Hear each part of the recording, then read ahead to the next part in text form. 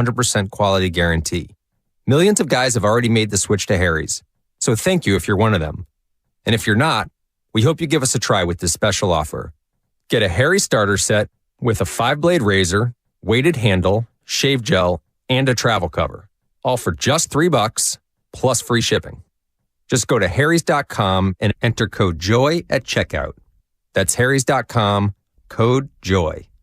Enjoy. Oakland, mostly sunny today, highs in the low 50s. Weather brought to you by Macy's. It's Macy's Gifts You'll Love to Give sale with great gifts like coats, beauty sets, and toys. Plus, get $10 in Macy's money for every $50 spent now through Thursday at Macy's.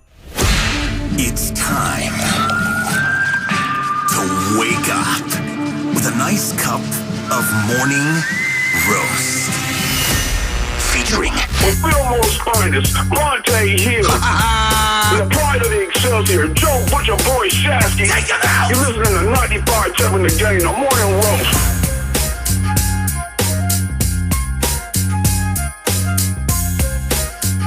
Oh, baby. Oh, baby. Oh, baby. Oh, baby. Good morning to everybody out there getting off their graveyard shift. Good morning to everybody out there driving to work. Be safe. Drive the speed limit. Shout out to the cops. Shout out to the CHP officers out there. You guys are doing a hell of a job out there. A hell of a job. Shout out to the teachers, students, graveyard shift workers, like I said. And we're going to have a lot of fun, roasters. Good morning to YouTube, Xfinity Mobile, Text Line, Twitch. A lot going on in the sports world. We see the Patriots beat the Cardinals yesterday. Unfortunate news right off the rip. First, Kyler Murray. It appears he tore his ACL. And we just got word right before the show that Mike Leach, who coached Texas Tech, Washington State, and Mississippi State, has passed away. And that stinks. So rest in peace to Mike Leach, who was one of the more colorful characters of college football. Had a connection with a lot of the junior colleges here in the Bay Area. Always brought a lot of talent from the Bay Area up to his Washington State program when he was up there. An innovator when it comes to the air raid, spread offenses. And just a quirky, great sports character that I loved. I got an opportunity to interview him late at night, me and Covey. And no, he was really good to us. He gave us like 30 minutes. Yeah, he's a good dude. He was so good. Yeah, we broke down candy. You remember that, Joe? We broke down all kinds of different things. He was he was a good one. His marriage monologue was epic. Maybe we'll play that at some point today, just in honor of Mike Leach. He passed away at 61 due to heart complications. He passed away late Monday night. So way too young, man. Hopefully his family is doing all right. His air raid system, like you said, Shasky, kind of exploded in college football. The Texas Tech system, of course, it goes to Wazoo, Washington State. The Cougars have some good years, so kind of sad way to start the show. That happened about 3 minutes before we got on the air, but we're going to discuss a lot. We got Giannis versus Steph today. Bucks, Warriors, as the Warriors begin this trek on a 6-game road trip, 9-day tour on the East Coast. So it starts in Milwaukee tonight. Bucks play some good basketball as the Celtics lose 2 in a row. They lose to the Clippers last night. We still got Purdy mania. We've got some comments from Farhan Zaidi that I know is going to tick off Joe Shasky, or if it hasn't already. We were talking about it earlier, just 5 minutes ago. All right, well, we'll start there then, because there's a lot going on with the front offices here in the Bay Area that I really want to get into. Coach, GM, and how things are done, and the Giants seem to be behind an 8-ball. And we'll break down these comments in a second here. But Shasky, give your thoughts. I've been talking too much. No, it's all good. Farhan was talking with. Was it just Susan Slusser, boys? Susan Slusser. Okay, and he was basically breaking down why they've been striking out in free agency. And I think there's like layers to all of these conversations, which is why I find it very fascinating. I want to start here on the front end, okay? I want to make this abundantly clear. I am not Mr. Politico, okay? Yeah. I tell my parents all the time, most people my age are not Republican or Democrat. They don't I vote this way and put me in a box, and this is the way I vote. On some things, I'm really socially liberal. On other things, I'm fiscally conservative, etc. I go back and forth. I oscillate. I'm more in the middle, right? Depending on the topic. I like to hear both sides. I am not one bucket. That's not how I view it. I view things through the common sense lens. when I look at San Francisco as a whole, as Farhan Zaidi is telling me, people don't want to play here because of some of the geopolitical things that are going on. So here's his give me the quote. I think it's a little bit of a polarizing place among players in terms of the desire to play there. This is sort of totally independent of the competitive situation, but geography, politics, whatever. Interesting. So the geography and politics. Let's identify some things here first. San Francisco is a place that when you say it, it evokes emotion to people across the country. They immediately pivot to, and this is what people will say. You can say homeless. I was going to say most people say whack job liberals. That's what they think. So you know what's interesting? When I was in Europe on that 17 days, every stop of the way, Lake Como, Amalfi Coast, whatever, French, people, you guys are from San Francisco? Boy, you guys really have a homeless problem. We do. Because we do. However, I've been to New York City. I've been to Philadelphia. Yeah. I've been to Boston. I've been to Chicago. Is ours a little more, maybe in a certain area, considering how small our city really is? Yeah, it's more out in the open. It's way out in the open. But New York has a lot of homeless out there. Not to say that New York's dirty or whatnot, but every city has their fair share of homelessness. I agree with that. And so for people outside of the city to just see that on the news station, it's like, the homeless problem. It's a problem. It's a problem. But to me, I feel like it's just another day in the life in San Francisco because I've seen it my entire life. Or L.A. Right. Or Portland. Or Oakland. Right. Or Chicago. Right. Every major city has its issues. Right. And they're obvious. Look, I'm a native San Francisco. I'm a fifth generation San Franciscan. All right. I love this city. And simultaneously, there are things that are impossible for me to defend. Number one, the statewide issue, which to me is a state of emergency, which is the open drug use that happens in downtown San Francisco all over the streets, which leads to the crazies all over the place because we can't identify the psych ward stuff because we've basically stopped funding psychiatric wards here in the state of California. Everyone's sending their homeless and their drug issues to this particular place, and people come here to die. I mean, that's what it is. They come here for a $5 hit to die. I mean, that's the reality. I mean, it just straight up is. You know what, though? I was up in Santa Rosa. I'm up in the 707 all the time. I love the 707. There's a horrible homeless problem going on right now in Santa Rosa, but it doesn't arm Fox News with information to be able to weaponize San Francisco or to Santa Rosa or whatever. It has been weaponized by certain media outlets, and I get it because it draws headlines. Is there poop in the streets? There is. There is. And it kills me. Are there needles? Yeah, there are. Should we be giving out needles? I don't think we should be giving out needles. That's me. I lost a brother-in-law to drugs in the streets of San Francisco. This is something that's very important to me. My dad is a recovering addict. All right? I know you've spoken about things that go on in your life. This is something that hits home to my family. That being said, this is not a San Francisco exclusive problem. No, it's not. It's not at all. And you mentioned the drug issues. I've lost a lot of friends. I've lost a lot of neighbors. My mom dealt with it. She's been clean and sober now for 22 years, which is thank the heavens for that. My dad has battled it through and through. It happens. But for people and for a sports team like the San Francisco Giants, to let Farhan come out here, Farhan Zaidi, who went to school out here, I get it. To basically say, players are looking at San Francisco and they're a little worried about everything. Suzuki said that it was when Suzuki was a free agent. We kind of poo-pooed it, though. We're like, come on, man. But he said it was too unsafe because when he was in Japan, he was watching the news and it said that there was a state of emergency in San Francisco, which there was. London Breed declared a state of emergency. And you know what, B? I would declare a state of emergency if I was walking around 6th and Market. Yeah, but 6th and Market has been like that for over 30 years. No question. It's been like that for over 30 years. No question. The TL has been like that for over 30 years. And so to see a president of baseball operations basically pivot to, I don't know how players think. This is why we try to recruit local. This is why we try to recruit homegrown guys. And you get Mitch Henniger, who's from San Jose. Okay. You get Jock Peterson, who's from Fremont, California. Yeah. But that's not going to get it done. And the fans right now do not want to hear that, saying, wait a minute, you're going to crap on our city and say that our city is basically handicapping my ability to sign major free agents who are not familiar with the Bay Area?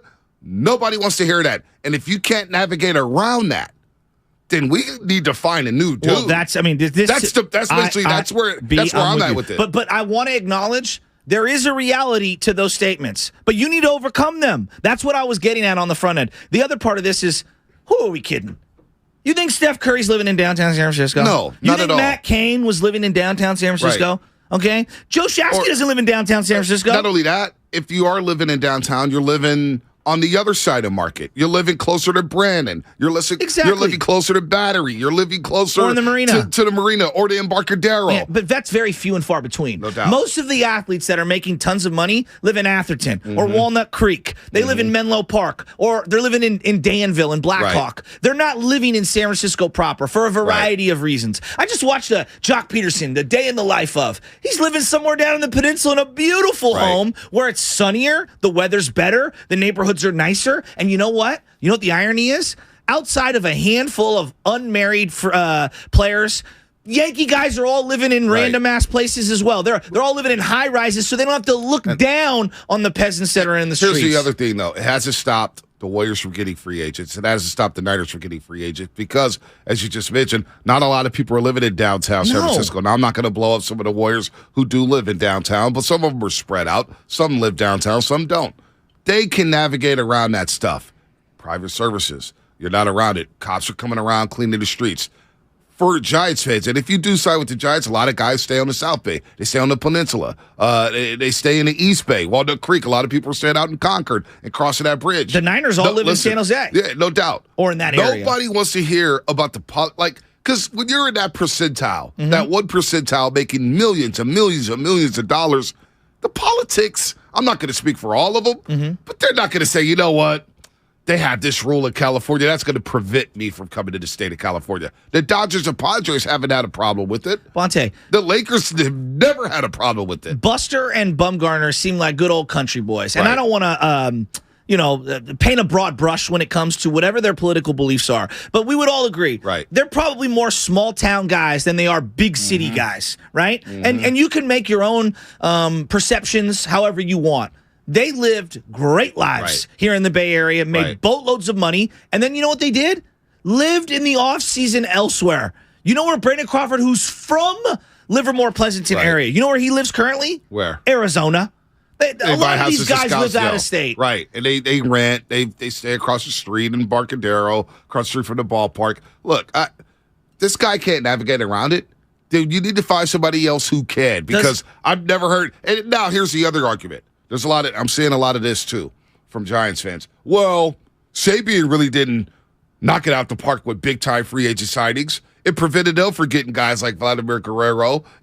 But it didn't prevent them from re-signing guys. Because if that was an issue, say if you're Hunter Pitch, right? You come out here, you're like, damn, look at all these homeless people. Damn, look at all these politics. He embraced the city. He's from Texas. I know. He's from Texas. And I know how folks in Texas feel about people from California. Hunter Pitch said, you know what? I'll take that money and stay. Yeah, and his closest, when he was growing up in Texas, because he told me this on a Zoom, his closest neighbor was like a mile away. Right. And so when he moved to San Francisco, he embraced the culture of being able to ride a bicycle all over the place. No doubt. Kevin Durant, same thing. Now, it's not going to be for everyone, okay? No. Some people, Randy Johnson's a great example. He's from Livermore, California. Yep. He went to New York, and it didn't pop for him. It didn't work. Didn't pop. Right? It spit him out. Derek Jeter, totally different. And he's from Michigan.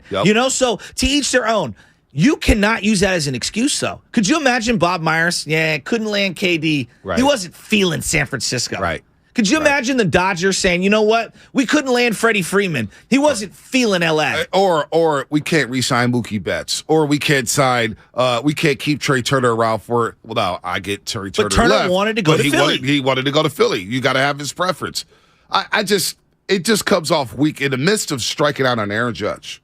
In the midst of striking out on, who's the pitcher for the Mets, the Japanese guy, Senga? Yes, thank you. In the midst of striking out on all these big-time names, and I'm not waiting around for Carlos Correa or Carlos Rodon. Rodon's almost going to ink a $200 million deal. It seems weak. And I'm sure GMs around California are thinking, bro, what is this guy talking about? What is this guy talking about? LA is not the Angels. Aren't they in California? Yeah. If I'm not mistaken. Yeah. Orange County's in California, right? Yeah. And their taxes are just as bad as San Francisco's. They got no problem signing guys. By the way, I hope you know the New York tax bracket is almost identical to California. Not only that, Orange County has I talked to somebody from Orange County when I was out in Europe. One of the guys I was talking to, he goes, dude, we got a dark side of Orange County nobody discusses. Yeah, no doubt. Nobody where meth and all that stuff is all relevant. Fentanyl and whatever the new stuff Go is. to Skid Row. Skid Row in L.A. it's not just one little area. It's a huge area. Drive any freeway. I was just down in L.A. recently to go visit Nash. There's homeless everywhere. This is not an Now, is it bad in San Francisco? Absolutely. I am not here to cape up for it. It breaks my heart to admit these things out loud. I love this city, but these are not San Francisco exclusive issues, all right? They are state of California issues. Let me ask you this. Let's move this forward. But when Farhan says the politics thing, real quick on the politics thing, all right? Nobody in the NBA, in the NFL, or in Major League Baseball says, I wanted to go to Missouri to play for the St. Louis whatever because of the politics. Yeah, I have never in the history of sports heard that. This is why I want to move this conversation forward, because when you bring up politics and it's going to divide our audience. It's going to divide the audience. But Farhan has divided it. And so if Farhan coming out of here saying this as a president of baseball operations, a guy who didn't play the game. He never even played the game. He's back looking at his spreadsheet or whatnot. How do you now feel about Farhan Zaidi moving forward? Do you have any faith in him not only developing and drafting talent, because he hasn't done that yet, which is what he's supposed to be really good at, but he's also striking out on signing major free agents, and he's signing guys who, like a Mitch Haniger, who, God bless his soul, played 57 games last year. He's Sean Manaea, and we all saw Sean Manaea in the second half of the season for the Padres. How are you feeling about Farhan at this moment? I'm out on Farhan. The list of things that he has, like I have all these sheets in my hands. You can hear them. I have all these sheets. These are all the issues that are going on in the state of California, okay? Right. If I were to take those issues and weigh them on a scale against all of the issues that the Giants have in terms of roster construction, the roster construction is a 50-pound cement bag. Right. Okay? That's the problem. Not all these other things. Not the cost of living, not the politics, not the homeless, none of that. That's a cop-out. Farhan, how's Larry Bear feeling this? Do you know why your team hasn't landed a free agent? You know why? Because this is a place with zero young, up-and-coming talent that isn't fun, with a manager who seems to be as fun as a wet blanket, who wants to take guys out left and right and play the spreadsheet game, and nobody wants to play that way. Right. It's very simple to me. This is all on roster construction, and you're using our community as a scapegoat. And Farhan, quite honestly, it's a disgusting look. Alienating your community and your fan base that has supported this team. Take a hike, dude. How's Brandon Crawford and everybody else feeling like? It's really weird. Let's take a couple calls here, because I do want to talk about a front office and a coach who doesn't get enough credit. Bonte, can you admit it's a cop-out? No, I told you. I saw this and I said, get this guy out of here. That's what I'm saying. I'm not like, some people are going to say, oh, these guys, all they're going to do is fire guys. On the way out. You know what? No. Don't speak about my city like exactly. that. And you make a cop-out, you make an excuse like that, and you talk about the politics. Just go then. If you can't handle it, if you can't sign guys, and this is hindering you from building the roster you need to build, then go on, take a hike, go build somebody else. Get out of here. I'm sure Larry, I was going to go to Clyde to San Francisco, but he hung up. I just, when you see that after strike it out, and you throw that in there, it's just. How's Gabe Copper feeling? He's like, man, this guy, I love this city. Gabe Copper has embraced the city. I'll give him that, yeah. I'll give him that. He's embraced the city. Now, some people don't like the fact that he nailed during the national anthem or whatnot. Let me tell you on the front end. As a black guy, seeing a white dude do that, I felt great, because black voices get drowned out. And seeing a white guy who has a bigger voice, let's keep it real. For sure. He's got a bigger voice in this country. Yeah. I said, damn, all right, Cap. Thank you, man. I appreciate that. Farhan, on the flip side, comes out and basically says, yeah, you know what? Like, now it makes me think about the recruiting pitch of Aaron Judge. Oh, well, that. What, you driving down 6th and Market? I mean, what you drove through the TL? Like, what are you doing? This is why I didn't want him involved in none of the recruiting pitches. It's just crazy to me. It really is. It's absolutely crazy to me, because I think about all the teams that land people. Chicago White Sox, okay? Right. They landed a Cuban defect in Jose Abreu, who left that country, and they landed him in free agency however many years ago. Chicago is riddled with gang violence. Right. At the end of the year, when we look at statistics in terms of deaths and stuff, they are top of the charts the South Side. year after year after year. Side. And that's not even the Cubbies. B, we're talking about the second-tier team. The second-tier team in Chicago. They're landing free agents. How? Don't know. 888-957-9570. I want to get to the Niners, and then, of course, we got Bucks and Warriors. Giannis Antetokounmpo. Maybe it's Milwaukee's the team that the Warriors avoided last year. We were talking about lucky breaks and chances that teams get and all the lucky breaks that you get. Well, the Warriors I'm not going to say they got a break not playing Milwaukee because Middleton was out, but Middleton was out against Boston, and this is the team, I think, if there's any potential final suitor or finals opponent, Milwaukee may be the team that could be the Warriors' kryptonite, and Antetokounmpo will be very, very tough for the Golden State Warriors. I'll still roll with Steph. I'll still roll with Day-Day. I'll still roll with Loon Dog. But Milwaukee, they're the team in the East I fear the most, Shasky. You know, Bonte, I just can't stop thinking about alienating this community and basically scapegoating what's going on here. There are DVDs. What an antiquated sentence DVDs. I just said. Does anybody know what DVD is? But CDs, DVDs? How many YouTube videos are out right now? Hood to Hood, United Ghettos. Oh, all over the country. There are desolate places around Atlanta, St. Louis. It's how insulting. privileged did he sound? You know, I think more and more about this quote. And again, the quote was, I think it's a little bit of a polarizing place among players in terms of the desire to play there. This is sort of totally independent of the competitive situation. Ridiculous. But geography, politics, whatever. And I thought to myself, Farhan hasn't lived here a day in his life. Farhan has no clue on what it's like to face an adverse situation in this city. Even in my darkest days, I felt the safest. I'll tell you a true story. When I moved to Daly City for the first time, it was the first time I had moved out the city. I was 21 years old. Okay. I was more paranoid in the suburbs because it was so damn quiet, you know? I was like, I need a homeless guy yelling at 3 o'clock in the morning. I need a gunshot here and there. You know what I'm saying? I felt safe. It's just... we're acting like we're the... I mean, look, it's bad. I freely admit it's not good. Both can be true. It's bad here. It's bad everywhere. Yeah, no There's doubt. an underbelly to every major city. No doubt. Period. All right, let's get into some Niners and some Warriors here. RJ and Fairfield get you on the other side. A lot going on in the Bay Area.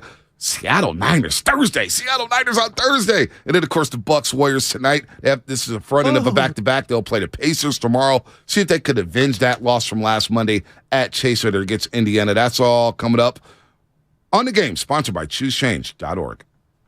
When you're young, life is full of choices. Don't let opioids like highly addictive and deadly fentanyl take away your life or your choices with just one wrong pill.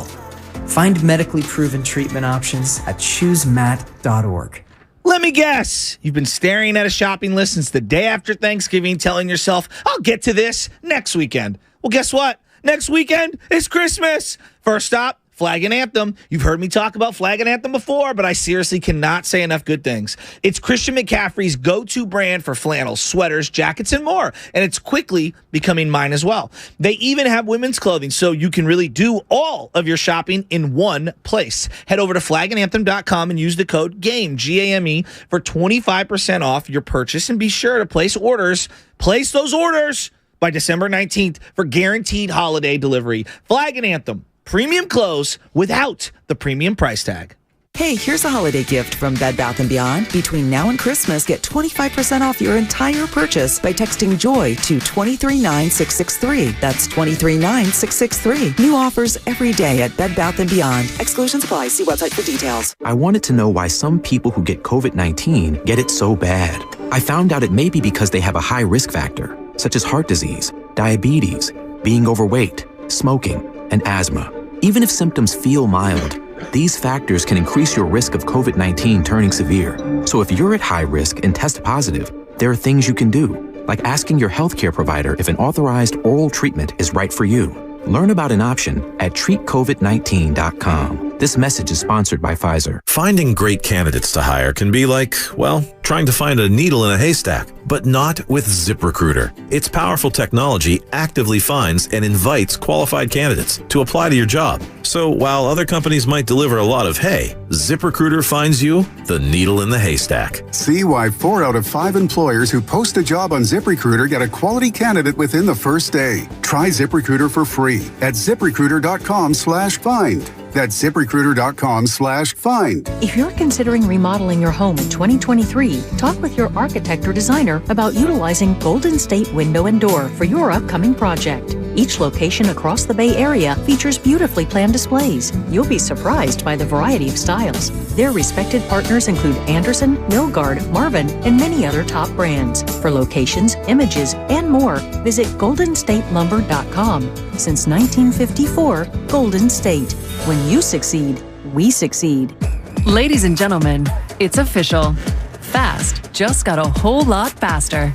Xfinity has the fastest internet with up to 6 gig speed. Plus, Xfinity Mobile is the fastest mobile service with 5G and millions of Wi-Fi hotspots. You heard that right. Xfinity just increased internet speeds again.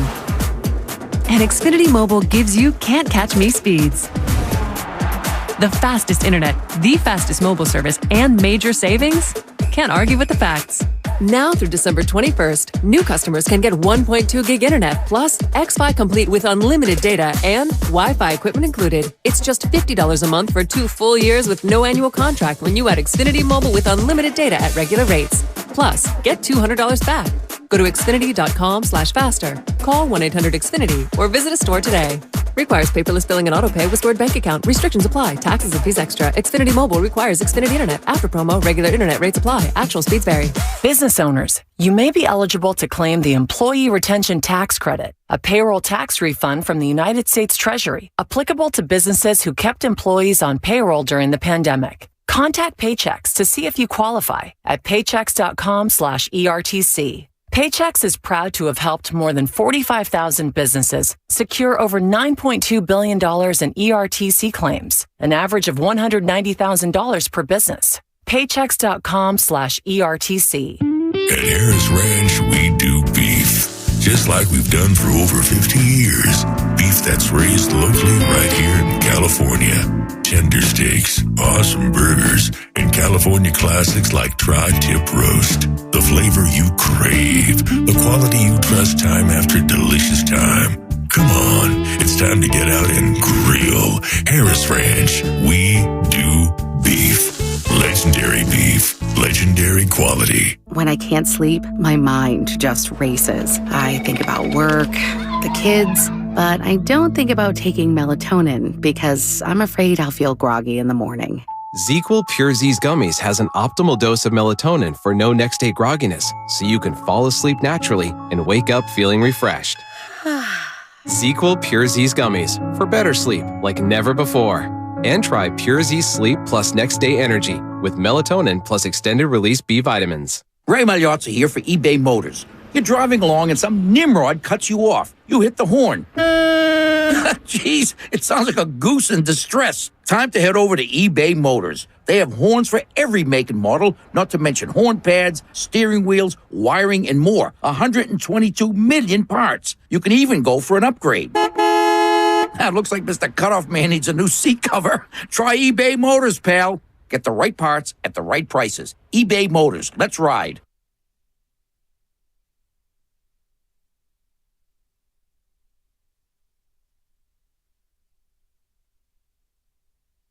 This is Steve Kerr, and you're listening to the Morning Roast on 95.7 The Game.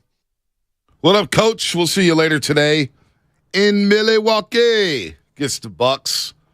Giannis and the Bucks are playing really, really good basketball. Second place in the Eastern Conference right now behind the Celtics, who lost 2 in a row. They got punked by the Clippers yesterday. So the Celtics, that fast start, they fall into their old bad habits like they did in the finals. They revert to isolation basketball, no ball movement. Grant Williams has not gotten better, and the Bucks come in at 19-7. They're 12-3 at home.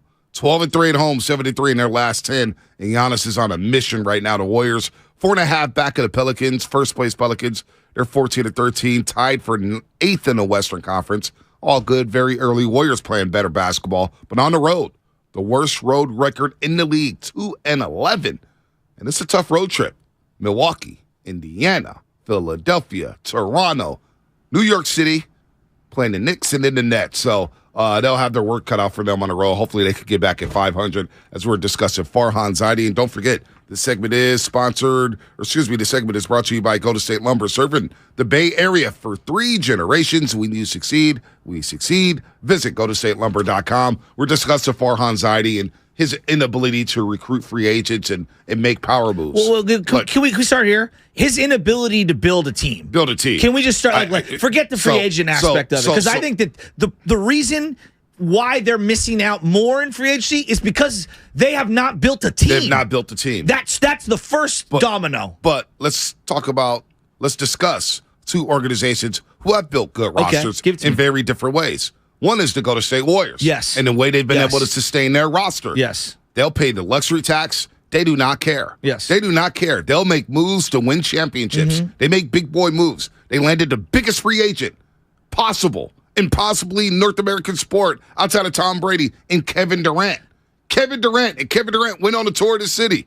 They landed him to go to State Warriors. Yep. And now you got Bob Myers, who doesn't have a contract after the season. We'll get to that. To me, it's not a big deal right now. I think the bigger thing before they even landed Kevin Durant, to me, and this is where I go back to Farhan, before you even got to the opportunity of getting Kevin Durant, what the Warriors did was cultivated their own talent, drafted, developed, nurtured, and had a roster presentable to show Kevin Durant, hey, look at this roster. We can win. Exactly. Now we go down to Santa Clara. Exactly. Now we go down to Santa Clara. We talk about this all the time. John Lynch and Kyle Shanahan, yes, folks, I'm here to say, Kyle Shanahan and John Lynch do not get enough credit for the roster that they've built. They inherited. Think about where the Niners are at right now. They had nobody. I was going to those games. Nobody was going to those games. I couldn't even drag it down there in 2016. 2016, Jimmy Ward was MIA. We didn't know. We thought he was just a wasted pick, a bust. Eric Armstead was hurt. And DeForest Buckner was the 6th overall pick. We had no idea what he would end up being. That's what they inherited. So that was it. They had Carlos Hyde, Sean Jerome, and Jeremy Curley Kaepernick was your leading receiver. Jeremy Curley, 64 catches, 667 yards. Quentin Patton, Garrett Selleck, Vance McDonald, Torrey Smith, who came up with a whopping 20 catches at 267 yards. Rod Streeter, 700 tweets. Right. And then on defense, you had Antoine Bethea, Nick Ballore, Gerald Hodges, Eric Reed, Tremaine Brock, Tukowski Tart, now look Michael at Will Hoyt, Ahmad Brooks, and look at what Shanahan and Lynch have done. First of all, they were competitive. They were so competitive that first season, they make the trade for Jimmy Garoppolo, that by year 2 of Shanahan Lynch, this fan base was expecting playoffs. Well, we were expecting playoffs within year 2. But within 5 years, because that's how long Farhan's been here, about 4 or 5 years, right? This is going to be year 5. Okay. Within 5 years, they had Debo, Bosa, Jimmy, Sherman, Kittle. I mean, think about that. Staley had still obviously been retained. Right. That was the one holdover. You make a move for Trent Williams. Yeah. They've got pre-built players. Fred and Warner. You think about the last 4 years of 49er football. Come on. You know, we say we talk about the 107 season for the Giants when they won 107 games. We call that a fluke. Well, I'm here to say the 2020 season for the 49ers was a fluke because of 2019 they advanced to the Super Bowl. Yeah. 2021 they go to the NFC Championship game. And with Brock Purdy, 3 different quarterbacks, they're in the position to win another division title. The 49ers with the number 1 defense. That's how you sustain rosters. That's how you develop talent. And I don't think Shanahan and Lynch have got enough credit. One, they've been in the mix for every big-time free agent. Yes. Every mix.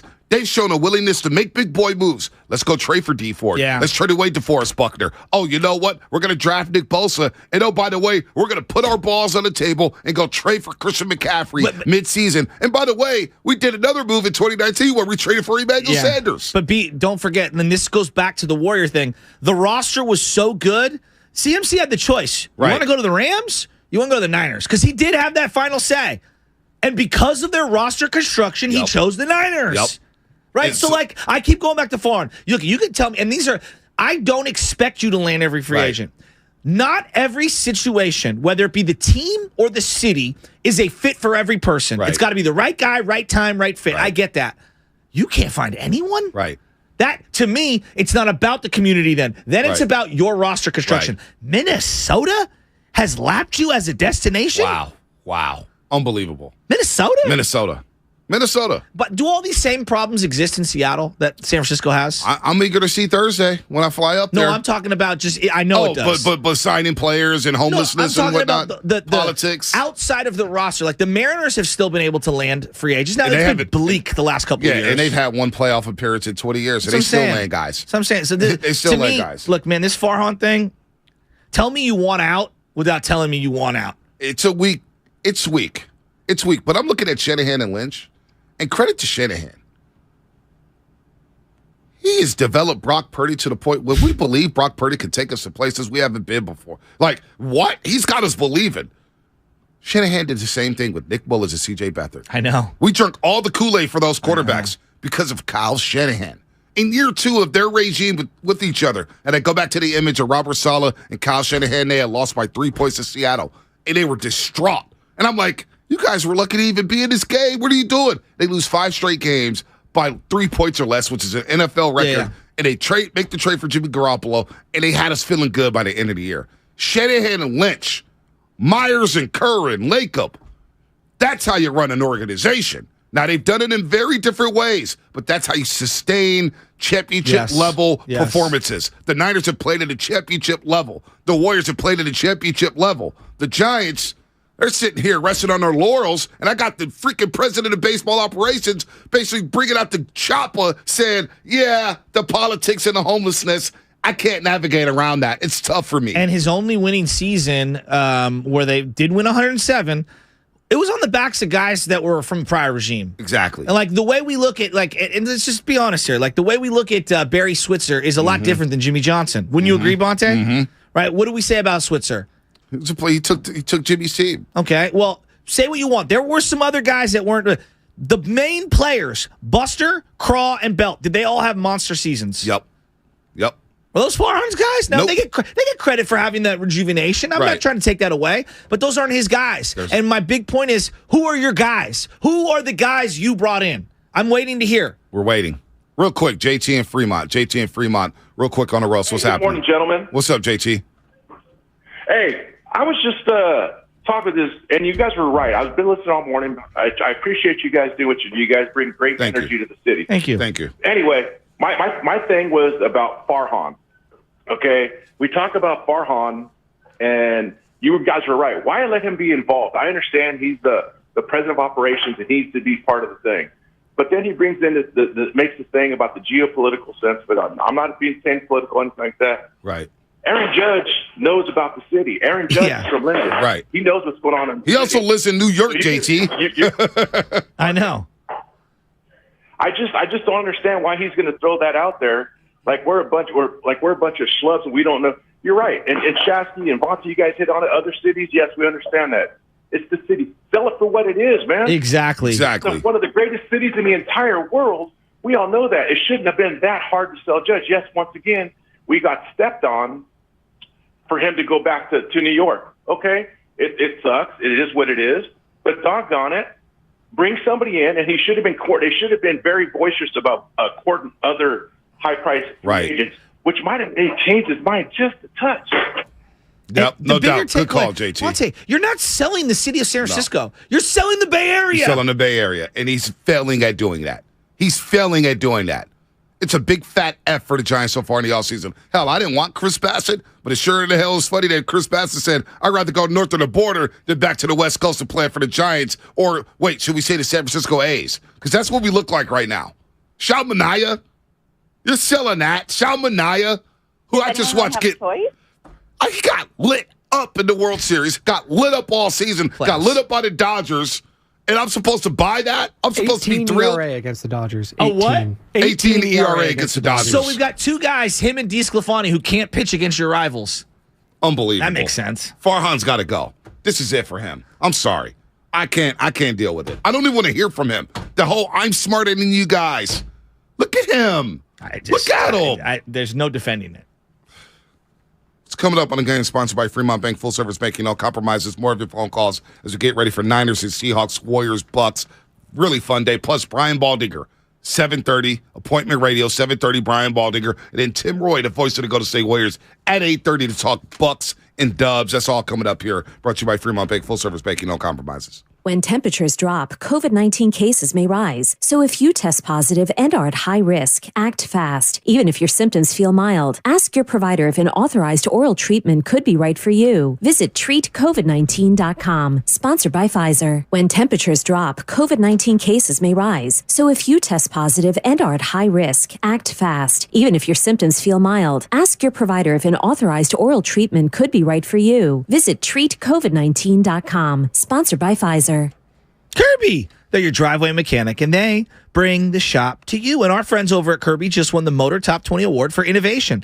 Brakes and tire replacements, oil changes, and more. And they've just added Kirby's eco-friendly wash. Barely uses any water and makes your car look brand new. They use biodegradable products that provide the ultimate shine and protection to both the exterior and interior of your car, all in the ease of your driveway. The ultimate convenience, easy booking, transparent pricing, on-time arrival, service in your driveway. There's no waiting rooms, and there's no coordinating rides. You just get direct access to your mechanic. Friendly and reliable service, no middlemen, and zero no upsells. Get $50 off your first oil change with the code OIL50. That's OIL50. Or use my code JOEWASH, JOEWASH, to get a free sealant treatment with the purchase of Kirby's eco-friendly wash. Check out Kirby.com. That's CURBEE.com. Goody Nation is a nonprofit that connects small, diverse companies to big money. At one point, we had to send millions of dollars to 76 companies overnight, tracking every penny all on paper. I know, right? We don't do that anymore. Now we've got Bill. It knows where the money's going. Once we automated that process, we got more time back with our community. Bill is accurate, and that gives us confidence. Automate your finances with Bill. Learn more at Bill.com. No one knows where this market will go. Things could change tomorrow, next week, or next month. At Merrill, we've been here before, and history shows this is the time to stay focused on your future. Because through every market, the bull will always have your back. Find an advisor in the Bay Area at ml.com/bullish. Merrill, a Bank of America company. What would you like the power to do? Investing involves risk. Merrill Lynch, Pierce, Fenner & Smith Incorporated, registered broker-dealer, registered investment advisor. Member SIPC, a wholly owned subsidiary of Bank of America Corp. Triple Points Weekend at Outdoor Supply Hardware is your chance to give and receive. Club OSH members earn triple points on every dollar spent December 16th, 17th, and 18th. Great gifts await at all 14 OSH stores. With tidings big and small, mark your calendars to get in, gift out, and earn points 3 times faster towards the next $5 off coupon. So December 16th, 17th, and 18th, make your way to OSH for Triple Points Weekend. Not a Club OSH member? It's not too late. Sign up today to start earning. Uncle, Kate's gonna leave me, and I need your advice. What's the problem, John? She thinks I'm cheating on her, but I'm not. It's just that I have ED now, and I don't know why. Don't worry. The same thing happened to me. All men lose testosterone with age, and this can cause ED. I went to Balanced Medical Solutions, and they helped me rebalance my hormones. Now your aunt is happy again, and I lost weight, too. Thank you. I'm gonna call them today. Guys, stop suffering. Call Balanced Medical Solutions now at 510-679-3300 or visit balancedmedicalsolutions.com. If you own a business, this has been a bumpy ride. From pandemic to inflation, I'm sure you could use a break. If your business has 5 or more employees and survived COVID, you might be eligible to receive a payroll tax refund of up to $26,000 per employee. The challenge is getting your hands on it. Hi, I'm Howard Mackler, and that's why I founded GetRefunds.com to cut through the red tape and get you that money. The team of tax attorneys we have put together are highly trained in this little-known payroll tax refund program. We do all the work, charge not a dime up front, and simply share a percentage of the cash that we get for you. Businesses of all types qualify, including those who took PPP, nonprofits, and even those that had increases in sales. We have helped return over $1 billion to businesses, and we can help your business too. Just go to GetRefunds.com and answer a few questions. This payroll tax refund is only available for a limited period of time. Don't lose out on up to $26,000 per employee. Go to GetRefunds.com. That's GetRefunds.com. You're the one who protects the flock, and that requires an eye for detail. Because when safety and well-being are on the line, it's the details that can save lives. Even when no one else is watching, you see everything.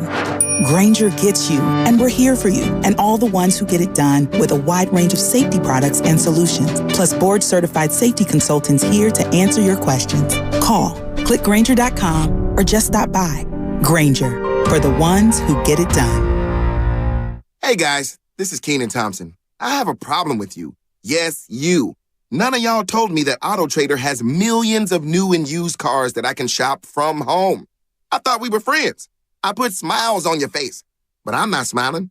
No one told me that with AutoTrader, a dealer can deliver cars to my home or that I could shop by price on AutoTrader. No one.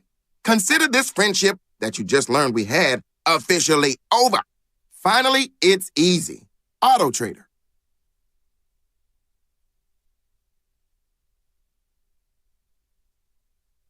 Now, back to the morning roast with Bonte and Shasky. I know you have strong thoughts on weddings. I'm in the middle of planning one right now. Do you have any advice for me? Who are you marrying? His name is Trevor. Okay, yeah, well, I'll have to just set up a meeting and I'll talk to him. Okay, so where's Trevor from?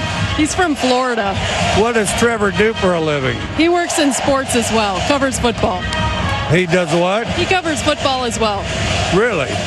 Well, I don't know. We'll keep a close eye on it, but whatever you and Trevor decide, I would kind of keep it on the down low, which you failed to do that. Trevor was probably planning to, but you didn't. So go ahead and don't say anything else about it, but as soon as the season's over, or even an off week, go elope. Trust me on that. Go elope. Because basically every female in the family is going to terrorize you guys until it's over. Once it's over, I mean, they'll be upset for a few days, but it'll be over. And then, you cruise along, have a happy marriage, have a happy life. I'll pass along the message. Thanks, Coach. Congrats on the win. Trevor, unless he's crazy, is totally on my side. And trust me on this. If Trevor doesn't have the sense to do that, tell him to call me because, I mean, he needs to do I've told all my kids, I'll give you $10,000 extra if you elope. So far, they haven't done it, but I would, too. I'll have him call you for sure. Rest in peace, Mike Leach. Passed away Monday night due to complications related to a heart condition. He was 61 years old, and that was just many of the colorful quotes he's given us over the years. It's about marriage. There's another one about marriage where he was talking about his wife. He goes, well, what do you think, Mike? Would you want the red flowers or the blue flowers? He goes, we'll get the blue flowers. She goes, well, you're just saying that because you want to make me happy. So he's like, there's a no-win situation. If I like the blue flowers, I argue with you about that. So let's get that one next time because that was hilarious as well. But Mike Leach passes away, one of the fun coaches in college football with the 4 wide receiver sets, the air raid system that all started down in Texas Tech. Yeah, rest in peace, Mike Leach. I just smile when I hear his voice, and it's just really sad. My other favorite thing is I call it the over 55 club. They like to clear their throat into the microphone. Right. It's a Peter King special. Yeah. I was listening last night to the best of the game, and it was Lucas Alexander setting up the Damon Ratto interview with Peter King. And my favorite is Peter, the Jacksonville Jaguars. No, he didn't do that. No, but like when Ray asks a deadpan question out of nowhere, and then Peter's like, if Peter will cut him off and then clear his throat into the microphone, I'm like, how long have you been doing this, Peter? Yeah. You're just going to clear your throat into the mic. It's one of my only pet peeves when it comes to audio. Well, speaking of Peter, here's what he had to say about Brock Purdy. Brock Purdy is totally unafraid of everything. He's unafraid of a good pass rush, which Tampa has. He's unafraid of the storylines, the plot lines headed into the game. He's unafraid of, obviously of playing Brady. And he has taken what Kyle Shanahan has educated him about, and he basically has made it so that I'm just out there playing football. And that's the thing. For whatever reason, maybe because his college days, maybe because, he's worked so much with Shanahan and Garoppolo and Lance and all that, whatever, he's ready for this moment. And that's one of the reasons why now I don't think anything this year is out of the question for the Niners. Wow. That's Peter King yesterday on Damon and Ratto. I'm Brock Purdy, and this is where I go, Shasky. I'm looking straight at Kyle Shanahan, and I'm giving him an applause. Not only do I believe this is his finest job as a head coach, he's lost 2 quarterbacks, 2 starters. I need to give him credit for what he's done with the 49ers. This guy, in 6 years now, and I know you got your jaw dropped, I'm telling you, Shanahan, you got me. You won me over. You got me. Jake York and company hit a freaking home run with this hire. Grand slam. The Grand Slam. It's been a no. Like, this team is built to contend year in and year out. They've become an NFC powerhouse. They have. They're undefeated in the division. They're on their way to possibly winning their second division title in 4 years. They made the NFC Championship game last year, running the football, being physical, sticking with the principles, solid defense. But I'm just thinking, I was really thinking about this last night. Another apology. I know my family. Another apology sheet is in order. Why do I have to apologize? I'm not the only one, damn it. Shanahan had this fan base believing that Nick Mullins could lead us to the promised land. He did. It's because of Shanahan. There's no other reason. It's because of Shanahan and his play designs. Jimmy Garoppolo, limited quarterback. We can all admit that. Had us sneaking Lombardies with Jimmy Garoppolo.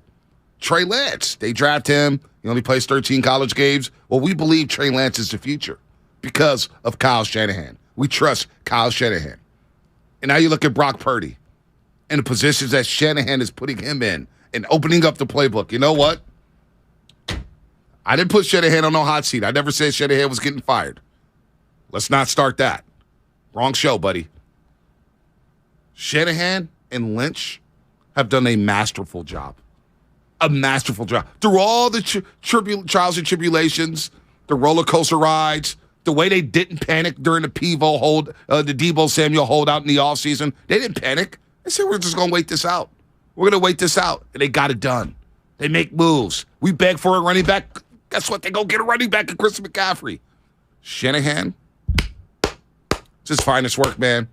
And you know what? I wouldn't want any other coach in the NFC other than Kyle Shanahan.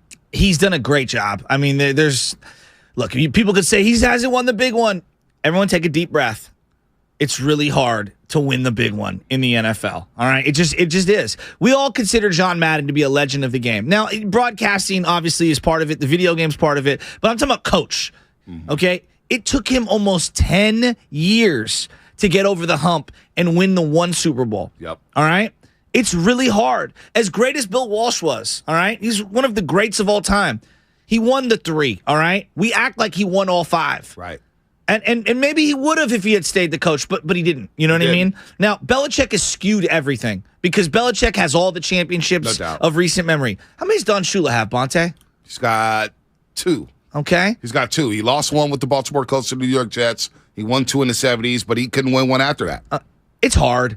We all admit Shula's pretty great. You ask anybody from South Florida who's a little older, and Shula's love Shula. Is a legend, all right? But he hadn't won one for like 20-plus years down in South Beach. That's what I'm saying. So, lost a couple Super Bowls. You know, like, I just keep going back to Shanahan and what he's built right now, and I don't judge you by what you inherit or what you go through. I judge you by the adversity, right? So, for example, he took over a dumpster fire. This team was as low as they possibly could have been in terms of fan approval, in terms of roster construction. Like, if we were ranking rosters in the NFL, at the time, it was them and the Browns as the worst 2 teams in the NFL. Even the Jets looked at the Niners like, yeah, our roster's better than yours. Our roster's better. Right? And then think about all the acquisitions that you're naming. A lot of them didn't actually go that well. D Ford, for as good as he was when he was on the field, it's kind of a bad But deal. you know what? They overcame it. But you know what? And that's what good organizations do. That's what I'm saying. The Patriots have whiffed on free agent after free agent. They still stayed the course. I mean, Baltimore's whiffed. They still stayed the course, and they're in the hunt. Belichick, I'm glad you referenced him. We all agree. Mac Jones pretty mediocre. Yeah, okay? No doubt. He's got Joe Judge and a defensive line coach running his offense. He might win 10 games. And they're right now, if the playoffs started, they'd be in it. And it's impressive, the job that he's done. So I'm looking at the 49ers, and I guess where I'm going at with all this is, as great as they've done, a lot of things have gone wrong. Their starting quarterback can't stay healthy. Whether you think he's good, great, mediocre, etc., their starting quarterback cannot stay healthy, whether it's been Jimmy, Trey, whomever, all right? And yet, here they are, about to win 10 games. 10 games. In a division where going into it, you can make an argument the Niners were the 3rd best team, given off the rosters and everything that's going on. You said they may have had the 3rd best quarterback. Which is a fair point of view. And now you lose Trey Lance, who, by the way, people make it seem like Trey Lance is horrible this year. In 5 quarters of play, all right, I get it. They scored 13 points in 5 quarters. We all throw away the Chicago game because it was a monsoon, in the 4th quarter especially. Up until that point, 10-0 game, and then the defense breaks out, gives up a big play to Dante Pettis. Trey Lance didn't fumble on the first possession of the season when they were inside the 20-yard line. He didn't give up a sack on the second possession. So this whole thing about Trey Lance, just quick aside. I know. Here's what I'd like to do on our show. Rewriting history. No, I agree. I think this is what we should do on our show is instead of going back and re-adjudicating whether Trey is good, bad, what he did, like, we're just going to pause all of our Trey opinions until we see him on the field again. It's that simple. I think we just pause everything. Everybody just put it in carbonite like you're Han Solo. You don't get that reference, but that's okay. No, it's Star Wars. And we'll just see when he gets defrosted if it can be any good or not. Right. We don't know. But he find wouldn't out. play bad. A lot of people make it out like he played bad. We forget the Seattle game when he did get hurt. First possession, they get a field goal. Second possession, they were inside the 15-yard line. Bonte, people are ready to praise or crush someone off of a very small sample size. If you asked me a year ago, is Jalen Hurts any good? I'm like, he's probably not that good. Right. They're probably going to have to get a quarterback. Yep. A year later, I look like an idiot, you know? So I just raised my hand like, yeah, I was wrong about that. Tua didn't look like an NFL quarterback last year. Now they're sliding right now. He looks a hell of a lot better this year. No doubt. You know, they're sliding, but whatever. But what's crazy is Brock Purdy shines out. Niners win their 6th straight game. He looked great. McCaffrey's balling. The defense has given up 14 second-half points over the last 6 games, and yet we want to crush Jimmy or Trey. Let's not do that. No, we're Niners Instead, fans. let's celebrate what we're seeing here. And what we're seeing is a masterful job by Kyle Shanahan and a masterful job by John Lynch upstairs alongside Adam Peters for making sure that they're in a position to compete with the big boys in the NFL. They have built a powerhouse. That's no doubt about it. The brand is back in terms of the 49er brand, just nationally, locally. And then you look at the roster. Okay, things can change quickly because I said this during the Harbaugh era. But Bonte, doesn't it feel like Fred Warner feels like he's got at least a good couple years. Now, injuries, you never can predict, but boy, he looks good. Dre Greenlaw's under contract. Boy, he looks good. Now they're gonna ink up Nick Bosa. They got franchise tag in their back pocket, but it feels like they've budgeted to pay him. He ain't going nowhere. Okay, Debo's already got the long-term extension. And here's the other thing. I've been hearing maybe they should move off of Debo. Why would you move a playmaker? You want to add playmakers. Look at the Dallas Cowboys. They're signing T.Y. Hilton. Why? Because they need a playmaker. Buffalo Bills signing Cole Beasley because they feel like they need another playmaker. Kansas City, why are they in a mix on all these playmakers? Because they feel like they need a playmaker. But the other part of this is that they've built the roster in a way. They got 2 guards making no money. Right? Like, as much as I wanted to go out and spend on the middle of the offensive line in free agency, you look up and you're like, both those guys are making what? Think of what center guard is costing the 49ers right now. Yep. All right. Now you look around the rest of the league. You can afford to pay on skill positions if you're getting the output of Banks, the 2nd-round pick, which is now looks like a great pick, and Burford, who I know he's hurt right now, but he's been really, really good. And Brendel, you're paying them pennies on the dollar. And the quarterback position. Some people may think, man, it may be a bad thing if you have Brock Purdy and Trey Lance at camp. My thing is this. I think it's an awesome situation for the 49ers. One, we know Purdy can get you through a game or two. We know that at least. We'll see what happens in the future. Bonte, at minimum, we don't know what he'll be. We don't know what he'll be. But he's an NFL thrown player. into the fire. He got thrown into the fire against Miami, and they blitzed the hell out of him every single down, and he won that game. He helped you win that game. And then you see what happened against Brady and the Buccaneers. Purdy looked like he was the better quarterback on the field. So you got Purdy where you're basically, I'm looking at what is his contract? I'm going to pull that up in a second. Well, he's a 7th-round pick, so it's probably $600,000 a year the next couple years. Yeah. I'll look at it. And then you have Trey Lance, who's on a rookie deal. So the quarterback spot, you're not pumping any money into it. Exactly. And you still got center guard, where they're making no money. And you're going to need a new right tackle. You'll probably draft one or sign one. It's all good. You are in a great position if you're the 49ers right now, even at the quarterback spot. It's a good thing to have Purdy and Trey Lance. How much is Purdy making? He's making $785,000 this year, $870,000 next year, $985,000 the year after that, and then in 2025 he's set to make $1.1 million. Wow. It's a great deal. So you're looking at your quarterback room basically making less than $10 million. Again, we don't know what's going to happen with Jimmy. I'm never going to say never because who knows? Yeah, who knows? It feels like he's out the door. Go get your money, Jimmy. Yeah, exactly. And look, I'll clap him on the way out in terms of like I have appreciation. He's a good 49er, yep. He salvaged this situation. But if you do roll with just Trey and Purdy moving forward, right? And may the best man win. Who cares? Who cares who? It doesn't matter. Yeah, may the best man win. You're paying $10 million or less for your quarterback. Exactly. Look around just this division alone. Stafford got a big extension. Yep. Gino's making more than that. And then you got Kyler Murray, who just got $280 million that's coming off an ACL injury. You're in a good spot if you're the 49ers. That's what I'm saying. That's due to Shanahan and Lynch, and they deserve their flowers this morning. Beautiful. Instead of wasting our time on Farhan, disrespecting the city, and failing to sign free agents, we should be looking at Bob Myers, Joe Lacob, the Golden State Warriors, and Shanahan and Lynch saying, you know what? That's how you build championship rosters. I was worried they might lose this locker room. I'm like, man, Jimmy Ward's a couple times. I know, Jimmy Ward. Like, forget the Jimmy Garoppolo aspect because that's obvious. The quarterback aspect is obvious. Jimmy Ward's out of position. He's not happy. He's in a free agent year. Have they gotten the best out of Jimmy Ward this year? Absolutely. How about Gibson, this random safety?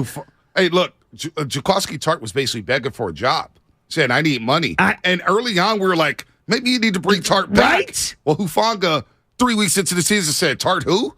We basically all said, Tart who? By the way, the segment is presented by Boxer & Gerson, Northern California's premier workers' compensation law firm. Let me get that in, Shasky. Helping injured workers get their lives back for over 40 years. Also, you are listening to 95.7 The Game, KGMZ FM, and HG1 San Francisco. Always live on the free Odyssey app. Download the Odyssey app and favorite 95.7 The Game for the best and most up-to-date sports coverage. And don't forget that you can also watch us every single day on our YouTube and Twitch streams. Just log on and search 95.7 The Game and be sure to like and subscribe to the channel while you are there. This team endured Armstead and Kinlaw being out. Kinlaw still hasn't come back. Javon Kinlaw, that is a first-round pick. That may not work out, but you know what?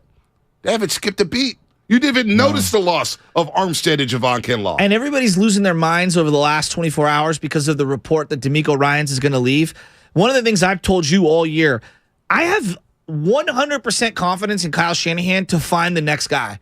Because he did it with Robert Saleh. Robert Saleh was a no one. Yeah. Nobody knew who Robert Saleh was. First-time coordinator. After 2 years, a lot of people want a Saleh gone. I was one of them. I admit it. And they looked terrible, all right? But then he obviously got better, and the roster got better, and he looked phenomenal. We lost him, and I thought it was a big loss. It was a big loss. And then next thing you know, D'Amico Ryans, halfway through the season, you're like, damn, they really missed Saleh. By the end of the year, we're saying, damn, D'Amico, don't go. Okay. Please don't take the Minnesota job. Now, that's the defensive side of the ball. And I believe they'll find the next guy because that's how I do think Kyle has a really good eye, which I think is one of the number one attributes, not of Belichick, of Bill Walsh. This is what I think makes Bill Walsh so great. He built brilliant staffs. You can go right down the tree and look at the old Ray coaching Rhodes, tree. Mike Holmgren, I mean, come on. It speaks for ridiculous. itself, right?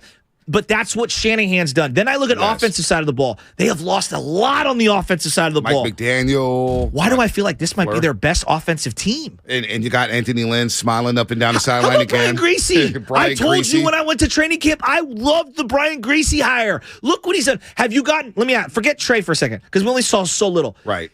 It might have been the best version of Jimmy. Yep. Okay, then you're doing this with a seventh-round pick quarterback in Brock Purdy. Brian Greasy was such a great hire. It was an underrated hire coming out of the booth. You're like, huh. But you think about what the Niners have done, and this is why York gets flowers. Yeah. Shanahan, you want John Lynch? You want who? Out of the booth John as well. Lynch? What? With no experience. Comes out of the booth. And now all of a sudden he's making deals. And that's the thing with the Niners. They've made home run. 2019, they see, oh, man, we need a wide receiver. Let's go get Emmanuel Sanders. Yeah. It's not a big-time major move. No, but it helped them. You know, it helped them get to the Super Bowl. All right, so D Ford, we need a pass rusher before 2019. Let's go get D Ford. Didn't work out, but I get the premise. Yeah. I get it. Quan Alexander, you know what? He got hurt. He's not playing well. He was good, Drake Greenlaw, he was a good 49er. He was a good Niner. He was a good 49er. Drake Greenlaw's playing good football. You know what? Hey, let's trade Quan Alexander and get something for him. A good move for the 49ers. We need a left tackle. Staley retired. Well, let's call Washington. Let's go steal Trent Williams from them. Now you got one of the premier left tackles in all of football. And then this year, we need a home run hitter. We need some sizzle. People are on the Debo running game. They're on the jet sweeps. Yeah. We can't fool anybody with him in the backfield. We need another home run hitter. What's Carolina doing with Christian McCaffrey? Oh, you want a second, third, fourth round pick? You want a fifth round pick as well in the future, 2024? Here you go. They've made big boy moves, Shasky. And not all of them have been perfect. But they've been They swing. But they swing for if we it. were doing plus minus, as everybody loves plus minus, he's so in the plus. Right. Like the DeForest Buckner trade, which and I'll bring it up every now. It's a bad trade. I mean, let's just call it what it is. It's not one of their finest moves. It hasn't worked out. But here's what I would say: they've overcome it, and it's one of the negative ones. Find me a couple others. Like, I'm serious. Find me a couple, and you can say, Joe, they botched the quarterback situation. Well, have they? Because they're on the precipice of winning another division title again. Even though that you say that they've botched it, okay. Second in 4 years. I mean, look around the league. There are some horrible quarterback situations. Right. All right. If I put Jimmy Garoppolo on the Carolina Panthers, does anyone think that the Carolina Panthers, and I'm not trying to diminish Jimmy, I'm trying to elevate You Shanahan. need talent around you. You need coaching around you. But most people think if I put Josh Allen on Carolina, they'd be infinitely better. Right. Why are we not extending the love to Shanahan that we should? Debo goes down in the game the other day, and my DMs are flooded with people furious at Shanahan. I'm like, guys, you don't get to celebrate the first touchdown that Debo had on a running play. Right. And then criticize them if that's the way they're going to play later in the game. It's football. People are going to get hurt. Accidents happen. It's football. Let's take a call real quick. RJ Fairfield, been on hold for a while. Thanks for the patience, RJ. What's happening? You're on the roast.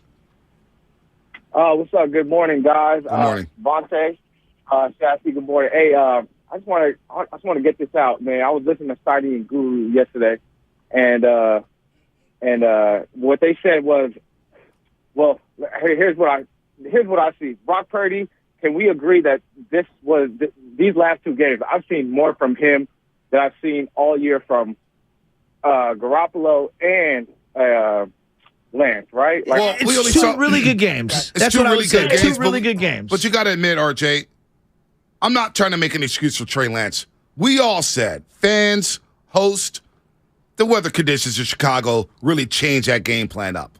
And we saw him for half a quarter against Seattle.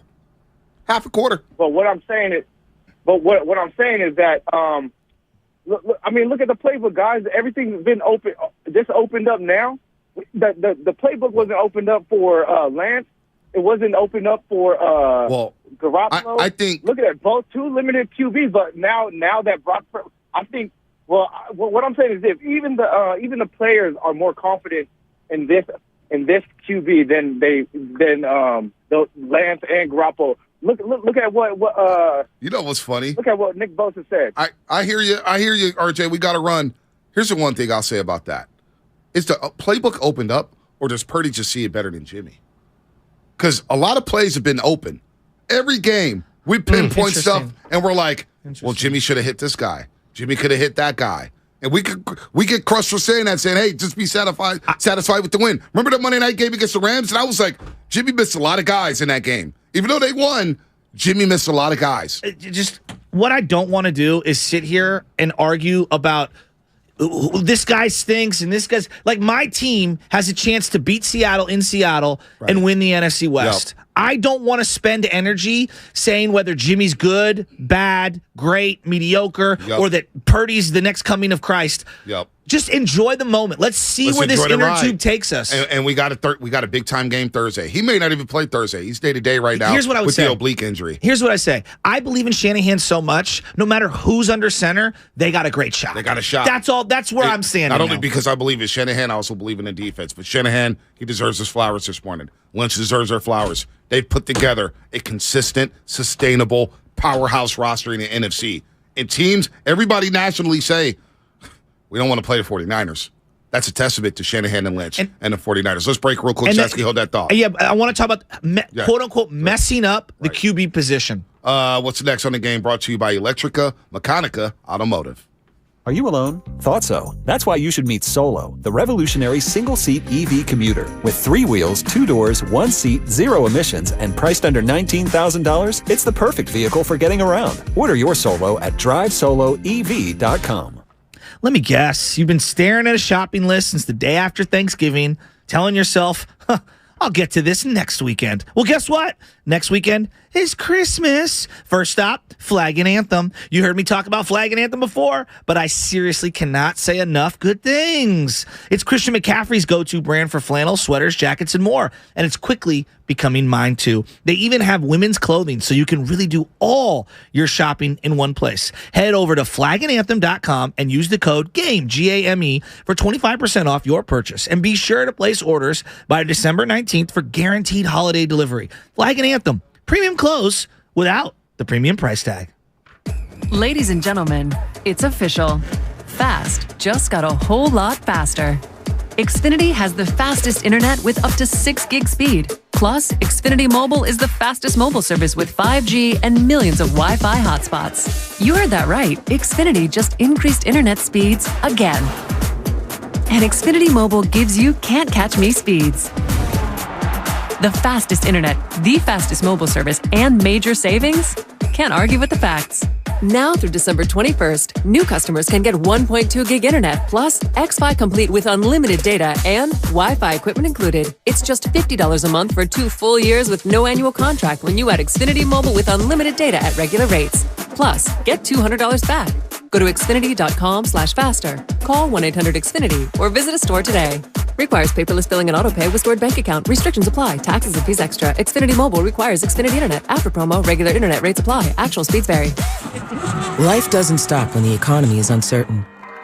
The market might not care you have a wedding to plan or a kid to put through school. And inflation doesn't know you've got a family to feed. But Bank of America does, and is here to help. With digital tools to help you save and local experts in the Bay Area, you can keep life moving forward the way you need it to. Bank of America. What would you like the power to do?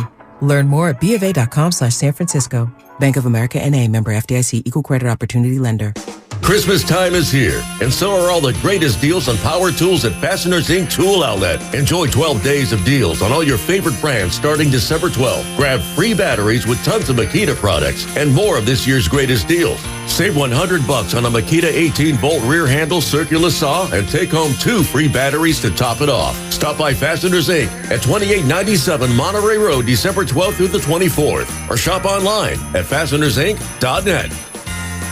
What's up, San Francisco? If you're a fan of the team, which I'm sure you are, you've been following Christian McCaffrey light up the competition. This season, Christian will be hydrating himself with Body Armor sports drinks. It has potassium-packed electrolytes, antioxidants, and no artificial sweeteners, flavors, or dyes. In fact, Body Armor has 820 milligrams of electrolytes per 16-ounce serving. Body Armor is the sports drink of choice for Christian McCaffrey. It's more than a sports drink. It's Body Armor sports drink. Available at your local Safeway.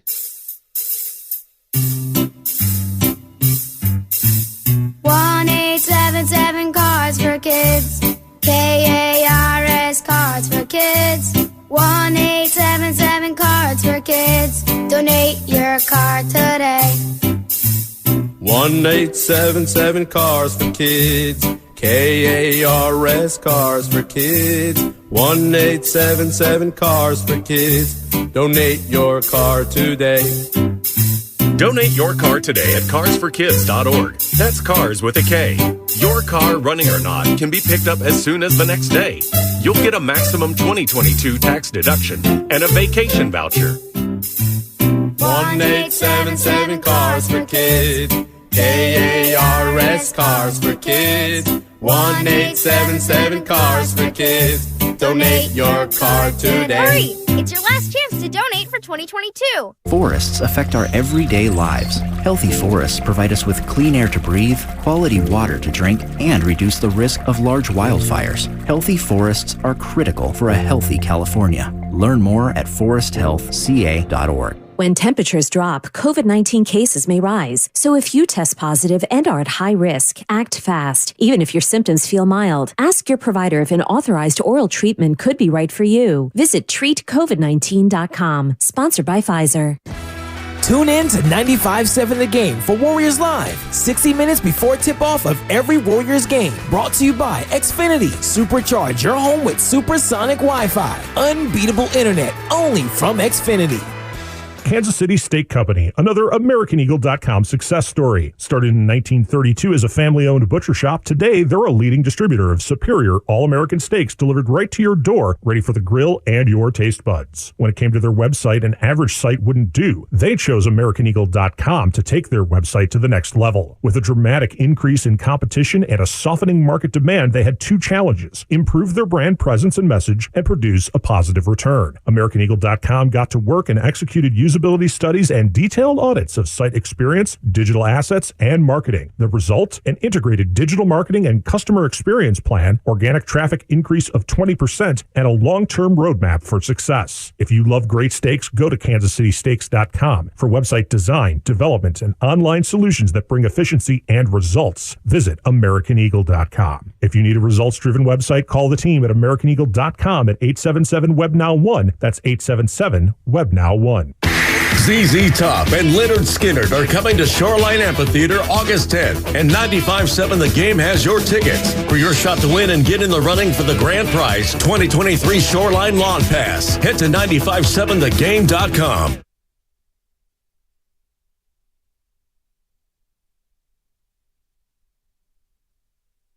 What's going on, Roasters? It's Brian Baldinger with the NFL Network, and you're listening to The Morning Roast with Bonte and Shasky on 95.7 The Game. Baldy coming up in 10 minutes to break down Brock Purdy, this defense, Christian McCaffrey, and the 49ers as they have won 6 straight games. They take on Seattle on Thursday night football in Seattle, and it's a hat and T-shirt game, folks. The Niners can clinch the NFC West with 3 games to play with the win on Thursday against the wounded Seattle Seahawks. We'll see if Kenneth Walker III plays. We'll see what their injury situation looks like a little bit later. Baldy in 10 minutes. By the way, shout out to YouTube, Twitch, the Xfinity mobile text line. Shout out to Twitch, our day ones on Twitch. YouTube's always humming. The Xfinity mobile text line, we appreciate all the texts. And don't forget, you can catch every single Warriors game live on the free Odyssey app. Download the Odyssey app along with all the music and news the Bay Area needs. You can follow all your favorite teams, stations, radio shows, podcasts now by downloading the free Odyssey app. At Chasky, we cannot also forget about the gear. 95.7 The Game, shop.com. We got new gear there. New Morning Roast gear. Shout out to El Sleepy Floyd for hooking us up with the new gear. So, Brock Purdy, you want to talk about the quarterback's situation in which there's been this, I guess, over the last 24 hours, a discussion about Shanahan botching the quarterback situation from day one. Let's start here. Finding a quarterback is really, really, really hard. I might say it's the most difficult thing in sports to find. I mean, I think so. Okay, you think so? I think so. All right. Jacksonville has now, they have Trevor Lawrence, and we all would have taken Trevor Lawrence number 1 overall. No, all right. And people were talking about him as a freshman coming out. Now, that's the number 1 pick, right? And we pointed to him. Doug Peterson is no slacky. Doug Peterson knows what he's doing. He won a Super Bowl with Nick Foles. Yep. All right. Now, you can say he ran his course, whatever. He fought with the owner. That's why he's not with Philadelphia. He's no dummy. Right. All right. Now, do I think he's the greatest coach in NFL history? No. He's having a really hard time with Trevor Lawrence. There's been some ups and some downs. Right. He's one of the best prospects that we know. All right? Bill Belichick. Would we all agree? Bill Belichick is probably the number 1 or number 2 head coach of all time. Yeah. Okay. He gave Drew Bledsoe a huge contract. Huge contract. He also cut Bernie Kosar in Cleveland. Yeah. I mean, he has lots of quarterback issues, but that's neither here nor there. He paid Drew Bledsoe. Drew Bledsoe goes down. And then they got to go to Tom Brady. He had no idea Tom Brady was going to be Tom Brady. And he pivoted. He's the greatest coach of all time. And he pivoted just like that. All right. We've discussed at length about Bill Walsh. And yeah, he looks like a genius now for finding Joe Montana. But if he knew Joe Montana was going to be Joe Montana, he would have, because he didn't have a first-round pick because they traded it for OJ, he would have taken Joe Montana in the second round. He wouldn't have waited till the third round. Yep. Maybe he would have traded back into the first round. He wouldn't have waited on Steve DeBerg for a couple of years. He wouldn't have tried to trade Joe Montana after when he won Super Bowl for John Elway. It is so hard. Now, do I think that they have nailed the quarterback position? No. No, they're still looking for it. Exactly. We still don't know who the franchise quarterback is. But to say that they've botched it, I would sit here and say, yeah, there's like 20 other teams in the NFL that would say that. I think that when it comes to botching, it means the way the Jimmy Garoppolo situation played out. But here's what I will say about that. Okay, I'll listen to that argument. But I'll listen to that. Here it is in December. And the way they played it, you have to give them credit. You could say they lucked into it. I said they lucked into it, the Jimmy situation. He was on a baby field. He had no market, but it played to what they needed to do. And they were able to restructure his deal and bring him back in as a backup and sell him on that. And Jimmy was like, you know what? I've had success here. I still need to go get paid. This is probably the best situation. Like, if you're Jimmy Garoppolo, no way you wanted to go to Carolina. No way you wanted to go to Atlanta. No way you wanted to go to Indianapolis. Those are dumpster fires right now. He restructures his deal. The Niners convinced themselves, like, you know what? We can handle the noise that will come with bringing Jimmy back, knowing that we're starting Trey Lance for the first time in his career as we give him the keys because we drafted him number 3 overall to replace Jimmy. They were able to withstand all the noise from Joe Shasky, Bonte Hill, and everybody else, and able to handle that situation. Now look at him. Jimmy helped his team turn the corner. Jimmy helped his team be in position to win the Western Division championship. So you could say they botched it, or you could say they handled it like masters. I would just say that trying to evaluate the position is difficult to begin with. Like, that's number one. And then number two, how you deal with that position is just as hard. Jimmy Johnson. Do you think Jimmy Johnson was a great coach? No. He had Steve Voss and Troy Aikman. He didn't know which way to go. No, but do you think he's a great coach? I think he was. I do too. I mean, Bonte, you even said he didn't know which direction to go in. Then he goes to Miami and he inherits old man Dan Marino. Right. And he has to take Dan Marino out of the game. Right. He's replacing the legend. And then it flames out in Miami. Now, most people say Jimmy Johnson's one of the great coaches of all time. His last game, they got beat 55-7 by Jacksonville in the playoffs. Okay. Or was it 62-7? Again, it goes back to the quarterback thing, right? Then I go to Sean Payton, for example. Drew Brees could have chose Miami, or he could have chose New Orleans. He ended up choosing New Orleans, and I think win the one Super Bowl. And everybody believes, dude, Sean Payton's pretty damn good. I don't know how great he is. He's pretty damn good. You know what he realized? Oh, Drew Brees is out of here. I need to retire and find the next quarterback. You know where he's going to go? He's going to go right to Herbert because he's sitting there going, you know how hard it is? You could go your whole career without a quarterback. Ron Rivera, I don't even know if he's a good coach. Dude, well, he's had Cam Newton, and he made anything. And Cam Newton was a talented quarterback, but he was able to get the most out of Cam Newton. And now you look at Tyler Heineke and the Commanders. I fear the Commanders in that defense. Exactly. And they've got Tyler Heineke at quarterback. I know. So I guess where I'm going at, like Pete Carroll is another great example. He's going to go to the Hall of Fame. Yeah, where are you going here? Pete Carroll signed a guy to play starting quarterback, drafted Russell Wilson, and then was like, oh, you know what? We're going to pivot. We're pivoting immediately. It doesn't matter what builds up to how you find that guy. Let me ask you this. Once you find that guy, all that matters is that you embrace it. So I don't even know if Brock Purdy's that guy. But let me ask you this. But I give credit to Shanahan. Was it the right decision to start Trey Lance at the start of the season? Man, that's a loaded question. I do think it was the right decision to start Trey Lance because you had to see it. You owed it to yourself. You worked with him all offseason. And this revisionist history that he didn't look good at training camp at all, I think that's a lie. It was the right decision. That's a lie. Number one, the whole thing that he didn't look good at training camp. Well, that's not true. Look at the defense that you're going against. Well, we now know it's the number one defense. It's the number one defense in the NFL, and people are compared. A couple weeks ago, people were saying, this may be the greatest defense of all time. I'm not there yet.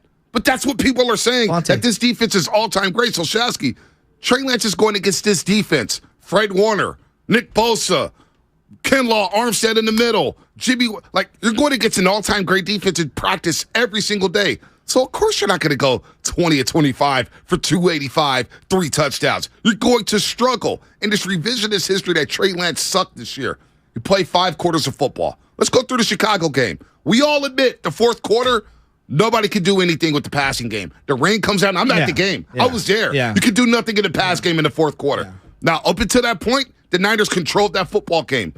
Trey Lance didn't fumble on the first possession after he threw a dime to Brandon Ayuk. Debo did. Trey Lance didn't get sacked. He didn't sack himself on the second possession after Hufanga picked up an interception. Matt McGlinchey flat out missed a block against the rookie. Flat out missed a block. Bad all year. Trey Lance got hit, you get knocked out of field goal range, but you're still up 10-0 in that football game, controlling it. Trey Lance didn't blow the coverage. Trey Lance also hit Ray McLeod and Juwan Jennings for beautiful passes. We all admitted after week 1, that loss to Chicago was not Trey Lance's fault. Yeah, but he struggled, but it wasn't his fault. He played better than what people say. And then you play 1 quarter against Seattle. And in both possessions against Seattle, guess what? You're inside the 20-yard line. Hell, that could have been going up 10-0 against Seattle. So this revisionist history that Trey Lance struggled and looked terrible. We didn't see enough. I would just summarize it by saying we didn't see enough. That being said, I would just say if we're going small sample size for both guys, Brock and Trey Lance, Brock's looked a little better. He's looked a lot better in his smaller sample size. And you know what?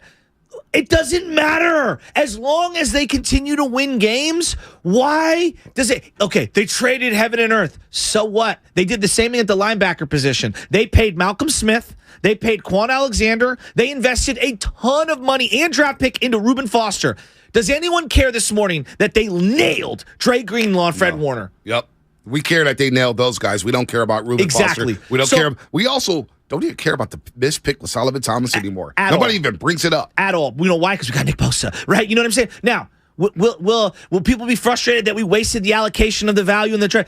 Yes, they will. You know what? I say to that, all those picks, and we saw the graphics. They missed a lot of picks. Oh, man, the Dolphins picked up Bradley Chubb and Tyreek Hill they also and Waddle. spend a lot of money. But you know what? I just saw the Dolphins come to town last week, and they got their ass beat by the 49ers. And so Chubb they picked up all the and Chubb did nothing. Trey Lance did nothing. That trade with Miami meant nothing. Miami got their asses kicked by the Niners last week with Brock Purdy. Yeah. So I don't care about the trade. You just lost on the field. I know.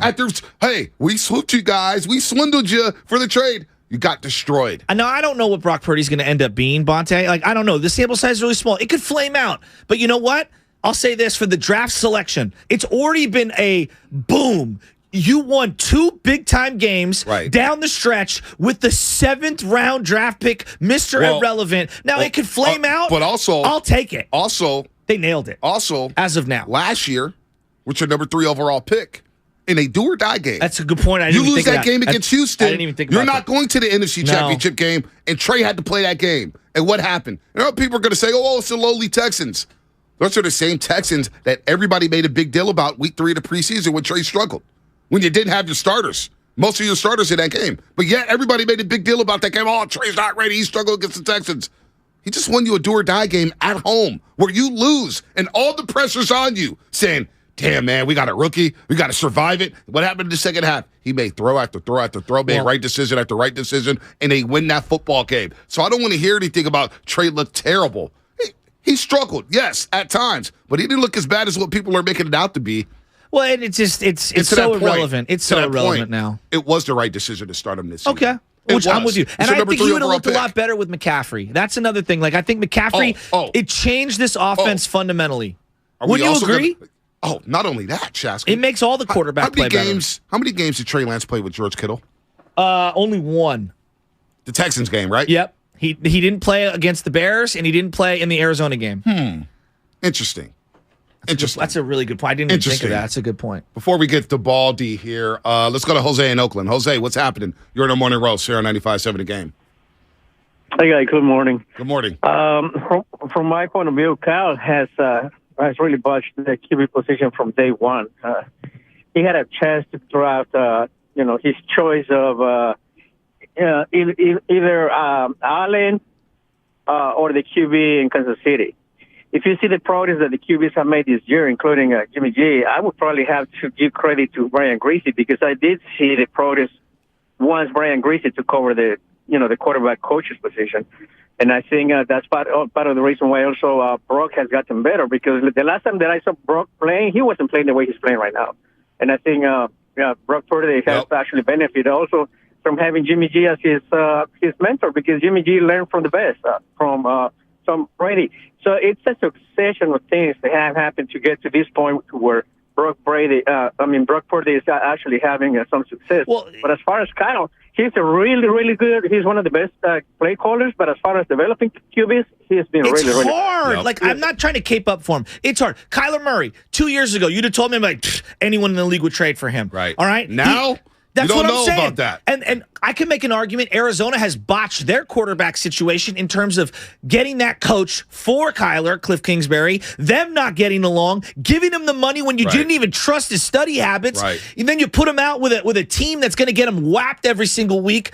You can make the same argument about Arizona whiffing on their situation. No doubt. Everybody would have traded heaven and earth for Arizona's quarterback 2 years ago. And a lot of people were saying that about Chicago until they said, you know what? Let's play to Justin Fields' strength. He can run the ball. And he looks good. And let's go trade for Chase Claypool Exactly. to add weapons to him because you need weapons. And in I this still league. don't know if Justin Fields is any good. Right. Bonte, that's like Dak Prescott is making $40 million. Right. I don't even know how good he is. So you know what? You'd rather. I think he's good, but I don't know if he's great. But I don't know. But I'd rather have him than some backup. No doubt. Trey Lance and Brock Purdy making a combined. They're going to make a combined $10 million next season, a combined $11 million in 2024. This is a great deal for I know. I It's told a you. great situation. It's going to be great. Moving forward. All right, we got Baldy. There he in the is. suit. He's suited and booted live on YouTube and Look at Twitch. this man. And he's via Zoom. He looks Let's like get a to Dick Baldy. Tracy, gangster He's a in that mobster, suit. right? He's a look at the whiteboard. I wouldn't know what's on the whiteboard, man. What is he writing on that whiteboard? Plays better than anyone. I mean, this is like Shark Week now. And you know what Baker Mayfield is? He's chum. Look at these sharks. You think you're getting away from those 4 angry sharks? It's Shark Week. It's time to eat. Make the read urgency. That's the name of the game right here. Urgency. Now, on it. He's on it. Touchdown. Beautiful throw. He's our 95.7 The Game NFL insider, Brian Baldinger. Oh, it's Shark Week here on the roast. We were lucky enough to have Baldy in studio Friday all day. All the roasters enjoyed it. We saw Baldy Saturday night at Chase Center. Of course, Brian Baldinger's on the floor with Stephen A. Smith, Stephen Curry. I think he got a couple 3-point shots up at Chase Center before the Warriors rolled the Celtics. And then, of course, he made his way to Levi's Stadium to see the Niners dominate the Tampa Bay Buccaneers. And there's so much to get into. This defense flying around hitting people. Bosa doing what he does. Drake Greenlaw flying around making 15 tackles, coming up with an interception. How about Christian McCaffrey? We can't talk enough about him. But, of course, the guy who stole the show was Brock Purdy. And Baldy, good morning to you. The first play of the game, to me, was a questionable penalty. He gets rocked. And I'm thinking, oh, boy, here we go. The kid gets up, goes against the blitz, and lights up the Buccaneers for 28 first-half points. I mean, wow, what a debut for Brock Purdy against the GOAT, Tom Brady. I was blown away. I'm sure you were in that booth at Levi Stadium blown away as well. Well, first of all, guys, it was great. It was a great weekend. Started with you guys on Friday and getting a chance to see the Warriors just, put it on the Celtics like they did at the Chase Center in front of a packed house to watch Bonte do a post-game show. And then Sunday was the coup de grace. And you're right. I mean, Purdy got rocked by Keanu Neal in that first play. Didn't see him coming. Whose responsibility, I don't know. But he took a monster shot. And literally there was Trent Williams to pick him up off the ground like big brother picking up the little brother, and dusted himself off and then went and had himself a great day. They put up 28 points in the first half, and you can't find a mistake. You can't find a mistake in the first half. Wow. Maybe, the one errant throw that was intercepted, it was, nullified by a penalty. But other than that, it was a pretty flawless performance. And I don't know how anybody could expect or want anything more from a kid making his first start. What's transferable week to week? Because it feels like the pre-snap recognition. Now, you're going to get fooled at times. I'm not going to say, you're flawless. I mean, Brady's the smartest quarterback of all time. He gets fooled. But like the pre-snap recognition, the anticipation, the instincts of how to get the ball out to people, the moxie to throw at different arm slots, like, are those things transferable week to week? I love the question, Joe. It's the right question. It really is. What's transferable? What can we expect Thursday night against Seattle? And I think the one thing that jumps out to me is just his pocket awareness. Like even on the touchdown run for 2 yards. I mean, I've seen quarterbacks sack themselves right there. they step up and, okay, it's really cloudy in the end zone. They got everything taken away, and they sack themselves. Like they panic. Not just panic. They just don't know how to move. I mean, they overstride. They step too far. They try to bail. Like his ability just to calmly, and that's one thing you see, his feet are always calm, regardless of the situation. He had to take some hits the other day. The hitch and throw to Ayuk, for the touchdown. I mean, he had to set that thing up, get the corner to bite. But he knew by really pumping it right there, they was probably going to take a hit, and he did. Right. He took a monster hit. But so the question to me, the point, Joe, to me is with your question, is I feel like he's really got great pocket awareness. And I don't know if you could teach that. I don't know. A lot of quarterbacks don't have a GPS system in their head. He seems to have one. And maybe it's from starting 47 games at Iowa State. Maybe that's a part of it. But, I haven't seen him not make the right moves within the pocket in order to make a throw, in order to escape pressure, in order to extend a play. Brian Baldinger here on the Morning Roast on 95.7 The Game. Two-part question for you. One, where does the swagger come from when it comes to Brock Purdy? He's got some swag to his game. You see him celebrating after touchdowns, high-fiving guys coming off the field for the extra point. And two, you've been to Levi Stadium a ton over the years. Have you ever heard Levi Stadium rock like that, especially with the Purdy chants? It's been a long time. I can't really recall a regular season game, be honest with you, Bonte, where it was like that, where people just were so excited. I mean, I felt like everybody out there going, I just want Purdy under my Christmas tree as my gift. I just want a quarterback who's competent, knows what he's doing, and can save our season from the injuries that they had from the first two quarterbacks. But I think that, just watching him, where the swag comes from, it usually comes, Bonte, from preparation. It's no different than when we were in school and we go to take a test and we know we're going to nail the test. Like whether we studied or we went to class or, we had the right study group, we knew the material. I think swag comes from knowing the material, knowing what you're going to get. I mean, the Bucks came with, the first third down, they came with a fire zone pressure, dropped an end, brought both inside linebackers. They max blitzed them. I mean, they tried, to knock him off the spot, to really rattle him. But, he knows where his safety, where his help is right now. He knows where to go with the ball. And that comes from preparation. Guys I talked to on the field Sunday said, Baldy, way before any of this happened. The guy was in his locker room, game day, practice, like with his laptop, with his notepad, and he's just grinding. He's just grinding the looks and, where to go with the ball and what his options are, what the route tree is in this play. I think it comes from good preparation. Baldy, you've been watching the game for so long. It's hard for me to come up with a comp for him. Just even stylistically, size-wise. My dad and I were like, Flutie, kind of got a little Flutie in him, but Flutie had such a good arm. You're kind of nodding your head. I don't know. Who does he remind you of? It's so early, I'm sorry.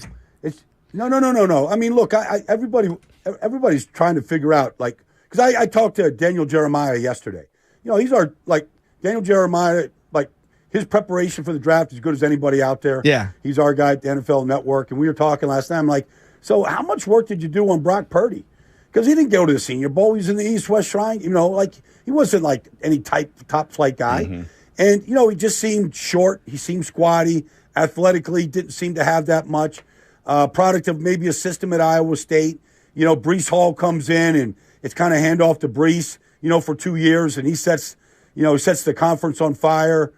But, college is college. I mean, it's a stepping stone. Is the arm strength elite? I mean, it's not Josh Allen's, but nobody's is. No. But he can he showed plenty of, arm, on the touchdown to McCaffrey, to Ayuk, getting the ball to Debo on the run. I don't know. It seems like it's enough. I don't know. He seems to know where everybody's at in the field, and that's if you take an IQ test. I wasn't very good at this. Spatial relations. Where is everybody? Take a picture, take a snapshot, close your eyes. Where is everybody? It seems like he can close his eyes and he knows where all five guys are. Yeah. I hate to say Jeff Garcia because they were just different players, but that frenetic playmaker kind of ability, the toughness, just so much about him. I like just letting them play it out, though, not comparative. We're so quick, Baldy, we were talking about this, and I was actually talking about this with Chris Mullen, Caleb Williams. Everybody's comparing him to Patrick Mahomes, and I'm thinking to myself, just let Caleb be Caleb. Well, let Caleb be Caleb. We're comparing him to one of the best quarterbacks we've ever seen. That's not fair to these kids, and I want to do that with Brock. Just let Brock be Brock. I think we're going to find out, maybe he has a different mold than everybody if we just do that. I understand, and it's not a rush, to try to make the comp or anything like that. It's what we do. You study a college kid, who's it remind you of? Yeah. Everybody wants to be compared to Mahomes now because he's the gold standard. Exactly. We don't see Tom Brady's coming out of college. So we don't see just pure pocket quarterbacks that just have that ability to beat you, before the snap. But that being said, look, we get a short week. We get to see what the preparation's like. Seattle's coming off a disappointing loss to Carolina. They've got some really talented defensive backs. I mean, this Tariq Woolen has got speed like nobody. I mean, he's Dion back there. Oof. Just guys, I call him the shadow. because the only thing faster than Tariq Woolen is a shadow. He likes the nickname. He said, I like it's cool, Baldy, you go with it. But, like, the shadow out there, like, you throw it out there now, like, you better be pinpoint accurate with it because that guy can get to a ball in a hurry. Have you noticed any differences in Shanahan's play calling in general? Because we were kind of breaking it down. It felt like a lot of pre-snap motion, which was great to see. And I feel like Shanahan has been really on a run here with the offensive weaponry, whether that's McCaffrey or whatever. Have you noticed anything different in Purdy versus Jimmy, how they're setting up plays? Not really. I mean, look, you got the 2 deep shots for touchdowns to McCaffrey and to Ayuk. We know that those deep shots existed. He seems to have a good touch on it, to really know when to go to it. You don't have to take the shot. It's there. But you can always go underneath and, just take the safe play. He doesn't seem like he's willing just to take the safe play. Sometimes that's the right play. You don't want to take any of this out of him. You just want to let him kind of really, honestly, just let him keep playing. If there's mistakes that he makes, let him, like, learn from the mistakes. Like, I hear people say, well, you got to know when the play's over. All right, tell that to Mahomes. Tell Mahomes the play's over. Like, what would you take out of his game? Yeah. Like, in order to win a Super Bowl, especially with this kid, you're going to have to be aggressive. You're going to have to take shots. Yep. And, Alex Smith was here. Alex Smith was a really good quarterback, but he was a really safe quarterback. Mm-hmm. Like, he just wouldn't take the shot. He wouldn't throw it. Donovan McNabb, a really good quarterback. He wouldn't take the shots. He didn't want the interceptions. Like, sometimes you have to, like, you saw Mahomes the other day, he could have thrown a dish rag for a touchdown. It would have made a difference. Like, just put something in his hands, he's going to throw it. He also threw some interceptions. I want a guy that can play the game with no fear. Yeah. And not that you're going to be reckless and you're just going to throw into coverage and make dumb plays. But at the same time, if that deep shot to Ayuk is there, take it.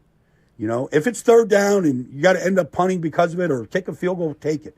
Like, take the shot, because those are shots that are going to win you big games. Brian Baldinger here on the Morning Roast on 95.7 The Game as we get ready for a hat and T-shirt game, Baldy. Hat and T-shirt game for the Niners possibly Thursday in Seattle. They could clinch the NFC West, and they could do it because this defense has basically given up 64 points in the last 6 games during a 6-game winning streak. They've given up 14 second-half points during this 6-game win streak. And we could talk about Drake Greenlaw all day. We could talk about Nick Bosa. But how impressive was Jimmy Ward's performance from the nickel? Because he made a complaint about not playing free, and I was like, man, what are we doing? Play him at free safety? But at the nickel spot, Brady looked for number 1 all day long, and Jimmy Ward, it felt like, held his own Sunday against the Bucs. I just remember the scout report on Jimmy Ward when he came out of college, small college, Mac school, all that stuff. I mean, he was literally the phrase at that time was he's a cover corner. Like, he can play safety, but he can cover. He could drop down and cover the slot. And that's what he's asked to do right now. I mean, K'Wan Williams did that for, the last 5 years or whatever. He was awesome at it. Can't pay everybody. So they let him walk. He's in, Denver right now, whatever. But, like, they need that position. And they've been down with corners from injuries. That's an important position in this league. It's an important position this weekend or on Thursday night when Tyler Lockett's in there. Yep. Like, they've got, if Lockett's in there, like, that guy's as good a route runner as there is in football. He's a dangerous player. He's got speed. He's got routes. He's got, great hands. I mean, that's an important position. And the defense wouldn't be number 1 in this league if you don't man that position the way the Niners are right now, because that can get exposed. And then you got to be tough. Like, you got to tackle in that position. Yeah. The greatest nickel corner I've ever seen in our time is Charles Woodson. And Charles went from corner to safety to nickel. And when he played nickel in Green Bay, nobody could block him. He made every single tackle. And then he was a beast, whether he was blitzing or in coverage with all these option routes. He's the best I've ever seen. But that's an important position right now. Wow. And the way Jimmy played it was really good. And I just got to tell you, like, I'm on the field before the game. Fred Warner's sprinting from midfield to say hello to me. But really, it wasn't about me. It was about, I kind of gave Dre Greenlaw some love last week. Yeah. Right. Just because I feel like this is a Pro Bowl linebacker. Yep. Nobody's talking about him like a Pro Bowl.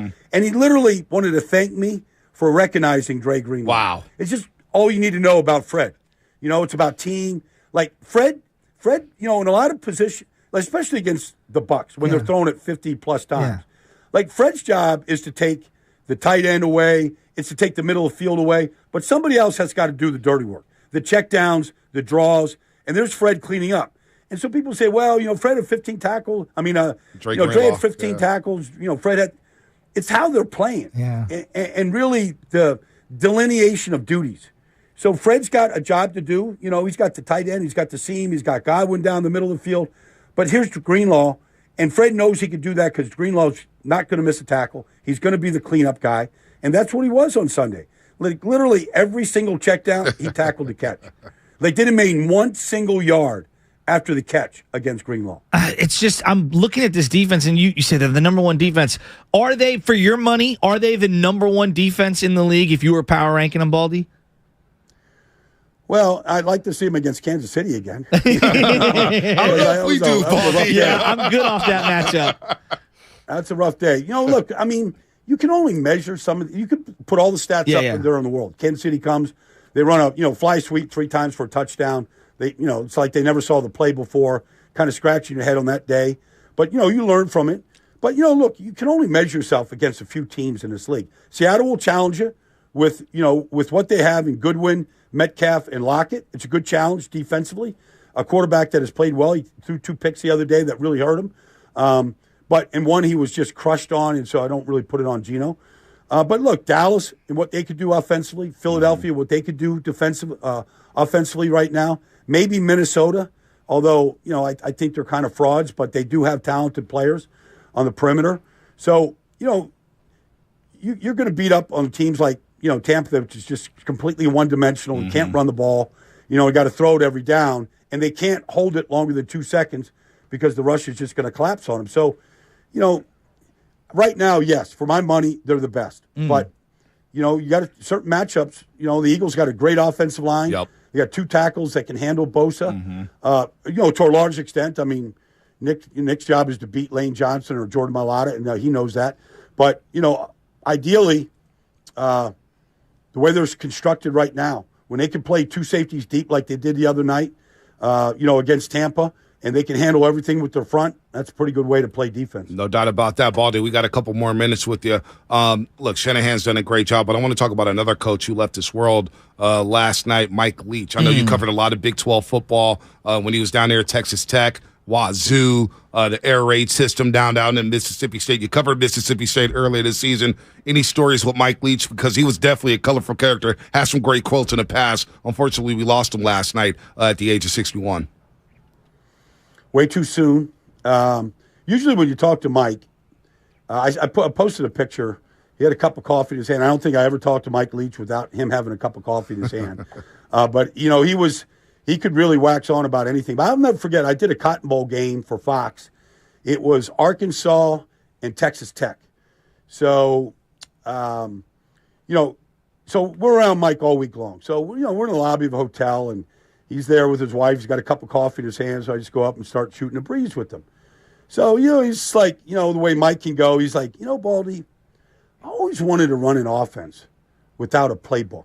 And I went, well, huh? He goes, yeah, just think about it. Like, the defense would never know what you're going to do. They wouldn't have any tendencies. They wouldn't have any book on what you might do in any down or distance. I go, that's great, Mike, but none of your players do either. Like, what is the offense going to do? He goes, well, the offense can just create. But the defense is really going to be in a bind. I go, Mike, I tell you what, you do that. You play a game, all right? Let's do a game with no playbook. And let me just watch it. Let me just see if the offense or defense wins. But that's kind of how his mind was. Like, it was so unconventional. Right. And, you talk about guys like, Minshew and some of the quarterbacks that played up there at Wazoo, or even right now, at Mississippi State. They'll tell you, like, the offensive meetings, the quarterback meetings, like, it really had nothing to do with the game plan or with football. It had to do with everything else. Like, he wanted guys to be able to think through problems, think through issues, wanted you to plug your brain in and come up with solutions. Like, I can't just coach everything. I can't give you everything. Some of the things you're going to have to learn on your own. And so he wanted the mind to expand. And it's really, just great wisdom anytime you're around Mike. If somebody who isn't as sophisticated when it comes to the X's and O's as you are, if you were to explain to them what his influence on NFL play calling might be, in terms of the air raid and things like that, how would you describe that to a layman? Well, I mean, guys that were proteges, whether it's Cliff Kingsbury, played at Texas Tech, whether it was June Jones, at Hawaii or, in Atlanta. Like, nobody said that you could run an air raid system in the NFL. Yet the think tank for all of the NFL comes from the college game. All of it. I mean, whether it's up-tempo with Chip Kelly and what Mike does, no huddle, whether it's flashcards for your play, the communication to speed it up, whether it's just attacking with 4 verticals, all that stuff that we see now that's kind of commonplace in the NFL, none of that was in the NFL before guys like Mike Leach came on board and said, this is, and really, like, I played for Steve Spurrier. He believed in a lot of that. And, the only way that when I was at Duke and Steve was our offense coordinator, the only way we could compete with Clemson and some of the powerhouses in college was to be able to throw the ball. And that's been the equalizer. And, whether it's Lincoln Riley now and what he's doing with Caleb, like all those things came from Mike in that group. Hal Mummy, you could go through the tree of all these guys that came out. But, if the receivers in Arizona were halfway disciplined last night, like they would have won that game. I mean, you see, DeAndre Hopkins holding the ball like a loaf of bread, gets popped out of his hands. You're seeing Hollywood Brown not get lined up correctly, and there's a illegal procedure on a 20-yard pass. Like you see A.J. Green run out of bounds and come back to catch the ball. I mean, just sloppy play from the wide receivers. That would drive Mike Leach crazy right there. Before you get out of here, Baldy, who had a better performance, Bonte on television Saturday night or Brock Purdy on Sunday? Well, Brock did it with guys like Devin White chasing him. So I didn't see anybody chasing Bonte in the studio. They just had to celebrate, the bash, just Steph Curry and Clay putting it up on the Celtics. That was pretty easy. I'd say I'd give it to Brock what he did on that field. I give it to Brock too, Baldy. Where are you at this weekend before we let you go? I'm going down the road to the Chargers. They look healthy right now. They play Tennessee, so we'll see the Justin Herbert show. Not many guys can throw a football the way Justin Herbert can throw it. And they're healthy. They beat up on the Dolphins on Sunday Night Football. Tennessee with a disappointing loss to the Jacksonville Jaguars. Baldy, we can't wait for you to come back out to the West Coast. Hopefully a whole playoff game is coming to Santa Clara. We get you back out here and get you in studio. Baldy, you're the best, man. Thanks, guys. You bet. Anytime. Brian Baldinger here on the Morning Roast. We got to run and react to him. Plus, we'll get into the Golden State Warriors taking on the Bucks. We haven't gotten to Stephen Curry. Got to sit Antetokounmpo and what they did against the Boston Celtics last Saturday. We've been in Brock Purdy mania. The bandwagon is full right now. And we've given Shanahan and Lynch their flowers. Let's give the Golden State Warriors their flowers for their performance Saturday night and get into what's going on with them on a 6-game road trip, all on the East Coast starting today in Milwaukee. But for now, it's time for the injury report. It's time for the injury report. It really hurts. Brought to you by Boxer & Gerson, Northern California's premier workers' compensation law firm, helping injured workers get their lives back for over 40 years. Today's 49ers injury report is positive. That's right, folks. It's positive. As we mentioned earlier in the show, the Niners announced that wide receiver Deebo Samuel sustained only a sprain to his left MCL and ankle. No bones were broken, and a regular season return is in the cards. Furthermore, quarterback Brock Purdy is currently questionable with an oblique and rib injury. However, there is optimism that he'll be able to start Thursday night against Seattle in Seattle at Lumen Field. A hat and t-shirt game if the Niners win this bad boy. The boxes will be up there in Seattle. The injury report brought to you by Boxer & Gerson, Northern California's premier workers' compensation law firm, helping injured workers get their lives back for over 40 years. What's coming up on the game, sponsored by Fremont Bank, full service banking, no compromises. We'll react to Baldy. We'll take your call, Danny, plus get into the Golden State Warriors here on the Morning Roast. This afternoon, it's a battle of MVPs. He is your most valuable player. Steph Curry. Chef Curry. Curry comes up behind the screen. 3. Yes! Versus the Greek Freak. Lob for Antetokounmpo, and he slammed it down. Our coverage starts at 3:30 with Warriors Live. Curry wins the tip, gets it back from Klay Thompson. The 3. Good! Only on 95.7 The Game. If you're considering remodeling your home as we approach 2023, talk with your architect or designer now about utilizing Golden State Window and Door for your upcoming project. Each location across the Bay Area features beautifully planned displays of doors and windows. You'll be surprised by the variety of styles that are available, and there's nothing like seeing and feeling how smooth these modern windows and doors open and close. You'll see double hung, casement, sliders, and fixed windows. And bifold windows and doors. Our respected partners include Anderson, Milgard, Marvin, and many other top brands. Be sure to see Golden State's Window and Doors for a wide variety of hardware like handles, knobs, locks, and casings, all these kinds of accessories. We're confident that you'll be inspired, so rest assured, the well-informed staff is ready to answer questions and help with orders. For locations, images, and more, visit GoldenStateLumber.com. Click products, then windows, doors, family-owned.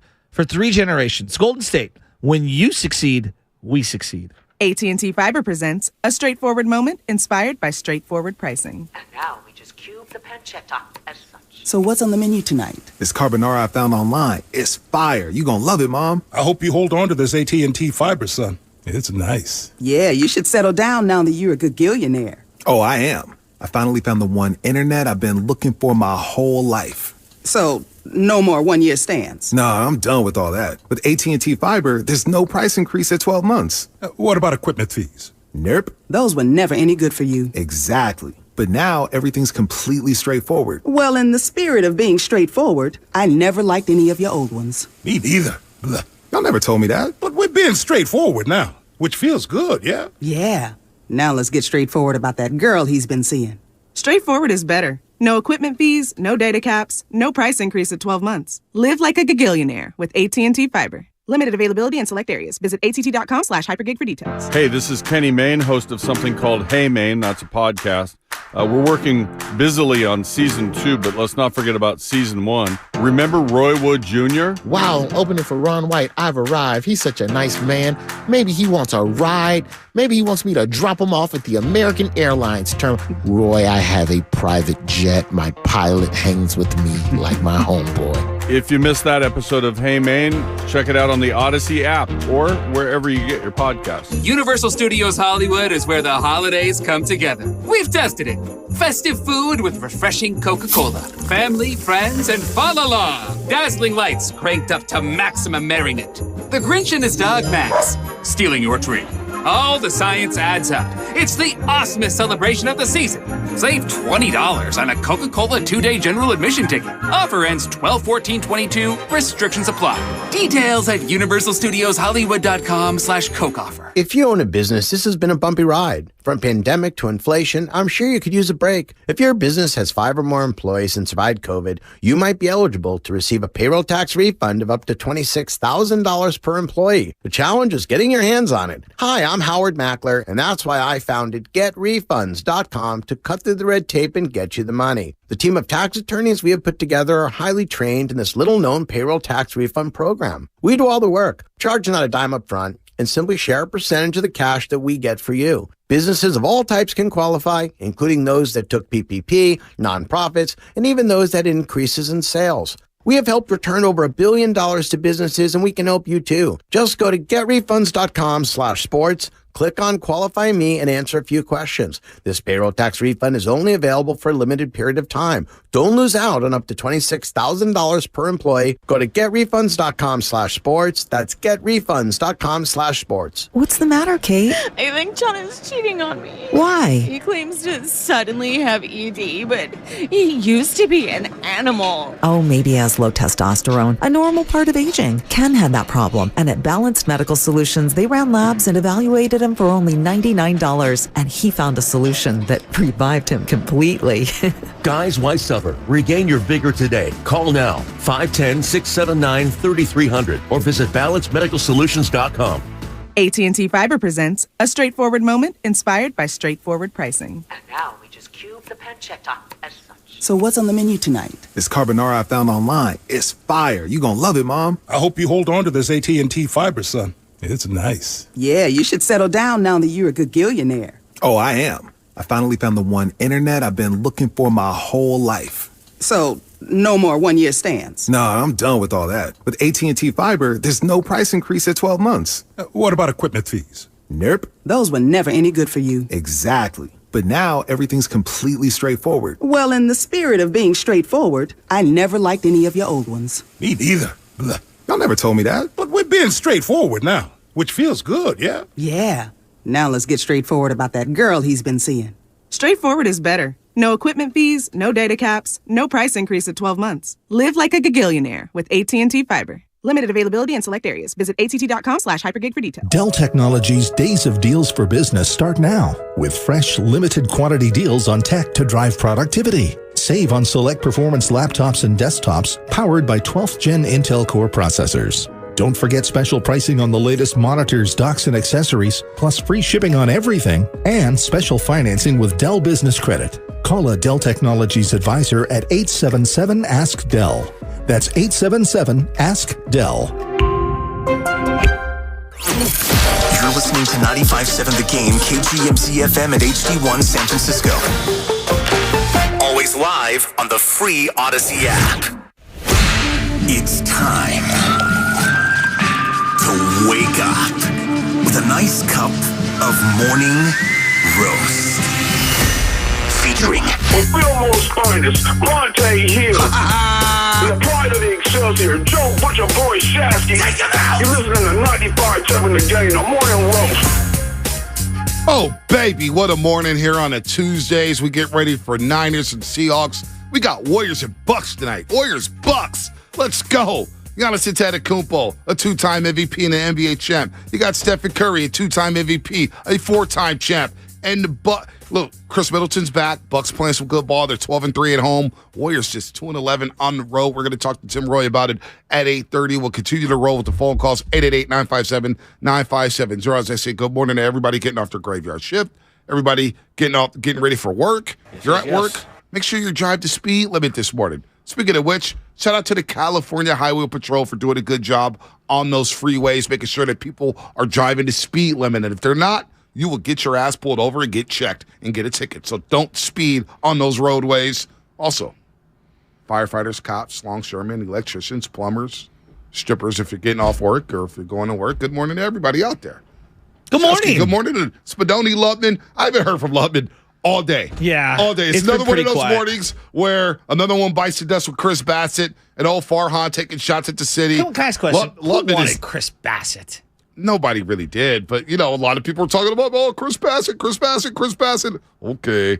Carlos Rodon, it sounds like, well, if you want to take it with a grain of salt, John Heyman is reporting this, that Carlos Rodon is going to get offered $200 million by the New York Yankees. Oh, so they're taking their outfielders back and they're taking our pitcher. Yeah, so there you go. Great offseason for the Giants. Thumbs up. Can I be honest with you, though? Like, there was one of two ways that this offseason was going to go for the San Francisco Giants.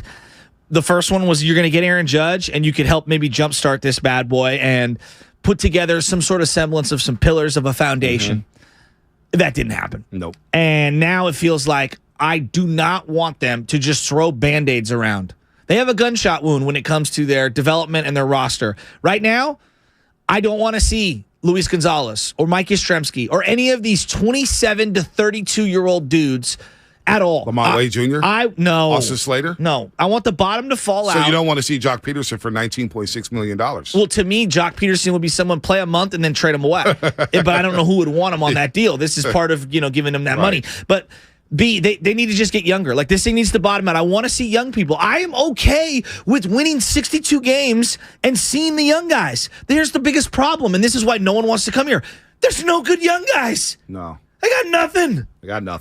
I'll tell you who does have something. They didn't even get Sean Murphy. There were rumors in this station that they were going to get Sean Murphy. Sean Murphy gets traded to the Braves. Now he's with the Matt Olson again. And the Braves, who are perennial contenders. Speaking of perennial contenders, the Golden State Warriors taking on Milwaukee. Let's get to them in a second. The real champs. The real champs. Because I want to get into Saturday night. A couple developments happening with the Golden State Warriors that I feel really good about moving forward. But let's get to Danny in San Jose. He's been on hold. He wants to talk a little Purdy here on the roast. What's happening, Danny? Purdy? Danny, what's good? Danny going once, going twice. Put him in Alcatraz. He gone. Golden State Warriors destroy the Boston Celtics. By the way, 957thegameshop.com, 957thegameshop.com. go get you some gear. First of all, we didn't even really touch on Saturday night's game. Oh, Celtics coming to town. Fun game. Finals rematch. No Andrew Wiggins. We're all thinking, damn, it's going to be a rough one, man. Jason Tatum playing at an MVP level. Jaylen Brown's playing well. Marcus Smart, the defensive player of the year. By the way, Steph Curry owns Marcus Smart. Whether he can bring the ball up the floor against Marcus Smart or not, he owns Marcus Smart. He can't check Curry. A light 32, or was it 32, 7, and 6 Saturday night for Stephen Curry? Was it Kuminga and Smart getting into it there for a minute? Yep. Kuminga's no. So people are they're trying Kuminga, right? So you get Jordan Clarkson Wednesday night in Salt Lake City trying to try Kuminga. Fake gangster. Kuminga, fake gangster, puts his dukes up when the referee gets in between them, and Kuminga's just laughing at him. And then Marcus Smart tries to get sick with Kuminga Saturday night. Kuminga just kind of laughs at him. And then dunks on Jason Tatum's head later on in the game. That was sick. And Tatum fouled him before the dunk. Oh, yeah, no doubt. And Kuminga was ticked off. And then he looked at their bench. So that development. So you got a couple developments. That was so sick. So sick. One, the Splash Brothers are the Splash Brothers. Oh, Clay was amazing. They're rolling right now. 66 combined points, 10 made threes. He looked great. They're rolling. And Clay's defense on Tatum early in that game, he really blocked good. the shot. Yeah, he was really good defensively, I thought. Good. Really good. Jaylen Brown, Tatum's gotten better at dribbling. Jaylen Brown crashes into people. He needs to, like, all these, like, one-on-one gurus that teach you how to ball handle at 10 years old. Call up my boy Jaylen Brown. Be all up in his mentions. But you know what? I will say this about Jaylen Brown. He's a great player, but he can't dribble. I will say this about Jaylen Brown, though, against the Warriors. He's the one guy who goes hard at the Warriors. He'll go at Draymond Green and score. I mean, he was spectacular Saturday night. He should have had 5 offensive fouls. Right. 31 points, though, Saturday night. No, he was really good. He was going at he goes dudes. crashing into people. But the problem with Tatum is he can't dribble, and he falls into isolation mode. Yes, agreed. Against the good teams. You saw it last night again against the Clippers as the Celtics lost their second straight on this West Coast swing. You saw it. I didn't. Yeah, you did. You probably were watching Mandalorian or something. Actually, I was oscillating between his Dark Materials, which I'm so confused, and the White Lotus. Oh, no Dante. No Monday Night Football. Mac Jones. I just you love Mac Jones. I can't watch Mac. You love Mac. I was pissed that Stevenson was out and wasn't getting the touches. Oh, he got hurt. Yeah, thanks. He got hurt. Yeah. So your boy made 4 fantasy football playoffs. 4 for 4 this year. However, I'm the number 1 seed in the SF Players Club. That's the longest tenure league. SF Players Club. SF Players Club. Forte in there? No, Forte is not in there. But this league has been going on for like 27 years. It started before the internet. Oh. And so I'm the number 1 overall seed for the first time in this league. I want to know how you kept track before the internet. Was like on a piece of paper? I wasn't in the league. I got in the league in the year Marshall Falk was on the cover of John Madden Football. Would you guys Football. meet at like the coffee shop like Seinfeld and go over they would what the class. stats were for that week? Yeah, no doubt. So, hey, look, talk to Harry Bearson about it. He's the encyclopedia when it comes to the SF Players Club. So I'm the number 1 overall seed. Yet I'm an underdog in the first round by 8 points against the number 8 seed. Oh. So it could be one and done for you, boy. Could be the biggest upset in Players Club history. Man. We'll see about it. This is how to drive ratings. It's how you lose ratings. But where was I going here? I don't know. Going to say Warriors. I don't know. You sidetracked me. You sidetracked me saying you weren't paying attention. Anyway, back to the Warriors. Saturday night against the Celtics. Kuminga, 6 of 9, 14 points, 5 rebounds. You start talking about White Lotus, which I'm very intrigued with. A lot of people talk about it. It's really good. Stephen Curry, 32.7 assists, 6 rebounds. 2 developments is what I was going to say. Jonathan Kuminga, he's turned the corner. He's played at least 20 minutes in the last 10. He's starting to find his place in the rotation, and he looks like a guy in April where you're like, yo, guard Luka. He may not shut Luka down, but he's going to make life hell for him, like he did Jason Tatum Saturday night. So you got Jonathan Kuminga coming into his own, and this is a big-time road trip for him. 2, Draymond Green solidifying that second unit. We no longer talk about it. And then 3, Dante DiVincenzo finally starting to find his groove defensively and offensively. Yeah. So you got a lot of good things going on for the Golden State Warriors, and we don't even know if Andrew Wiggins is going to play on this road trip. No, and that was, it felt like, and you're probably going to say this 10 times throughout the year, felt like the best win thus far of the season. Warriors against the Celtics. They just look so good. Like, everybody looked good. Even Poole had moments. It felt like the team as a whole played their brand of basketball, and they got up for that Saturday night game against Boston. And there's just something stylistically about watching the Warriors versus Celtics. That, to me, is a fun matchup. Right, it is. And maybe I don't know. Maybe uniform matchup, East Coast, West Coast, throwbacks. There's Just a lot the of Celtic style of fans. play. Yeah, there's a lot of Celtic fans Felt up-tempo. in the Bay Area. It was a fun pace as the Warriors But won Blake 123 to Griffin. 107. Blake Griffin. Well, he's not going to play Why is he like what? Why are they playing him so much? because Horford and Ty Lord was out. Robert Williams. I can't stand watching him. Yeah, well, he's not going to play if Horford and Williams is healthy. It's more so about Smart, Williams, Horford. How many Tatum, and Warrior Brown. fans were like, he's on the Celtics? Yeah, a lot of people. You know? A lot of people. They're not alone on that. And also Brogdon had moments, and it was nice to see Derek White continue what happened after game 1 of the finals where he became Derek White again. Let me ask you this. Missing everything. No, yeah, he can't hit a free throw to save his life. Derek White was playing for the Warriors, basically. Like he was in the last 3 games of the NBA Finals. He basically was like the sixth member on the court for the Golden State Warriors. The second half of game 1, I still don't understand how they lost that game. The fourth quarter of game 1. I know, Forget but the second half. The fourth they quarter. were hitting shots the whole second half. I know. We're gonna go back. Like Horford was awesome, Smart was awesome, Derek White was unbelievable, and then they all turned back into a pumpkin. Yeah, Derek White Saturday night, 1 of 7, 0 for 4 from the 3-point line, 6 points. And for all you plus-minus geeks, he was a team high -14 against the Golden State Warriors. So again, he was playing for That's the Warriors. his plus-minus? What's Farhan's plus-minus? Negative 1,000. What's Derek Brock White, Purdy's? Plus 1,000. Yeah, seriously. Derek White was awful Saturday night. So I asked you the question. I want to know your response for what Draymond Green had to say. What did he say? Basically said, if we bring our A game, nobody in this league can beat us. The team that they're playing tonight is the team that I fear probably the most, just because they have some unique pieces that I'm not sure we have the personnel to slow down. Giannis Antetokounmpo. Giannis specifically in that team. And then I think Holiday, when healthy, obviously matches up very well with Curry. Right. Physical defender. Yeah. And then you have Chris Middleton. Who's who just a really good player. They sort of missed last year in the second round against Boston. Yeah, the matchup that I hope that we get at some point, I mean, I would love the Warriors to get back to any finals, but I think it would be fun for the league to have a Giannis and the Bucks versus the Warriors matchup. It would be a clash of styles. And think about those two guys who lead each team. Stephen Curry, who just celebrated his 10th year anniversary of Christmas with the Currys. Yeah, I saw that. A lot of fun. Aisha, Steph, of course, his kids. A lot of good things, a lot of good deals. And then you think about what Giannis has done for Milwaukee and what he's done for the league and the type of guy you want to say, you know what? Let this guy carry the league into the future once Steph Curry retires or whatnot. He's not about that AAU life. No. He's not about ripping teammates. He's about playing the game the right way. You get everything from him every single game, like you do from Stephen Curry. So you see these two matchups. And then, like you said,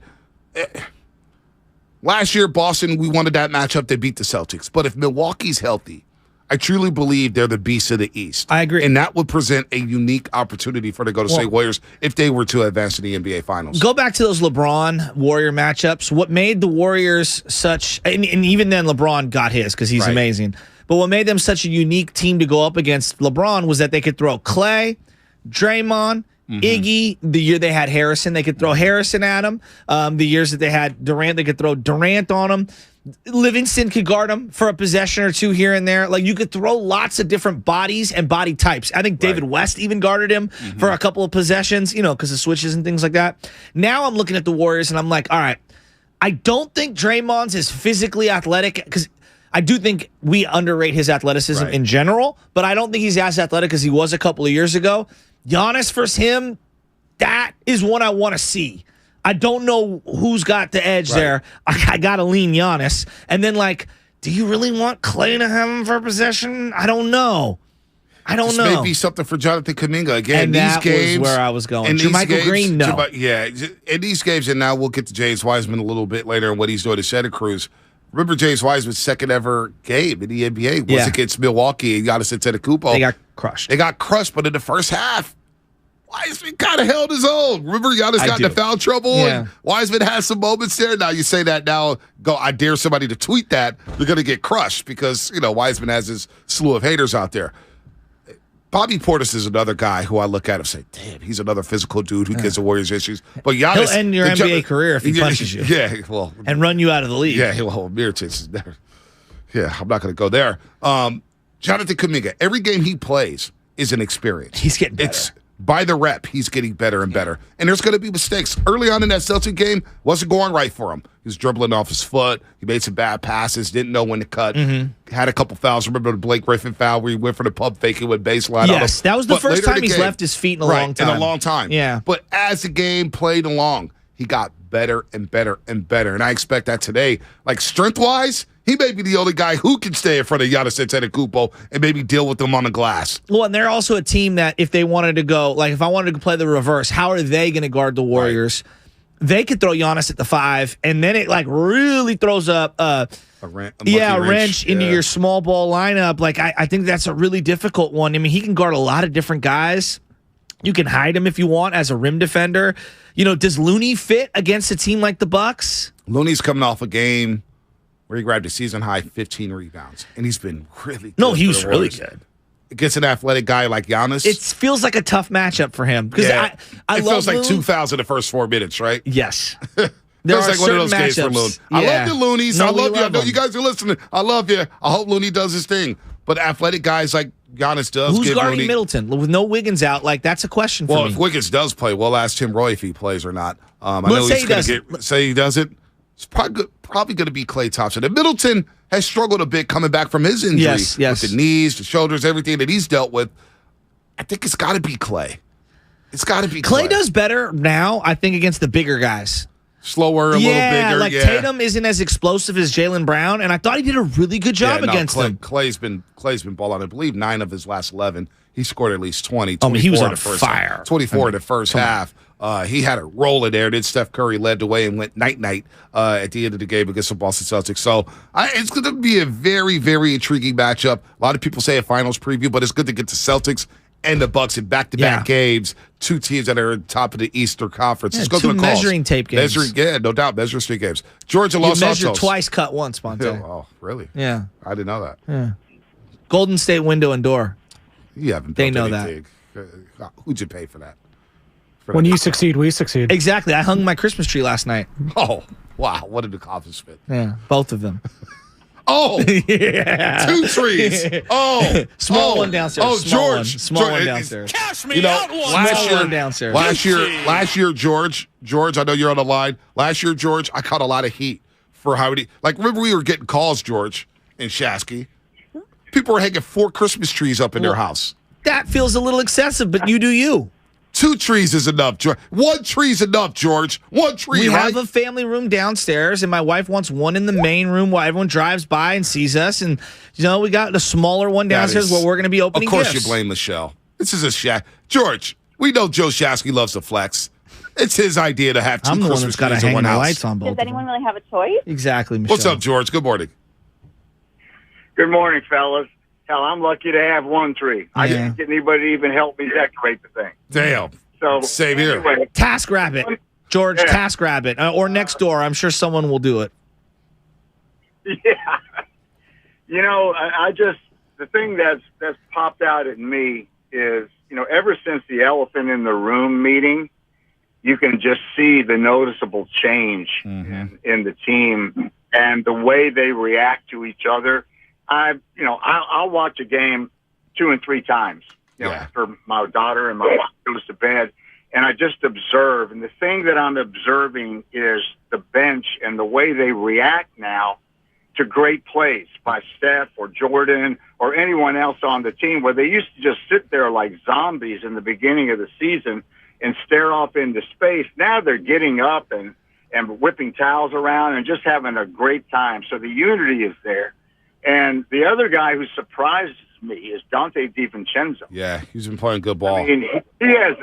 Oh my God, he's got a great game, and you can see him. You can see him now finding his place with the unit and what he's doing with the ball, the way he defends, and the way he passes.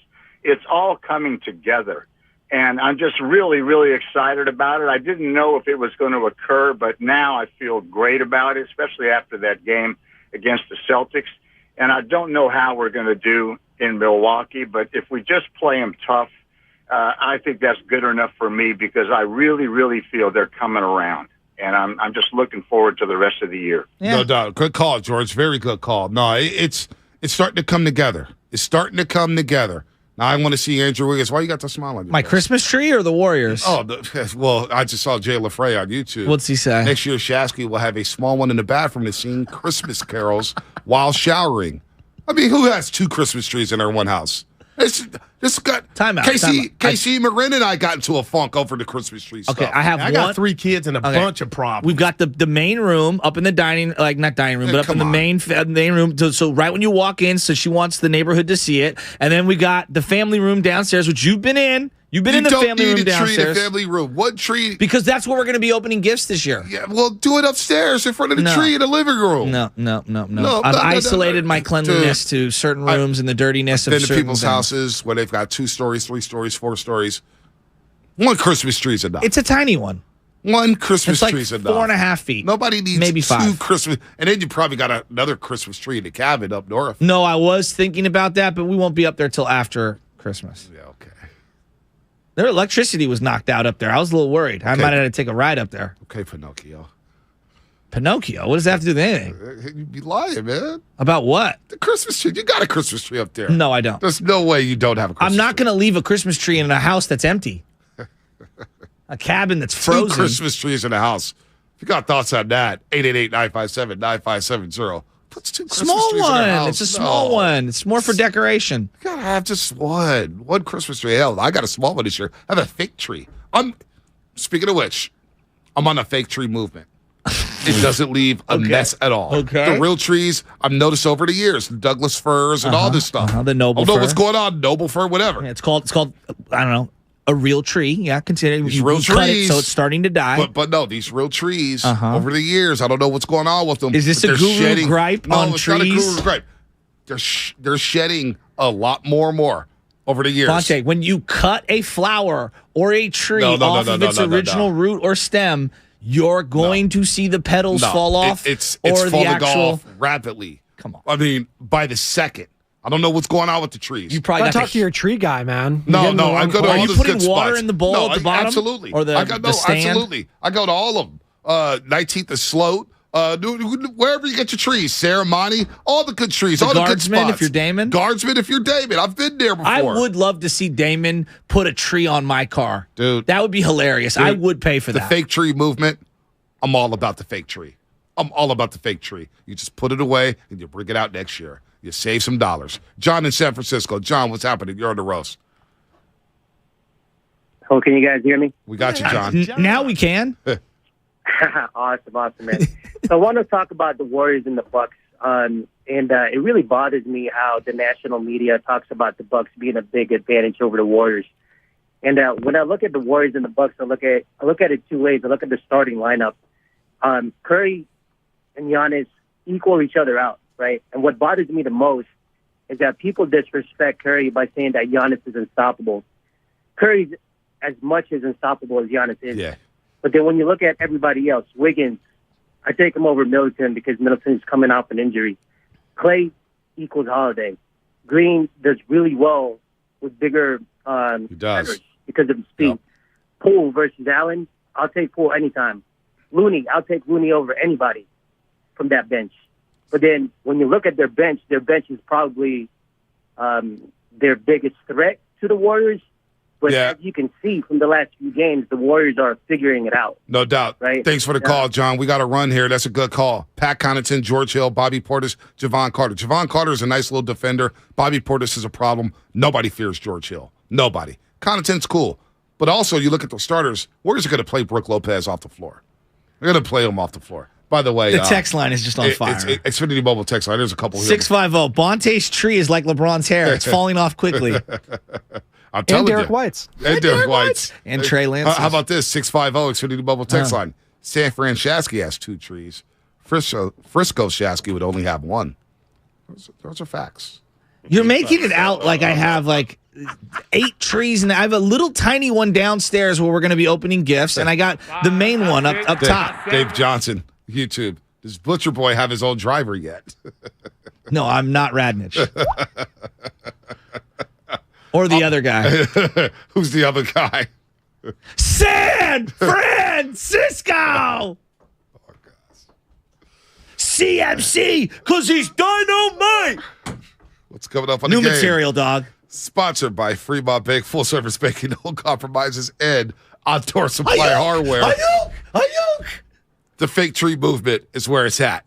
888-957-9570. After Tim Roy comes on, I want to know, is it all about the fake tree or the real tree?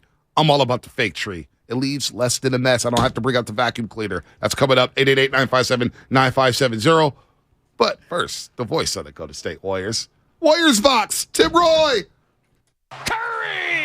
Triple Points Weekend at Outdoor Supply Hardware is your chance to give and receive. Club OSH members earn triple points December 16th, 17th, and 18th. That's 3 days to earn points 3 times faster towards your next coupon. Not a Club OSH member? Sign up today. Universal Studios Hollywood is where the holidays come together. We've tested it.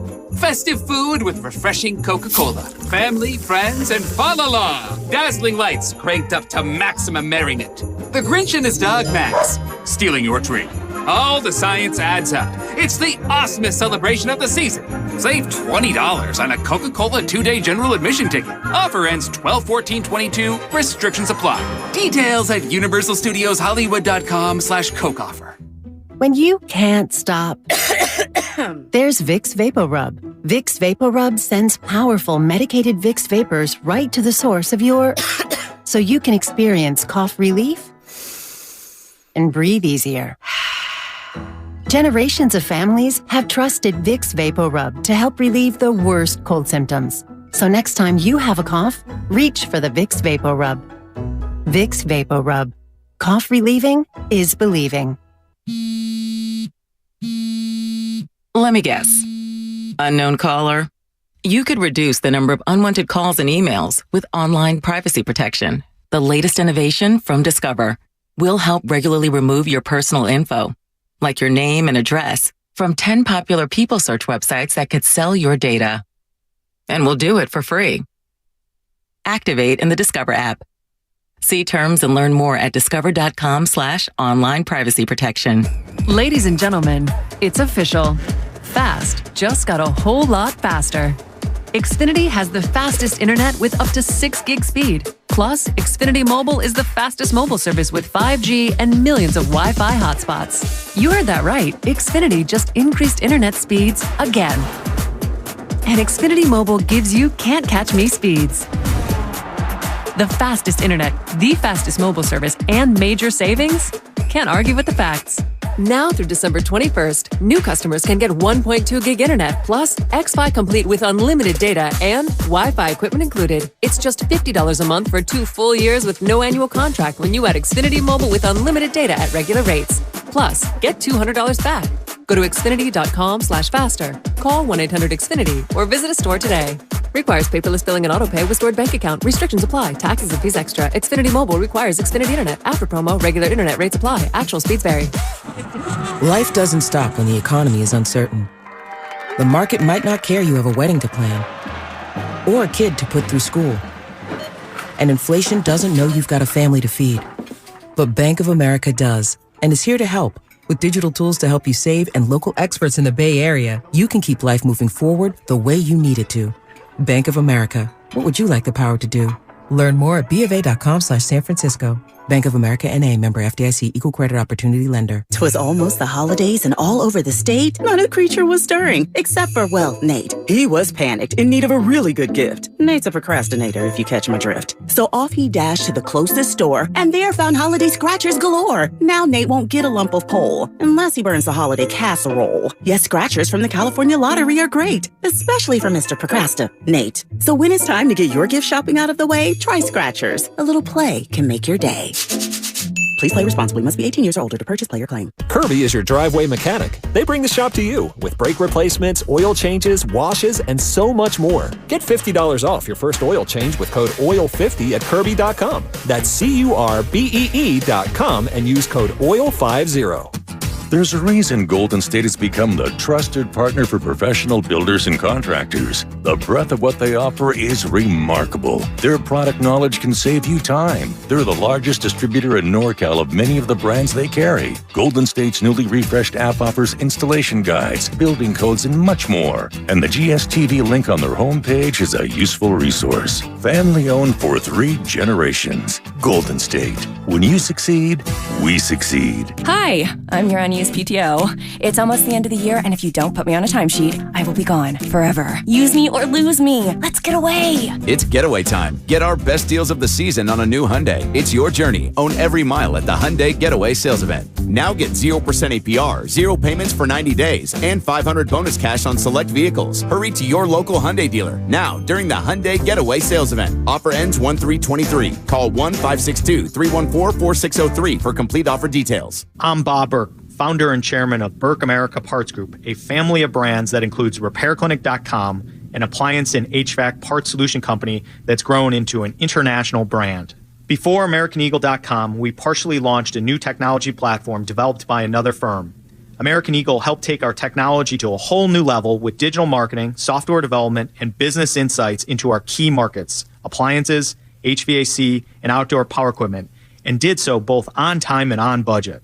AmericanEagle.com has the resources, experience, and talent needed to produce solutions. Our new technology platform, developed by AmericanEagle.com, has produced tremendous results with higher traffic, conversion, engagement, and online revenue. If you have any home repairs you need to take care of, check us out at RepairClinic.com.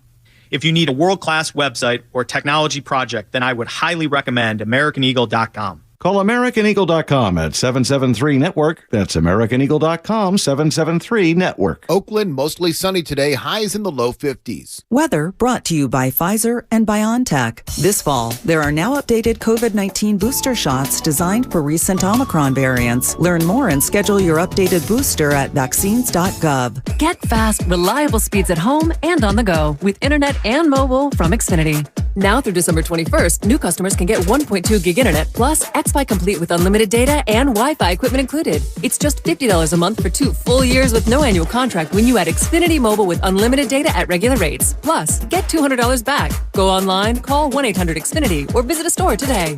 Requires paperless billing and auto pay with stored bank account. Restrictions apply. Taxes and fees extra. Xfinity Mobile requires Xfinity Internet. After promo, regular internet rates apply. Actual speeds vary.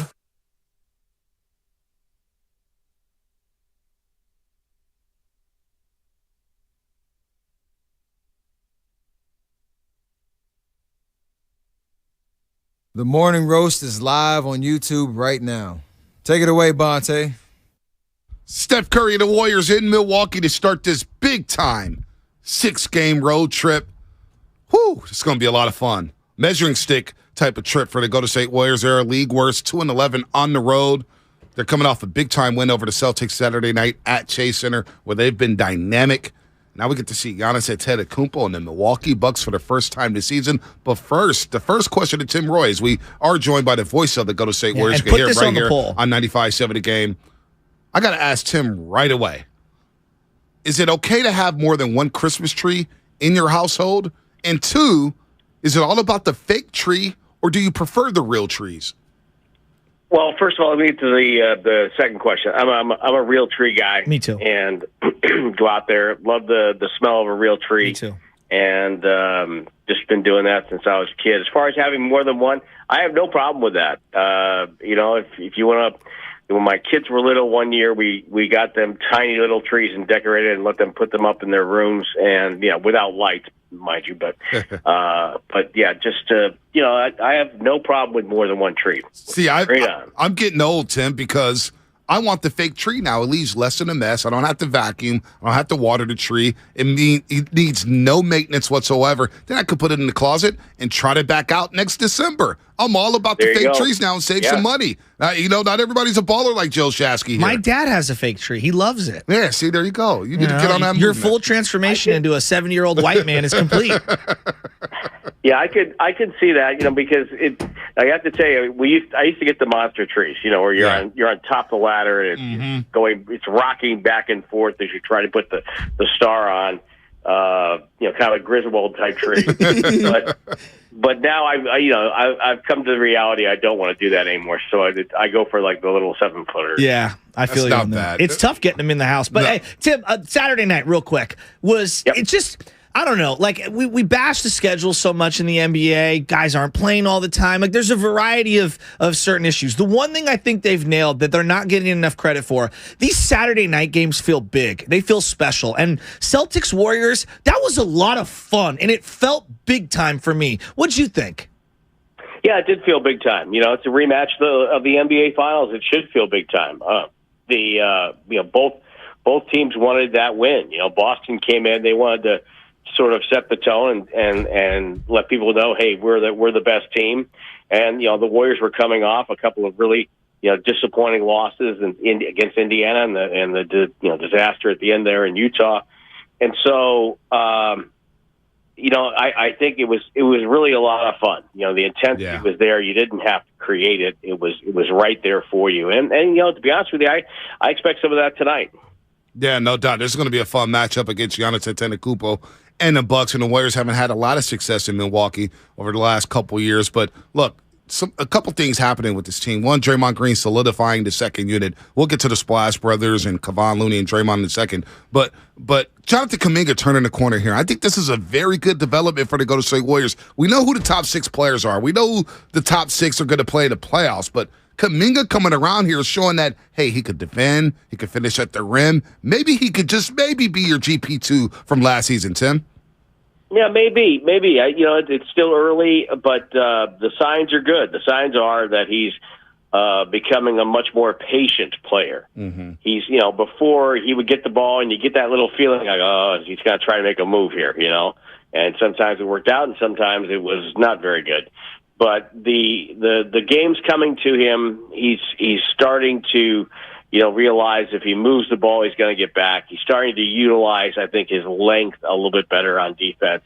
And let's face it, the beginning of the year was plainly evident to everybody that if the Warriors don't get something off their bench, they're not going to go far. And so getting Kuminga going, having Draymond out there with the second unit, that's all part of it. And I think it's really coming together. Kuminga has an upside. He's got that athletic ability that the Warriors, really don't have. And not many players do. And so as he learns to use that and get better and better, he's got a chance to be a special player. And I think if he's patient enough, I think he'll get there. Tim, do you remember what you told us after the California Classic at Kuminga's first game? Yeah, run our test. Yeah, I can't unsee it now, Tim. I can't unsee it because he's picking dudes up full court. He's got that strength. I tell Bully all the time, man, Tim Roy called it run our test, and even Bully goes, that's a good call by Tim. Very good call. He's got that build. He's got the athleticism. And he, a guy that's super strong like that and tough, they're players don't like to play guys that are tough and banging them around. They don't like that. They don't comfortable that way. And that's where I could see him becoming a really good defender, is keeping guys from getting comfortable. And so that to me is very exciting. Well, have you noticed a change on the court for Klay Thompson? Because it feels like he's in a really nice rhythm right now over the last couple of weeks, and I'm hoping it's sustainable. Yeah, well, let's take a look at, you can even just look at the map, the number of games he played last year and the games he's played this year. He's coming up on a full season back now, right? Wow. So that to me is an indication that where we're going to really start to see the guy we're going to have for the next few years. And I think the other point is, coming off that game in Utah, I think everybody was a little galvanized after that. Like, okay, we got to stop doing this. And so I hopefully that's the test now.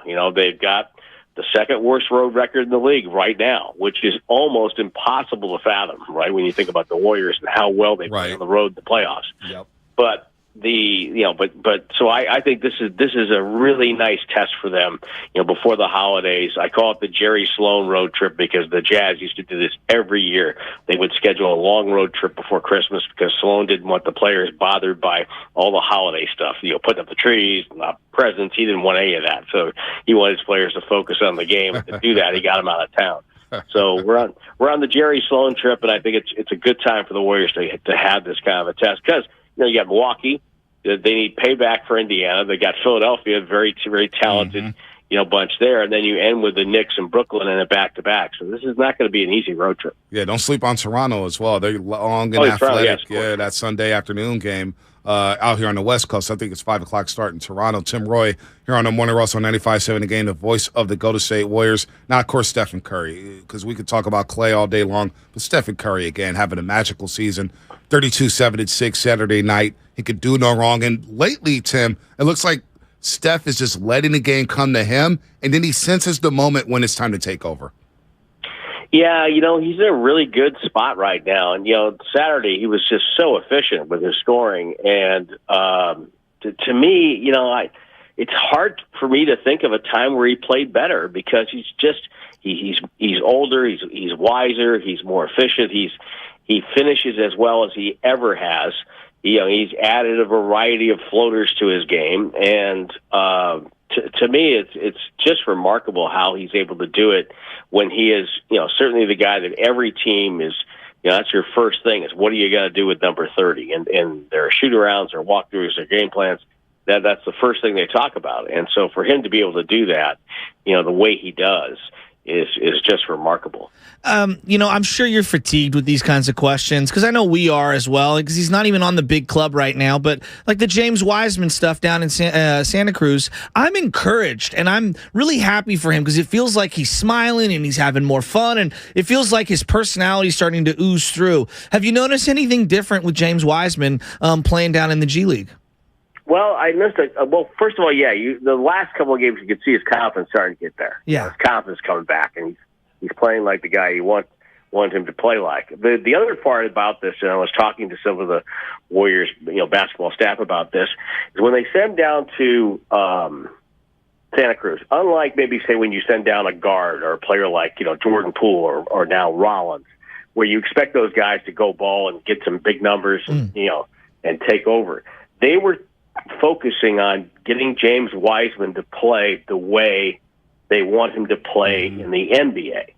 And so, to me, that explains a little bit of why I think right off the bat his numbers weren't eye-popping down there because they weren't throwing the ball to him. Say, okay, go. They were making him screen, do all the things he's going to be doing up here, and I think that's where that's where he could really benefit. When he gets back up to Golden State for the season, and I think that's to me he's an X factor because it's kind of like Boston. They didn't have Robert Williams yesterday, and the Warriors didn't have Wiggins. Those are two key defensive pieces for those two teams, right? So now you bring Wiseman into this mix, and you get him to protect the rim a little bit better. Now you get a little vertical spacing with it. You could throw a lob to him. He's an X factor. He could really be the switch that gets him into high gear. Tim, do you think we'll see Andrew Wiggins on this road trip? I know it's got to be serious for him not to play. He's an Ironman. He's having a spectacular season, 19-6. Looks like he's going to go back to the All-Star game. They didn't miss him Saturday night against Boston. Boy, you got Kevin Durant. You got some big wings on the New York Knicks team. Of course, Giannis and Chris Middleton tonight. They could use Andrew Wiggins. What's the latest on him? Yeah, hopefully, I've heard that they have said that he's not going to play right off the bat on the trip in this back-to-back. Hopefully, toward the back end of the trip, we might be able to see him. Right. I know he would love to play in Toronto. No doubt. Home. Yep. So, hopefully he can be ready by then. But again, as always, when we talk about, injuries with the Warriors, it's always a big picture deal. That they know that even if they don't have a great road trip, that if Wiggins is ready and playing well in the end of March and April, then that's what they need. Because he was so great last year in the postseason. No doubt. Well, Tim, if we don't see you before Christmas, Merry Christmas to you. Happy holidays to you and your family. And you go with the real trees. I'm going with the fake trees now. I'm going with fake. It doesn't leave a mess. And as Tim Roy said, it's okay to have more than one tree in your household. Those of us on either side of the aisle, we have to reach out to get our country back. So exactly. Meet in the middle. Meet in the middle. Hey, you have fun, man. We'll be listening on the call as you're in Milwaukee. This will be a fun game between the Warriors and Bucks. Tim, have a good call tonight. Happy holidays, guys. Happy holidays. Tim Roy, the voice of the Golden State Warriors, shedding some light on the Golden State Warriors and what's going on there. So Wiggins will miss at least 2 more games. Hopefully he's back for his homecoming against Toronto as they got those long, big wings and OG Anunoby, Siakam, of course. They've got some injuries, though, in Toronto. We'll get to them at some point later in the week. But 888-957-9570, our poll question. We would love to hear some calls as well if you want to call in about this. Fake trees or real trees? So far, 75 votes on the Morning Roast 95.7 Gay Twitter page. 56% say fake tree, 44% say real tree. Really? Yeah. That's surprising. Is it okay to have more than one Christmas tree in your household? Another poll. Yeah. 161 votes. You only need one, leading away at 58%. Okay. More than one is okay, 42%. So far, the people's side, they're siding with the old white guy in Bonte Hill. Yeah. I mean, you are literally becoming Mike Francesa before our very eyes. It's crazy. It's like, when like a werewolf transforms like in between like a human and a werewolf and going back Michael and forth J. Fox, and gets T-Wolf? stuck in between. That's what you are right now. What are you talking about? It's almost like all I need to do is fall asleep on the roast. I yawned last Wednesday. All I need to do is. That's What when was you that? know What my was that? content is really good, when you're yawning. King of the Hill, by the way, tomorrow. People are waiting for King of the Hill. Oh, are they? Yeah, I got a couple DMs about when's the King of the Hill rankings. I didn't think anybody cared Is it about it. Anna in your DMs asking No, about it? She definitely does not care about the King of the Hill rankings. She could care less. So here's what I would say about the real versus the fake. I prefer the real. I have no issues with anyone that goes fake. And my grandfather's gone fake for many, many years. It's very easy for him. He's alone by himself. It's a super. Papa Shasky's been doing it for how long? I think a couple years. Wow. Because I asked him, I'm like, well, you need help getting your tree? He's like, nah, I'm sorry. I pulled mine out of a box. I was like, oh, okay. And so, like, yeah, but I love the smell of the real tree. I Is do it like a the hassle? smell. It's a hassle. Yeah. The dog wants to attack the tree at all times. Yes. It wants to pee on the tree. Yeah. It wants to drink all of the water out I'm of the bowl. guessing this is Leo, not Illy. No, Illy will poop all near it and stuff. Wow. So, like, yeah, you got some hounds. yeah, those two. Don't even start me. So, like, I understand it. But there is something that just smells so good about a real tree. But I hate the little needles that fall everywhere. I mean, I hate that. Dude, I'm telling you, I'm all about the fake. Let's go to Jessica in Oakland. Yeah. Jessica in Oakland. Is it two-part question, Jessica? Is it okay to have more than one Christmas tree in your household? And 2, should it be real or fake? Good morning, guys. As you can tell, it's not Jessica from Oakland. It's Anna. Oh, I'm gosh. here to bless you guys with my morning roast appearance, since I haven't done it in so long. Anna, before you go, Bonte was so inflated, and the second he found out it was you, he slumped his shoulders, and it was like someone put a knife through his chest. Keep going. That's literally what happens every time he walks through the door at home. I'm not really sure why we're even still together. I am basically not only am I becoming Mike Francesca, I'm becoming Al Bundy. Al Bundy. I'm kidding. Go ahead, Anna. Hey, Peg was hot. Anna is too. Anna. So real I or did not fake? say that, Anna. Real or fake? Literally the only reason we're still together. I think multiple things. I don't know if I have a favorite. I do agree that the real smells better. It feels Christmassy. Exactly. Coming from a Jew over here. Yeah. So, Don't say that too loud. Let's keep it moving. And then, Not the Xfinity Flex. no. But I will say that the only reason Dante is hating that you have 2 trees is because you have a 2-story house and we have a condo. We don't need to tell people our business. I didn't mean to do it like that. He just rubs it in on me. No.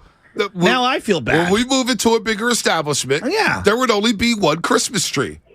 That's it. There's no reason to have another Christmas tree. But what if Baby Chess says, I want a tiny one in my room? No, she's got the little ballerina You're gonna thingy. give in. She's so got the full of it. ballerina thingy with the Christmas carols. She's fine. Let me tell you this, Joe. The second my daughter looks at him, Thank you. Papa Tree, he's going to run Exactly. to that tree line so fast. Thank you. So let's all just be honest. 100%. Anyways, have a great day. You guys. too, Thanks, Anna. Anna. And now See you people are later. saying Bonte likes his trees like he likes his Gucci's. Fake. So let's make that happen this year. That's good stuff. I did not know that was Anna. No, I didn't either. All of a sudden, in my ear, I hear Sam Lubman, this is not Jessica from Oakland. Hey, thanks for duping me. Because he knew. Because Anna knows Look at him and London smiling. knows. This is him getting back at you because the Giants struck out in free agency. And London. Why would you go there? Anna and London knows that if it said Anna, I would not have taken a phone call. It's funny. She said that exact same thing. Put Jessica in Oakland because you've put Anna. He won't take the call. She knows. She knows me. She knows. I hope we get texts now from Jessica in Oakland. Yes. So let's make that happen this year. Oh, my God. Dude, all right, are we, I've become Al Bundy. I am not, because I don't want to make this sound like I'm out on fake. Because my dad and my grandfather have fake ones.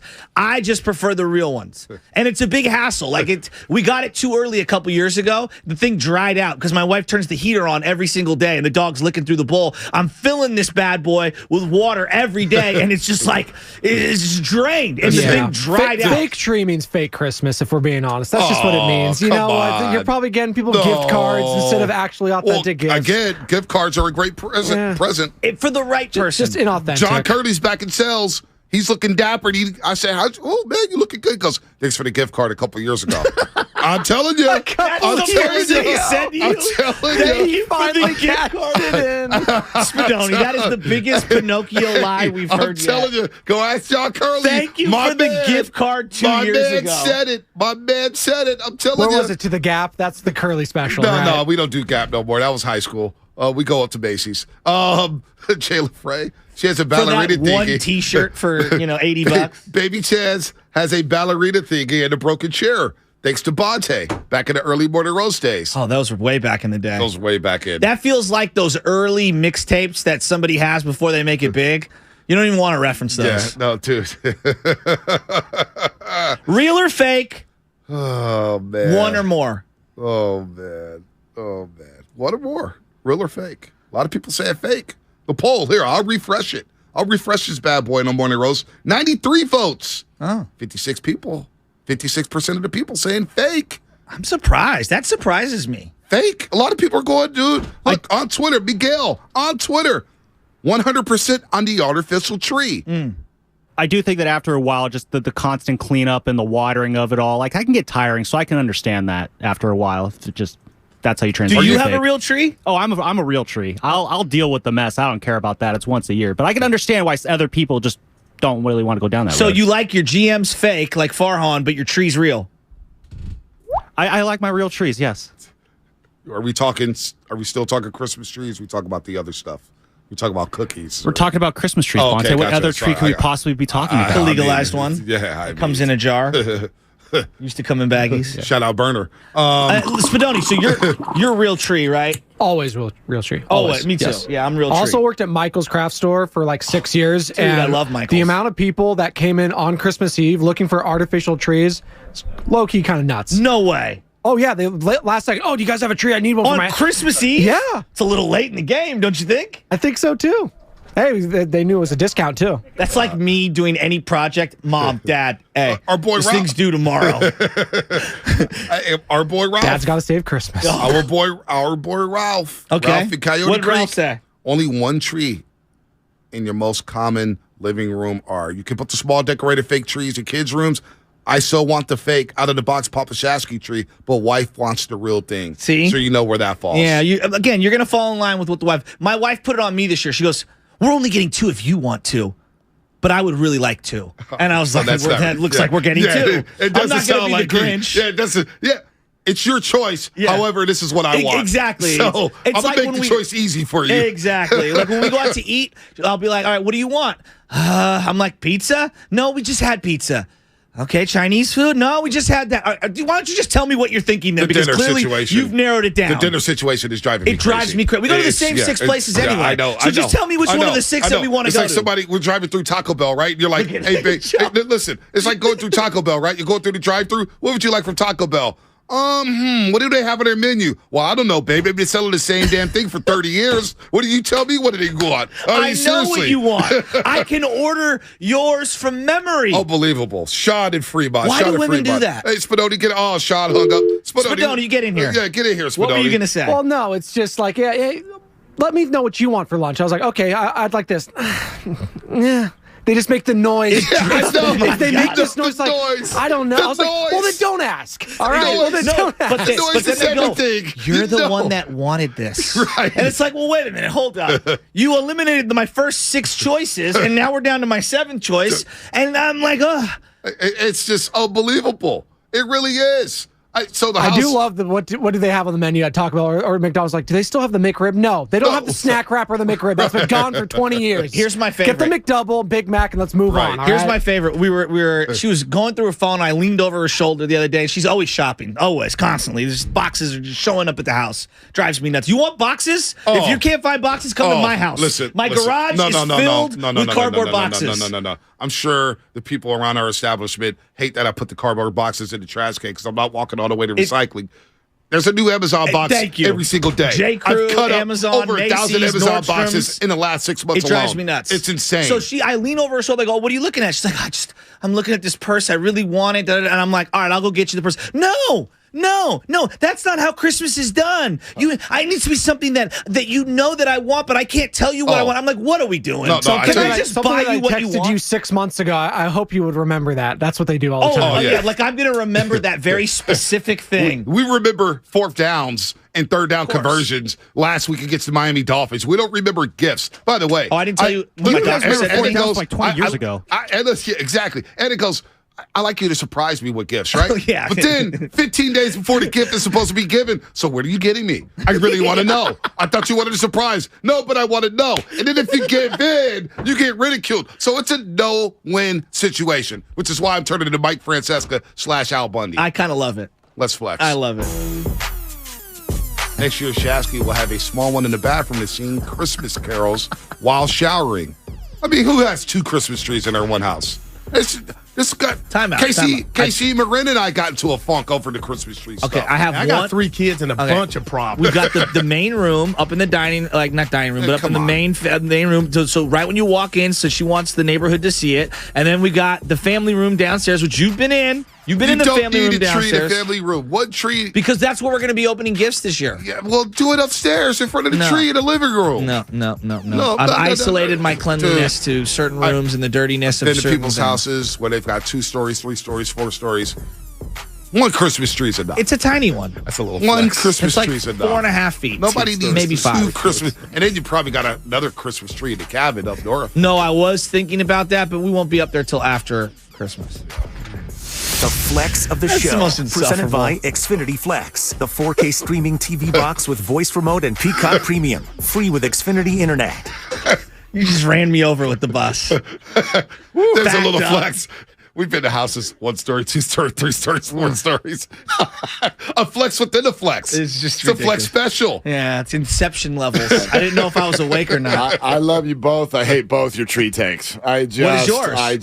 Just put a tree up and put the gifts under the tree. Okay. But my Real point or is fake, this. though? Real and spectacular. Oh, my gosh. I guess here's fake. I've been going fake for about 12 years. I was OG on the fake tree. Yeah? I was early on it. I beat the curve. Nice. Yeah. One tree lasted about 9 years. Oh, my gosh. If you go into the run. holidays, if you go into the holidays thinking about how to make things easier, I just think you're doing it wrong. That's me. I get it. Because it's the holidays. It's supposed to hurt. It's supposed to be hard. Nice. You're supposed to. So you like the pain. You're supposed to have to shop on the night of December 23rd. I guess my point is you have gifts under your smaller tree. I can't wrap my head around that. You got a bigger tree upstairs. A lot of weirdness going on in that house. No. She's bringing all the trees. The presents will be upstairs. Then on Christmas Day, she'll bring them downstairs. Yeah, You got 2 trees, right? Yeah, a little one, a little 5-footer. A little one and a big one? Like an 8-footer. I mean, look, everybody do what you like. I can't wrap my head around gifts being moved from one tree to the other on Christmas morning. The dogs will pee on all the gifts if they're sitting on the ground. So I get the that. front room is closed off, which is where the main big tree is with all the gifts.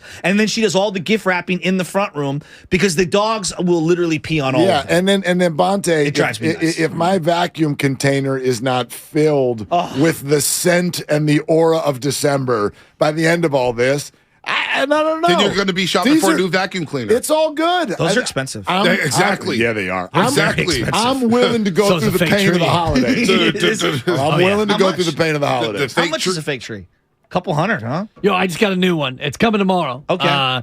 Shout out King of Christmas, which nice. First tree I got, the first fake I got, last marriage was Target, like $80. It was a quality tree. Is it pre-decorated? Yes, Okay. pre-lit, pre-decorated. That's cool. Wow. This thing, shout out King of Christmas. That's 2 shout outs. This thing's beautiful. I got $100 off. It was like $280. We decorated our fake tree, and it was fun. Baby Chance had a great dog. Got little hot dogs, tacos, yeah, we did ornaments. the same. Yeah. This one I think comes pre-decorated, which I hope it does. That's going extreme. I don't have any ornaments. Decorate the fake tree. I didn't get the cat fake or the tree. ornaments in the first divorce. Okay, pre-decorating is too much cheating of Christmas. I'm not with like that. the decorating portion. I'll let you know how nice it is. Because she rips me the whole time. Why would you put that? Even it out. Hey, Move Shaq. this around. Hey, Shaq. If there's one thing I know after the show, we're sleeping on the couch tonight. These are the traditions of Christmas. I know. If you Load up on the pillows, you buddy. can't get yelled at for where you put the ornaments. It's true. If you can, if the dog isn't going to come over and break some of the ornaments. is 605. That's Christmas. You guys are skipping the tradition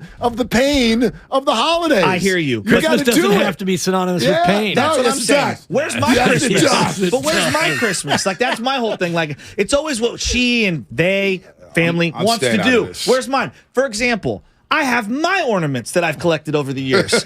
Joe Montana, I was gonna say all sports Barry related. Bonds, Giants, Niners, you name it. Yeah. And she's like, hide those on the bottom, on the side near the wall where no one can see them. And I'm like, those are the best ones. You know what are we doing here? Christmas is all about the wifey and all about the kid. I'm not going to go that far, Joe. It's what they want. It's their world. Joe I'm here to Montana can provide. hang on my Christmas tree. I'm here to be Santa Claus, Listen, baby. That's my new role. I will. Anyone really have a choice? I will Nope, go we through. don't. I will go through 47 fights so that at some point at 1 o'clock on Christmas Day, you can sit back. That's true. With an iced coffee and somebody smiles. Yeah. And it's okay. I'm willing to do the 47 fights just to get to that moment. And it looked like when you guys and I saw the picture on Instagram, follow at Mark_Willard_. It's actually no underscores on the Instagram, but that's okay. I apologize. That's all right. MW Twitter 27. Your kids did not look miserable when they were getting the Christmas tree. No, I don't know if I would go as far as to say happy, but they didn't look miserable. Well, here's the thing. I said smile. What you can't see in the pictures that I Buy the big tree. I had just tased all 3 of them. This is just a little trick for you parents out there. No, I get it. Christmas tree shopping with Pat Hegan would be an adventure. We need the digital team to With film the glasses? that. With the glasses. Look. I don't like that one. Where does it break off at? At every tree, we will look. Look. I found the tree. I found the tree. Win the big tree. I found a 5-footer in the back for only $79. We're going to go on IG Live. And we're going to buy it right now. Douglas Fir? I have a phone number for Douglas Fir himself. I can get you Douglas Fir. Oh, my God. He was only available for me, so I did it on Twitter. KGC 7 San Francisco. Always live on the free Odyssey app. Download the Odyssey app, your favorite 95.7 game for the best and most up-to-date sports coverage. Don't forget, these reads get longer and longer. Don't forget that you can also watch us every single day on our YouTube and Twitch streams. Just log out and search 95.7 The Game. Be sure to like and subscribe to the channel while you are there. We started off the show with Farhan. We gave Shanahan and Lynch flowers to go to St. Warriors Bucks preview. What are you I was just for 1 second because now I'm stuck on this because we're at the gift wrapping portion of the proceedings. Oh God, I'm terrible. I banished glitter from the house. I don't know if you guys know. There's like the glitter wrapping. You guys ever seen this? Oh yes. Oh yes. It was everywhere for 3 years. Sure. You cannot get rid of this. Do you guys allow glitter into the house on the packaging? Unfortunately, I have no say-so in that. Exactly. If there's going to be glitter, there's going to be glitter. My face was shining for Yeah, years. With the 2 boys, we didn't get into a lot of glitter, but now I got baby girl, and she's probably too young though to get into the glitter. That's right. But in 5 years, glitter and slime. No doubt. Take your pick. Which one you want all over your couch? Yes, it's already there for me. I'm already shuddering at the idea of having to do this young lady's hair because, as you guys see with your boy, not a lot of issues with my 2 sons. And I guess I'll be going to Bonte with, We have painting classes now in my household, and there's glitter and baby chest. Oh, she loves the glitter paint, and it's everywhere. So I don't deal with gift wrapping. I'm not a good gift wrapper. Oh, I am terrible. I'm terrible. I'm not allowed to put stuff in bags anymore. I used to buy the bags, and then I'd put the stuff over the top It's of it. such a dude thing to do. Yeah, and I'd like throw it at people. It's not hard to wrap a gift. Sit down and do like a 5-minute little tutorial that's probably all over YouTube. It's not a difficult thing to do. You guys can do it. I got fine motor issues. You can do it. And I'm in You love can with do it. tape. I will tape the S out of that I present, love- dude. That thing's getting taped up. I love that men. I love A lot of scotch how many tape. dudes see themselves, and I don't, by the way. But you see yourself as a handyman. I'm not. But you can't wrap a gift. Nope. Come on, man. I know. Fold it, tape it, smack it up, flip it, rub it down. Oh, no. Let's go. I need a You gift can do bag, it. not a body bag. All right, can now do we can get it. into Farhan. I was just the glitter. I banished it from the house. I Look, threw it away. I'm really upset. Why? Finally. That quote is not okay. That quote is Not me, it's the city. Cop out, right? It's not just a cop time. out. It is a stunning lack of awareness, not just to say it to the fan base, but the timing of it. Are you literally telling me that you said, and I don't want to assume that everybody listening heard what was said, but it essentially, and this is just a paraphrase. San Francisco Chronicle. Slusser. Susan Slusser, Farhan Zaidi insinuates that it has been difficult to get free agents in baseball because many of them would not be convinced to live here, whether it be because of geography or politics, and even said, not like put aside the competitive side of all this, and insinuated that they have even gotten data. I can't believe they're doing analytics on this, but they've gotten data that certain players aren't even excited to come here for a 3-game series. Now, baseball is very right-wing. Baseball is much whiter than the other sports. So let's just go ahead and call this out for what it is. I'm sure there is some of that. San Francisco doesn't have a great reputation in that world around the country, especially now after what we've been through the last 5, 6, 7, 8 years, especially. So I understand all that. But to say that to a fan base that's already on the edge of the cliff, and they're going to feel that as if you are now pointing the finger at their city and saying, you're why we can't get free agents. And by the way, Joe, to do it while you're still in the middle of this, oh boy, you're telling me Mark's fed up. You're telling me he's getting there. CEO said in 2022. Let him go. You called Scott Boras to get the latest on Carlos Correa and did that in the next hour? I don't understand. So it's out of line. Well, and here's the other thing. Like, it's Nancy Pelosi's fault. Well, forget that for a second. It's three of your best players in the last 30 years. Will Clark, Bumgarner, and Buster Posey are what we would call Southern white guys. Bumpkins. Like whatever people are insinuating at. Like you would think all of them. And Will Clark, I was meant to be a San Francisco Giant. This community, Buster Posey. Now you can live wherever you want. Crawford's from here. He lives in Arizona. Right. These guys can live anywhere they want. And it's not like because we went back to Boston. I underrated the politics in Boston. We think we shove it down people's throats out there. It's the first thing they talk to you about. Yeah. It's crazy. Yet they're landing free agents, and we act like we've talked about this long. I'm 5th generation San Franciscan. I wear like pride on my San sleeve. Fran. We'll get to the that. City is the city. The city. I was kidding. I can't defend some of the things that are going on in the city, and I refuse to defend it. The homelessness, the drug problems, the safety. All valid concerns that disgust me, and I wish we had better, leadership to fix those things. Kind of true but in that every is big not city. excuse. It's also kind of true in every big city. Thank you, Mark, and that's what I'm saying. Chicago's dangerous. And listen, LA's got I homeless. know. I know. San Francisco is the poster city for what we're talking about. Homelessness. But the news not kind of homelessness. skews everybody. Absolutely. Like, But are you to tell me that it's so different in L.A. and San Diego, Thank you, Mark. 2 other coastal California quote unquote elite cities, who, by the way, are like getting 60% of the free agents right now? But if you are just those 2 teams, if you are somebody politically who bristles at what goes on here in an ultra liberal San Francisco Bay Area, LA is a lot more conservative. There are conservative pockets. San Diego is the same in terms of West Coast cities. I'm not saying if I'm a free agent, That's the last thing I'm thinking That's about. what I'm saying. I'm thinking about money. Thank you. The livability of a city. And like you said, if you are, let's just say, Aaron Judge, and you want to come to be a San Francisco Giant, you're not living at Jones and Bush and Tenderloin. Exactly. So what's the big deal? You're going to Atherton. You're going to Danville. Right. You're going somewhere else. You may go to Marin. That's the thing. They get the best basketball team in the world. Okay, you want to talk, and none of these guys have had any issue. In fact, none of them have ever left. None of them have ever tried to leave.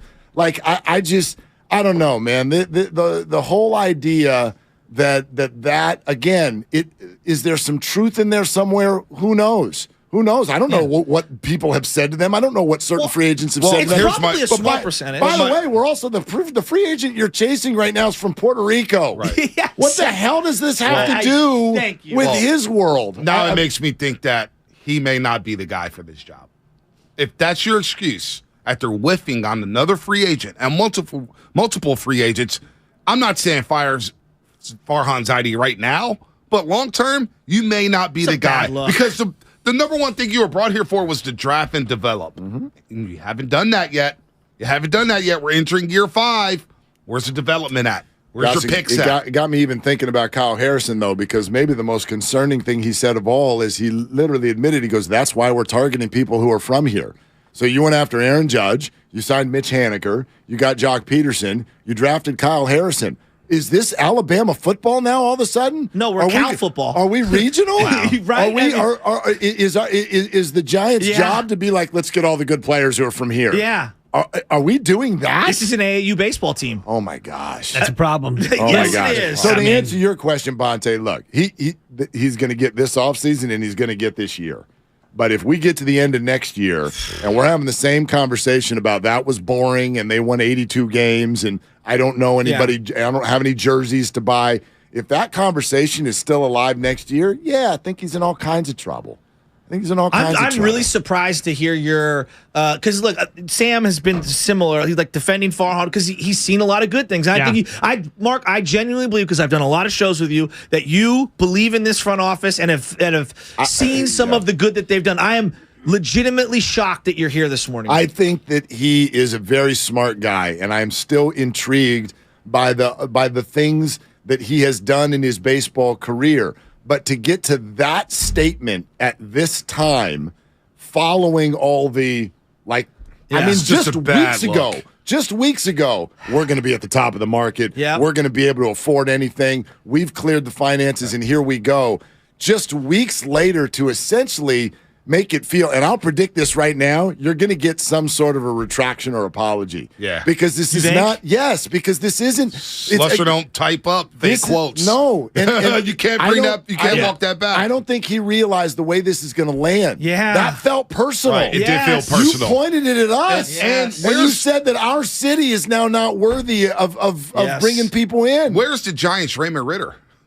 Where's your Corey with the 49ers? I don't know. How does that even, how's the PR director not sitting next to Farhan kind of elbowing him like, yo, dude, just stop. When Trent this is not going to be jumped received in well. there on Tom Sula, we're going to run the ball. Remember that when he was at the podium? He just stepped in right there. It's like, we're going to run the ball. We're going to run the ball. Remember that, and that was an awkward one. So the famous one is the Kozamore interview with him. That's the best. And we can reprise that maybe over the holidays. I think that this is what he's saying. I don't think is wrong, but you can't come out and say it because if you're a free agent, and I was talking to Mark about this before in terms of Carlos Correa and the composition of the Giants clubhouse. You don't have a lot of Latino players. None. So if you're a Latino player and you're looking at a place to land, and you look at this clubhouse and you've got the Brandons and Longoria, and I know those guys are gone, but it's Logan Webb and it's Cobb and it's DeSclafani and it's LaStella, it's Yastrzemski. It's by and large a white clubhouse. So that to me is more of something you look at as opposed to the area. Well, look itself. at the Phillies. Look at the Phillies. Bryce Harper. Look at who they've brought in. Schwarber, Castellanos, Trey Turner wants to go there. Contrast that with the Houston Astros. Why do you think Jose Abreu's playing there this year? Jose Abreu wants to play with Altuve and Jordan. And I was saying this to Mark in terms of baseball because it's every day. Yes. You show up every day in the clubhouse. And in the football, it's like your position group. Yeah. And you got Greenlaw, Warner, and Al Shire. Good point. You're the guys in the linebacker room and the running back room and the O linemen and And you get a couple days off from the team, and it's totally compartmentalized. And in basketball, it's such a small circle. Like this Warrior team, you got the 4 or 5 OGs, you got the 4 or 5 pups, and then the couple new guys. You can kind of mix and match, and you're not together as much. And we saw it flare up in the Draymond Jordan Poole thing, but even that. They're able to squash that and move on because it's not every day. Baseball is an everyday thing. And I've tried to bring this point up without saying anything about the all-white clubhouses or not. You watch the Willie Mays doc, and we grew up with the Giants. Both of our favorite teams is the 93 Giants. And you had Darren Lewis. You had Royce Clayton. You had Uribe. You had Robbie Thompson. You had Will Clark. You had Barry Bonds. Willie McGee. You had a who's who of people. And then Dusty Baker was the manager. Mark Jackson. You had Wendell Kim at third base because you had a who's who was diverse. It represented what San Francisco was, which was a diverse city. Now, it hasn't been like that over the last 10 years. People have been priced out, no doubt about that. But even look at the championship teams, and I was saying this to Shasky last season, this team doesn't resonate with a lot of guys from my community. So I want bat flips. That's why I want gold chains, because that's what this region is about, and you don't have that. So if Aaron Judge is looking at it saying, I don't know if I want to play there. I don't know if I fit in there. I don't know if I fit in with that clubhouse. Now, Gabe Kapler's trying to make it more diverse, and he's been out in front with the social, the politics or whatnot. And I appreciate that as a black man. Gabe Kapler speaking for us because the white voice resonates a lot more in America. It is what it is. But this team, when you look at it, I be thinking to myself, like, why would that person come play here? Why would that person come play here? The Giants don't represent what they've represented for most of their tenure here in San Francisco. This guy needs to sign Carlos Correa. He needs. You think he's coming? It's going from wants to needs. Is what Mark is saying. I'm done with. I mean, and I don't even know if I ever started. I don't know. Like predicting free agency. Honestly, it's so hard. Honestly, but why would Correa come to this roster? I know we asked that question, Money? and I've reached the point where I don't even know how to answer it because if the alternative is to go live in Minnesota, which might be the whitest place on earth. Right. You know what I mean? When we say, why would you come here? I get that if you're telling me the alternative is you can go be the starting shortstop for, I don't know, the Yankees or the Dodgers or whatever. Sure, I'd understand that from a competitive standpoint in this moment. But free agency traditionally hasn't really worked like that. I don't know what makes a specific guy tick. Money talks and the opportunity to be like the face of a franchise, I would think actually speaks to someone. But that's why this thing, to me, caught me so off guard last night. I'm really surprised to hear your God. Because I was pissed, and I walked in here this morning like 5, and me and Sam Did you do a video on your way in? No. I mean, it does. We're pick and choose. And I appreciate you picking and choosing more, by the way, in your all caps I'm trying material. to. No, I deleted Twitter I was telling Bonte privately, I said, I'm really proud of Joe for picking and choosing your all caps moments. Pick and pop. But no, but like, I walk in, I go, dude, like, there are some things that like are undeniable. I lost a brother-in-law to the streets of San Francisco and how desolate it can be in there. Believe me, I know firsthand what it's done to my own family. And I can't defend some of the things that are going on politically, whatever. But I look around the landscape and there are a lot of happy, successful people. And I know that television wants to monitor Sixth and Market, for example, as a microcosm. Go to San Rafael. Go to San Carlos, go even into the Sunset or the Richmond. There are pockets of the Bay Area that are beautiful and great. And there are other people in tech, in the movie industry, in the comedian industry, in obviously sports that are thriving out here. It felt like a weak excuse and a shot at our community. I think you're almost underselling it. Are we really launching this conversation? Are we really ready to say that somehow competitively across the United States of America, that San Francisco, the Bay Area, is at a deficit in terms of being desirable? Look at where other baseball teams are. What are we talking about here? Yeah. How is this even possible that you're, I mean, let's talk to Brock Purdy. It sounds like Farhan thinks he's trying to recruit to Iowa State against Ohio State. I know. I mean, that's not who we are. Farhan's Q rating from when he got hired to when he hired Kapler, because his Q rating went down when he hired Kapler. Remember his introductory in the moment, presser? Yeah, absolutely. It was tough. Answering questions about what happened in L.A. for 45 minutes. And now you look at where we set this up, and the Giants set this up as their biggest offseason in years. This was the all season that was going to help them turn the corner and start to compete with the Padres and Dodgers. And they keep striking out. I just don't know where you can go from here. Just pull the board of the major leagues up in front of you. Josh Bell went to Cleveland. I know. Cleveland. Okay, Chris Bassett left the country. It's crazy. You're going to look. There's a team in Cincinnati, Milwaukee, Minnesota. You're just rat-a-tat-tatting a lot of American cities right now. I love it. You're telling me that that's more desirable than San Francisco? But all of those teams, like Kansas City has Bobby Witt Jr., right? I'm just using that as an example. Drafted. And I don't even know how great he is, but I know he's a hell of a lot more exciting than anything we got.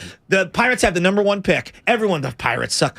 O'Neal Cruz is a superstar. He's pretty fun to watch. Right? Yeah. The Giants have nothing like that. And that's, like, to me, we could talk all we want. We've heard about our guy. He's in the minors for what feels like the 18th consecutive year. So to your point on the Carlos Correa thing, I've come to the grips where I'm like, I don't even think we need to land him. All I need to see this year, just bring all the young guys up. I'm done with the Luis Gonzalez. I'm not there yet. It's December. Like, free agency's not even done, and there are still big names on the board. So, I mean, listen. I'd love to have them, Mark. I'm lying to myself. The bottom line is whatever they do, we're going to, we'll see in April what they look like, even if they are annoyingly, filled with non-names. We'll see what they look like. So I'm not ready in December to be like, rebuild, send everybody out, bring up the farm. That's not really realistic anyway. But I just, again, for me, this is less about baseball and was more about awareness of who you are and where you are right now in this moment. To say that publicly in the middle of the free agency, I thought was a really big mistake. Let me ask you guys. Let me ask both of you guys. You guys have been in the game for a long time.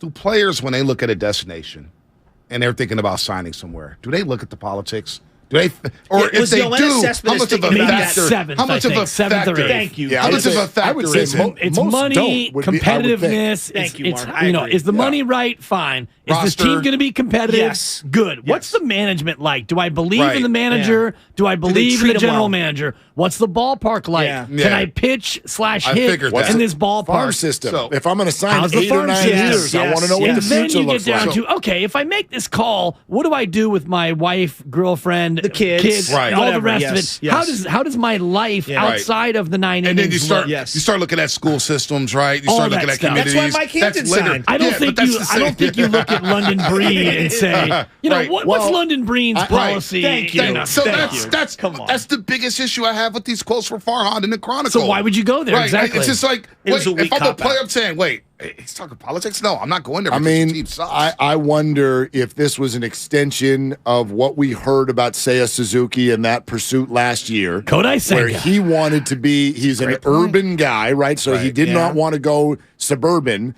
And what he had heard about San Francisco scared his wife, and so he didn't want to come. He ends up in Chicago. Which is... okay. Don't go, you can't drive to the south side. There's a couple different Chicagos. Yeah, thank you. And he's probably not living south side. He's living in Evansville or something. He's coming from half a world away, so who knows about those perceptions. But this article makes me feel like that was not a one-time thing. That's the first time we've ever heard that, where it sort of felt like someone chose someone other than the Giants simply because of the city. Yeah. I don't know if they've heard. Have they heard this 5 times? Have they heard it 10 times? If you're selling a from house, free agents, if you're selling a house, like, and you want to, you're not going to let everyone know that. Like, hey, I'm worried about the neighborhood a little here. Like, well, did you see what I'm saying, Farhan? Like, why would you even say that out loud? Did you see what he said about extending the idea of free agents when we're getting data that people don't even like coming here for a 3-game series? That shocked me. I was like, hold on That's a second. doing too much. So you're telling me that the Texas Rangers have to come stay at the St. Regis for 3 days. Yes, on the water. And their whole world is sent sideways because they went out to get a burrito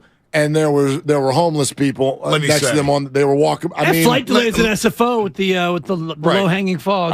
Let me say too. I've seen some of these baseball players hanging out in the city. They look like they're having a great time during the 3-game set. They're in San fine. Francisco. Ray Durham at Momo? I'm not saying names. I'm not Look at you. Stitches get stitches, baby. I'm not doing that. I know the Detroit Tigers came. That whole team was out here. It would be like us going to the boss and say, hey, guys, your ratings weren't great. Well, it's because of the Formica counters we have here. I can't broadcast in this setting.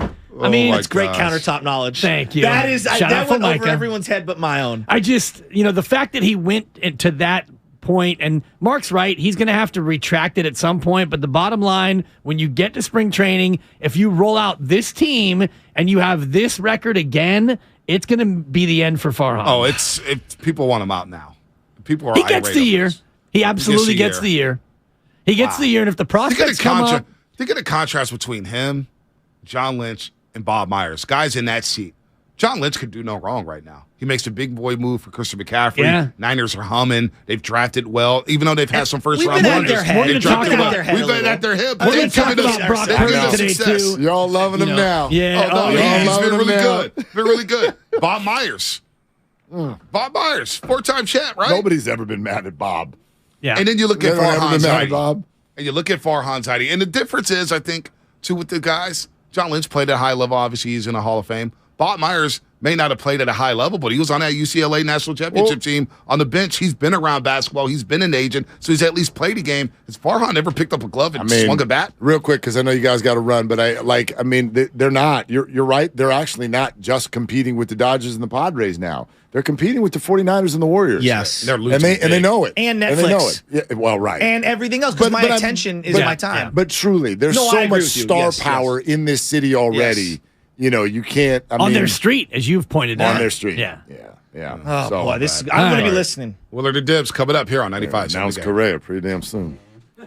Charging a cell phone can be like getting a booster shot. A booster is given to enhance or restore protection after a primary series vaccination, which wanes over time. Schedule an appointment when you are eligible. Sponsored by Pfizer and BioNTech. Start your day off right with the Morning Roast.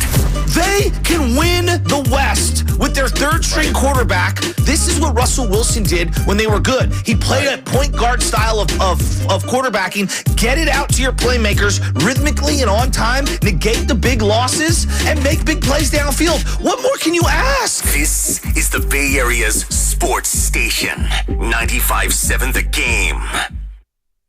Someday, you might be with friends in the Bay Area, telling the story of how you navigated these complex times. The market was all over the place, so you reached out to a Merrill advisor, and with their help, charged ahead. And unlike your fishing stories, you won't have to go overboard. Find an advisor at ml.com/bullish. Merrill, a Bank of America company. What would you like the power to do? Investing involves risk. Merrill Lynch, Pierce, Fenner & Smith Incorporated, registered broker-dealer, registered investment advisor, member SIPC, a wholly owned subsidiary of Bank of America Corp. O'Reilly. Protect your vehicle's engine with Syntec and O'Reilly Auto Parts. Syntec Premium Full Synthetic Motor Oil is formulated for today's engines to dissipate heat and reduce friction and wear. Right now, get 5 quarts of Syntec Full Synthetic and a MicroGuard Select Oil Filter for just $33.99. Try Syntec today, exclusively at O'Reilly Auto Parts. O'Reilly Auto Parts.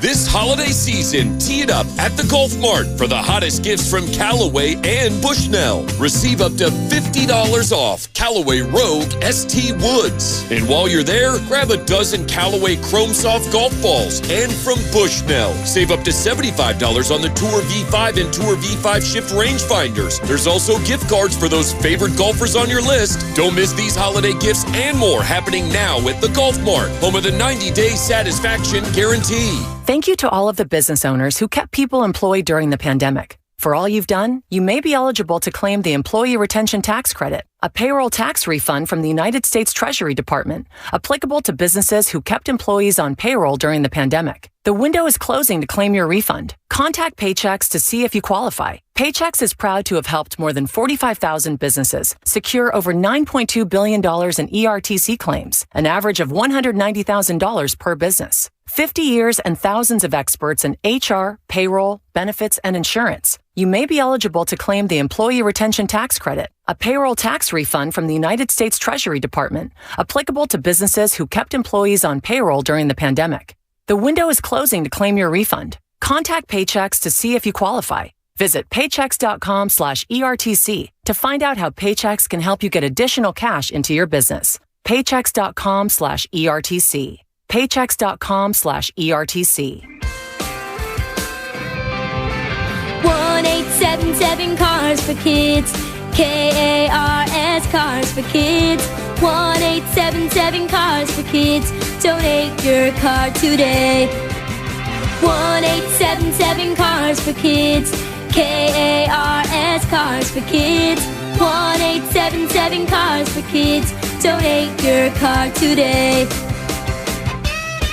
With car prices at an all-time high, our donors are now getting highest receipts ever. Don't miss out for 2022. Donate at carsforkids.org and your car can be picked up tomorrow. 1-877 Cars for Kids. KARS Cars for Kids. 1-877 Cars for Kids. Donate your car today. Hurry! It's your last chance to donate for 2022. End this year on a high note at Big O Tires year-end sale. Get great deals on name brand tires for cars, pickups, and SUVs. Plus, save on auto care services with financing options available on credit approval. Visit BigOTires.com for all year-end sale offers. Ends January 8th. Without the ones like you, who work tirelessly to keep things running, everything would suddenly stop. Hospitals, factories, schools, and power plants, they all depend on you. No matter the weather, emergency, or time of day, you're the ones who get it done. At Grainger, we're here for you 24/7 with supplies and solutions for every industry and access to product specialists ready to help. Call, click Grainger.com, or just stop by. Grainger, for the ones who get it done. Hey, I'm Andy. If you don't know me, it's probably because I'm not famous. But I did start a men's grooming company called Harry's. The idea for Harry's came out of a frustrating experience I had buying razor blades. Most brands were overpriced, overdesigned, and out of touch. At Harry's, our approach is simple. Here's our secret. We make sharp, durable blades and sell them at honest prices for as low as $2 each. We care about quality so much that we do some crazy things, like buy a world-class German blade factory. Obsessing over every detail means we're confident in offering a 100% quality guarantee. Millions of guys have already made the switch to Harry's. So thank you if you're one of them. And if you're not, we hope you give us a try with this special offer. Get a Harry starter set with a 5-blade razor, weighted handle, shave gel, and a travel cover.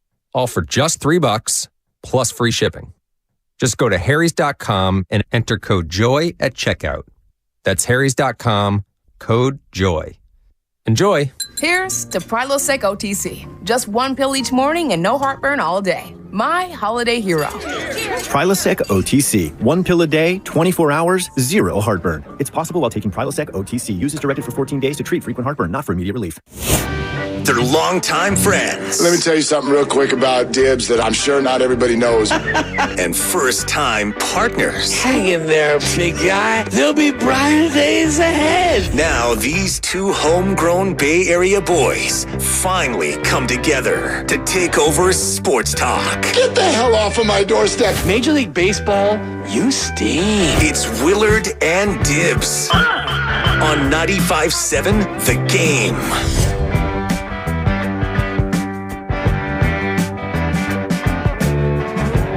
All right. I love this. I love this city, and I love this town, and I love this area. And I can't believe that in 2022, I know the world has gone and done some changing here in the last decade or so. The city has especially, yeah. It has. I'm not going to escape that. I'm not going to deny that. But I can't believe that we're even having this conversation. So let me start just with the actual quote for those of you who didn't see the article from Susan Slusser. And oh, by the way, Mike's over at 10. And how about this? Guy by the name of Will Hewlett is coming on at 11. You know who he is? He is Brock Purdy's private quarterback coach. At the QB Collective. At the QB Collective. So I think this is going to be real interesting because he suggested recently that what we're already seeing and what we're going to see with Brock Purdy, maybe, I don't know if it will, but should change the way we evaluate quarterbacks. That's interesting. Yeah. That's interesting. Well, he's a mechanics guy, so he'll walk us through exactly what he sees and what Brock Purdy is doing that will last and things that aren't flukish based on what he's seen from Brock Purdy in college and at the QB Collective. Oh, flukish, my favorite word. Yeah, 107 wins. Feels more flukish than ever. Well, it feels more frustrating than ever. I will say that. Xfinity mobile text line. Let's rock and roll. Good morning, YouTube and Twitch. Thank you so much for being here and for watching. And we see your comments as well. And your phone calls on this are not just welcome, they are highly encouraged. because I read this in some ways, indirectly, as a shot at you. 888-957-9570. All of us.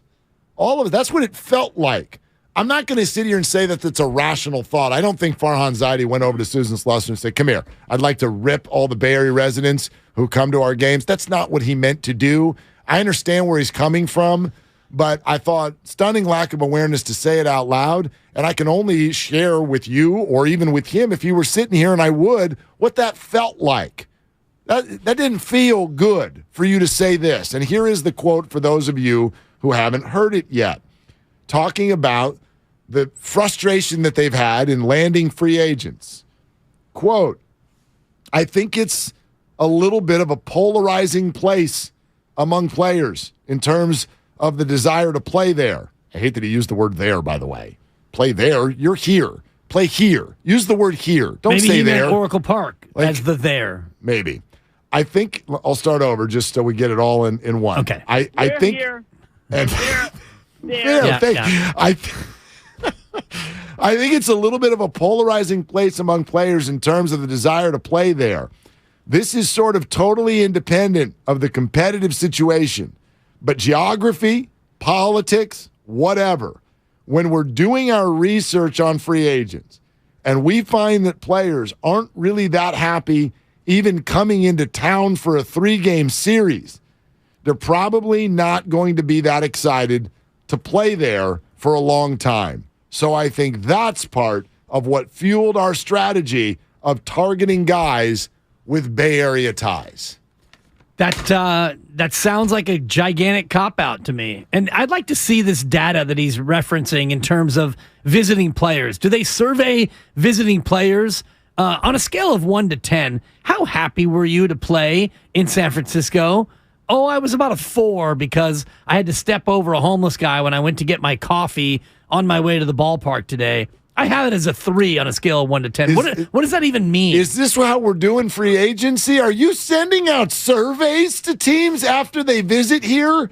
On a scale of 1 to 10. Exactly. How would you rate the food here in the... Is that how you'd... Will you just show up with a big old bag and show everybody that you're serious? Rather, are you doing this by analytics too?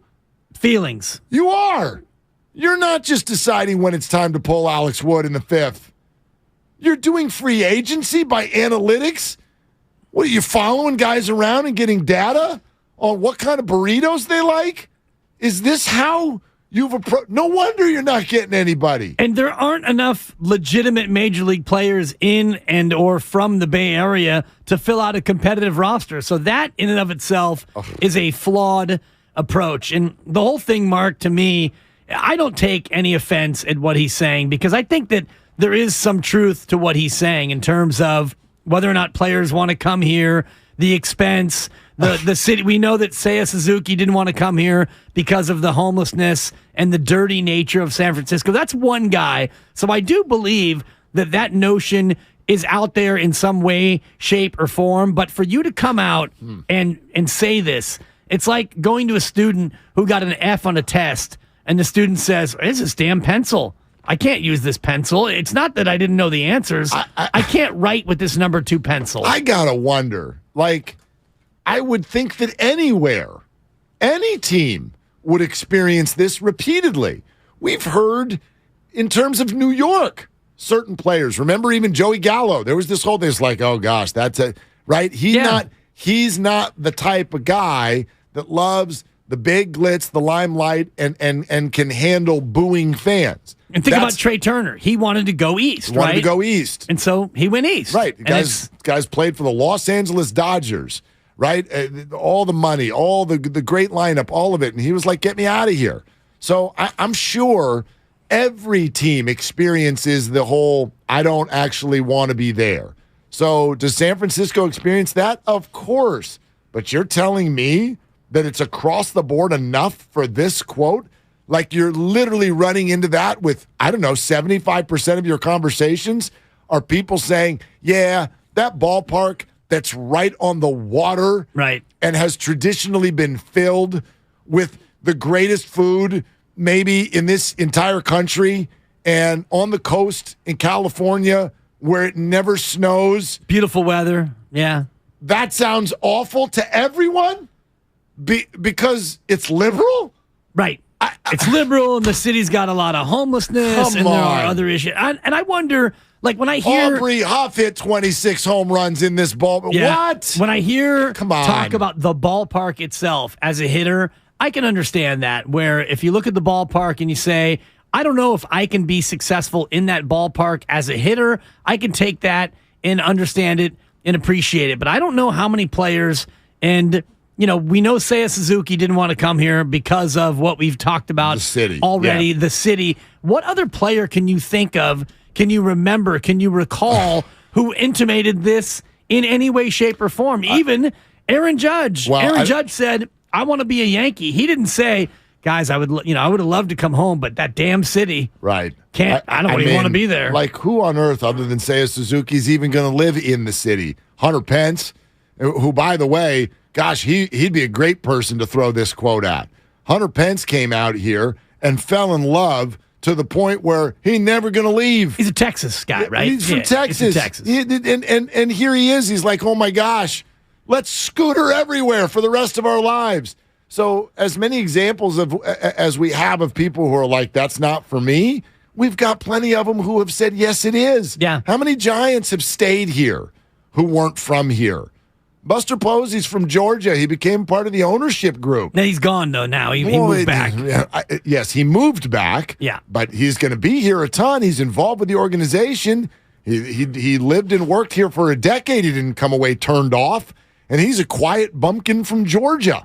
So the whole idea that this would even be said out loud is just, I can't even process it. It's a gigantic cop-out. It's kind of a loser mindset to me, because basically what Farhan is saying, without saying it, is we're not getting Carlos Correa. We're not getting anybody that we want other than Mitch Haniger, who's from here. And, that's looking like a better signing as the days go by. Just the fact that, you at least got somebody. He's a guy who can maybe provide some pop to the lineup. But when he's healthy, he's a very good player. What I hear Farhan saying in this quote is, we're not going to get anybody else that we're targeting. And the reason, it's not me, it's the city. It's the political nature. It's the dirty San Francisco. Whatever he's intimating, he's putting the blame elsewhere other than on his shoulders, which is where it belongs, in my opinion. When we're doing our research on free agents and we find that players aren't really that happy even coming into town for a 3-game series,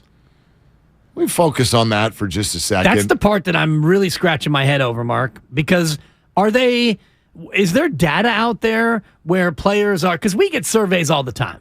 I recently got blood work at Quest Diagnostics. Yeah, I had a survey by the time I got home, and they got 10 out of 10. It was incredible. Good job. The technician was great. It was clean. They were prompt. It was awesome. It was the best blood draw I've ever had. I love it. They got straight 10s. Everyone gives you a survey over just about everything. Yes, they do. Do Major League Baseball players get surveyed on how they felt about coming to San Francisco? Is that what we're doing? Do we chase them to the airport with brochures? Is that what we're doing? Do we need to go on Yelp and see what the Giants Yelp review is from visiting players? They're at a 4.1 stars, Mark. I mean, do we have standings for feelings?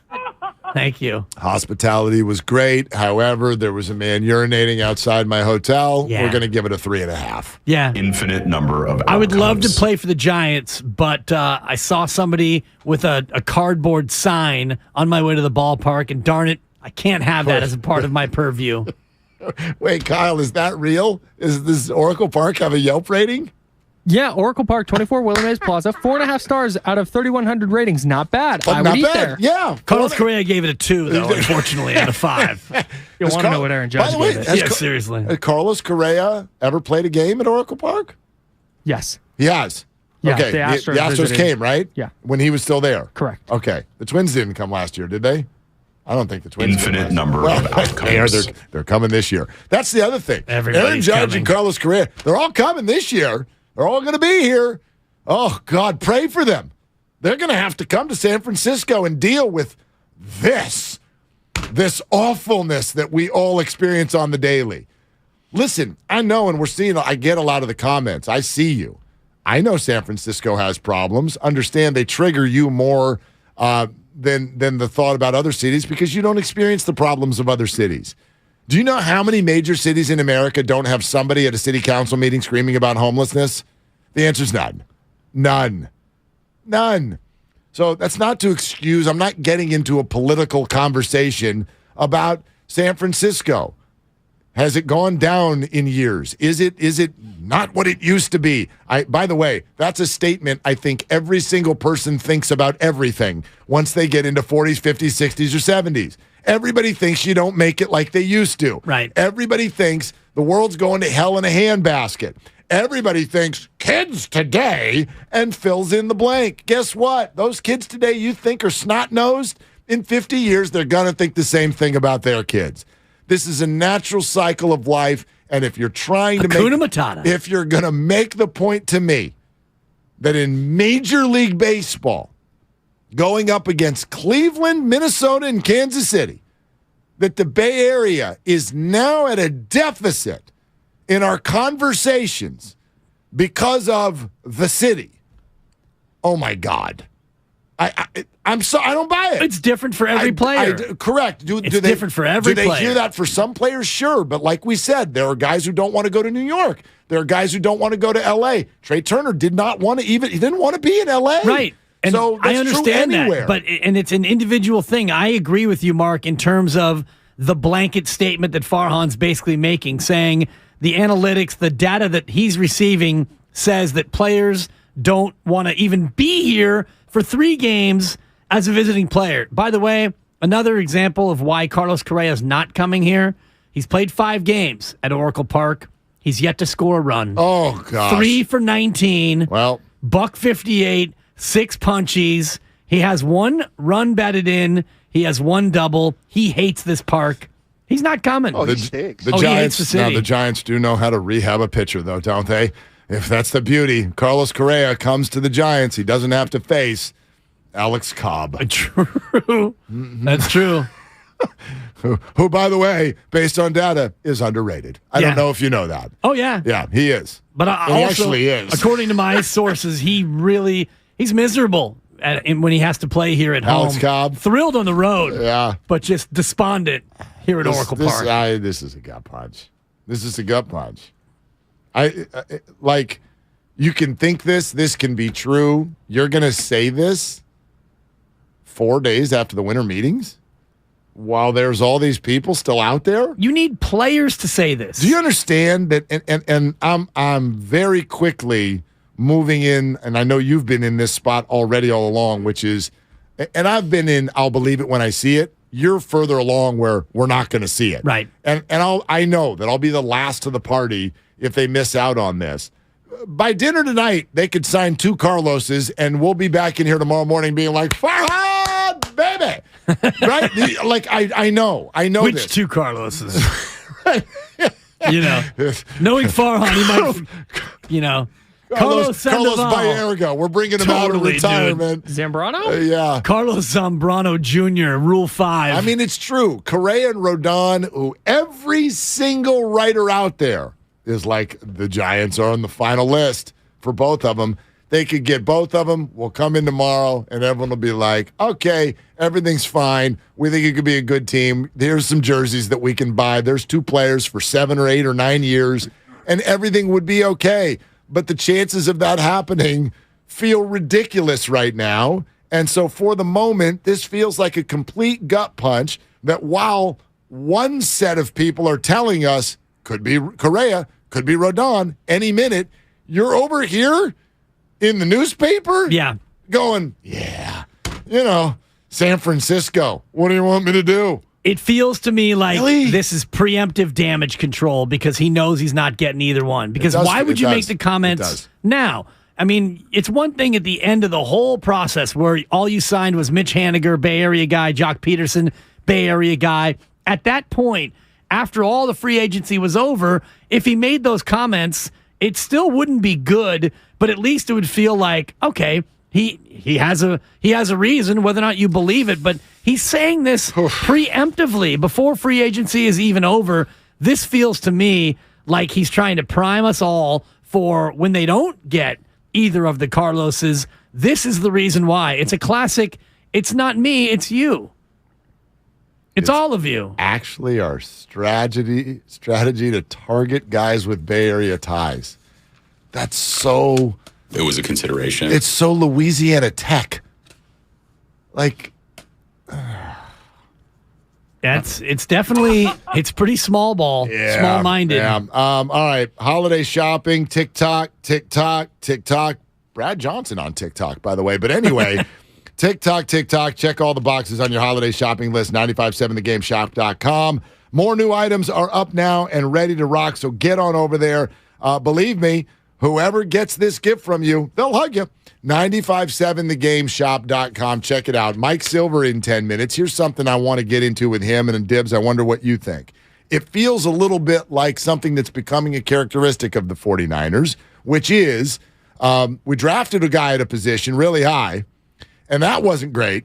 But we found someone at the same position 4 rounds later, and he's awesome. So now we got him. Trey Sermon, Elijah Mitchell, TDP, Jordan Mason. Look at all the 5th-round finds, George Kittle, Fred Warner. And now here we're having this conversation about Brock Purdy. All right. If you're the team that moved heaven and earth to get a quarterback, and I'm not saying Trey Lance I have no clue who Trey Lance is as a quarterback and as a player. So far, it has not worked out. It's not you great. can say that. Yeah, but we just have not seen enough football. But if that doesn't get better, but you drafted Brock Purdy also, even though it was in the 7th round with the last overall pick, do you get credit for that or do you get blame for that? I listened to Steiny yesterday literally say Kyle Shanahan is clearly clueless at the quarterback position because he's doing this by the seat of his pants. He went all in on Trey Lance. Then he started a quarterback who looks like he was the 3rd best of the 3. At the last second, they hucked a Hail Mary and kept Jimmy Garoppolo. And for the moment, it looks like the best of all 3 was the guy you buried on the bench at 3rd string. I don't know if that's fair. That's not fair. What do you think? I think that the Trey Lance risk, it was a very risky pick, and so far it hasn't worked out. And it seems like more and more it may not work out, which is a damning thing for Kyle Shanahan and John Lynch to have traded those 1st-round picks and made that mistake. If, in fact, Trey Lance doesn't develop, and if, in fact, Trey Lance turns out to be a bust, which I'm not even close to that camp, but he's closer to bust than he is to boon, clearly at this point. So if that's the reality, he gets blamed for that. However, when you have the last pick in the draft, and I said this yesterday, he could have picked any human being on the planet who wasn't already spoken for, and he decided to take Brock Purdy. He gets credit for that.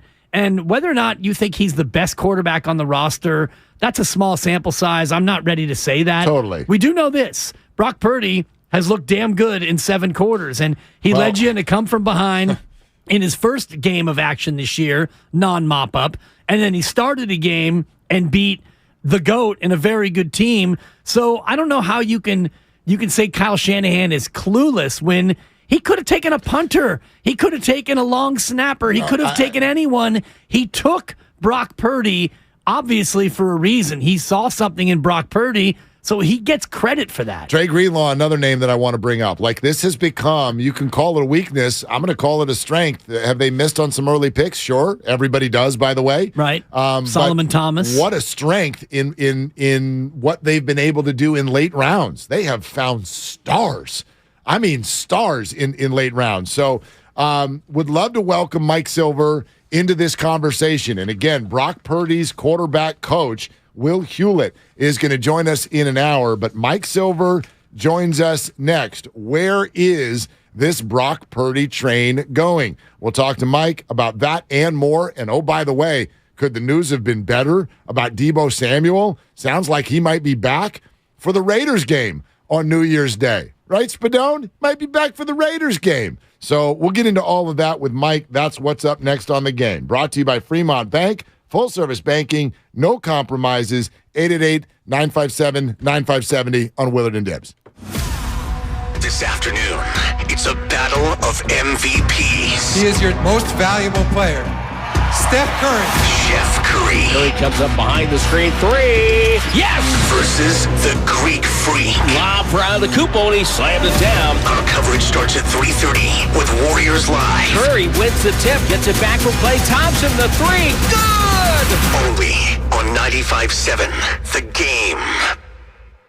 Christmas time is here, and so are all the greatest deals on power tools at Fasteners Inc. Tool Outlet. Enjoy 12 days of deals on all your favorite brands starting December 12th. Grab free batteries with tons of Makita products and more of this year's greatest deals. Save $100 on a Makita 18-volt rear handle circular saw and take home 2 free batteries to top it off. Stop by Fasteners Inc. at 2897 Monterey Road, December 12th through the 24th, or shop online at fastenersinc.net. Ladies and gentlemen, it's official. Fast just got a whole lot faster. Xfinity has the fastest internet with up to 6 gig speed. Plus, Xfinity Mobile is the fastest mobile service with 5G and millions of Wi-Fi hotspots. You heard that right. Xfinity just increased internet speeds again. And Xfinity Mobile gives you can't catch me speeds. The fastest internet, the fastest mobile service, and major savings? Can't argue with the facts.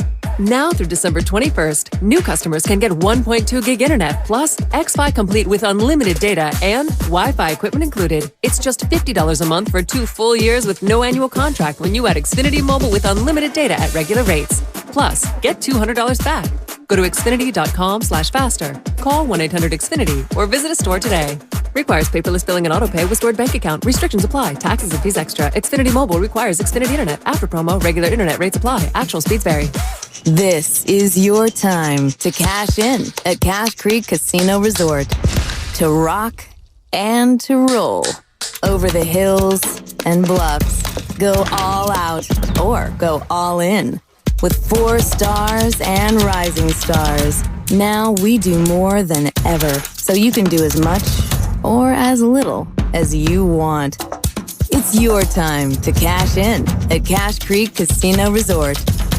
Universal Studios Hollywood is where the holidays come together. We've tested it.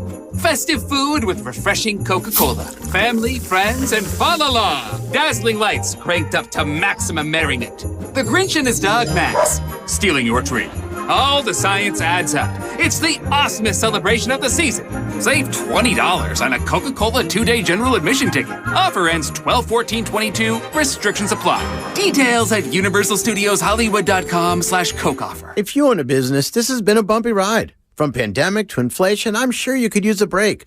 If your business has 5 or more employees and survived COVID, you might be eligible to receive a payroll tax refund of up to $26,000 per employee.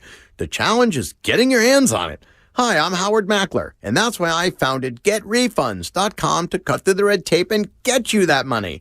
The team of tax attorneys we have put together are highly trained in this little-known payroll tax refund program.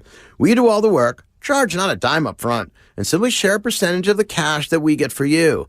Businesses of all types qualify, including those who took PPP, nonprofits, and even those that had increases in sales. We have helped return over $1 billion to businesses, and we can help your business too. Just go to GetRefunds.com and answer a few questions. This payroll tax refund is only available for a limited period of time. Don't lose out on up to $26,000 per employee. Go to GetRefunds.com. That's GetRefunds.com. When you need to know what's happening, it's time to get in the huddle. You're fraudulent. You're not in the business of winning football games. You're in the business of trying to prove your own asinine decisions correct. We can talk about the Irsay thing. Do I think the Saturday thing is the biggest joke in the history of the NFL? I do. But at least he was willing to say, this ain't working for me. I don't care that I just gave him extensions. Listen to In the Huddle, available on the Odyssey app or wherever you get your podcast. Without the ones like you, who work tirelessly to keep things running, everything would suddenly stop. Hospitals, factories, schools, and power plants, they all depend on you. No matter the weather, emergency, or time of day, you're the ones who get it done. At Grainger, we're here for you 24/7, with supplies and solutions for every industry, and access to product specialists ready to help. Call, click Grainger.com, or just stop by.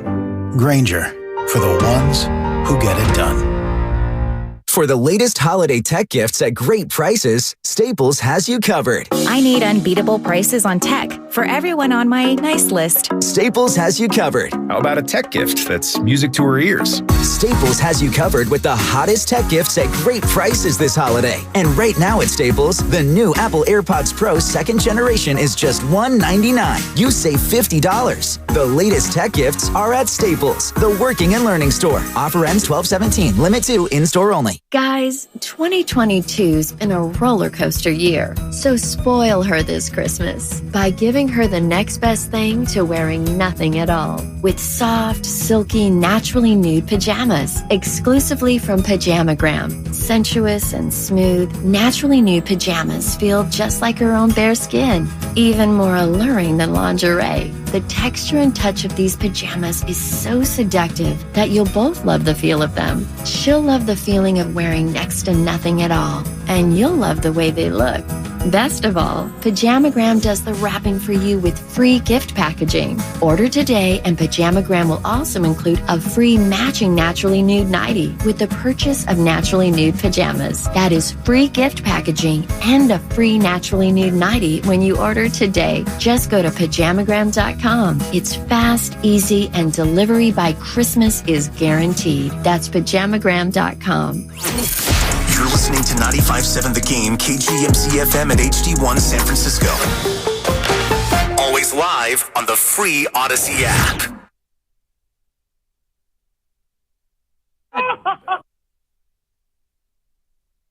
It's JP with the Golden State Warriors. Now back to Willard and Dibbs. Okay, JP, Warriors and Bucks tonight on 95.7 The Game. And before we get into a further 49er conversation with our buddy Mike Silver, the Giants have signed another free agent. It is, again, not necessarily the one you're hoping for, but one of those I don't hate it deals. Ross Stripling, who was 10-4 with an ERA of 3.01 with Toronto last year, signs the exact same deal Sean Manaea signed. 2 years, $25 million, opt out in the middle. Ross Stripling added to what appears to be a 7 or 8 or 9-man rotation for the Giants. So, really hard to believe that they're still talking to Carlos Rodon now because they're up to 6 or 7 starters already. Right, and that's not including Kyle Harrison, who's going to be up probably in June if everything goes well. So I never thought they were going to retain Carlos Rodon. Yep. He opted out. He wants more than what the Giants want to give him. And again, Farhan yet to sign anybody to a longer deal than 3 years in his entire tenure. I don't mind the way they do their pitching. It's the offense that needs a total reboot. More on that coming up after we have our chat with Mike Silver every week right here on Willard and Dibbs 95.7 The Game. Sounds to me like you spent a good bit of time over the last week of your life with one Tom Brady, Mike. What were some of your takeaways? Just on Sunday, but it was cool to catch up. We kind of laughed about the fact that I've been covering him for 23 years, which makes us both kind of old. And, it was not his favorite day of football, obviously. He was pumped to play in this part of the Bay Area for the second time ever only, and had 83 friends and family members up in the nosebleeds, ready to watch. And, it was a big game for the Bucks, and it obviously went horribly wrong. So he's a ruthless competitor. He was not thrilled. He's a little stressed out about the state of the team, but, we talked about everything, including, the specter of next year and what might happen. And, I don't think he's going there yet, but it's looming. Looming, and it's going to loom for everyone depending on how Brock does, and if Brock continues to play well, if Trey Lance can get back in the fold. Maybe they don't need Tom Brady. How surprised were you that Tom issued or gave an autograph to Dre Greenlaw in the post game? That seemed almost unprecedented. I mean, he doesn't get treated like the typical quarterback who just lost the game, that's for sure. It's what happens when you're a living legend, and nobody's ever done it at 45, so it's a trip. I mean, if Michael Jordan was still out there balling when he was 45 at a high level, pretty much after every game there'd be people trying to take pictures with him, etc. So, I don't think he loves post-game after he loses. He traditionally gets off the field very quickly. This time he didn't. And I'm sure he was seething inside as he graciously, said nice words to everybody and signed the football and all that. And he gets it intellectually. I mean, Dre Greenlaw, who's quietly one of the best players in the league this year, who made an incredible play, is basically saying, like, yo, dude, we both do the same thing, but I'm putting you on a higher level, than the rest of us. And even though I was trying to beat you, I would love to have this memento because you represent greatness. So that's a cool thing intellectually. I just know how competitive he is. And the Jordan analogy is apt because, those who didn't get to experience Jordan up close saw it in The Last Dance. But, when you're maniacally driven and hyper competitive and have to define yourself constantly by, your ability to win games and other things, you're not happy when you lose. Mike, there was certainly the insinuation in your article, and you're not the first one to bring it up, about the idea of Tom being a free agent next year and whether or not the 49ers would be a fit. Now, we're all getting ahead of ourselves with Brock Purdy, but if he continues to look the way he looks now, would that push any idea of another big-name quarterback being added to the 49ers next year? What do you think? Well, I think it's all part of the equation, right? So if Brock Purdy keeps looking like this all the way through a Super Bowl triumph, then logic would suggest that you're going with Brock Purdy, right? So that would be the highest level. Let's say Brock Purdy plays pretty well, but there's ups and downs, and the season ends the way it did last year, where, he played pretty well, but, throws an interception at the end, can't bring him back. Is the fan base going to say, oh, he's just like Jimmy Garoppolo? Not that the fan base is deciding. So, there are gradations of this, and history did not begin 11 days ago, though some people like to, assess it that way. The 49ers would have the luxury of a bridge-type quarterback if that's the way they wanted to go. So, let's look at the four scenarios, right? And Brady, by the way, will be an unrestricted free agent. I believe, from talking to people who talked to him, not necessarily from my conversation with him, that he's inclined to try to play in 2023. And I do believe, as with 3 years ago, he would have interest in the 49ers, if nothing else, just the attachment to his hometown. His parents are still in San Mateo, et cetera, et cetera. So if he had interest, and if he is coming back, if you're the 49ers, you go, okay, Jimmy played really well, and we loved it. We tried to get rid of him, at least once, if not more than once, and we can't tag him, and he's an unrestricted free agent, and somebody's probably going to pay Jimmy good money to be a starting quarterback. I think he's the least likely. Trey Lance and Brock Purdy, you have under contract, and everything's fine. You have so much invested in Trey Lance that it's hard for me to think he won't at least be on the roster and have a chance to try to elevate. Brock Purdy has shown you something. You have no reason not to have Brock Purdy around. He's only going into the second year, and as you said, maybe he'll show you so much that you'll feel even more comfortable. But, it's not like you have Brock Purdy and Trey Lance, you're trying to decide, and, oh, yeah, you're bringing in Deshaun Watson. The idea of bringing in Tom Brady, who'd be 46, is still enticing in that scenario because it's obviously somewhat of a short-term situation. It's a bridge quarterback type thing. It's a unique opportunity. You have a talented, stacked roster that you believe can win now, and it doesn't cost you the evaluation of Purdy and or Lance, in the process. So that, to me, is something that's hard to turn down. And I know a lot of people are out there going, but Brock Purdy won. He beat Tom Brady. He's better. Look at him. And, hey, maybe history will show that Brock Purdy in 2022 is better than Tom Brady. I think that's a stretch. I think that would be hard, but maybe that'll happen. But if you're basing it on one game, you might not be evaluating it right. Well, basing it on a game in 3 quarters in terms of the 49ers and Super Bowl possibilities, do you get the sense that they haven't really missed a beat in terms of in the locker room and they're thinking as far as how far they can still go this year with Brock Purdy? Well, I think they missed the beat when they saw Jimmy, leave the field. I think people were like, and I would include Kyle in that equation, like, okay, this is going to be way, way harder. And even though Purdy obviously played well against the Dolphins in the aftermath of that, people who spoke honestly were saying, yeah, it's going to be tougher.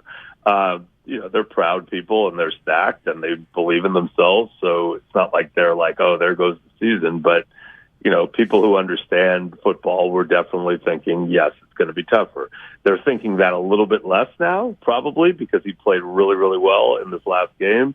But again, Jimmy has played really, really well for stretches, and people are fond of reminding us that he is not perfect. So Brock Purdy's not perfect. That interception got called back. That would have been a bad interception. Brady's touchdown pass got called back. That would have been a more competitive game had that happened. So we want to see Brock Purdy when he's down 14-0. We want to see him on the road. We want to see him in a playoff game, ideally, and there's more evaluation to be done. But the bottom line is Kyle Shanahan, this is his job. He will make the evaluation. He knows quarterbacks. He knows what's right for him. I do know that they were really impressed with him, throughout the offseason and in camp. I do know he's got a real strong sense of self, young Mr. Purdy, and he's not, shrinking in the face of the opportunity. So all that's good. And remember, if they loved him as much as they are professing to right now, he would not have gone 262. It probably would have turned in that card, I don't know, maybe third round, fourth round. So, and that doesn't mean they can't love him that much now. Just, everybody take a deep breath. It's a really good team. It's gone well. Of course, they are able to win the Super Bowl on paper. It's going to be hard. And if they are able to get to the Super Bowl, which would be a triumph with anyone at quarterback, you're going to see Purdy versus Mahomes, or Purdy versus Allen, or Purdy versus Lamar, or Purdy versus Burrow, most likely. And people are going to go, yeah, I think the quarterback matchup favors the AFC. No offense. Yeah, no doubt about that. Mike Silver with us here, Willard and Dibs, 95.7 The Game.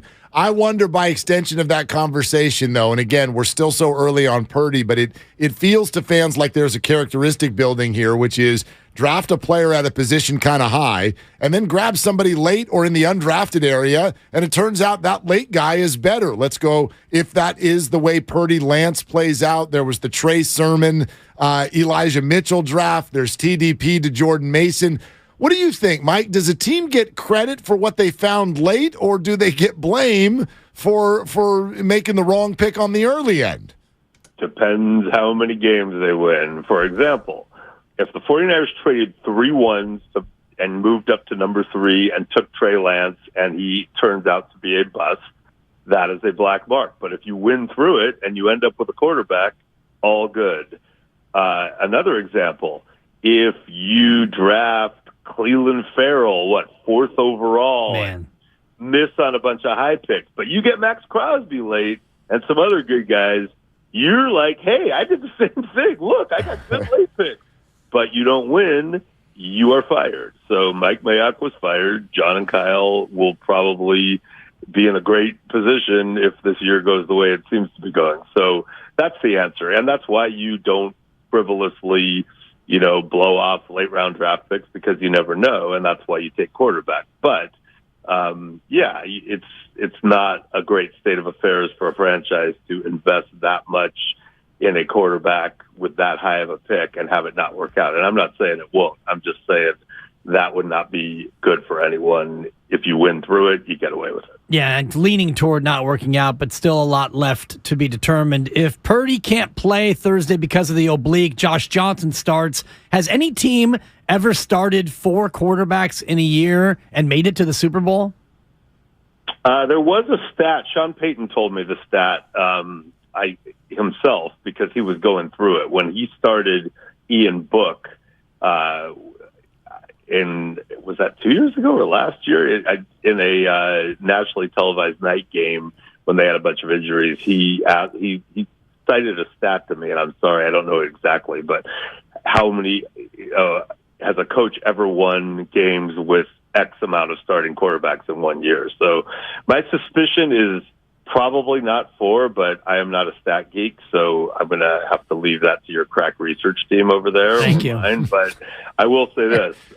Josh Johnson is no joke. I will fight this battle, with anyone. I've known him since, he entered the league. He's been on 14 teams. I know a lot of coaches and talent evaluators who have said to me over the years, you know what?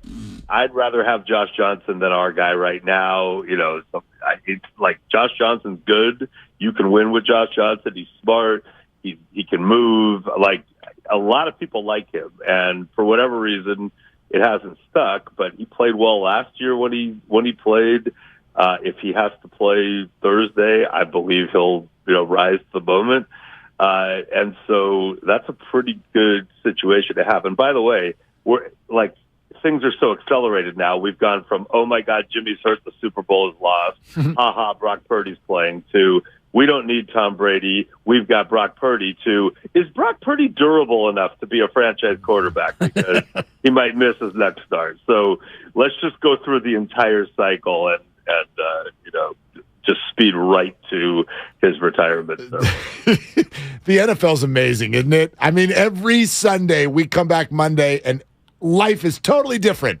It's totally different. I will say this. So in 1989, I started covering the 49er beat at the age of 24 for the now defunct Sacramento Union. And Eric Wright, the veteran corner, esteemed corner who won 4 Super Bowls, was an incredible player, was all over me from day one, lovingly. We are still close to this day. But he was like, Silver, why you put so much, I'll say BS, why you put so much BS in the paper? Why you put so much BS in the paper? And finally I came back with an answer, and I said, dude, there's not enough games. There's 6 days between games. What else are we going to do? We got to come up with storylines leading in. And then I went to SI, and I only wrote every week. So it was awesome. I could kind of like wade through it and, only decide to write about what actually mattered. But, now obviously we have Twitter and, et cetera, et cetera. So yeah, we hyperventilate between these games, and that's why the games mean so much, because there are a lot of them. But yeah, people are freaking out. So I am here, an old soul and an old person, to remind you that history did not begin 11 days ago. And maybe that's why I felt comfortable talking to Tom Brady after the game, and maybe that's why he felt comfortable talking to me. But we might see it from a different perspective, and yet I know him. I know how maniacally competitive he is.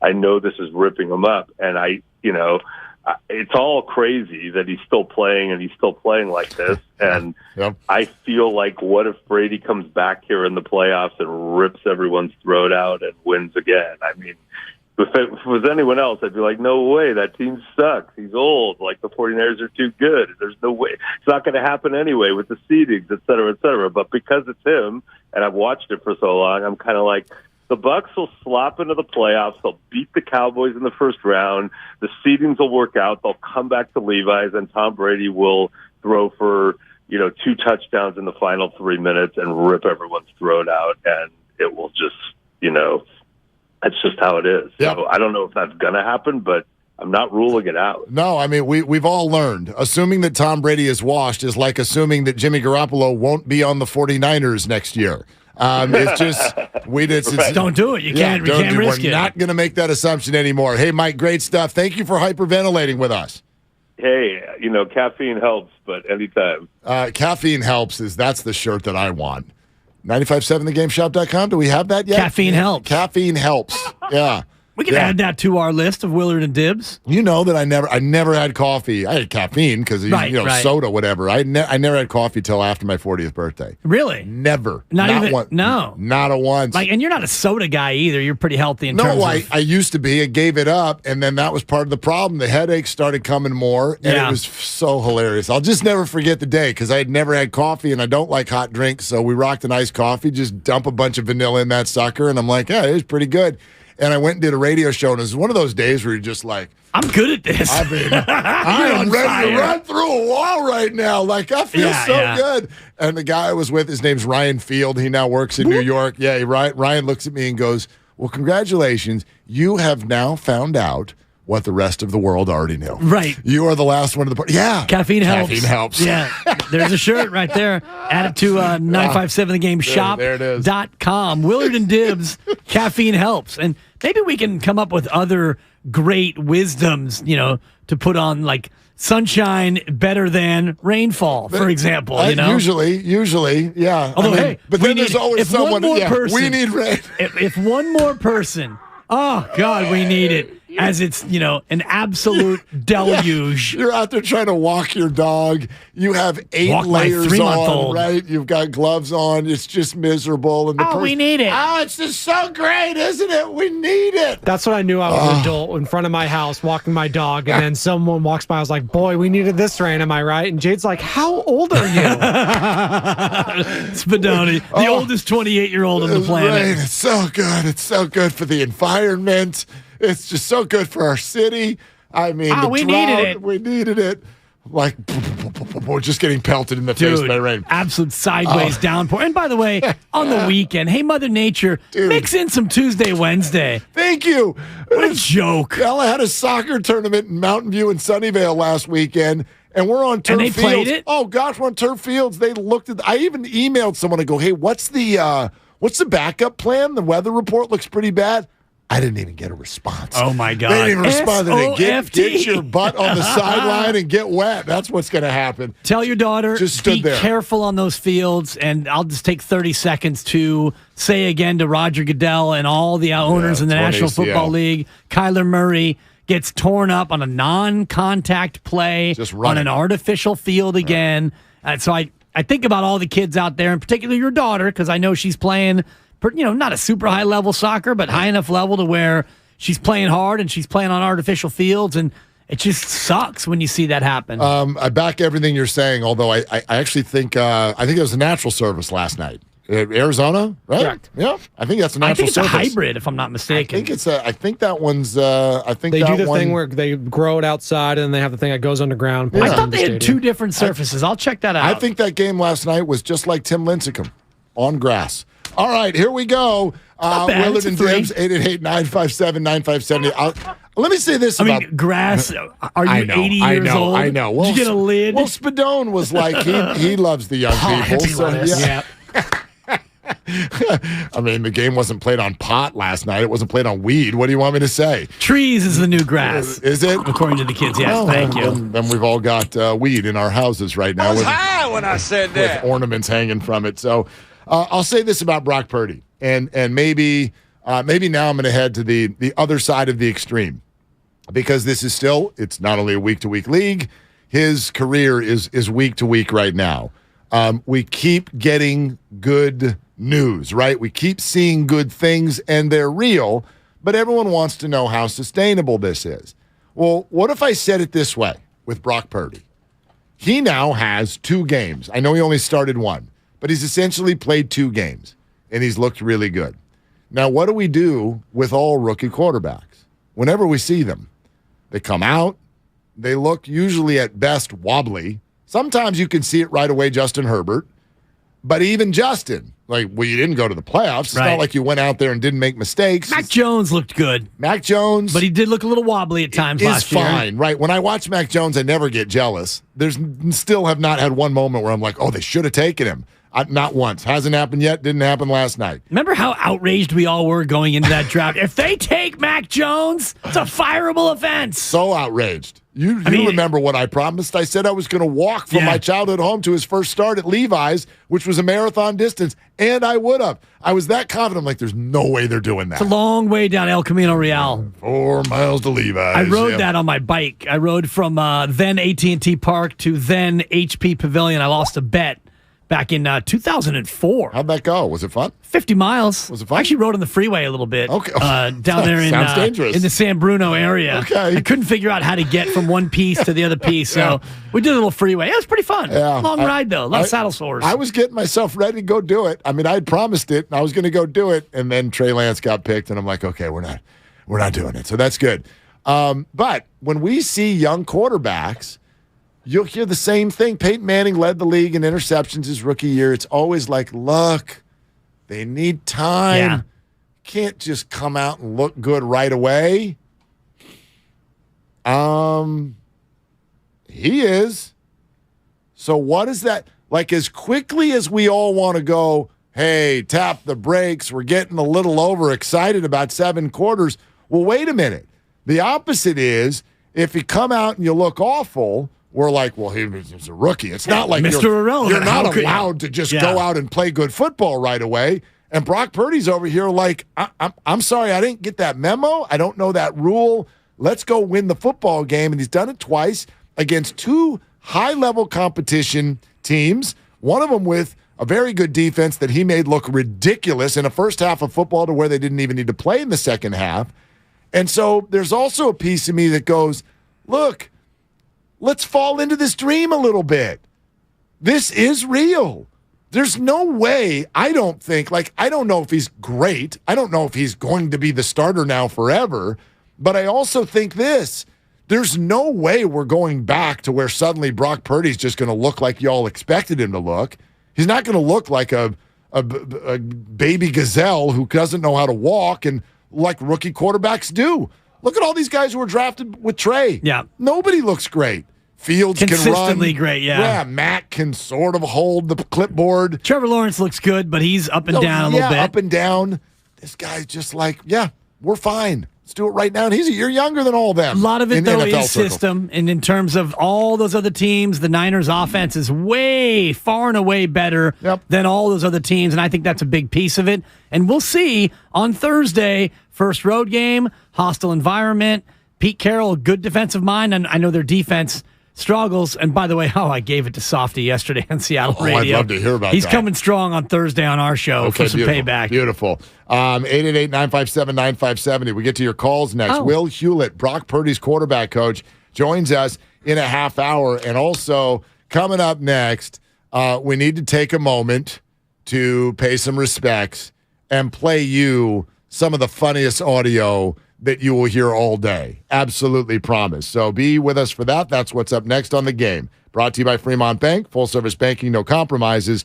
Also, all sponsored by Bed Bath & Beyond on Willard and Dibbs. Hey, here's a holiday gift from Bed Bath & Beyond. Between now and Christmas, get 25% off your entire purchase by texting JOY to 239663. That's 239663. New offers every day at Bed Bath & Beyond. Exclusions apply. See website for details. Triple Points Weekend at Outdoor Supply Hardware is your chance to give and receive. Club OSH members earn triple points on every dollar spent December 16th, 17th, and 18th. Great gifts await at all 14 OSH stores. With tidings big and small, mark your calendars to get in, gift out, and earn points 3 times faster towards the next $5 off coupon. So December 16th, 17th, and 18th, make your way to OSH for Triple Points Weekend. Not a Club OSH member? It's not too late. Sign up today to start earning. The following is an attorney advertisement. If you get sidelined by a workplace injury, the workers' compensation attorneys at Boxer & Gerson can help get you back in the game. Our team of skilled attorneys will fight by your side for the treatment and compensation you deserve. We care about justice for injured workers. That's what makes us Northern California's premier workers' comp law firm. Call Boxer & Gerson at 510-345-2341 or visit boxerlaw.com for a free consultation. Boxer & Gerson, your life is worth the fight. Thank you to all of the business owners who kept people employed during the pandemic. For all you've done, you may be eligible to claim the Employee Retention Tax Credit, a payroll tax refund from the United States Treasury Department, applicable to businesses who kept employees on payroll during the pandemic. The window is closing to claim your refund. Contact Paychex to see if you qualify. Paychex is proud to have helped more than 45,000 businesses secure over $9.2 billion in ERTC claims, an average of $190,000 per business. 50 years and thousands of experts in HR, payroll, benefits, and insurance. You may be eligible to claim the Employee Retention Tax Credit, a payroll tax refund from the United States Treasury Department, applicable to businesses who kept employees on payroll during the pandemic. The window is closing to claim your refund. Contact Paychex to see if you qualify. Visit paychex.com/ERTC to find out how Paychex can help you get additional cash into your business. Paychex.com/ERTC. Paychex.com/ERTC. 1877 Cars for Kids. KARS Cars for Kids. 1877 Cars for Kids. Donate your car today. 1877 Cars for Kids. K-A-R-S, Cars for Kids. 1-877 Cars for Kids. Donate your car today. Donate your car today at carsforkids.org. That's cars with a K. Your car, running or not, can be picked up as soon as the next day. You'll get a maximum 2022 tax deduction and a vacation voucher. 1-877 Cars for Kids. K-A-R-S, Cars for Kids. 1-877 Cars for Kids. Donate your car today. Hurry!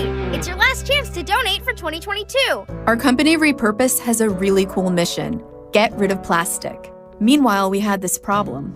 Our office was all paper, and nobody wanted to file paperwork, print checks, mail them.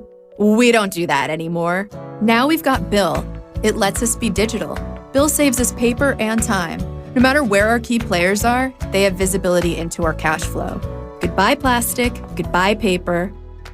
Automate your finances with Bill. Learn more at Bill.com. Kirby is your driveway mechanic. They bring the shop to you with brake replacements, oil changes, washes, and so much more. Get $50 off your first oil change with code OIL50 at Kirby.com. That's CURBEE.com and use code OIL50. Dell Technologies' Days of Deals for Business start now with fresh, limited quantity deals on tech to drive productivity. Save on select performance laptops and desktops powered by 12th Gen Intel Core processors. Don't forget special pricing on the latest monitors, docks, and accessories, plus free shipping on everything, and special financing with Dell Business Credit. Call a Dell Technologies advisor at 877-ASK-DELL. That's 877-ASK-DELL. When people have a craving to explore new and traditional Asian cuisines, they head to P.F. Chang's, where scratch-made dishes come from the 2,000-year-old tradition of wok cooking. P.F. Chang's wanted to explore new possibilities for their website. They turned to AmericanEagle.com. AmericanEagle.com re-architected P.F. Chang's website, integrating multiple third-party systems to create a unified digital experience. The results? Improved page speed and performance, personalized content based on users' location, intuitive online ordering, an increase in organic search visibility, and a 40% increase in new users. For scratch-made Asian cuisine, visit your local P.F. Chang's or go to pfchangs.com for website design, development, digital marketing, and hosting that produce efficiency, revenue, and results. Visit AmericanEagle.com. P.F. Chang's and AmericanEagle.com. Another example of the best businesses in the world, turning to the best in the business for websites. Go to AmericanEagle.com or call 877-WEB-NOW1. That's 877-WEB-NOW1. When temperatures drop, COVID-19 cases may rise. So if you test positive and are at high risk, act fast. Even if your symptoms feel mild, ask your provider if an authorized oral treatment could be right for you. Visit treatcovid19.com. Sponsored by Pfizer. ZZ Top and Leonard Skinner are coming to Shoreline Amphitheater August 10th, and 95.7 The Game has your tickets. For your shot to win and get in the running for the grand prize, 2023 Shoreline Lawn Pass. Head to 957thegame.com.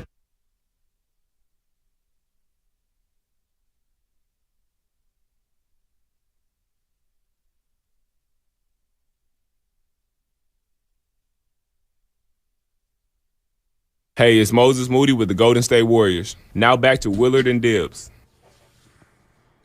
What up, Moody? That's a clean read. Yeah, boy, Moses. We got Moody. We got Mooney. Moses Mooney. Moody Not Moses. Quite. This is breaking, however, obvious. Breaking news. But it's official that Kyler Murray tore his ACL last night. The MRI has confirmed what was obvious from the jump, which is that Kyler Murray will miss the rest of the year. And dare I say, it's a damn grass, Mark. They need to play on turf. Can't believe I had that one wrong. But I'll say this. I mean, and again, from the files of life comes at you fast. The San Francisco 49ers, who have had 2 season-ending quarterback injuries this year. Yeah. If you look at the future, the near-term future of the NFC West, call it the next 2 to 3 seasons, which team of the 4 is in the best shape at the quarterback position? It's not even close. It's not even close. I mean, before you could say which team is the second best, and even that You've got Matthew Stafford, maybe career over. Career-threatening. Kyler Murray is out for probably all of next year, too. I don't know At about least that. half of next year. Well, I mean, it's not like a 12-month Adrian hard Peterson thing, made it back in 8 weeks. Yeah. He's a freak of nature. Seriously. Exactly. So you're right. He didn't miss a game. No, Kyler, he could play next year. Is he going to be ready by week 1? But more importantly, as we know, is Kyler going to be Kyler? Like, even if he plays the first year coming off the ACL, you got to go through all the mental gymnastics of having confidence in your body. And somebody who uses his legs the way Kyler does, like Kyler Murray next year, if he plays, he's probably going to be awful, is what I would predict. I mean, so yeah, and Geno Smith's a free agent. They're at ground zero. So yeah, and I don't know if we would have felt that way if Brock Purdy doesn't look the way he does the last 2 weeks, right? Yeah, we'd feel a little bit more desperate in terms of getting these guys back. Arizona 7-0 last year, 8-15 since over the course of their regular season. So that thing has fallen off dramatically. Cliff Kingsbury, who lost his mentor yesterday, Kingsbury, a former Mike Leach player back in the day. So, and I'm afraid that he may wind up losing his gig in Arizona. Speaking of Mike Leach, may he rest in peace, age 61. He passed away last night from complications due to a heart condition, and he was one of one. He was one of a kind.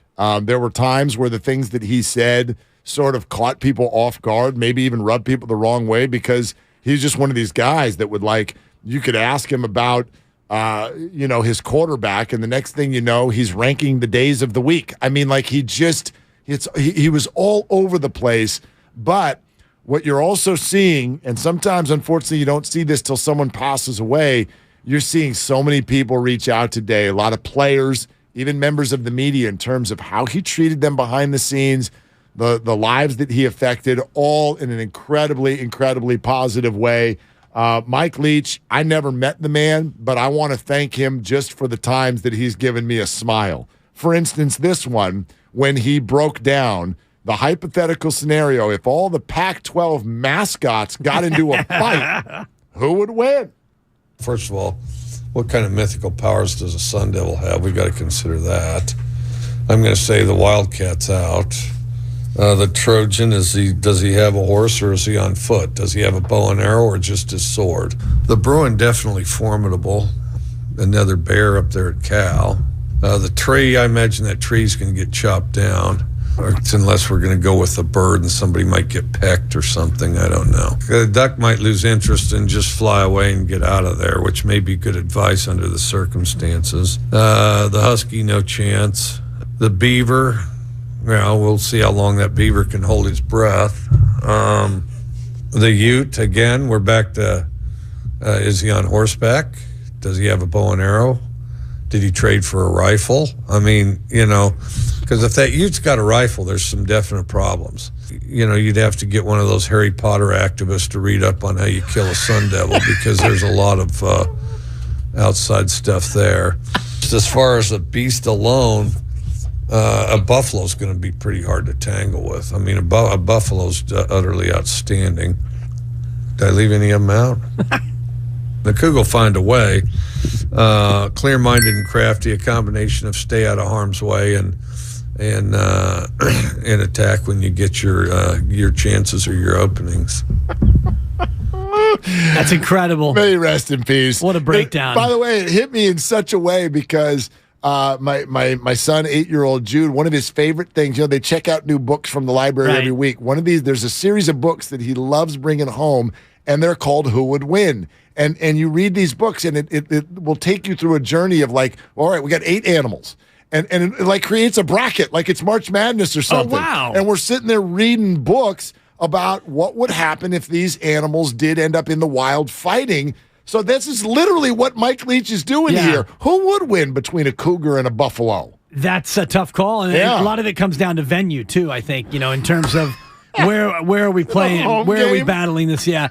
The buffalo is going to be tough, I think, especially in a confined space. And he's so right about the cougar, the ability to lay back and strike when the opportunity presents itself. His Sun Devil breakdown was incredible in terms of the mystical power of the Sun Devil. Though, right? I mean, did the Ute trade for a gun? So he even goes to the Native American trading analogy to where, the Ute was able to trade up and get a gun. Now all of a sudden the Ute's a bigger factor. Does the Trojan have his horse? I mean, I got to admit, I almost went my cousin Vinny. I'm like, what is a Ute? Yeah. I'm like, what? I don't even know what that is. The Utah Utes. I didn't even know that they would be a factor in this conversation. Yeah. They called the Bruin formidable, and I don't even think people who graduated from UCLA, they know that there's a bear running around on the sideline, but they don't really know what a Bruin is. Yeah, and the Golden Bear of Cal and the Bruin, they kind of cancel themselves out, and he just quickly discounts the Wildcat.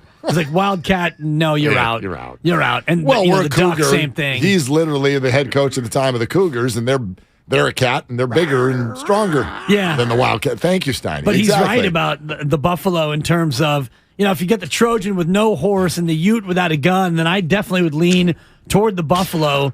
Buffalo's very formidable in that battle. I also think on this show, it's just hard for anybody to use the word horse because I can't, immediately I go to Boach. It doesn't matter what the scenario is. You use the word horse. The horse. Yeah, thank you. So good to hear from you, Boach. Mike, rest in peace. You gave us all something different. Something really unique, and I think that's a really cool mark to leave. It's a life well lived, and you think about his legacy as a football coach and the air raid offense that is being run by so many, and one of his pupils is the hottest coaching candidate in the country right now, Lincoln Riley. And, we mentioned Cliff Kingsbury, who Kingsbury was his quarterback at Texas Tech, and so Kingsbury took some of what he learned and applied it from Mike Leach and Josh Heupel and Bob Stoops and so many others who were inspired by Mike Leach. They hired Mike Leach. There's a great obituary today in The Athletic. I encourage everyone to read it and read and subscribe if you want to go that direction. It's wonderful. I think it might be Stuart Feldman who wrote it. There's been a couple of great tributes today. Well worth your time to read, including the fact that he got run out of, I think it was Oklahoma State, because of the way he mistreated Craig James's son. He reportedly locked him in the closet or forced him to be locked into a closet. That's been proven to be wrong. He was disproven. He actually sued Texas Tech. He was trying to get his money back for many years, but do what you can to research the life of Mike Leach today. Yeah, really, really interesting guy, and seemed to have a positive effect on many, many, many in the college football community. So at age 61, Mike Leach, may he rest in peace. 888-957-9570 is the number. Brock Purdy's quarterback coach is just about 17 minutes away. Really looking forward to that conversation. Also, the news that broke right before Mike Silver came on about 45 minutes ago that the Giants have signed another starting pitcher. It's not Carlos Rodon. It is Ross Stripling. Same Sean Manaea deal, 2 years, $25 million with an opt-out in the middle. And Stripling was really good in Toronto last year, went 10-4 with an ERA of 3.01. I tweeted right away when I saw this, I go, okay, I know every reporter out there is going, they're still in on Rodon. They're still in on Rodon. This has to mean that they're out on Rodon because they literally now have 6 signed starting pitchers, and that's not counting Kyle Harrison, who may come up this year, and anyone else in the minors who might factor into this whole thing. But let me read you a tweet from Joel Sherman, who covers baseball in New York. And I wonder if there's something still coming this offseason in the form that we haven't thought. Okay. And so here's what Joel says. Just real quick before you get to Joel, I just looked it up. Stripling is from Bluebell, Pennsylvania. Yeah. So what the hell, Farhan? I can't believe it. He's not from you know what's so funny? As soon as the signing came, I did the same thing. I mean, is he from San Carlos? Where's he from? Where's he from? Stripling? Rohnert Park? Exactly. Are you from Antioch? Exactly. It's got to be somewhere close. God forbid. We both went Howard Dean. He must be from San Rafael. He must be from Nevada. He must be from San Mateo. He must be from San Jose. Rah! No, he's from Pennsylvania. Bluebell. We'll get a Steiny breakdown on Bluebell. Tell you what. Not Blue Ball. Blue State. Yeah. Anyway, Ross Stripling, 2 for 25. This is from Joel Sherman. He writes, Jeff Passan had it first. That gives San Francisco 6 starters: Stripling, Cobb, Webb, Minaya, DeSclafani, and Wood. Does that mean they're out on Rodon? Or could they still trade a starting pitcher? Now, because we get to the winter meetings, because there's been so much talk about Judge and Correa, I wonder, especially if Farhan is over here going, yeah, free agents, boy. Can't sign them. Can't live with them. Pass the beer nuts. I mean, like, we just, right, if I can't do it on free agency, well, then what do you have at your disposal? Don't give them a freaking choice.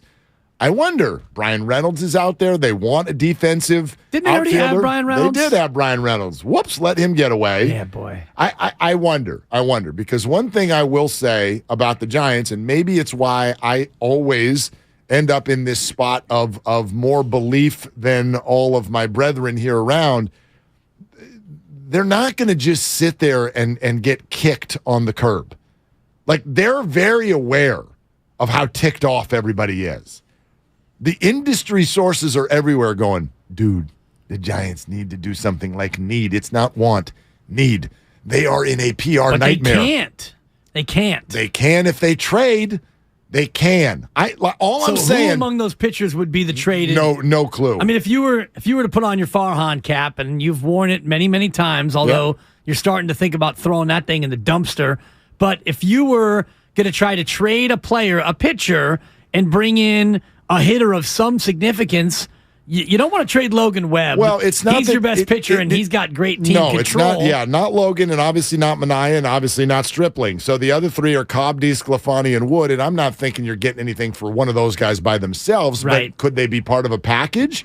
Yeah, like this is going to take minor leaguers. This is going to take prospects to get it done. And the word is that the Brian Reynolds ask is incredibly high. So I don't know if that's the guy. I just wonder if you're sitting here in the public going, man, these free agents, nobody wants to come to San Francisco, which is ridiculous and offensive. But if that's what your thinking is, well, then pivot. Go to your other resources. Maybe there is a trade out there. I find it interesting that Joel Sherman brings it up, because the only reason I say that is these guys who do this for a living, they don't go to Twitter and just huck words on there for no reason. They hear things. Right. Now, obviously, they hear things wrong sometimes. What's going on, John Heyman? Hope the day is good. But, he's putting that out there for a reason, and I wonder if the Giants try to do something in that way. Because these are big egos. There's a lot on the line. They're very aware of how upset we all are. They're not going to just sit there and shrug their shoulders and be like, oh, well, we stink again. They're going to try something. Right. And maybe Farhan's saying nobody wants to play here because the city is undesirable. I will force them. I will trade for them, and I will force them to be happy here in the Bay Area. I love the idea of turning Farhan's somewhat infectious laugh into an evil one. That would be great. His laugh is so uncomfortable because do you find it uncomfortable? It's uncomfortable because what it he's makes doing. Me smile. Well, right. Basically, he's laughing because he's he's not really telling you the truth. He's doing it as a defense mechanism because I don't even think he believes the stuff that he's throwing. Do you think he's a liar? I mean, I don't want to put that word on it. I'm not trying to pin you in the corner here, but it's more talk than it is action when it comes to meaningful free agent signings. Now, if you want to Rule 5 me and international money me, and how many trades did he make last year during the season? Oh, God. He probably made 8 trades with Seattle alone. We can't even count them, though, because none of them... How many players do you think appeared as San Francisco Giants last year? Didn't they trade for Austin Wynns? That was a trade, wasn't it? That was of all the acquisitions, he probably played the most. If you look at the number of players who participated last year as San Francisco Giants, I think the number's north of 75 different individuals, and that's what Farhan does. Oh, my God. I mean, if you want to tell me he's going to make a trade, I'll buy that because it's what he does. Which, by the way, is part and parcel to why a lot of fans don't connect with his team, because Austin Wynns. He was a Giant. Is he still a Giant? If he is, then he's probably on the block because, you don't have too many guys start the year and finish the year with the Giants. Well, the other thing that I think in the offseason, it's hard to make trades. It's hard to make trades when just about everybody on your roster is on a one-year deal because that makes them less desirable. Like when you look at the history of the trade deadline, when we've had conversations with regard to Madison Bumgarner and then last year Carlos Rodon, I've always thought one of the reasons they didn't get traded, and I know they got criticized for that by some fans who are like, why would you hold on to him? You're trying to win when you knew you weren't going to win. I don't think they tried to hold on to him to win. I think they held on to him because they didn't get any good offers. Because the offers when somebody is about to expire and go into free agency are going to be bad. What are you going to pay for, what are you going to give up for Carlos Rodon so he can come in, give you 9 starts, and then leave and ask for 7 years and $220 million? Most teams are going to be like, dude. We're good. Well, yeah, I'm not going to pay for that. What's that going to do for us? And look, the truth be told, I like what you said a little bit ago because I agree with it, which is this. This is largely an offensive conversation that we're all having. The Giants need to adjust what their lineup looks like, what their offense looks like, what their jersey store looks like. They don't really need to adjust what they're doing as far as a rotation is concerned. They don't need to. It's worked. It's worked every year. Like wouldn't you say, whoever signs Rodon for 7 years and $220 million, whoever does that, the second they do it, you're like, hey, you got Rodon. Wouldn't you predict that 2.5 years from now, you're going to be like, maybe 4.5 years, and maybe. That's where the calculus comes in. I get not doing that for a pitcher. I get it. I just do. I see that for a pitcher in terms of 7 years, but then again, we're talking about a team that has money to spend, so why not go ahead and do it and hope that it is 4.5 years into the 7-year deal, and maybe you get 5, maybe you get 6 good years. It's not likely based on the history of pitchers, but you don't have to be scared off by the Barry Zito disaster. And I just look at Farhan Zaidi in his unwillingness to give anybody a long-term deal. Well, that I agree with you. Again, I would rather you put all the resources into the offense and the defense, but you know what I mean, position players. I would rather the resources all go there. They have never landed a long-term, big, major deal for a starting pitcher and have it work. Never. Even when they re-signed Matt Cain, they've never, think about that. Cueto, Samardzija, Zito. I know they've all had good moments. Zito had an incredible moment. But those contracts have all been bad. All of them by the time we got to the end. By the way, the answer to my question that I threw out there, the answer is 66. 66 players? 66 San Francisco Giants. 37 players played in the field, and 32 pitched. But some of those guys who pitched also played in the field. Donovan Walton, Austin Wynns, Luis Gonzalez. He pitched 5 times, by the way. I feel like we're on a game show called That's Too Much. Like you're supposed to say it out loud when we get to the point. Like, how about 40? How about 45? How about 50? You get to 66. That's too much. How about some of these names? Too many names. That's too many names. Kai Tom, he played 1 game.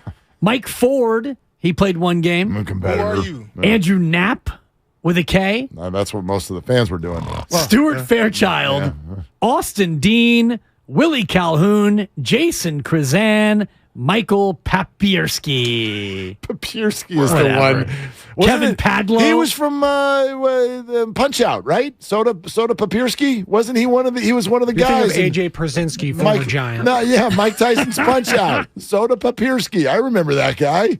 Wasn't it? I remember Glass Joe. Straight off the top. I think his name was Soda Papinski, actually, but Papierski is close. Your memories of Ford Proctor as a Giant? Too many Fords. You already had Mike Ford. We had Ford Proctor as well. I used to drive a Ford Explorer. Too many Fords. And sometimes it broke down. So 66 Giants appeared in the orange and black. That's too much. Yeah. That's too much. Oh, God. Okay, back to Purdy. So Will Hewlett, check this out. I want to read this to you. Will Hewlett is Brock Purdy's quarterback coach.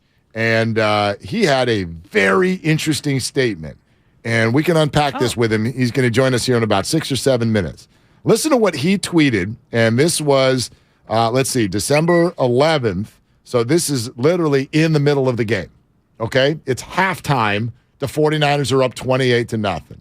Purdy's quarterback coach goes to Twitter and writes, in the same way Tom Brady changed the way teams scout quarterbacks, I would hope Brock Purdy's play may also impact the value of certain quote-unquote metrics by which we evaluate quarterbacks. How do you translate that? Well, I wonder what those metrics are. And I know he's talking about the 40 time, height. Not very fast. Height. The height, not very tall. The arm strength, not very good. So we look at all the measurables when maybe we should be looking at other things like intangibles. And we'll ask him if one of those measurables is college starts, because that's one area where he pops. I would love to hear what he thinks the metrics should be, because I find that comment fascinating, and it is true. Like, we all want the quarterback to look like Herbert, Mahomes, and Allen, and why wouldn't you? But there's only a select few who look like that and then play like that. There's also a bunch of metric busters in the NFL. Yeah. Tua's had a great year until recently. Lamar Jackson was barely a first rounder. And no one believed in him. Oh, he runs and he's too small. And Drew Brees was a great example through the years. So fascinating conversation, I think. Coming up next, Will Hewlett, Brock Purdy's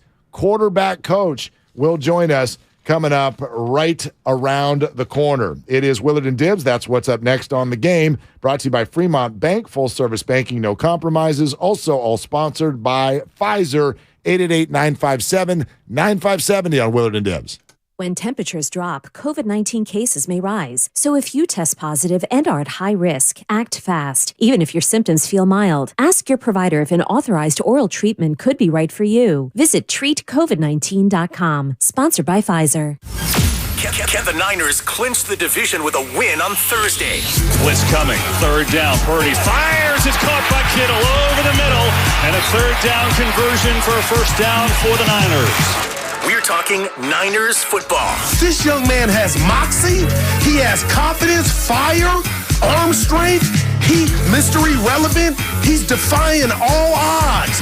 On Niners 5-7, The Game. Christmas time is here, and so are all the greatest deals on power tools at Fasteners Inc. Tool Outlet. Enjoy 12 days of deals on all your favorite brands starting December 12th. Grab free batteries with tons of Makita products and more of this year's greatest deals. Save $100 on a Makita 18-volt rear handle circular saw and take home 2 free batteries to top it off. Stop by Fasteners Inc. at 2897 Monterey Road, December 12th through the 24th, or shop online at fastenersinc.net. Tune in to 95.7 The Game for Warriors Live, 60 minutes before tip-off of every Warriors game. Brought to you by Xfinity. Supercharge your home with supersonic Wi-Fi. Unbeatable internet, only from Xfinity. Tune in this week to kick off with Boomer and Valenti, where they'll break down all the headlines in the NFL. Brought to you by Hyundai. There's never been a better time to get away with a great deal on a new Hyundai at the Hyundai Getaway Sales Event. Visit buyhyundai.com today. When you need to know what's happening, it's time to get in the huddle. This sham with Steve Keim out there in the desert, I mean, it's like no accountability. Never my fault. It's never his fault. Stuff just happens. Losses just fall from the sky. It's not Cliff's fault. It's not Kyler's fault. It's not my fault. It's not the owner's fault. We just have really bad luck. Just hang in there and keep throwing money at us and we'll figure it out. Shut up. Listen to In the Huddle, available on the Odyssey app or wherever you get your podcast. O'Reilly. Don't risk getting stranded with a bad battery. Our professional parts people at O'Reilly Auto Parts will test your battery for free. If your battery does need to be replaced, we'll help you find the best battery for your vehicle and your budget. Don't wait until your battery is dead. Get it tested for free today at your local O'Reilly Auto Parts store. O'Reilly Auto Parts. Hi there, I'm your host, Dog, filling in for the human who's normally here and bringing you the smells and sounds of the holidays, courtesy of Beggin' Dog Treats. We wish you a begging Christmas. We wish you a begging Christmas. Dog rest ye merry Doberman, let begging you acquire. Deck the halls with strips of begging. Arf, arf, arf, arf, arf, arf, arf, arf, arf. Remember, for bacon-loving dog excitement this holiday, it's beggin'! At Fisher Investments, our clients know we have their backs. How do your clients know that? Because Fisher Investments is a fiduciary, the highest standard for a financial advisor. It means we're there for our clients and always put their interests first. So wait, you do it because you have to? No, we do it because it's the right thing to do. Our clients trust us with their retirement savings, and we know how important that responsibility is. So we take the time to really get to know them. Get to know them how? We make sure we understand their unique goals, finances, health, family, and lifestyle so we can tailor their portfolio to their specific needs. Our goal is to help them achieve a comfortable retirement. Sounds like a big responsibility.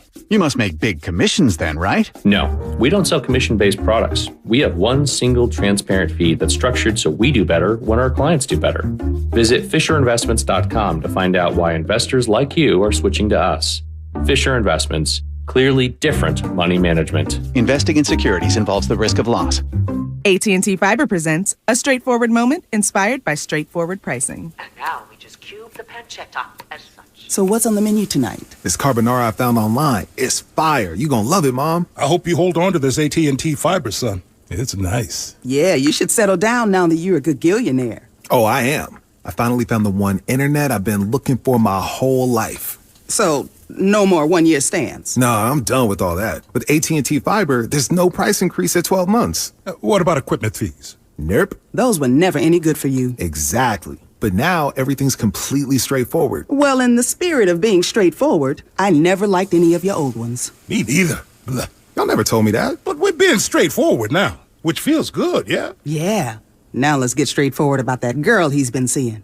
Straightforward is better. No equipment fees, no data caps, no price increase at 12 months. Live like a gagillionaire with AT&T Fiber. Limited availability in select areas. Visit att.com/hypergig for details. Meet Joe A, Hi. Joe B, Hello. and Joe C. What's up? 3 everyday Joes perfecting their banking with Chase. Joe A is locking his lost debit card with the Chase mobile app. Joe B is cruising toward his new ride with AutoSave. And Joe C's Chase banker is helping him budget to go back to school. Tools that help protect, support for what's next. One bank that puts you in control.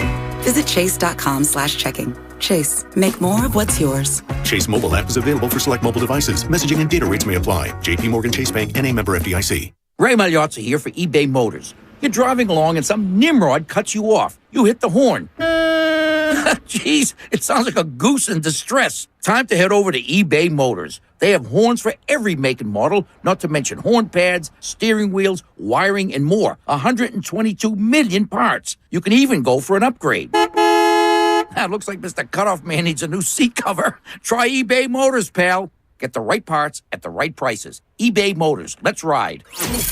You're listening to 95.7 The Game, KGMC FM at HD1 San Francisco. Always live on the free Odyssey app.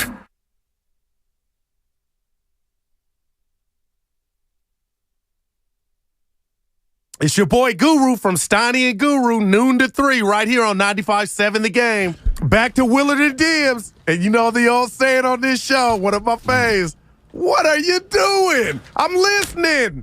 Well, we actually have a question for our next guest right out of the gate, which is not what are you doing? It's what do you do?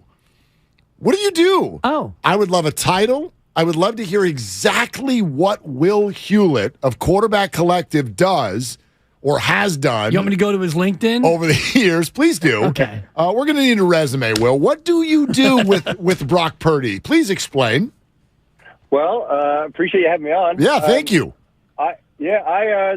I'm Brock's throwing coach, I guess you could say. So this past offseason, getting ready for the NFL draft, after leaving Iowa State, you know, all the NFL players, they go off to facilities. All the aspiring NFL players go off to train at facilities, and Brock picked the group that I work with down here in Jacksonville, Florida. And so we spent, many months preparing for the NFL draft, combine, pro day, and really just readjusted, tweaked some of his throwing mechanics, got his body right in different areas. It gave him kind of a slight overhaul to get him ready for the NFL. So your level of surprise based on how he's looked in these two games is what?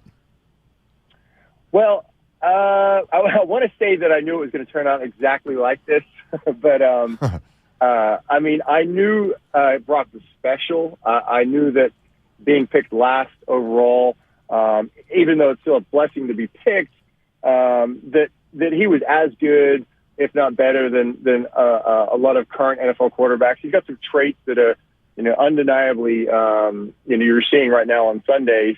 So I'm not surprised by how well he's performed, but it is still, you got to sit back and go, wow, like it's quite amazing.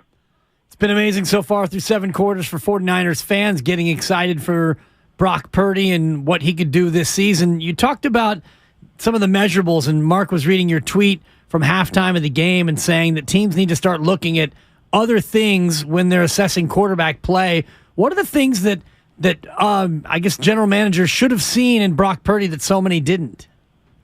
Yeah, it's interesting. The NFL has evolved with certain organizations and others not so much. The Niners are pretty forward-thinking about how they scout players. They do a really good job. Obviously, the Patriots are unreal at it. The metrics that we grade quarterbacks by, I think the things that always stand out are going to be height, arm strength, and just a certain look and a feel to how they play. But there's a lot of technology out there that is uncovered. I guess we could call it like the it factor. We do a cognitive test that tests the ability of the athlete. It's called S2. It measures things like their ability to track objects, how quickly they can pick up, things in space, how quickly they can see the field.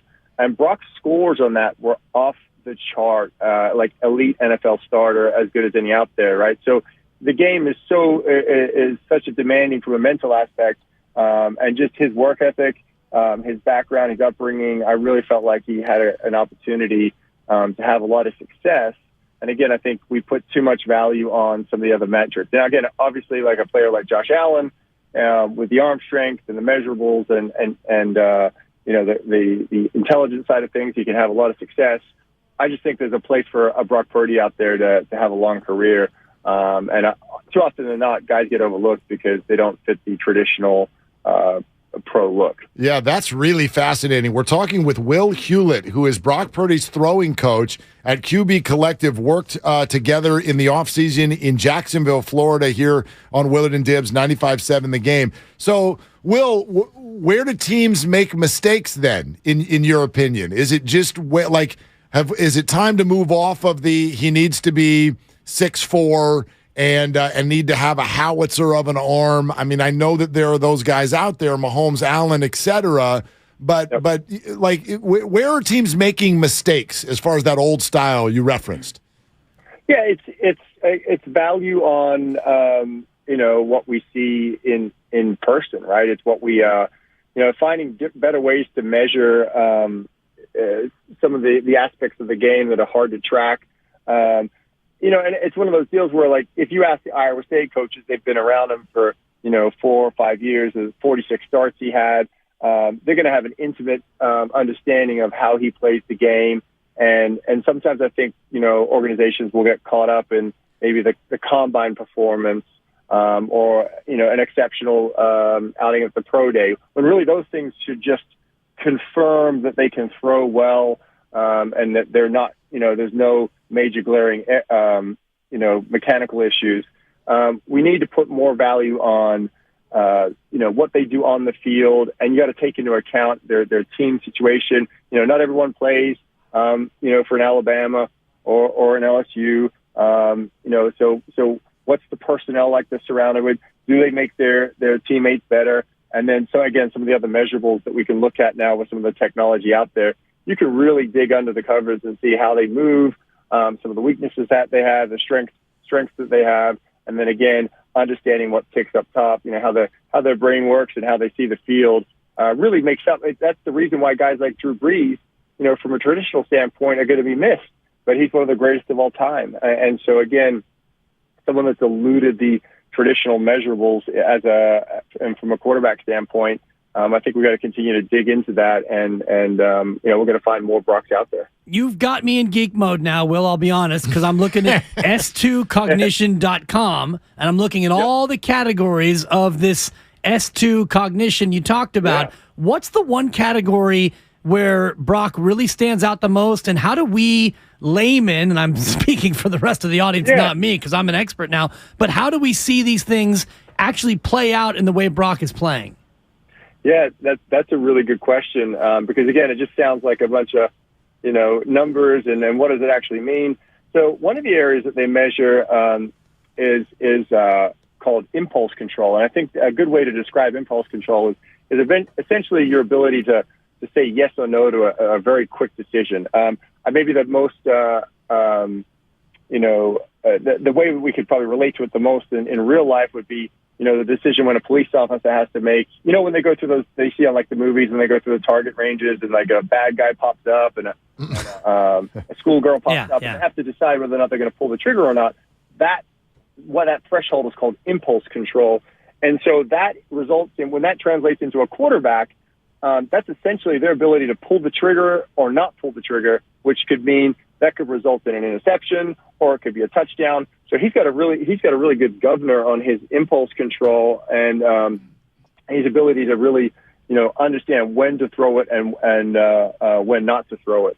One of the other things that he was absolutely off the charts on was what we call perception speed, and his ability to pick up on the fly, see the field and see what's going on in detail. And it's funny because as we were training, before I had an intimate understanding of his scores, he would make comments like, I saw the safeties, hips move like this, stuff that you just, if a guy is picking up little details like that, then this kid's got an elite sense of what's going on. And so we have an ability to measure that. We've got a lot of quarterbacks that have had those measurements been taken that are in the professional leagues, and it starts to play out. You see the guys that are elite have elite scores for the most part. And it's not the answer to everything, but it certainly helps get a better picture on their abilities. Well, I'm going to put you in a tiny bit of a spot here, but not really, because I think anyone who looks at this situation, Brock Purdy and the 49ers, understands that there's good things going on with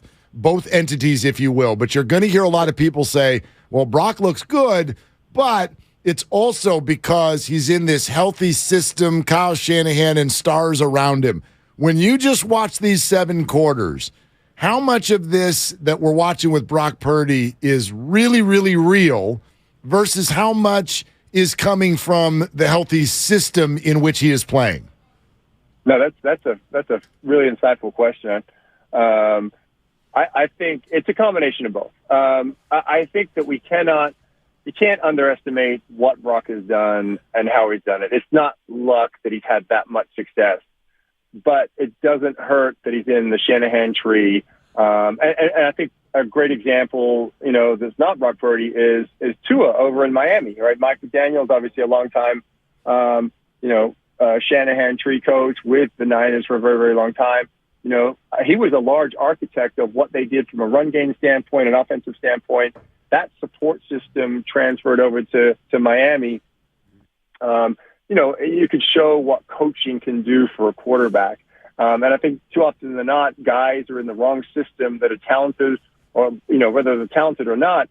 If you're in the wrong system with coaches that don't fully understand it, I think you're just not going to have great performances. For example, the Jaguars, right? Trevor Lawrence is absolutely crushing it right now. I think since week 9, he's like the highest rated quarterback in the NFL. There's a pretty substantial difference on what they're doing now compared to what they were doing last year.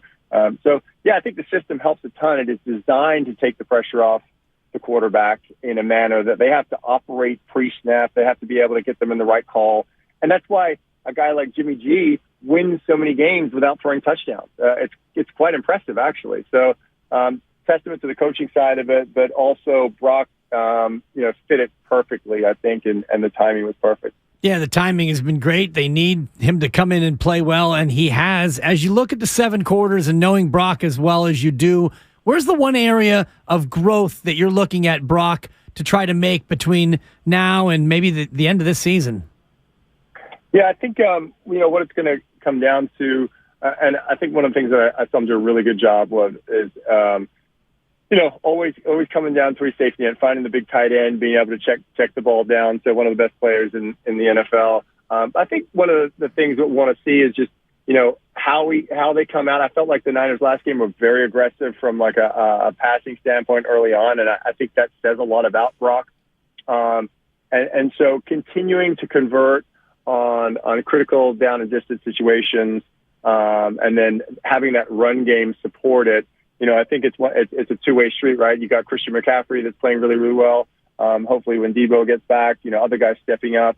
So just starting off with a good rhythm, getting some nice early completions, and then having those big plays, some of the big passes he had, and in the hurry-up offense, I think also showed, their trust in him. So, but coming out early with a good start, I think always helps the quarterback get in a good rhythm and keep their confidence from there. Hey, Will, really fascinating stuff, man. Thank you so much for taking the time to talk to us today. I appreciate you having me on, and we'll look forward to the game this Thursday. I can't wait to watch it. Yeah, can we book you for Super Bowl week so that you can talk to us about what he's done so well over the 6 weeks to come? Yes, sir. Let's do it. All right, perfect. I love it. All right, Perfect. Your first call. Will Hewlett, there he goes. He is Brock Purdy's throwing coach at the QB Collective. And, man, he brought up some stuff there that I think, again, if you're watching this with Brock Purdy and you want to believe, yeah, and then you're starting to believe, and now he brings up some things that are actually just in the old fact realm. You remember facts? We used to do facts way back in the day. It was like 2010 and before. R.I.P. facts. Yeah, facts. They're gone now, but he brought up some things that are in kind of a fact realm. Yeah. In other words, like there are measurables. I'm looking at it right now, that Mark. are great for Brock Purdy. They're just not the measurables that we're used to looking at. And we think about baseball, right? And when we were kids, it was batting average, home runs, and RBI. Right, that's it. And then at some point, on-base percentage became a thing. It's like, oh, okay, on-base percentage. Yeah, walks are good, so let's look at OBP. And then we had slugging, and then we had OPS, and then now we have so many of these other acronyms in baseball that batting average, home runs, and RBIs, they still are important measurables, but they're not as important maybe as other things that are indicative of how good a player really is. And BABIP. so all the rest of it. BABIP. Batting average on balls in play. How's your BABIP? My BABIP was always not very good because I always put the ball in. I didn't strike out a lot. Right. I would always put the ball in play, but I wasn't very powerful. So a lot of soft liners and a lot of nubbers and, not a terrific hitter, which is why I became a tennis player, Mark. Out of bed. Great hand-eye, don't often miss the ball. Football now, we know the combine. What's his 40 time? What's his vertical jump? What's his ability in the 3-cone drill, the shuttle drill, the bench press, all of that. And now I look at this, and I'm looking at it, s2cognition.com, and I could have spent all day talking to him about rhythm control, trajectory estimation, impulse control he talked about, distraction control, stopping control, all these other things. You can go through a 30 or 45-minute test, and it'll tell you basically where your strengths are, where your weaknesses are on these new measurables. And so apparently he's off the charts on all these. And if you're not a team that believes or puts in the time in these sort of new metrics, then you're missing out. Yeah, well, he mentioned the 49ers as being one of the teams that does, in his opinion, a really good job with this. But yeah, I don't know how you fix it because there's this middle ground that you have to try to walk. Like, yes, 6'4" is better. Yes, an arm that can throw the ball 75 yards is better. But it doesn't automatically mean you're going to be great Jeff George. Like, it just, you don't know. And so I don't know how you switch from that. It's not as if we're saying teams should suddenly go, look, he's 6'4", he's got a howitzer for an arm, he moves really well in the pocket, he's razor sharp smart, but those are traditional, so never mind. We'll take that little 5'11" guy over there in the corner because his S2 5'6'7" Rubik's S2 Cube. cognition. Yeah, boy, he's really great there. Like, I'm not saying that. You're not going to look away from 6'4" howitzer arm, but we're still not far enough in acknowledging some of these things because if you're going to tell me that they're doing all of these deep analytic dives and they're coming up with things where Brock Purdy, like, basically what I heard, to put it in layman's terms, they knew in the offseason this guy would be unbelievable at ad-libbing. He sees the field. He doesn't freak out in these situations, and there was data to suggest that. His impulse control. Then what the hell is he still doing available in the 7th round? Because other teams look at what he did in college. He had a fine career. He's He a was 4-year good. starter. He was very good. In a pass-happy offense. Yes. And the measurables aren't great.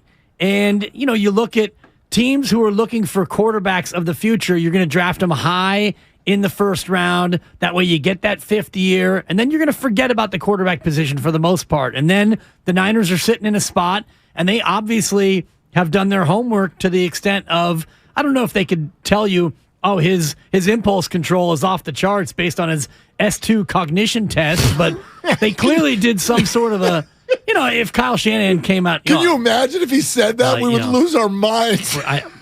We think his perception speed and stuff, and his stopping control, and his timing control, and stuff, and we're real happy with his trajectory estimation and stuff, and his S2 cognition, and stuff. I know we gave the Dolphins Tyreek Hill, Jalen Waddle, and Bradley Chubb, but wait until you see the S2 cognition on this guy we got in the 7th round. Oh, my God, the S2 cognition. We would be like, what the hell did he just say? But if Farhan says it, it's like, oh, he's a genius. He's got BABIP written all over his socks. Yeah, absolutely. But, I'm surprised that more teams don't use these sorts of tools. And I think about Steph Curry and what he does in terms of his training with Brandon Payne. Yep. His personal coach, his personal trainer, a lot of the stuff he's doing. Imagine, if you went back to Bill Russell in his day and said, all right, Bill, we're going to put a blindfold on you. We're going to hand you a tennis ball. You're going to dribble with one hand. You're going to throw the ball off the wall with the other while chewing gum and humming the French national anthem. It's going to help you. I don't like the way that you addressed Bill Russell. All right, Bill. I know Bill Russell. Okay, rest in peace. You don't know Jordan Poole. You may know Bill Russell. I've talked to him a few times. Yeah. Bill was one of the more intimidating, former athletes. Oh gosh, the presence. Yeah. Anyway, go ahead. Jim Brown, by the way, would be number 1 on that list. On the intimidation sensation. Oh my God, yeah. I was producing for another sports show in town about 15 years ago, and we had booked Jim Brown. And Jim Brown walks into Radio Row at the Super Bowl, and everyone's trying to get at him. And my man, Jimmy Shapiro, who he's a sports athlete booking phenomenon. He goes, nope, Jim Brown's going right to you guys. So he comes over, and I'm like, oh, my God. I go to shake his hand. His hand's the size of 3 catcher's mitts. Right. And I'm like, oh, my God. Mr. Brown, hold on a second. Can you wait 7 minutes? We've got a Tim Lincecum tribute song playing right now. Oof. And he's like, okay. Oh, he did? Yes. He waited? Yes. I thought that story was going to go a different way. Well, and, we had the parody song had to be played. Well, Yeah, absolutely. So, anyway, Jim Brown, intimidating. My most intimidating big-name athlete moment came at the pool on a trip. I was at the pool! At Honolulu. No, Jordan Poole. Happened to have a family trip heading out to Honolulu. We go out there without even realizing, it's Pro Bowl week. Oh. We go in late January, and so we're like heading out there, and you get to the airport, and you're starting to see people like, oh, he looks like a humongous human being.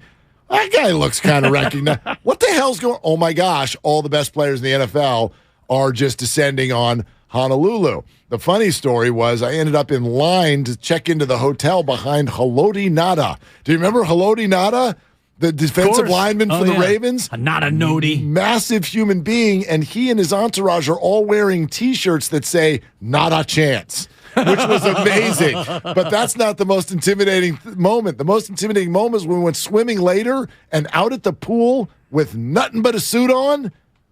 Oh, my gosh. Ray Lewis. Good Lord. This is what I didn't even say anything to him. You just walk by this man and he was looking at his phone. I'm like, oh, I'm terrified right now. No.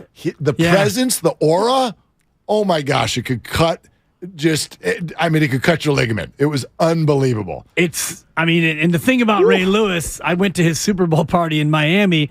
I was Low Neal's +1. Whoop. I walk in and Ray is screaming across the Top Golf. Yeah. Low Neal, you get over here. So I go over and I get to meet Ray Lewis. Not that big. Well, not that tall. Correct. But yes, but you look at him, I mean, all business. Holy. And then you imagine being tackled by this man when he's running, I don't know, 18 or 19 miles an hour, hell-bent on bringing you to the ground. It's just, yeah. Not good. Man. Not good. Okay. I was in the sauna with Lorenzo Neal. Tell you what. So this Brock Purdy thing, it might turn into something crazy. Like that conversation is like, well, wait a minute. So you did see some measurables. They're just not the measurables we're used to looking at, and they're not the ones that are easy to find. Yeah. Brock Purdy walks into the room. It's the opposite of what we're talking about with Ray Lewis. It's like, oh, look, the intern just came in. What is it, a cup of coffee? Like, there's none of those measurables. And Purdy, make sure there's sugar in there. Exactly. So you're doing a pretty good job. Throw a little pun at him, all that stuff. Yeah, I showed that intern. This could really, really turn into something. His perception speed, Mark. His ability to perceive the safety's hips. I mean. But that's huge. That's huge. But he's only 6'1". But that's huge. So let's get to some phone calls on Brock coming up next. 888-957-9570. Plus, I have a little 49er-related rant that I need to – it's on the chest. Oh. And I want to get it off the chest. And also, we need to review your alleged accolades for an intriguing question. Does that count? Does that really count? We're going to go to the phones and see if you get credit for that's an intriguing question. I don't believe that the word was intriguing. We actually do need to go to the review because I don't think that that's what he said. So I don't think I like your tone. But you know what? I don't like yours. So all that's coming up next on Willard and Dibs. Start your day off right with the morning roast. They can win the West with their third-string quarterback. This is what Russell Wilson did when they were good. He played a point guard style of quarterbacking. Get it out to your playmakers rhythmically and on time. Negate the big losses and make big plays downfield. What more can you ask? This is the Bay Area's sports station. 95.7 The Game. Hey, Dan Dibley here. You know, there's a reason Golden State has become the trusted partner for professional builders and contractors. The breadth of what they offer is remarkable. Their product knowledge can save you time and help with the decision process. They're the largest distributor in Northern California of many of the brands they carry. Their clients really appreciate having building materials delivered to the job site the next day or sooner. And when you have Golden State's newly refreshed app, you can find updated installation guides, building codes, and other necessary information at your fingertips, wherever you are. What's more, the GSTV link on the homepage is a fantastic resource that can educate you on what their vendors have to offer. If you want to get a leg up on your clients' projects, visit GoldenStateLumber.com. Helping you build better for 3 generations. Golden State. When you succeed, we succeed. No one knows where this market will go. Things could change tomorrow, next week, or next month. At Merrill, we've been here before, and history shows this is the time to stay focused on your future. Because through every market, the bull will always have your back. Find an advisor in the Bay Area at ml.com/bullish. Merrill, a Bank of America company. What would you like the power to do? Investing involves risk. Merrill Lynch, Pierce, Fenner & Smith Incorporated, registered broker-dealer, registered investment advisor. Member SIPC, a wholly owned subsidiary of Bank of America Corp. Ladies and gentlemen, it's official. Fast just got a whole lot faster. Xfinity has the fastest internet with up to 6 gig speed. Plus, Xfinity Mobile is the fastest mobile service with 5G and millions of Wi-Fi hotspots. You heard that right. Xfinity just increased internet speeds again. And Xfinity Mobile gives you can't-catch-me speeds. The fastest internet, the fastest mobile service, and major savings? Can't argue with the facts. Now through December 21st, new customers can get 1.2 gig internet plus X-Fi Complete with unlimited data and Wi-Fi equipment included. It's just $50 a month for 2 full years with no annual contract when you add Xfinity Mobile with unlimited data at regular rates. Plus, get $200 back. Go to Xfinity.com/faster. Call 1-800-XFINITY or visit a store today. Requires paperless billing and autopay with stored bank account. Restrictions apply. Taxes and fees extra. Xfinity Mobile requires Xfinity Internet. After promo, regular internet rates apply. Actual speeds vary. With car prices at an all-time high, Cars for Kids donors are now getting the highest receipts ever. Don't miss out for 2022. Donate your car today at carsforkids.org, and your car can be picked up tomorrow. Guys, 2022's been a roller coaster year, so spoil her this Christmas by giving her the next best thing to wearing nothing at all with soft, silky, naturally nude pajamas exclusively from Pajamagram. Sensuous and smooth, naturally nude pajamas feel just like her own bare skin, even more alluring than lingerie. The texture and touch of these pajamas is so seductive that you'll both love the feel of them. She'll love the feeling of wearing next to nothing at all, and you'll love the way they look. Best of all, Pajamagram does the wrapping for you with free gift packaging. Order today, and Pajamagram will also include a free matching naturally nude nightie with the purchase of naturally nude pajamas. That is free gift packaging and a free naturally nude nightie when you order today. Just go to Pajamagram.com. It's fast, easy, and delivery by Christmas is guaranteed. That's Pajamagram.com. If you own a business, this has been a bumpy ride. From pandemic to inflation, I'm sure you could use a break. If your business has 5 or more employees and survived COVID, you might be eligible to receive a payroll tax refund of up to $26,000 per employee. The challenge is getting your hands on it. Hi, I'm Howard Mackler, and that's why I founded GetRefunds.com to cut through the red tape and get you that money. The team of tax attorneys we have put together are highly trained in this little-known payroll tax refund program. We do all the work, charge not a dime up front, and simply share a percentage of the cash that we get for you. Businesses of all types qualify, including those who took PPP, nonprofits, and even those that had increases in sales. We have helped return over $1 billion to businesses, and we can help your business too. Just go to GetRefunds.com and answer a few questions. This payroll tax refund is only available for a limited period of time. Don't lose out on up to $26,000 per employee. Go to GetRefunds.com. That's GetRefunds.com. At Target, make the holidays a breeze with same-day pickup and delivery. Order today and get it today by choosing free drive-up, free order pickup, or same-day delivery when you order on Target.com or through the Target app. This season, get festive faster and holiday the easy way with Target's same-day pickup and delivery. Choose free drive-up, free order pickup, or same-day delivery on everything you need for the holidays. Only at Target.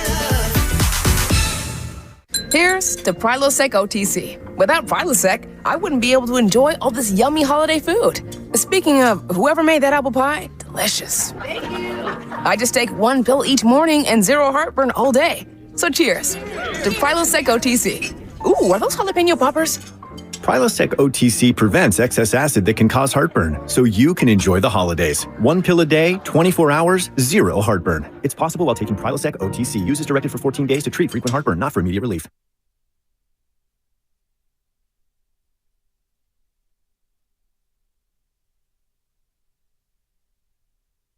This is James Wiseman. And now back to Willard and Dibbs. All right, James. Willard and Dibbs, 888-957-9570. There is a very weird Marcus Mariota story that is becoming a percolation sensation, my friend. Mariota's been benched. They're going to go with Desmond Ridder in Atlanta. Let me just give Cliff notes. Arthur Smith, head coach of the Falcons, held a press conference this morning and low-key obliterated Mariota. He is not with the team. And they are very much making it sound like he got benched and so he quit. Arthur said, now he's got a chronic knee injury. Right. But he's like, he didn't have a knee injury all year when he was playing. We didn't bench him because of this knee injury. But he literally goes, but that's his prerogative. Athletes. So he's now got a chronic knee injury and he's not with us. Right. He probably does have a chronic knee injury, but it hasn't kept him from playing. So he's a football player. They're all hurt. Javon Kinlaw has a chronic knee injury. We know that. And Yes, it actually has kept him from playing. So for Mariota to do this in this spot where he'd kind of, put himself in a situation where he was going to be a sought-after quarterback going into next year by someone, and this has got to hurt a little bit. At least as a very high-level backup, right? He's done enough. He's done enough to be an intriguing player, so this is a weird story. Speaking of weird stories, now you called for a review. You threw the red hanky, correct? I did, yeah. We have a counter on this show. If a guest comes on and says that's an excellent question or that's a great question, we do a victory lap. Yeah. There's a lot on the line here. It's a very, very big deal, and you nailed one. And I had the crown. Yeah, and I'd like to keep the crown pending pending review. This review. So I'm doing my VAR. Okay. I'm drawing my square. I was just going to go under the little hoodie and do it NFL style, but Will Hewlett, who is the throwing coach for Brock Purdy, first there was this from you, Dibs, and this was unquestionable. But how do we see these things actually play out in the way Brock is playing? Yeah, that's a really good question. Okay.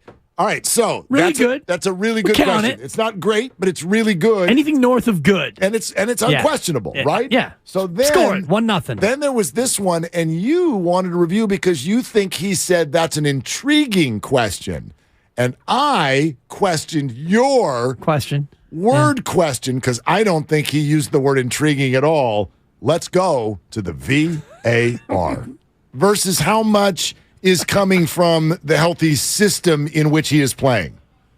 No, that's a really insightful question. All right, there it is. That is a really insightful question. Don't hang the word intriguing, because intriguing is like, it could be weird, it could be confusing. Insightful just means, dude, you're unbelievably smart. I don't know. I can't even believe I'm having a conversation with you. You're so freaking smart. I don't know if insightful counts. I did turn in the moment. I turned around because I can't see Kyle. Right. And Kyle did the referee count the basket. Count it. Now what's better, really good or insightful? ¿Quién es más macho? Well, I mean, I'll leave that to the room. Insightful, I mean, quite frankly, it reeks of arrogance. I mean, you're grandstanding. I accept that label completely. Excuse me, guest. Let me show you how insightful I am. I didn't say that. I asked him a question. Those are his words, not mine. What do you think? I texted him on the side? Hey, dude, call me really smart when I'm done with this question. I don't even know the guy. He was clearly impressed by my intelligence. And I will agree, insightful is definitely better than intriguing. Yep. And upon further review, I'm afraid to turn around and see what the boys behind the glass. They're probably going to count it. It's a first down. This is first down. We're driving down the field. I think there's good points on both sides. I think, what are you going to do? I don't have a strong opinion. opinion. Thanks, Dan. Right. He set himself up for his own standing joke. Kyle, what do you think? Am I on the hook here? Does Mark get it? Yeah, so Mark definitely gets it. I'm trying to decide whether really good or insightful is better.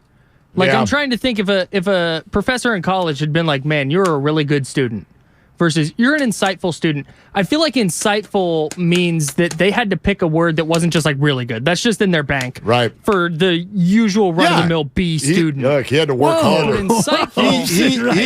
He had to work harder for his compliment of me than he did of you. There's no two ways about that. So, but anyway, I'm just happy that he didn't say intriguing. Yeah. And I got that wrong. I'm ready to move on. If you are, I'm ready to move on. Yeah, I lose a timeout, but that's fine. I still have a couple left. I had a girl dump me one time and was like, "Look, you're a really intriguing guy." She said that to me. Did she really? Come on. It's like, that's amazing. Boy. She didn't say you were insightful, did she? No, she didn't. She definitely said intriguing. Did not say that. All right, we'll get to the phone calls in just a second. I'll make this rant quick. But, hey, 49er fans, you got to be, and I'm gonna divorce myself from you just for this rant. And then I get to be one of you again because I am a 49er fan. But you got to stop. This has to be the only fan base in the world that does this. When your best players get the ball, you tell the team, stop giving them the ball so much. And then when your best players don't get the ball, you come in here the next day and scream about how come they're not getting them more involved. Even after wins, why isn't Kittle getting George Kittle? Why isn't he like Travis Kelce? Why isn't he open? Throw him the ball. Deebo Samuel doesn't get many touches. Why are they not using the most unique player in the game? Then he gets the ball. And the GOAT goes on Instagram and says, stop giving him the ball. And I know how some of you are going to react. It's not that they're getting the ball. It's the way they're getting the ball. You guys literally act like Kyle Shanahan is out there with a Madden controller moving Deebo around, and he's the one that forced him up the middle of the field into a tackler when Deebo Samuel is literally one of one in terms of seeking contact in NFL players. I can't anymore with when they get the ball, they're getting it too much. When they're not getting the ball, they're not getting the ball enough. And anytime somebody gets hurt, it's our team's fault for getting them hurt. It's insanity to me. Well, I understand what you're saying, and I just don't necessarily see the need to use a guy who has an injury history now. Deebo Samuel's been hurt a number of times. You're ahead 21-0, and you're going to use him in a way that exposes him to more contact than if you used him in more traditional ways as a wide receiver. You're in a spot where you don't need to. You play in Green Bay in a dogfight of a game, and your rushing attack was all you had on a very snowy day at Lambeau Field. Frozen tundra. Thank you. And I miss Harry Kalish. We haven't had him all year. Maybe we'll save him for the playoffs. That's a good point. We should probably do a little game preview on Thursday with Harry. Yeah, maybe dust off a little Harry Kalish, one of the great NFL voices. The 12th man. Of our time. Yeah, I think you and I can cook something up. But up 21-0 in a spot where you didn't need to use him in that fashion, that's the only time that I will agree with the GOAT, because Deebo as a ball carrier is a great weapon, but you were crushing Tampa Bay. You didn't need to go to that play in that moment. I hear you, but 21-0. Unnecessary. 21-0 in the second quarter means bupkis to me. You're playing Tom Brady, who literally scored 2 touchdowns with 4 seconds left to go the week before to win a football game. So a 21-point lead in the second quarter, to me, does not mean you take the foot even a tiny bit off of the gas. Let's hear from all of you. Rich in Fremont. Hey, Rich, you're on with Willard and Dibbs. Thanks for making the call. What are you doing, Rich? I think the interview you guys did with I couldn't hear his name full. Yeah, his name was Will Hewlett. Yeah, Will Hewlett. Yeah, okay. He pointed out some tangibles that I think helps us to appreciate how the game in the NFL has changed in the last 10 years. It's like 10 years ago, we all wanted to see, like you said, the guy that had the howitzer over the arm. He threw it 50 yards downfield and threw touchdowns, and that was just magnificent to watch. But what's happened is that defenses have changed in the last 10 years. And so now it's about being able to use spacing. And I think quarterbacks in the league have done that. So you bring in a person like a Brock Purdy, okay, and there's certain things that he does that allows him to manipulate the defenses in areas where we didn't think that they could be manipulated in. Yeah, Rich, So you know what? we're Rich, we got to run, but it's a really good point. It's funny, though, because he's right. The game has changed. However, there have always been measurables busters. Joe Montana was one. Right. And I wonder how he would have done in this S2 cognition era in terms of, because when we watch a quarterback like Joe Montana or, other quarterbacks, it's like, oh, he can see the field. Well, through this tool that Will Hewlett was talking about, and I've mentioned it now a bunch of times, maybe I'll get a free S2 cognition on my own, but through these measurables, you can actually see whether or not a quarterback, quote, sees it. Right. Because a lot of the cliches we've used, oh, he's a playmaker. Well, there's now ways to actually see if a quarterback who doesn't have the traditional measurables can see it. Can he move in the pocket? Can he get rid of the ball early enough?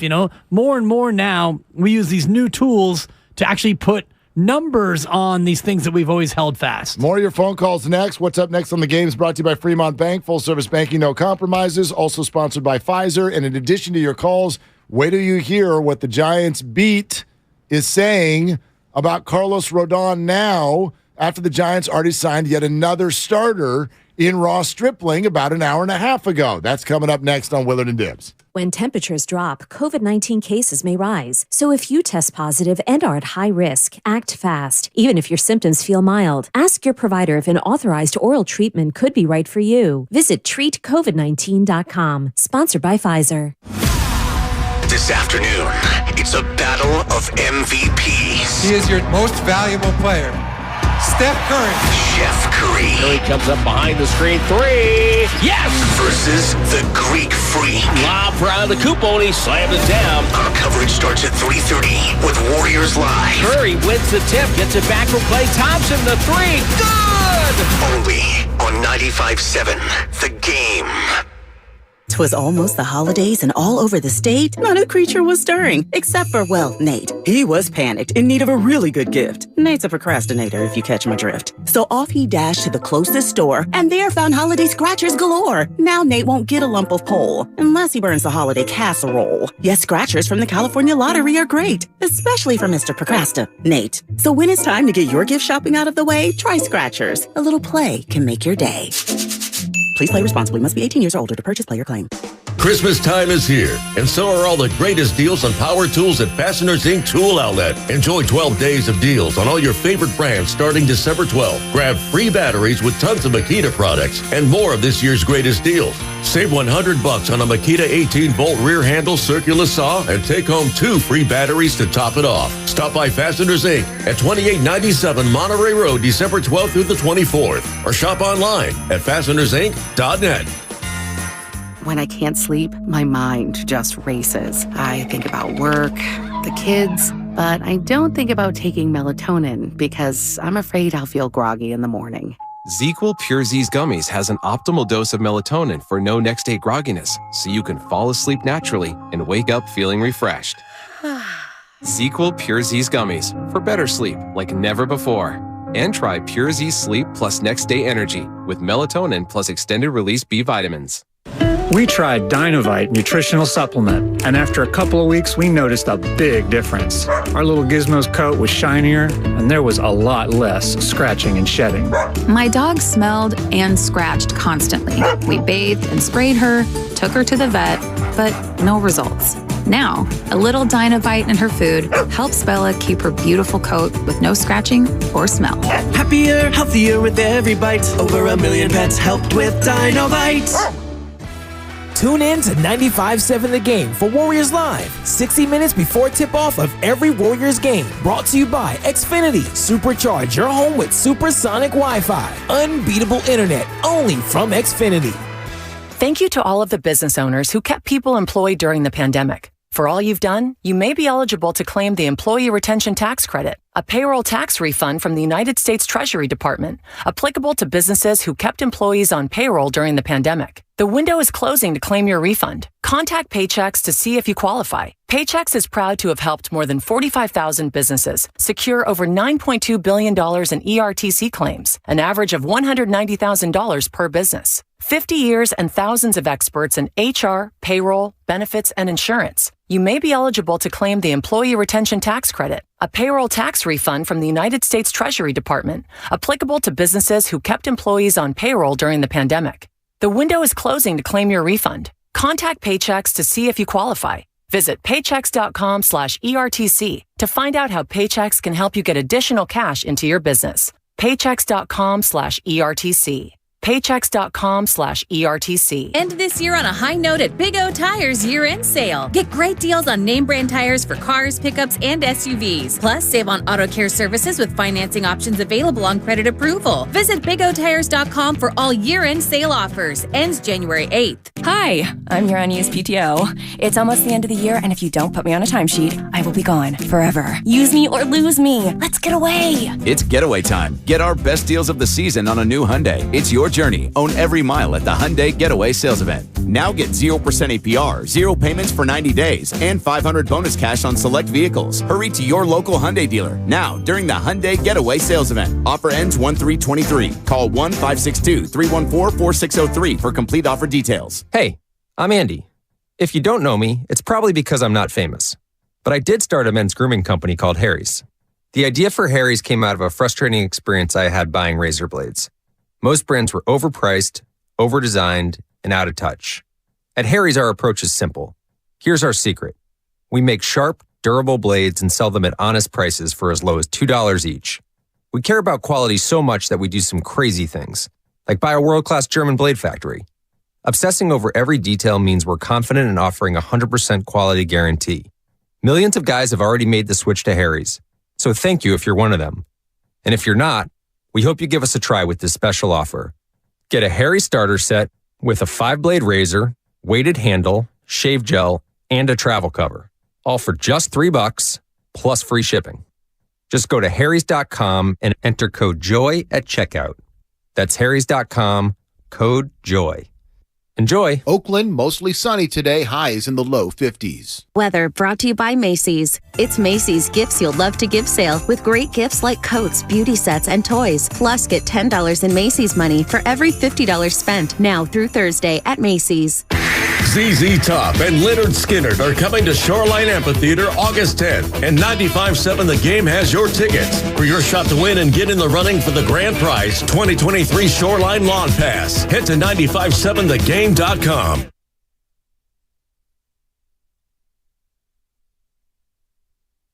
monster sack. Hey, this is Matt Steinmetz of Steiny and Guru. 12-3 on 95.7 The Game. Now back to Willard and Dibbs.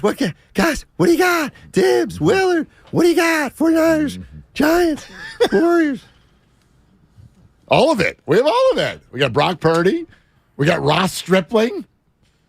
And we got Giannis Antetokounmpo tonight on 95.7 The Game. Yeah, it's a big one. Start of a 6-game road trip. And we talked about an 8-game stretch, and I offered you 3 and 5, and you sneered at it. Nope. You poo-pooed it. Yep. You're 1-0. I thought 3 and 5 would be something that I would take. I guarantee you they go on an 8-game win streak. I'm kidding. I was waiting for the lock sound. No, but tell me about the 6-game road trip. What are you thinking? 3 and 3? Yeah. If I gave you 3 and 3 right now. I think tonight's really tough. If I gave you 3 and 3 right now on the 6-game road trip, you got a couple of back-to-backs. You got Milwaukee, you got Indiana. Back-to-backs. You got the New York teams. You got Back-to-back. Toronto, and you got Philly. Correct. Toronto's a day game. It's 2 o'clock Toronto tip, 5 o'clock out here. I'm sorry, I had that backwards. 5 o'clock Toronto, 2 o'clock here. Really good. What I did? Yeah, I guess I'd take 3 and 3. I guess I'd take 3 and 3 because you're bookending it with home games. I believe that they'll beat Memphis on Christmas Day, and so that would put you at 5 and 3 for your 8-game stretch. I'd take that. Okay, that I would take. That I would take. If they go 2 and 4 on the trip, then they would need to beat Memphis in order to avoid Damon Bruce and my 3 and 5. We'll take it scenario. Look, if they go 3 and 3, that's more road wins than they've gotten all year to this point. Look at you with the knowledge. That was a really insightful comment. Thank you. I thought it's been an insightful show today. Yeah. I'm going to start dropping insightful on you because it makes you feel good, Mark, and I want you to feel good. Yeah, I do. Make Mark feel good. I do. I want to be smart.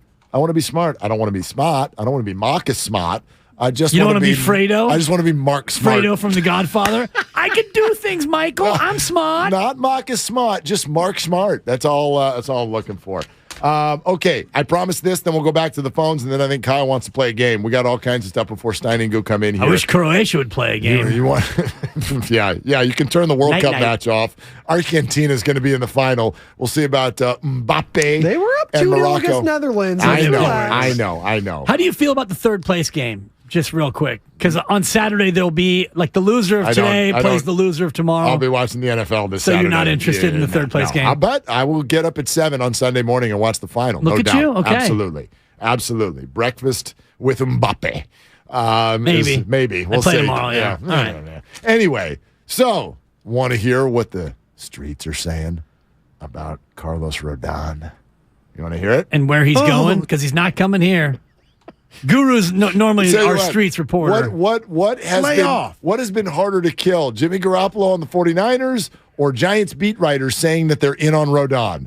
Jimmy Garoppolo, and it's not close. They've now signed 2 other starters.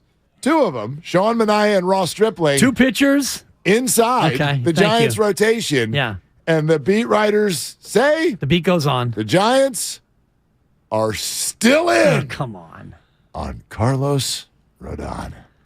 Over under 1/2 of a Carlos that the Giants sign. Over under half or 1.5? Half a Carlos. I'll take the over. Now they could be anybody though. Farhan could go to the Mariners farm system and get Carlos Smith, and I win.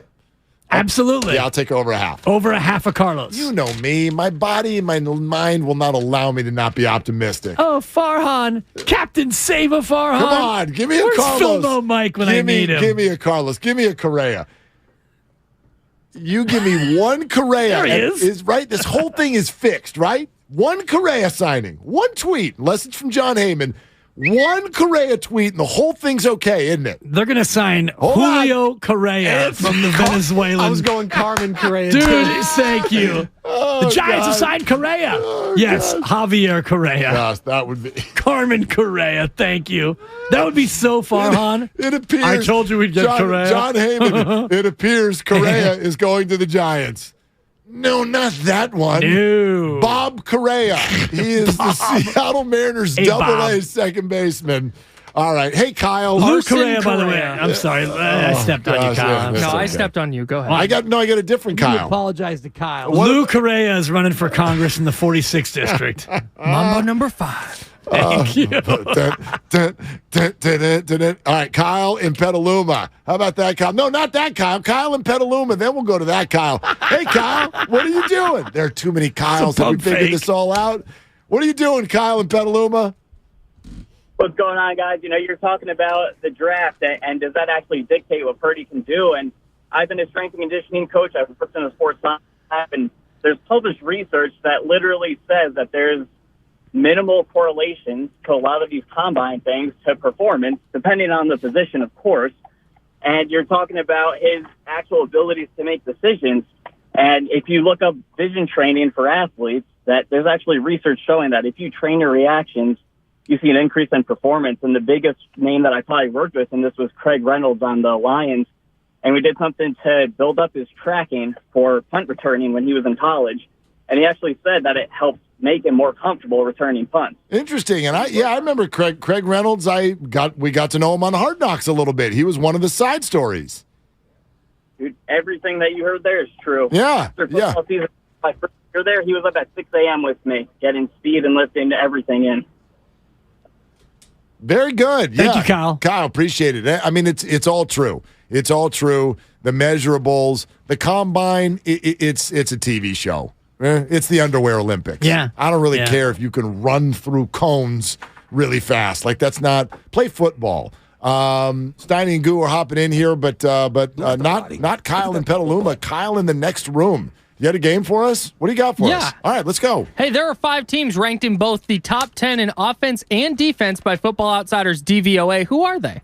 Top 49ers. Yeah, that's one. Before you answer, let's let Steiny and Guru have a chance, because Steiny, let's do it together. Steiny hears game show music. The smile comes across his otherwise sullen face. Watch me wipe the smile off his face. All right, DVOA Steiny. Football Outsiders DVOA. Mm-hmm. 5 teams. 5 teams are ranked in the top 5, both offense and defense. I'm sorry, top 10. 5 teams are in both the top 10 in defense and offense in DVOA. We know the 49ers are 1. We need the other 4 teams. I'll say the Dallas Cowboys. Nope. Miami Dolphins. Buffalo Bills.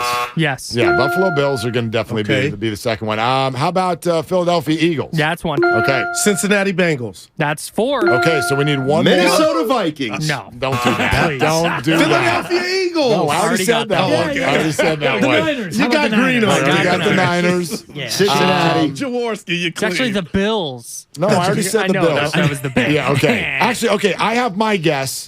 Oh, my gosh, we forgot. I have my guess. I'm going to go. I got it. I'm going to say Baltimore Ravens. That's the one. Yeah. I was going to say Kansas City. No, not defense. No, their defense is not great. Quietly, though. Their defense gives up a lot, and then they just score more, and then they party. Jerry Judy, Mark. Wow. Stop it. You got me up. Stop it. I made the playoffs in my other 2 leagues, over the and you come This down is my the road. one league that matters. God, We all dang know it. that. No, well, it's not as much money as some of the other ones. Anyway, anyway. Can I just get right to it? Get right to it. Where were you this morning when you posted that picture? Oh, I said, Good Lord. I said in the video that I was at the top of the Dipsy I didn't steps. get that far. Yeah, so you didn't brushing my watch it? teeth. Right. I saw the optics. The show video? Yeah, the show the video that I swipe did left. this morning. Yeah. The Your Ad Here Willard and Dibs pregame show, by the way. So this foot race, it's the oldest trail running race in the United States of America. It goes from downtown Mill Valley to Stinson Beach. The race starts with 676 steps. And he did and I do all those. 676. I do those. That's my often morning workout. I just go Rocky. I go do the steps and I bring my dog. That's dope, and man. it was cold this morning. My gosh, I think it was about 35 degrees when I went out. I had to have 2 cups of water on the windshield so that I could drive I'm there. jealous, Donnie. You know, but I love it's very therapeutic for me. I love that the area. Dope. It's beautiful. The fresh air is amazing.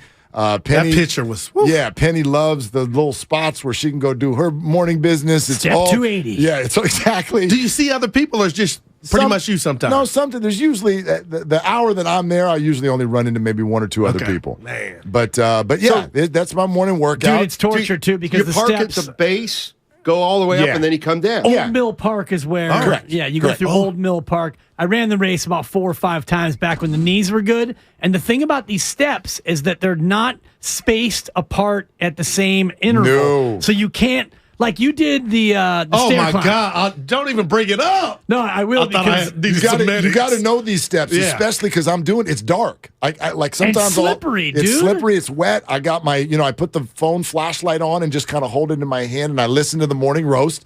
But you got to know the steps. I don't mean like you literally can't see, but there are stretches where it's a long step. There are stretches where it's a short step. And you're under a canopy of old redwood trees. Tweak there's a couple stretches where you need to hold on to the railing because it's completely jagged and all over the place. So but that's you get to the top at sunrise and it's freaking breathtaking out there. You can see the whole bay. How long does it take to do the whole thing? It's not. I mean, is it 40 minutes? No. All the stairs? The stairs. It's not that probably much. about 10 minutes. Yeah, it's not that but much. It's straight up. Dude, they're stairs. Yeah, so coming down's got to be hard too.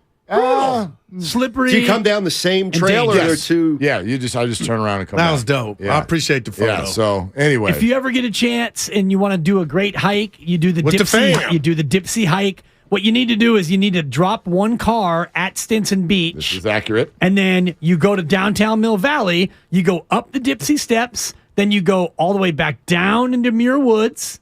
You've heard of Muir Woods, of course. Yes. From Muir Woods, you go all the way back up to not quite the top of Mount Tam, but damn near close. And then you go all the way back down to Stinson Beach. I just did this about 7 weeks ago. Me and the lovely Christy bring snacks. It takes a while. I did not bring 7 enough. miles. Yeah, 7 miles one way. I did not bring enough snacks, but we did, as you said, park one car on the other Because then you end. get to Stinson and you have a little picnic, and then you have a vehicle there so you can then drive back. You're not going to want to walk back. Wow. It's a 14-mile round trip, which I have Don't also do that. done a couple times. Don't do that. The tough one, the double Dipsy. You're listening to 95.7 The Game, KGMZ FM and HD1 San Francisco, always live on the Odyssey app.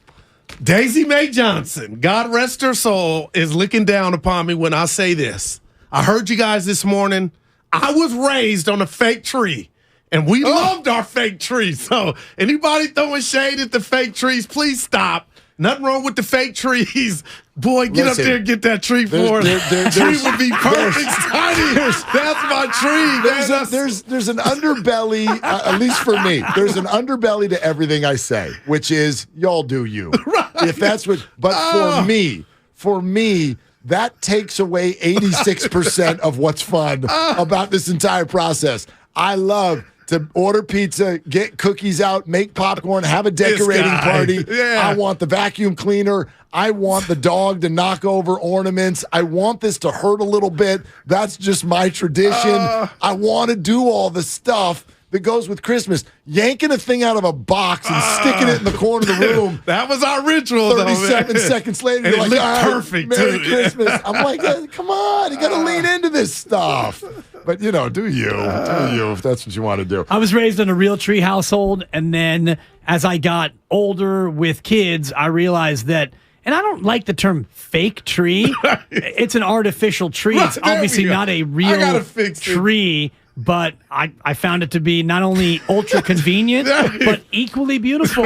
You go to the garage, I had it up in the rafters, you get the ladder, you take it down, you undo it. We had to decorate. I heard you this morning where they come decorated now. Mine's coming tomorrow. Okay. So tomorrow, hit me on my IG at Dan Dibley. Tomorrow. It's coming. FedEx. Wait a minute. I'm now, tracking but it. you didn't do it until the boys were grown. Is that correct? They were in their late childhood, early adolescence. Yeah, they were past the magic stage, right? Like, I mean, my parents do a artificial tree now.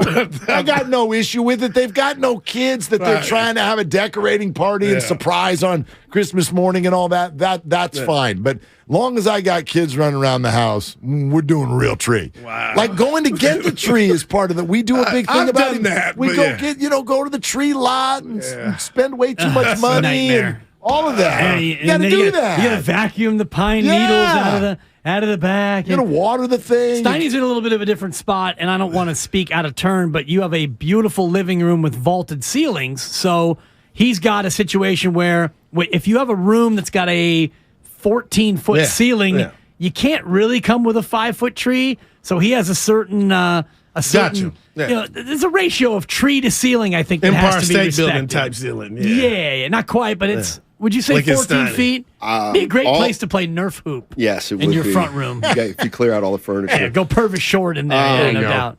My entire life, I've wanted nothing more than a fake tree, and I have never had a fake tree in my life. And I want one so bad, and I want to have one soon until the day I die, but I have never gotten my way on that one. Wow. Ever.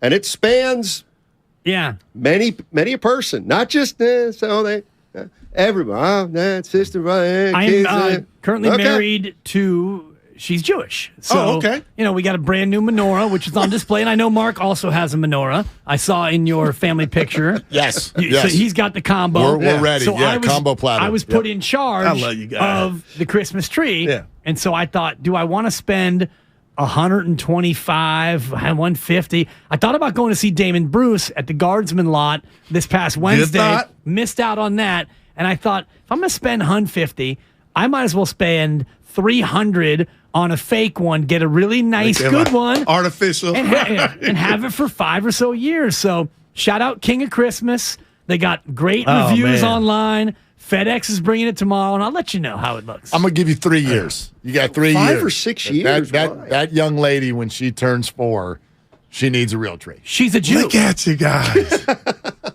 She's a both. My best friend growing up was Jewish. I've been informed she's not a both. 49 Frankie? No, Max Kronisberg. for me. Yeah, so they tell me about Hanukkah. I understand. Yeah, in Judaism, they're like, mom's Jewish. But listen, like your daughter, that's me. My mom's maiden name is Schneiderman. I always wanted to look at the entire thing. Judaism, you're Jewish. Why do I have to follow that? My dad's not. Right. Like, stop telling me what I am. Supper is the same way. You're conflicted. Right. And my mom punted. She's the opposite of what supper's doing. My mom's like, we're bar mitzvah. We're not doing any of that. Like, I never went to any... I didn't go to church. I didn't go to temple. Hebrew school. I didn't do anything. No? Okay. I was just like, I'm here to open gifts. Hanukkah, So let's celebrate everything. Runs from the 18th to the Christmas. first day of Kwanzaa. Gotcha. Yeah. Kwanzaa, of course, is the 26th. Shout out to the Kronisbergs. Yeah, Kwanzaa the 26th through January 1. So as Hanukkah ends, Kwanzaa begins this year. So I was married in 03. Shout out to Wally. Look at you. I hope she's not listening. But this is you want to get away moment. So my second year in the marriage, Dallas was playing the Giants on a Sunday. It was for the division, Steiny. And the wife the kids were young. This one, it wasn't DVR, it was TiVo. So I go, you know what? I'll pause. I'll record the game. We'll go to Rancho Cordova. I had an SUV. We'll get the tree. We go in there. It's just raining like real rain. I said, you know what? We'll come back. It's a wrap. So I tried to pull the tree. It's raining, but I'm thinking about the game. I'm trying to pull the tree. I couldn't get it. My wife is strong. Couldn't get the tree. I said, we'll come back. Willard, true story. The wife, Miss Mia, pulls the tree, didn't get it, tore her MCL. We're at the hospital. Here comes the brother-in-law. Here comes the mom. Here comes the sister. They're like, why was the woman... And they're looking at me huddled up and giving me those dirty looks. And I said, I told her, let's go. And she gave one last effort toward the MCL. And they just wanted an explanation of how did the man, it was supposed to be yours. But I tried to explain. I aborted mission. We were headed home. She didn't want to leave. Dude, that was a long Christmas. She didn't need surgery. It kind of healed itself. Yeah, and she must have been a grade 1. Yeah, but anyway, I'll never forget. They were huddled up giving me the dirty looks like, that dude's a loser. Man. Oh, my God. How was she pulling the tree? Yeah. She's strong, though. And I'm in a relationship where I am the second strongest person in the couple, so it's the way be that has to careful, go. dear. Those are facts, as you would say.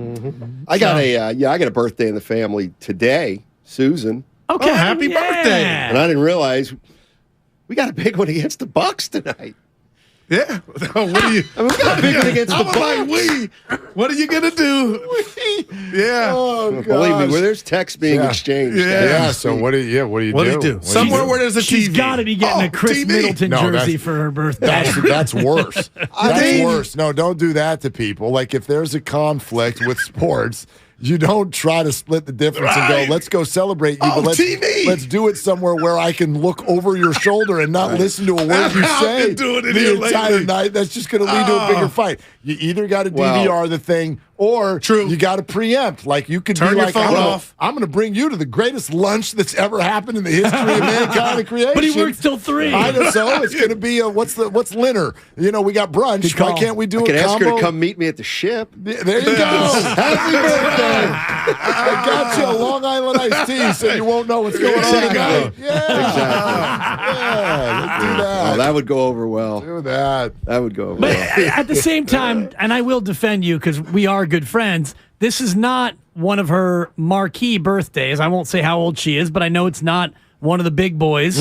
So, and also, you guys have been together now for long enough to where you could probably absorb. Yes. Where are you going, Dibs? I'm going here. Happy birthday, Thank babe. you. You know I love you. Exactly. It's tip-off time. Here's Not with Dana. But there's well, no, she won't be. Oh, there. yeah. No. Listen, my daughter's coming back from college on Friday. Okay. So I had already said to Susan last week, like, let's wait till Friday. Yeah. But you got to be around, though, Steiny, today. Why? It's her birthday. And I said happy birthday when I got up. Bro, and she's like, she said, I want Yeah. Chinese food tonight. I'm like, perfect. Okay. You know the number. You are, Put the leftovers in the fridge. I'll have it when I get home. You are way too old to think that they're telling you what they actually want.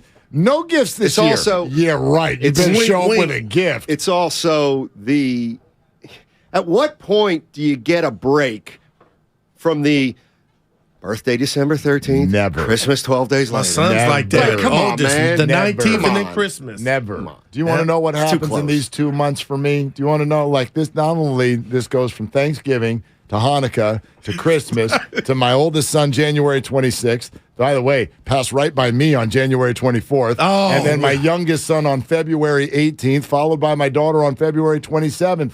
We get to March 1st, and I look at all them, and I say, don't you dare ask me to buy you another thing for at least 8 months. I am out of money. I am out of time. I am out of everything. February is over. Wow. Over. All right, I'll share a story. All right. Just when you think you know me, this will shock you. So one year, so her birthday's December 13th every year. And boy, it's tough, man. It's tough. Every year? Like I'm already Same day? Like I'm already behind on the birthday, Yeah. and we're almost at Christmas. One year, I purchased 13 gifts, wrapped them all by December 13th, and then we had the 12 days of Susan. We had. Nice. Yeah, she opened Leading up- right up to Wow. Christmas. That is phenomenal. Christmas was the 12th She ain't one. forgot that one. Well, that's what Man. You're not done, Steiny. no, but how about a little bit? I think you Doesn't should that bring give you it a back. hiatus? I think you should bring that back this Bring year. it back, Will. That's what Yeah, right right now. now. Carol Yeah. King. It's too late, baby. Sorry. Now. Well, I'll No, give you it's the not. opposite of that. And this is my ex-wife, Chanda, where about 12 years ago, it's not that I forgot her birthday, January 13th. But That what baby happened? just snuck right up on me. And we got to the day, and we were at the Lake Merritt little flea market down there right by the movie theater. Grand and, Lake. it came up, hey, what'd you get me for my birthday? When are we going to do presents? And I said, I don't have a strong opinion. I said, I don't think we are this year. I don't know what I said. I forgot. It snuck up on whatever I said. Furious. So for years after, we had to observe Chandika, which was a week-long celebration of her birthday. Wow. That lasted about 5 or 6 years. Wow. So kind of the antithesis to the Steiny I story. mean, the Dan Dibley I know would have come up with something on Yeah. the fly there. Yeah. Coach, I I was thinking got that something too. special for Yeah. you later Yeah, I got you a tonight. churro here. No, I But got later. something for you tonight. Yeah. This is sweet. Coach, it was over. This is all You're quick set on up your feet, later Diz. tonight, and then as soon as she's like, how many years ago was this? Probably. Probably 12 years ago. Okay, but so there's The cell phones. kids were 7 and Yeah, 9. but This I was mean, pre-Amazon. I know pre-Amazon, but you could very quickly excuse yourself to the restroom I'm with you, Willard. and get a reservation, sensation. I mean, Coach, something. It was the dude that I gas in know a car. would have been more Brock Purdy, would have been able to ad lib here. Like, I mean, all I heard in my head was Matt Steinmetz, choke artist. Wow. And it was daytime, Willard. He had action. You had time. Yeah. You had time. It was, big fat choke artist. So, yeah. That's kind of the antithesis to what Steiny had. I'll tell you who else is a choke artist, Willard. I heard you. Your volume doesn't get this loud. I was offended with what Farhan said. Man. I don't like it. You talk about Giannis. This dude passed the buck like, I mean, Willard, that hurt is a bait. So what? You're too smart, I thought, to say that. Did you guys? Wow. Did you guys discuss when this was actually said? When was it actually said? That's okay. So Susan Slusser. Apparently we did. No, I know that. I don't know. Well, this. Get this. I don't know what it means. I assumed if anything, this was that's very what, recent. That's what I thought. Is it not? I don't know if we would say San Francisco is an idiosyncratic market, but I do think maybe it's more that way than it was 20 years ago. President of Baseball Operations Farhan Zaidi said at the GM meetings last month. Okay, that was a month ago. I don't think that doesn't. I think it's a little bit of a polarizing place. Then he gets into the thing. That only would have changed my opinion if you had said he said that back when he was still working for the Dodgers or something. Like to say it last. Why wasn't it reported at the time? That's a good question. That's my question. You missed out on Judge. And I actually feel like it's worse because it's one thing to say that on the back end of missing out on your number one target. It's completely another one to say it on the way in. Like you're on your way now. It didn't get reported, so I don't think it affected anything because no one knew about it. But you never believed you could get it done. I wonder why it wasn't reported. Let me tell you something. I mean, sometimes you're in those conversations and you don't know. You don't know what would hit in that moment. It doesn't seem like a thing, and then a month later it seems like a thing. Sometimes you hear it, and it seems like a thing as soon as you hear it. Sometimes. And maybe, I don't know, maybe there was some, I don't want to say agreement, Willard, but that's the end to me. Maybe I'm working on something that though. I'm not going to run it until after the meetings, but to say who are you? And you took the job and didn't say that get down. Well, the other part of it is like visiting players have said that even coming here for 3 days, they don't feel good are you about coming there for to 3 deliver days. that mess. Not to cut you off. No, I'm offended, Willard. Yeah. No, he's offended, which is, I mean, the fact that Mark is he's hot. I don't understand the timing. I don't even understand the sentiment. I don't understand turning a very storied major league franchise into D4, a Big 12 school is what this is. So we're targeting people with the Bay Area ties. I'll take this all the way down to the direct quote, and I hate sometimes picking out one word in a direct quote because it's not. No, the one word is the desire to play there. Why the hell are you referring to here as there? You're the president of this team. How would you? That'd be like if I referred to 95.7 The Game. Oh, you all station. Yeah, you know what? I don't know about coming to this. To that place. Wow. I'm here. What do you mean? Who can defend? You know, it's this? weird. All right, that's weird to me. Okay, and I think so too. And now it's got me thinking. I asked Evan. This was in Vegas. She got these quotes. Okay. So I'm just like, this is the way my mind goes. Maybe he was referring to it as because he was in Vegas. But Susan is talking to Farhan. These are two people that sit in the dugout at Oracle Park on every night and talk these things out. So, okay, again, I'm not going to go too far overboard because of one word. Sure.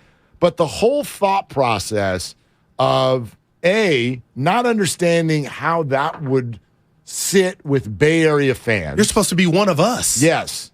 And B, even you basically just turned free agency into the same way that you platoon or pull someone in the fifth inning, which is now telling me that you're using analytics to decide instead of just like that would be someone who's a really good baseball player and our fans would love.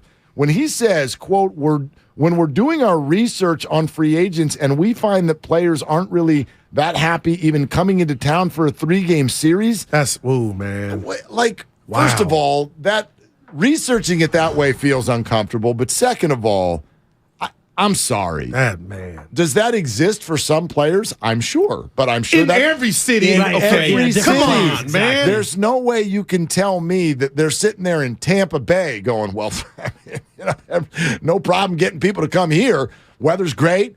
I mean, you cannot tell me if you're running the San Francisco Giants that you are now at a deficit in conversations with free agents because of where you play. Man, I like that. That shook me to the core. It should have. It's one thing to talk about the ballpark. It's another thing to talk about the Bay Area as an undesirable location.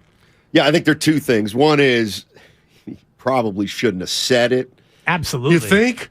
Yes. And then that was but then I have to go to the other one. Well, how much of it is true, if anything? I think a little bit of it's true, but then Mark was making a great point earlier about some of the good old boy Southerners who've come here and seem to enjoy it. Will Clark, Buster Posey, Madison Bumgarner from North Carolina. But so no doubt. It's not as easy as I hate Nancy Pelosi and I don't like the homeless. By the same token, it's like guys like Barkley and Stephen A. take their shots at it, and I was just messing around on, there was a story 6 months ago, and it basically was just talking about the reputation of San Francisco. But your job is to sell. No, what he said was wrong. And okay, thank you. I mean, even if it's got some truth, you can't say. I don't know how you come back from this. Well, and then you signed Carlos Correa. You struck out in free agent coffees for closers. And then he can say, if you're thinking that at the core, give me the GM of the year because I got somebody to sign in this dump. How are you going to go sell the Giants when you think like that? That's what I don't understand. No wonder you came back with no deer. The timing is, well, again, and they haven't yet. They haven't not come back with no. Where are we at on the clock? Listen. It ain't good, but it's not over yet. They can still save this. But that's the point. Why would you even risk putting that out there for free agents? Bobby Evans would never say anything like that. For agents to see. I mean, we were hearing as of 2 years ago that pitchers were going to their agents and going, get me to San Francisco. Because of the ballpark, because of the way they're rehabbing the image of pitchers. We'll go through the list. From Drew Smiley to Pomeranz to Kevin Gausman to Rodon. Again. You know what I mean? Like everybody rehabbed their issues with the Giants and made millions and millions of dollars. So that's what I had heard 2 years ago. Pitchers were dying to come here. I get that hitters might not be because of the ballpark, but now we're going to make it about another underwhelming signing. Man, that was whoa. How do you get out of that, Steiny? How can you? I mean, you signed Carlos Correa. Yeah. And I mean, we've heard about it in other cities for different reasons. Like, why would you want to go to Philadelphia where the fans are too hard and the sports talk radio is too rough? Some players don't want to go to New York for the same reason. So different players, any player, I'm sure, has places they want to go and places they don't want to go. But for the GM to, in a blanket statement way, say, hey, this is the reason and then why. go visiting players. That was the part, the cherry on top. Show me the proof. How dare you? Show me the proof. Mark, like, do they have every team that comes in, they have them Yelp the Giants and Yelp San Francisco? I thought of that before you took the job. City 3 stars, exactly. Wow. Exactly. Yeah. Oh, it was. I'm out on dude.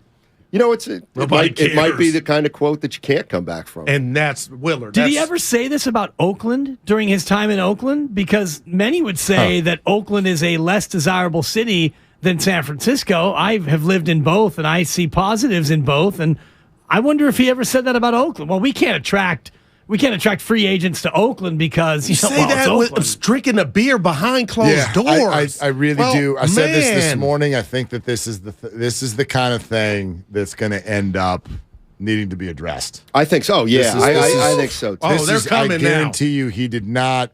And just having talked to the guy, he was not coming out trying to be malicious. I guarantee you, he did not realize how this was going to land, but this is how it's landing. Yeah, no doubt. And it's not okay. And man, you offended a lot of people. He's going to have to address it.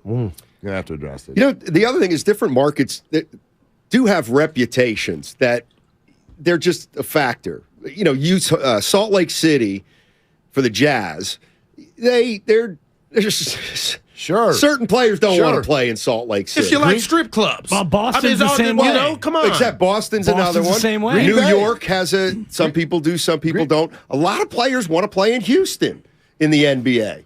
They like strip. Orlando and Miami because of the taxes. Yeah. Big reason. So, I mean, but San Francisco, it's a factor. Every city has its issues, man. Green Bay, Wisconsin, right? I mean, you got Charles Wood has saved his career. How much diversity do you have in Green Bay, Wisconsin, if you remove the Packers? Right? Not a lot. None. Not a lot. None. And it's a completely different culture, right? It's a culture. During a Packer game, the city is closed. It's closed. That's it. Brewers get people. You are the centerpiece of this whole thing. Milwaukee different though than Green Bay. Yeah, for sure. But I mean, there are so many different cities and so many different scenarios, and all of them are able to function. Absolutely. In free agency. All of them. And I love this. Me and Steiny have fun. Doubt. Yeah, the cities, Stephen A. and Barkley, it's going through some stuff, but every city is. But this is, come on, San Francisco's beautiful, man. I'm sorry. I actually tend to go the other way more than anything. That a lot of guys, they don't care about the city. They're more in, okay, how close is our house to the facility? What's a facility look like? They're not really, a lot of them have families, so they're not, it's not like, is it a good nightlife? It's not like that. It's like if Detroit offers you the most money and you're like, Detroit's got nice suburbs. Look, here's the bottom line, and Hank Schulman, if you still read what he puts out, like he'll tell you this. If y'all are under the impression that especially all of the Caucasian giants over the last 20 years, moving to Oracle Park, and if you're under the impression that those are all liberal people, it's north of 85%, and they've all been okay. Yeah. They've all been okay. Gabe Kapler, let's put him over here for a second. That's different. But a baseball clubhouse and how white that sport is right now, a baseball clubhouse is a right-wing place. Why?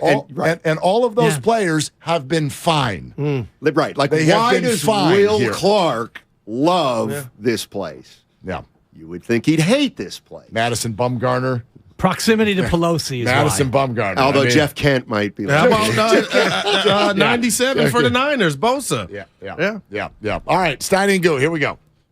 The train is off the track, Jack. Listen to Willard and Dibbs with the Odyssey app. I have completely a renewed hope with regard to where the rest of this season can go. And I also think it is possible, assuming he continues to play like this. Brock Purdy just saved the 49ers. He went and saved them. And you said it, for a total of about $57. Basically. This is the Bay Area's sports station. 95.7 The Game. If you own a business, this has been a bumpy ride. From pandemic to inflation, I'm sure you could use a break. If your business has 5 or more employees and survived COVID, you might be eligible to receive a payroll tax refund of up to $26,000 per employee. The challenge is getting your hands on it. Hi, I'm Howard Mackler, and that's why I founded GetRefunds.com to cut through the red tape and get you the money. The team of tax attorneys we have put together are highly trained in this little-known payroll tax refund program. We do all the work, charge not a dime up front, and simply share a percentage of the cash that we get for you. Businesses of all types can qualify, including those that took PPP, nonprofits, and even those that had increases in sales. We have helped return over $1 billion to businesses, and we can help you too. Just go to getrefunds.com/sports, click on Qualify Me, and answer a few questions. This payroll tax refund is only available for a limited period of time. Don't lose out on up to $26,000 per employee. Go to getrefunds.com/sports. That's getrefunds.com/sports. AT&T Fiber presents a straightforward moment inspired by straightforward pricing. And now we just cube the pancetta as such. So what's on the menu tonight? This carbonara I found online. It's fire. You gonna love it, Mom. I hope you hold on to this AT&T Fiber, son. It's nice. Yeah, you should settle down now that you're a good gillionaire. Oh, I am. I finally found the one internet I've been looking for my whole life. So, no more one-year stands. Nah, I'm done with all that. With AT&T Fiber, there's no price increase at 12 months. What about equipment fees? Nope. Those were never any good for you. Exactly. But now everything's completely straightforward. Well, in the spirit of being straightforward, I never liked any of your old ones. Me neither. Blah. Y'all never told me that. But we're being straightforward now, which feels good, yeah? Yeah. Now let's get straightforward about that girl he's been seeing. Straightforward is better. No equipment fees, no data caps, no price increase at 12 months. Live like a gagillionaire with AT&T Fiber. Limited availability in select areas. Visit att.com/hypergig for details. Someday, you might be with friends in the Bay Area, telling the story of how you navigated these complex times. The market was all over the place, so you reached out to a Merrill advisor, and with their help, charged ahead. And unlike your fishing stories, you won't have to go overboard. Find an advisor at ml.com/bullish. Merrill, a Bank of America company. What would you like the power to do? Investing involves risk. Merrill Lynch, Pierce, Fenner & Smith Incorporated, registered broker-dealer, registered investment advisor, member SIPC, a wholly owned subsidiary of Bank of America Corp. 'Twas almost the holidays, and all over the state, not a creature was stirring, except for, well, Nate. He was panicked, in need of a really good gift. Nate's a procrastinator, if you catch my drift. So off he dashed to the closest store, and there found holiday scratchers galore. Now Nate won't get a lump of coal, unless he burns the holiday casserole. Yes, scratchers from the California Lottery are great, especially for Mr. Procrastinate. So when it's time to get your gift shopping out of the way, try scratchers. A little play can make your day. Please play responsibly. Must be 18 years or older to purchase player claim. Thank you to all of the business owners who kept people employed during the pandemic. For all you've done, you may be eligible to claim the Employee Retention Tax Credit, a payroll tax refund from the United States Treasury Department, applicable to businesses who kept employees on payroll during the pandemic. The window is closing to claim your refund. Contact Paychex to see if you qualify. Paychex is proud to have helped more than 45,000 businesses secure over $9.2 billion in ERTC claims, an average of $190,000 per business. 50 years and thousands of experts in HR, payroll, benefits, and insurance. You may be eligible to claim the Employee Retention Tax Credit, a payroll tax refund from the United States Treasury Department, applicable to businesses who kept employees on payroll during the pandemic. The window is closing to claim your refund. Contact Paychex to see if you qualify. Visit paychex.com/ERTC to find out how Paychex can help you get additional cash into your business. Paychex.com/ERTC. Paychex.com/ERTC. The following is an attorney advertisement. If you get sidelined by a workplace injury, the workers' compensation attorneys at Boxer & Gerson can help get you back in the game. Our team of skilled attorneys will fight by your side for the treatment and compensation you deserve. We care about justice for injured workers. That's what makes us Northern California's premier workers' comp law firm. Call Boxer & Gerson at 510-345-2341 or visit boxerlaw.com for a free consultation. Boxer & Gerson, your life is worth the fight. Ray Magliozzi here for eBay Motors. Okay, easy now. You're teaching a kid how to parallel park. Ouch! Turns out he likes to do it by feel. Don't worry, eBay Motors has bumpers, taillights, trunk lids, license plate holders, 122 million parts. Pull up just a little bit. And headlights. They've got lots of headlights. Get the right parts at the right prices. eBay Motors. Let's ride. You're the one who protects the flock, and that requires an eye for detail. Because when safety and well-being are on the line, it's the details that can save lives. Even when no one else is watching, you see everything. Grainger gets you, and we're here for you, and all the ones who get it done with a wide range of safety products and solutions, plus board-certified safety consultants here to answer your questions. Call, click Grainger.com, or just stop by. Grainger, for the ones who get it done. He brings the passion. For what? I want to know now. I'm mentally invested. Don't tell me to pray and you don't say what for. He brings the perspective. Yeah, I think they both have great points. Get off me, text line. He's truly one of a kind. That is whack. Oh, my God. And he's doing a great job. I need you to man up and say what you really want to say. Simon, you're doing a great job. And together, they are Steiny and Guru. Yeah. On 95.7 The Game. Man. What up? Farhan Zaidi stirring the pot. Oof, man. With this quote that he gave to Susan Slusser a month ago, but it's just just hitting the presses now. It's hot off the presses now, Goo. And he's talking about some of the challenges the Giants have. We're going to talk about that for sure.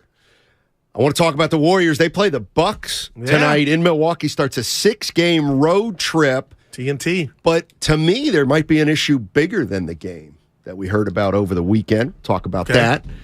And then the San Francisco 49ers, they got great news on Deebo Samuel. No doubt about it. He's supposed to return at some point in the regular season. So 49ers, very, very good news. Warriors embark on a tough road trip, Goo. But Farhan Zaidi's comments, should I read them to you real quick? No, hell yeah. All right, let me put my glasses on. Read them again. The All readers. Right, here we go. This is what the general manager of the San Francisco Giants said. I think it's a little bit of a polarizing place among players in terms of the desire to play there. This is sort of totally independent of the competitive situation, but geography, politics, whatever. When we're doing our research on free agents and we find that players aren't really that happy, even coming into town for a 3-game series, they're probably not going to be that excited to play there for a long time. So I think that's part of what fueled our strategy of targeting guys with Bay Area ties. Free agency is really, really competitive, especially at the top of the market. Even when you think you can sign a player, you're probably not. That's just how it works.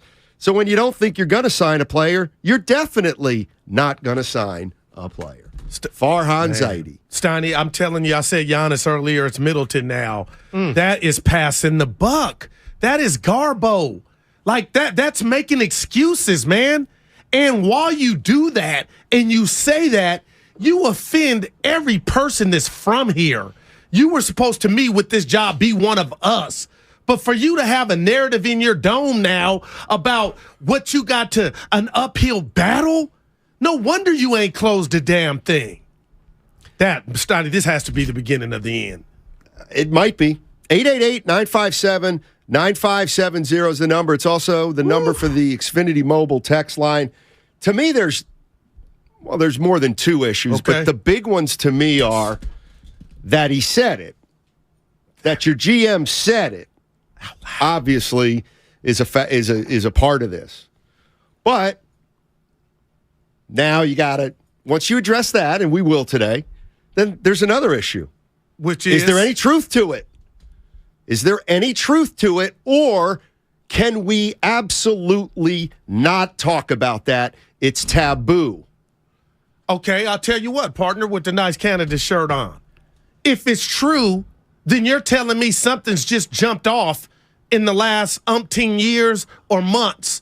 Because to me, I would never sign off on that and tell you it's true. Now, the world has changed around us, but this market, this is one of the fourth, fifth, third largest market. This is an attraction. Barry had hometown. Like, I'm not buying that. Well, you can say, Goo, I don't think you went to school. You don't got the pedigree to know what he's talking. No, you took the job, and in your presser, you didn't. You took pride in this job, and you knew about its great history. So I'm saying hogwash on that, Steiny, unless you tell me something's changed. And you mentioned Stephen A. and Barkley. They're here overnight. They're here for a couple days. Okay, some doo-doo on the ground. My thing is, it's something happening in every market.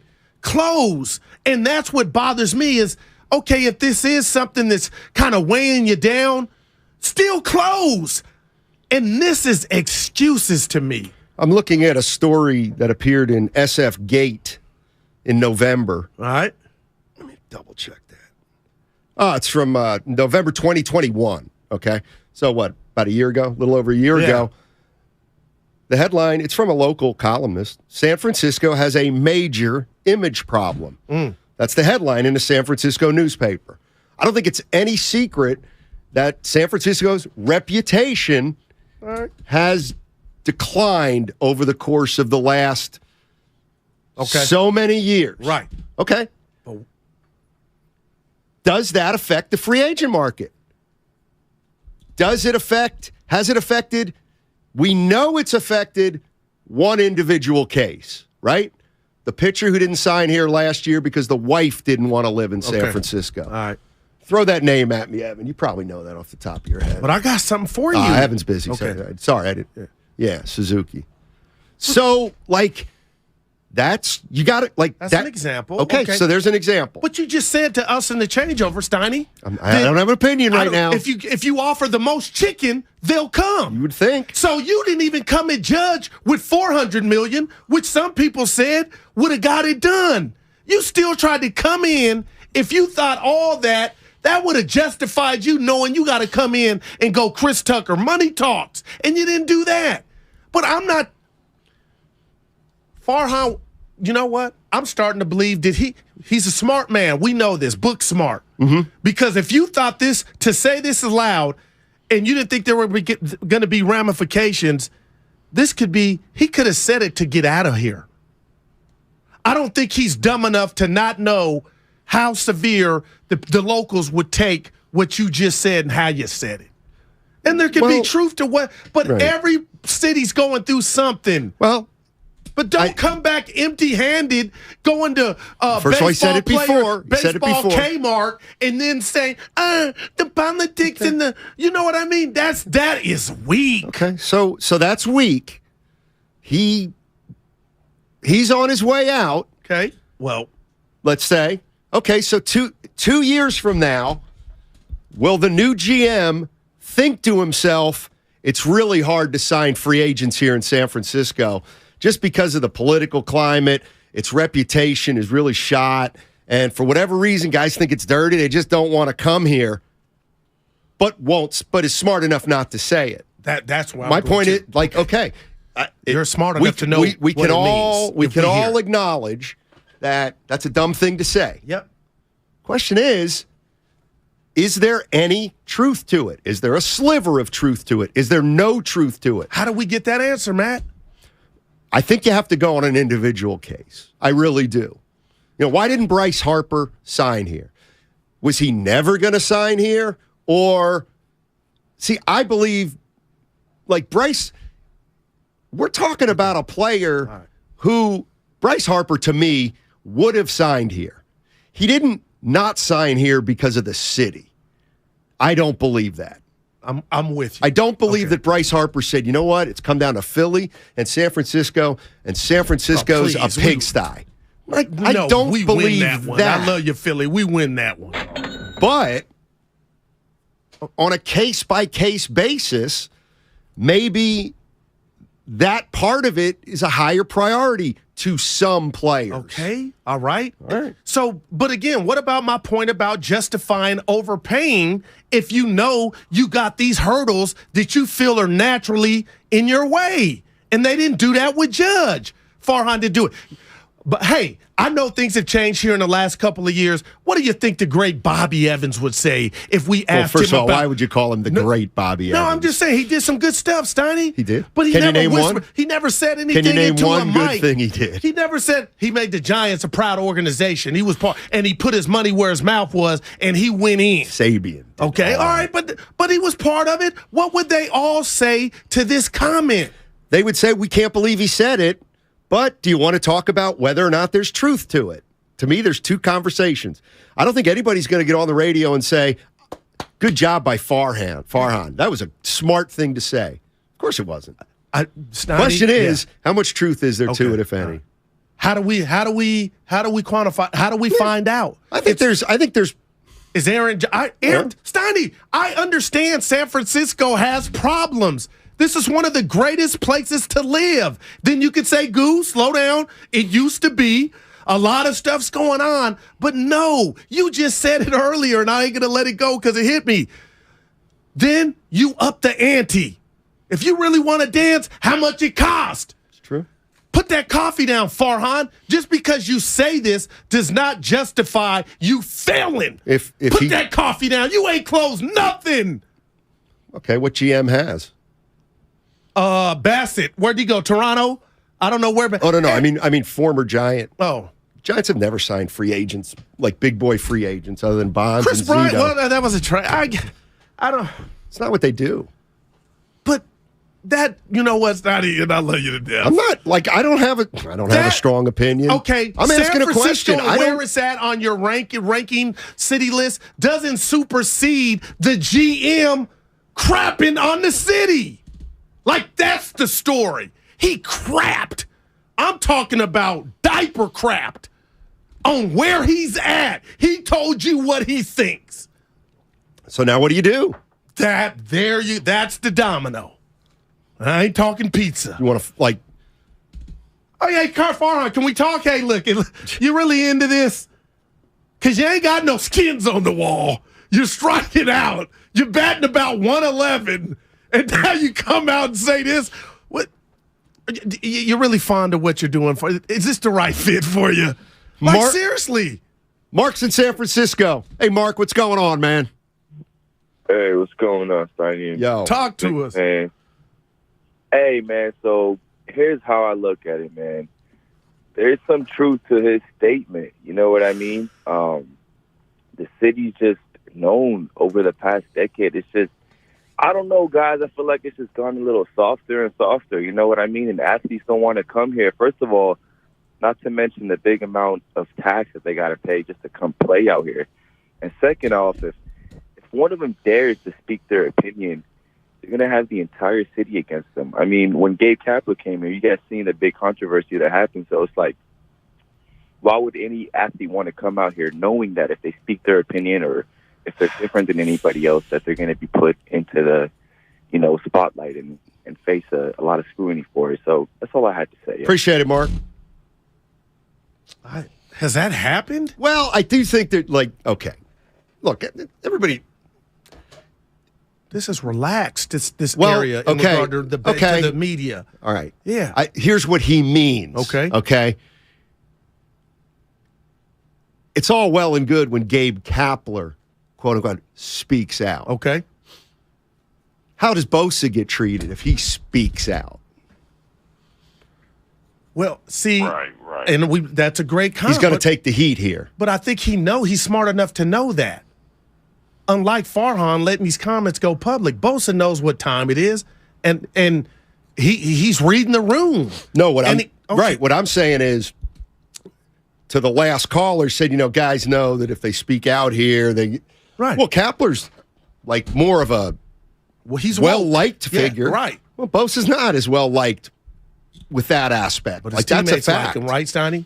He does. Because he doesn't throw it in their face. Right. But he doesn't go to the media and say stuff that he probably could say to his friends or what he even thinks. But what the caller's saying is you could have a player like Bosa who's a free agent. That bothers him? Maybe. Maybe. Like, I'm not going to say, like, it could. Maybe it affects 5% of the free agents out there.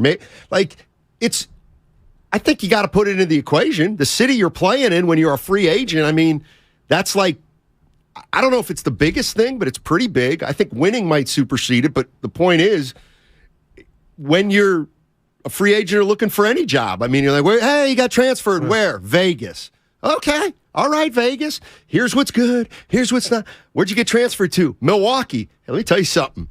Milwaukee, you're going to love it. It is a great city. It's one of the best kept secrets in the country. Milwaukee is incredible. Okay, that's it. But it's cold in the winter. Yeah. Like, every city's got that. And I think probably part of what San Francisco may have is,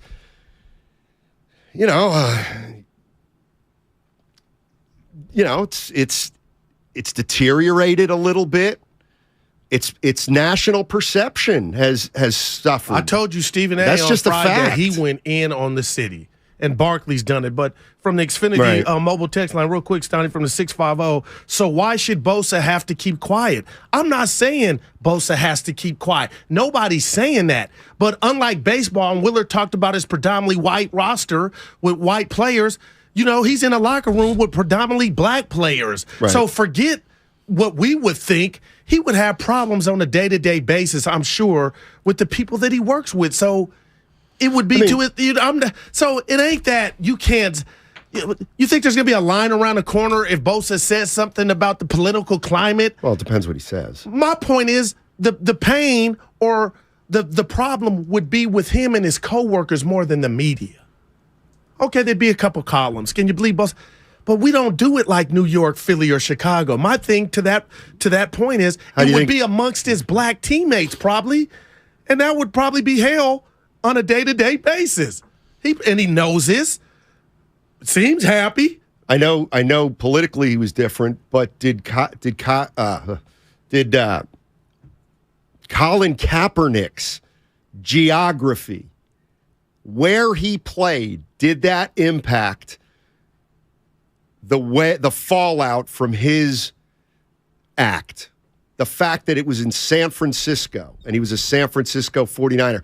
Did what happen? Did what ensue after he did what he did? Did the fact that he did it here add or subtract, or is that part of the dynamic? I would say Bosa not going Peyton Manning, Eli, whichever Manning brother, Archie, saying he's not coming there to San Diego. Bosa came here. So I would say no to that question. Well, Bosa was drafted. Yeah, no, but he could have said, don't draft me. I ain't coming there if it was that heavy. I don't want to be out there. No. Right. What I'm saying is, whatever. You look at the Giants clubhouse over the last 10 years, Willard's right. I mean, they've had a ton of right-wing players. Gotcha. Aubrey Huff. Right. Will Clark is conservative. Yeah. I bet you Posey's way more conservative than we think. Of the political bent in San Francisco, are there some people, conservative athletes, would say, you know what, I'm out on San Francisco just because of a million different things? Yes, maybe there are a few who have said that. But there's also more than a few who aren't aligned politically with what most people are in the city, and they're fine here. Right. So I don't know Aaron Judge's politics, Donnie, and I honestly believe the Giants would have had a better chance if they offered him 400, 405. And I don't know what his book. I can guess. I think I know what side he's on, and some could say, "Guru, that doesn't matter." I don't believe San Francisco, the crime, or it being taking a hit, maybe a little dirtier than you. New York got rats running around the size of giraffes. You know what I mean? Like I don't believe, and I'm just sharing my opinion. I don't believe that's it. But I think money talks. I think Bob Myers really explained the way it is. It's not a matter of. If the 49, how did Bob Myers say negotiations go? The Giants or the Yankees put out a $300 million offer early. Giants came and bumped it up to $350 or $360, something like that, whatever it was. The Yankees then go back to Judge and be like, all right, they're at $350. What do you need to get this deal done? What do you want? Give me that ninth year at $360. Aaron, done. This is what Bob Myers says. In fantasy world, Aaron Judge picks up the phone and goes, "Hey, Giants, the Yankees are offering 9 for $360. Tell you what, you give me $420 for 9 years, I'll sign." And Bob said, at that point, it wouldn't even happen because as the Giants, you'd be like, I didn't really want to come here. Like, you want him to be here. And he wanted to be in New York more than San Francisco, I think. I don't think it was about money. Well, see, I disagree with you. But I don't know that the reasons, I don't believe that the reasons were because it's left politically and people think the city's dirt. Well, okay. And again, I respect that. But, Stotty, how can you say it's not about the money if the Giants didn't overpay? Like, you should have quit playing games. The one chance should have been the last chance. And if you felt like you needed them, you should have came at 400. And that's where I thought New York would be like, you know what? Good God, we want Judge. And that's what I thought I was reading. So I was wrong. But, man, come in higher. That's not... I mean, we had that interview with them a week ago. It's like it's not really how it works. You have to kind of let the market play. Here's the other thing I was thinking, and maybe it wouldn't be a big deal. Maybe it wouldn't be a big deal. But I gotta believe that if Aaron Judge, was poised to sign a 9-year, $360 million deal with the Yankees, and out of nowhere, the Giants goes, I'll tell you what, we'll give you 9 years for $450 million. Let's go. You know how many owners are fuming? Well, because you just raised, like, you just made You just increase salaries around baseball by 10%. You know what, Stoney? Again, I'm just saying fantasy GM, and but you're that's saying, why it doesn't happen. But I would be like, I could give a hell with those dudes. Like Lakeup don't give a damn, and they try to implement a rule because what Lakeup is doing, blowing past the luxury tax to keep the team winning. And you got haters. There's going to be haters everywhere. I would say, you know what? We're hemorrhaging. They weren't going to get judged. Okay, you know what I mean? But you know what I hate about that? 425, they weren't getting judged. Of course not. I think it would have made it more difficult. I don't. Okay. But that's what I'm getting at is. I would go to bed at night when I get my pajamas and take my shower and put on my deodorant and brush my teeth and use my mouthwash. I don't know why I'm telling you everything. The bottom line I would tell you I would sleep better knowing I put my money where I made the best offer. I'm telling you right now, I don't think there's an owner in any professional sport who would offer a guy $450 million when the highest bidder other than them is at $360. I don't owners would be like $450 was a bit high. Okay, but still, $400. $14. I don't think they go $400. Right. And that's they $50 million. But you're trying to pry him from what we think is God's heaven. He never wanted to come here. You know what? Don't you agree? Don't you at least looking at it now? Don't you know? Like, do you really think that the reason Judge is back in New York is because, man, the Giants wouldn't bump it up $30 more million? You know what? I don't know if now, after what happened with Heyman, I'm going to say this. The Giants were on that list. That was a compliment in itself. You could say that's loser central thinking, Goo. They were on that list. You didn't entice them enough to do what the impossible was. You said it. It was impossible. But why did we think he was coming? Because we got snookered. We got flat out snookered. Again. No, this guy did it intentionally. You met with Stanton. You know what? I'm going back to Stanton when they met with Stanton in that hotel room, Farhan. True. Why didn't he go to San Diego if the Padres offered him $400? Well, that's rumored, but okay. So is San Diego dirty? Like San Francisco? Did it have to say no? But okay, point. You got it. He stayed in New York. That's fine. But I just don't like the premise of you're trying to shock the world, man. You got to come in higher, especially if you think about your market the way you do. That's why you didn't close Stanton. Well, I don't disagree with that. If you think this market stinks, well, then you have to overpay. If he went to a Warrior game right now, I mean this, he would get booed. Who? Farhan. Nobody would recognize him. Well, and he'd be like, he would kind of go there early and say, "Hey, don't put me on the big screen." Who are you? Right. So I do that all the time. Yeah. When I go to Chase, I go, "Hey, Raymond, make sure you don't put me on the big board tonight." It's all good, bro. All right, 888-957-9570 is the number. And we're talking about Farhan Zaidi's comments about San Francisco having some serious challenges when it comes to free agent recruiting. Also, we got to get into the Golden State Warriors, who start a 6-game road trip tonight in Milwaukee. Games right here on 95.7 The Game. Tip-off at 4:30. And how about this we got to get into? Probably get into it at the 2 o'clock hour. Adrian Wojnarowski reporting that Bob Myers, his contract is up at the end of June. He doesn't have a contract for next year. That's strange, isn't it? What is going on there? Yeah. It's so strange. On 95.7 The Game. And can somebody give Bob some credit? What's up? It's your boy Guru. I'm about to put the rat on the table. Go to 957thegameshop.com and get some of our merch. You'll get the rat on the table hoodie. Also, my boy Steiny's To Hell with the Kids. The hell with the kids. Go to 957thegameshop.com. These days, there isn't enough easy to go around. So here's some. Meet Solo, the revolutionary single-seat commuter that makes EV easy. Easy to drive, easy to change, and at under $19,000, easy to afford. It's even easy to order at drivesoloev.com. Ladies and gentlemen, it's official. Fast just got a whole lot faster.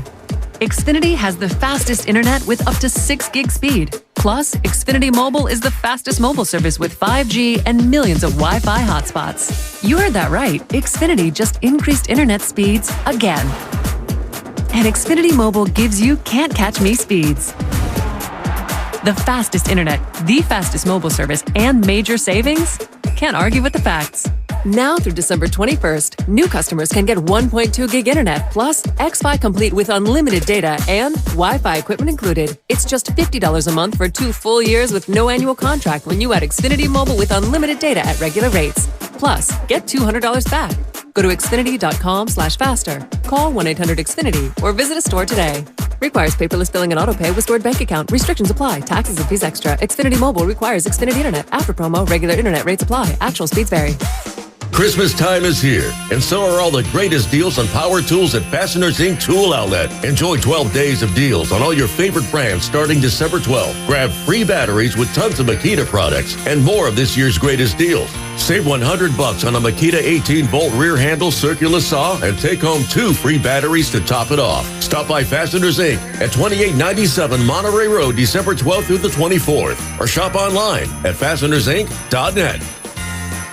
If you're considering remodeling your home in 2023, talk with your architect or designer about utilizing Golden State Window and Door for your upcoming project. Each location across the Bay Area features beautifully planned displays. You'll be surprised by the variety of styles. Their respected partners include Anderson, Milgard, Marvin, and many other top brands. For locations, images, and more, visit goldenstatelumber.com. Since 1954, Golden State.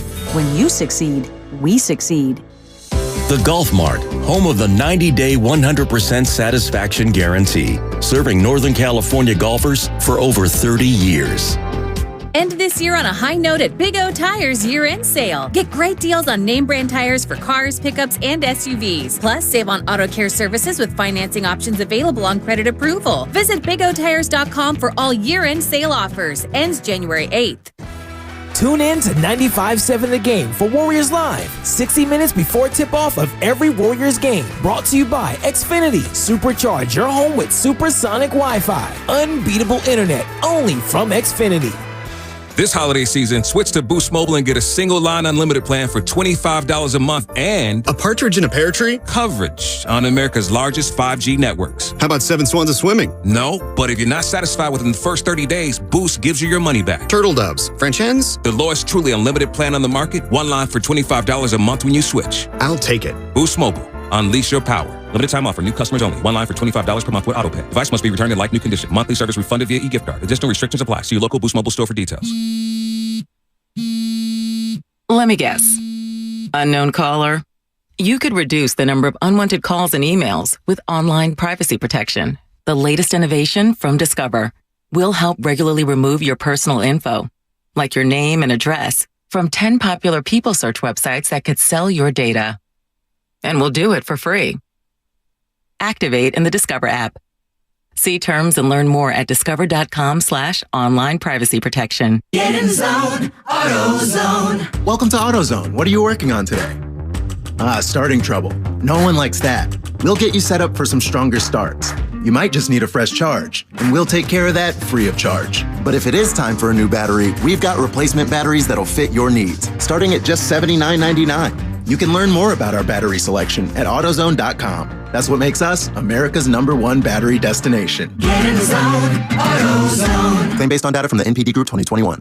Join us at Odyssey as we all do our one thing, together millions of things for our planet. Avoid giving useless knickknacks this holiday season and look for durable items that will last for years. When we each share our one thing, it becomes a million things for our planet. What's your one thing? Life doesn't stop when the economy is uncertain. The market might not care you have a wedding to plan or a kid to put through school. And inflation doesn't know you've got a family to feed. But Bank of America does, and is here to help. With digital tools to help you save and local experts in the Bay Area, you can keep life moving forward the way you need it to. Bank of America. What would you like the power to do? Learn more at BofA.com/San Francisco. Bank of America N.A. member FDIC equal credit opportunity lender. Universal Studios Hollywood is where the holidays come together. We've tested it. Festive food with refreshing Coca-Cola. Family, friends, and fa-la-la. Dazzling lights cranked up to maximum merriment. The Grinch and his dog Max stealing your tree. All the science adds up. It's the awesomest celebration of the season. Save $20 on a Coca-Cola 2-day general admission ticket. Offer ends 12/14/22. Restrictions apply. Details at universalstudioshollywood.com/Coke offer. You're listening to 95.7 The Game, KGMC FM at HD1 San Francisco. always live on the free Odyssey app.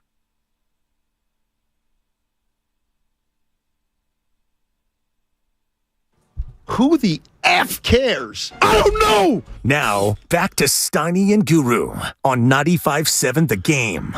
All right, we're talking about what Farhan Zaidi, the general manager of the San Francisco Giants, said.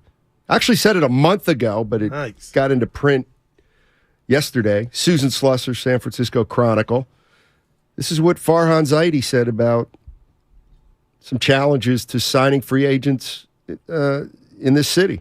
I think it's a little bit of a polarizing place among players in terms of desire to play there. This is sort of totally independent of the competitive situation, but geography, politics, whatever. When we're doing our research on free agents, we find that players aren't really that happy even coming into town for a 3-game series. They're probably not going to be that excited to play there for a long time. So I think that's part of what fueled our strategy of targeting guys with Bay Area ties. Free agency is really, really competitive, especially at the top of the market. Even when you think you can sign a player, you're probably not. That's just how it works. So when you don't think you're going to sign a player, you're definitely not going to be able to sign him. That's what Farhan Zaidi said to Susan Slusser a month ago. So let me get this straight, Steiny. You're trying to field a Major League Baseball team and be competitive with the Dodgers and Padres and so on, predicated on guys that are from the Yay? This ain't your company softball game. What the hell? And if that's a problem, you ain't the right man for the job. Simple as that. I'm really blown away. 888-957-9570. It's also the mobile text line. Let's go out to Nate. Nate's in Vegas. What's up, Nate? How you doing, man? Hey, guys. How you doing? I grew up in the Bay Area. All right. I joined the Navy in 95. And then after the Navy, I moved out to Vegas. So all my teams are, San Francisco Warriors, all that stuff. So I just turned on the YouTube channel and I started listening to you guys. Never heard you before. Been listening a lot to 95 or 90. Yeah, big game out here in Vegas via my phone. So I think there's a couple things. One, it's taxes. I think 2, it's the wife's preference. I think 3, it's politics. And I think 4, what a lot of people don't like to talk about because politics and sports, I hate the mix, but it's true, is the balkanization of the country after COVID. And I'll take my answer off the air. I need a definition. Basically, we had that, and we had somebody here, one of our coworkers, say the same thing. Like, views. Did the city take on a different, in the Bay Area for that matter? Look after the social all the stuff that was going on when we were marching and everybody was demonstrating. I don't know. I just can't buy into that. Yeah. See, San Francisco, you're gonna let. Okay, I think if that's true, that's build. 3. Okay. I think it's been a slow build. Maybe it was exacerbated the last few years. I don't know. I'm trying to think I moved out here when I was 24, 25. And if I were 25 now, I couldn't move out here from the East Coast. Oh, well, okay, got you. But there's 2 reasons. One is I moved out here on $3,000. Oh, yeah, you would be, it's a wrap. There's just no way I could do that now. Yeah, I moved in with a buddy and we paid split rent for $500 a pie and whatever. Yeah. I could never do that now.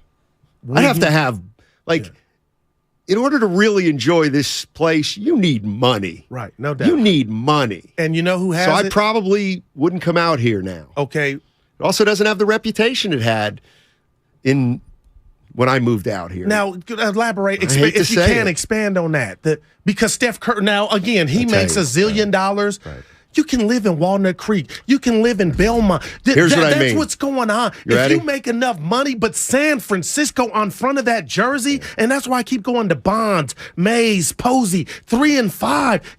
Cali weather. Cali is active.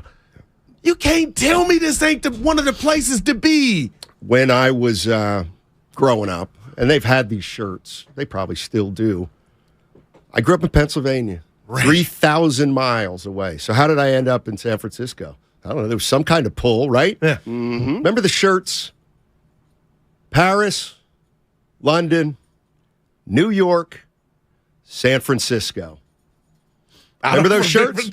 But I agree. I like it. I like that ranking. Well, let me tell you something. Hey, let me tell you something, and I hate. Okay, oh God, people are going to hate me. Real. This is what we do. All right, it's okay. It's now 2022.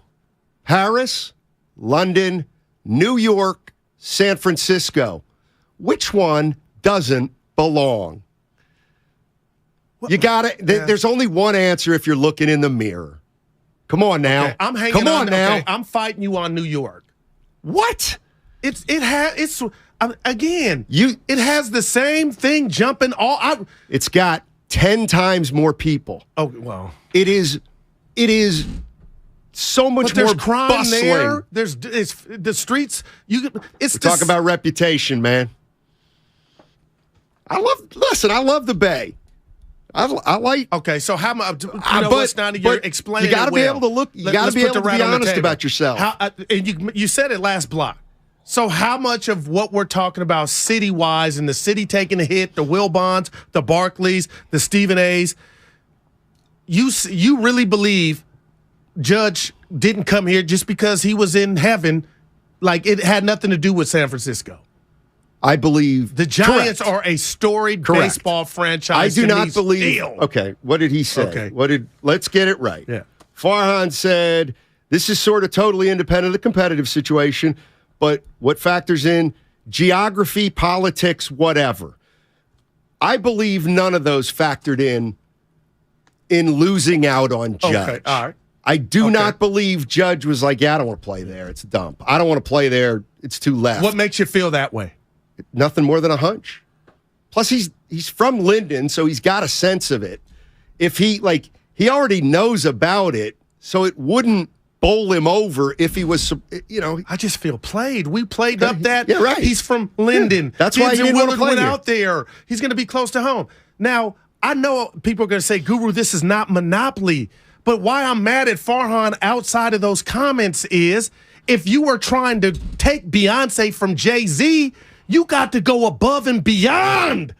And not to get to 400 is saying to me, again, I'm no finance dude, Steiny. It's saying to me, you're okay if we don't get them. Okay, we're okay if we come in second. So, okay, you're now acknowledging, which is cool, you're acknowledging that San Francisco is a second-tier city. You just acknowledge that. You just acknowledge that San Francisco is a place that nobody wants to play because you're willing to give Aaron Judge $60 million more than another team. It's like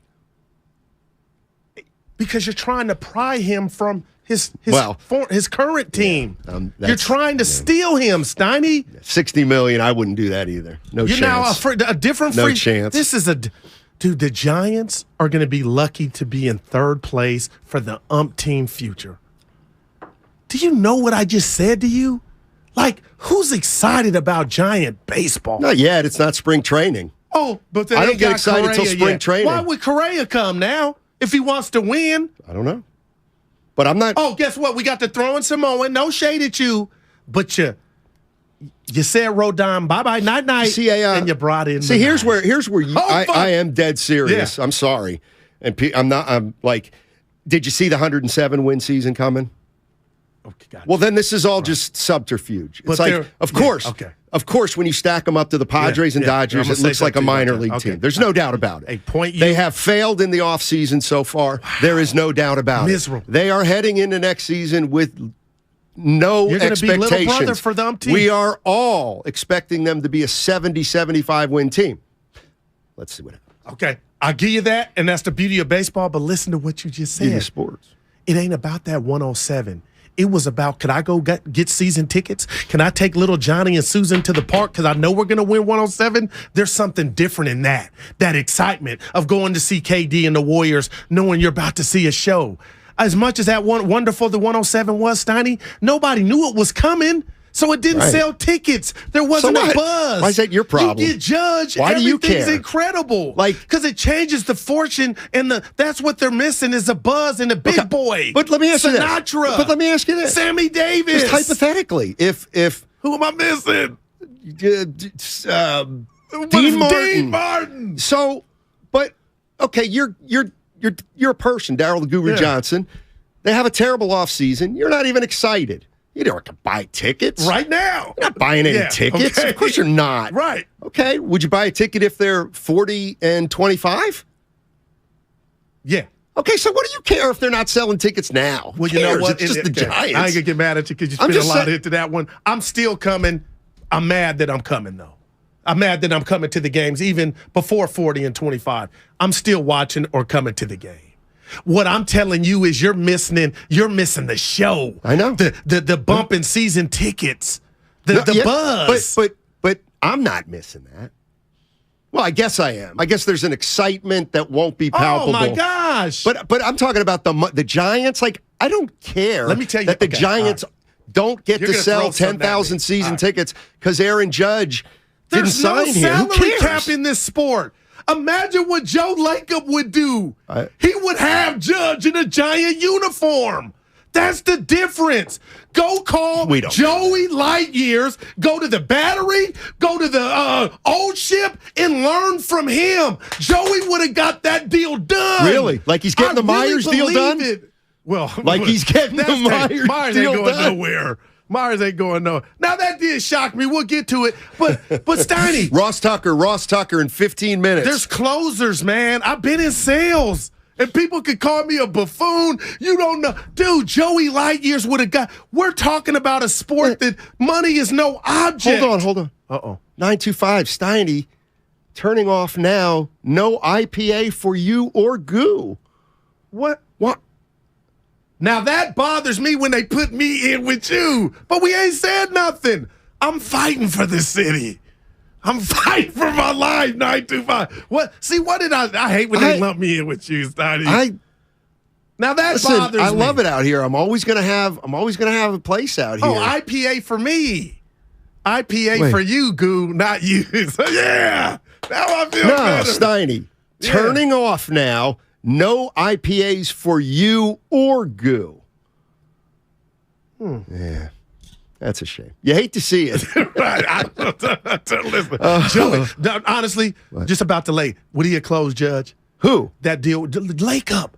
It would have been at 4:05. No, I don't. Think about it. Yeah, I don't think. No. And he would turn the A's around. That's how. And I'm saying, people, man. Let me guess. What's next? He can walk on water. Can Joe? I met Chapman. Who else would be in steel green and gold? He gonna let Bob Myers walk?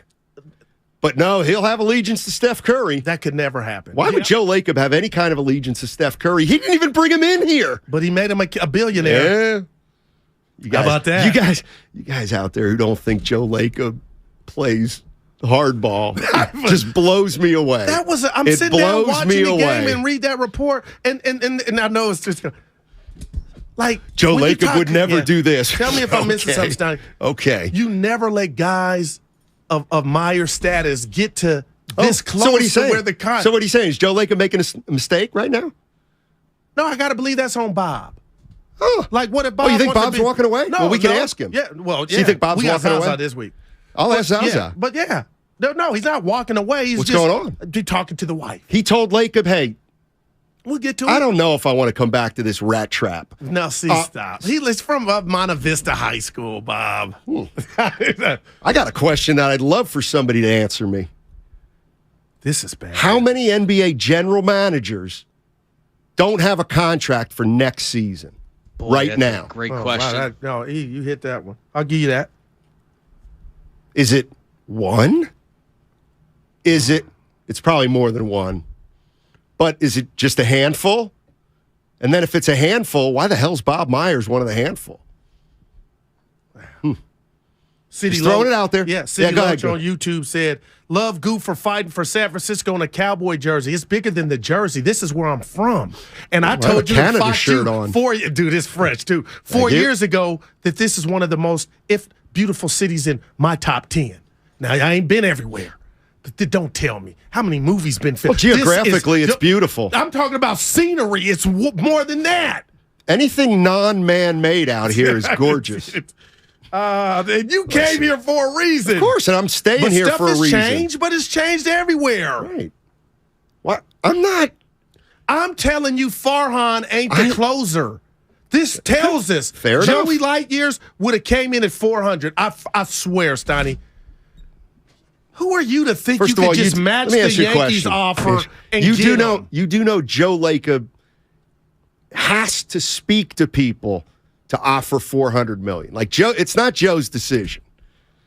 Oh, go on. All right. I mean, So he's now- got okay. to. He's Now got to. You're saying my boy. But he's got to convince. Allowance. He's got a. What? You got a budget, Steiny? Like he's got a lot of money. Well, Don't you get me shouldn't wrong. have been on the list then and said. Remember that? And I know Willard kind of told us it didn't come out of Farhan's mouth. Those words basically telling us there's money's not an issue. But that came out. That was said. What? Money wasn't a problem. Oh, the Giants. Yeah. I know. So That was 400. That was another come on, crazy. man. It was another crazy thing to say. And it's the reason you got me tipping my barber $50. What are you really doing with the 10 after the 40? You know? Hey, give me 10 back. It's 50. 365, that's 4. I'm telling you, man. I could be an exec. You'd be the worst. Yeah. And what I'm mad at is You're you right. believe Everybody'd that. be like, hey, nobody'd I even know believe what you team believe- you're working for, but they'd be like, hey, is that guy Daryl the Guru Johnson still a GM? I would drop Guru. Oh, yeah, Steiny. he's in Topeka. Oh. Let's sign there. Please. I would drop it. Daryl L. Johnson the first. That was my sales name. Oh, man. Bo's in San Jose. What's up, Bo? How you doing, man? Hey, guys. Patiently waited. Great conversation. And I find it hilarious that people would stop listening. That just goes to show you the nature of California and the political landscape that we live in out here. I think Farhan hit the nail on the head and said what everybody else is scared to say. And politics absolutely has a lot to do with it. It's the mandates, it's the homelessness, it's the crime. Like if you had a family and you were coming here to start a family, it doesn't have what you're looking for a family. Well, I think that's absolutely impacting whether players decide to come to San Francisco or not. Hold on one sec, Bo. Don't go anywhere. Because I will play the other side of it. It's like, we all know if Aaron Judge signs with the Giants, he's living somewhere on the peninsula. Menlo. I mean, all I was going to say. He's coming he's driving up 280, going to the ball. You know what I mean? If he's going out after the game, it's right by the stadium, which is not, you know what I mean? Like, what would you say to that? I do understand what you're saying, but it's bigger than that. Okay. Look at just the mandates during COVID. California was locked down worse than any other state in the country. Florida was wide open and nobody had any issues. And people acknowledged and noticed what was going on in California. It was a different vibe. It was not a sense of freedom. And that is absolutely being felt across the board for athletes and families. So it's a lot bigger than just, hey, let's go to the beach or go mountain biking in Santa Cruz or go to Tahoe and ski, which is things I love to do. But there's a lot of things about this place with the mandates on vaccines and all kinds of stuff that would deter me from wanting to move out here if I wasn't already out here. And I'm sure that has an impact on the decision of families that are thinking about packing their family up and staying for an extended amount of time. This is not a bash on Cali, but the realistic perspective is that it's a different place out here and not everybody's in for it. All right, Bo, thanks. Appreciate it. Yeah. So now, hey, but that was great. But yeah, you feel that way, and you know what's not? I'm starting to feel like a simpleton in this sense. Like I'm gonna watch these baseball games, and I feel like I could differentiate what Bo was saying. And you're right. Maybe the bigger picture is you and I claim Walnut Creek. They'll live where Curry's living. They're not living in the city for a reason. But to have those thoughts, okay, can I claim and use San Diego for this conversation that they had no problem spending all the. I don't hear, San Diego's dirty, but it's just like San Francisco. You think so? No, it's a beautiful place, but Bo, every place has got issues. Yes. Maybe is it possible San Francisco's issues are worse than San Diego's? It could be, but Steph Curry is still here. No. I don't. Again, I think it's a small part of why someone would come or not come here. All things being equal,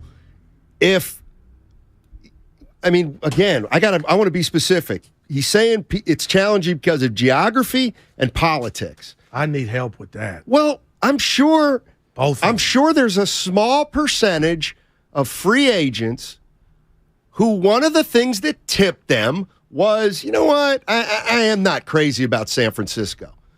But to me, that's a small portion of a free agent who would say they'd have an opinion of every situation. Like, for example, I'm thinking, Bill Walton. Yeah. When Bill Walton was in the best. Portland. Yeah. Miserable. He hated Portland. He hated the rain. I never He knew was that. moody. He was depressed. Wow.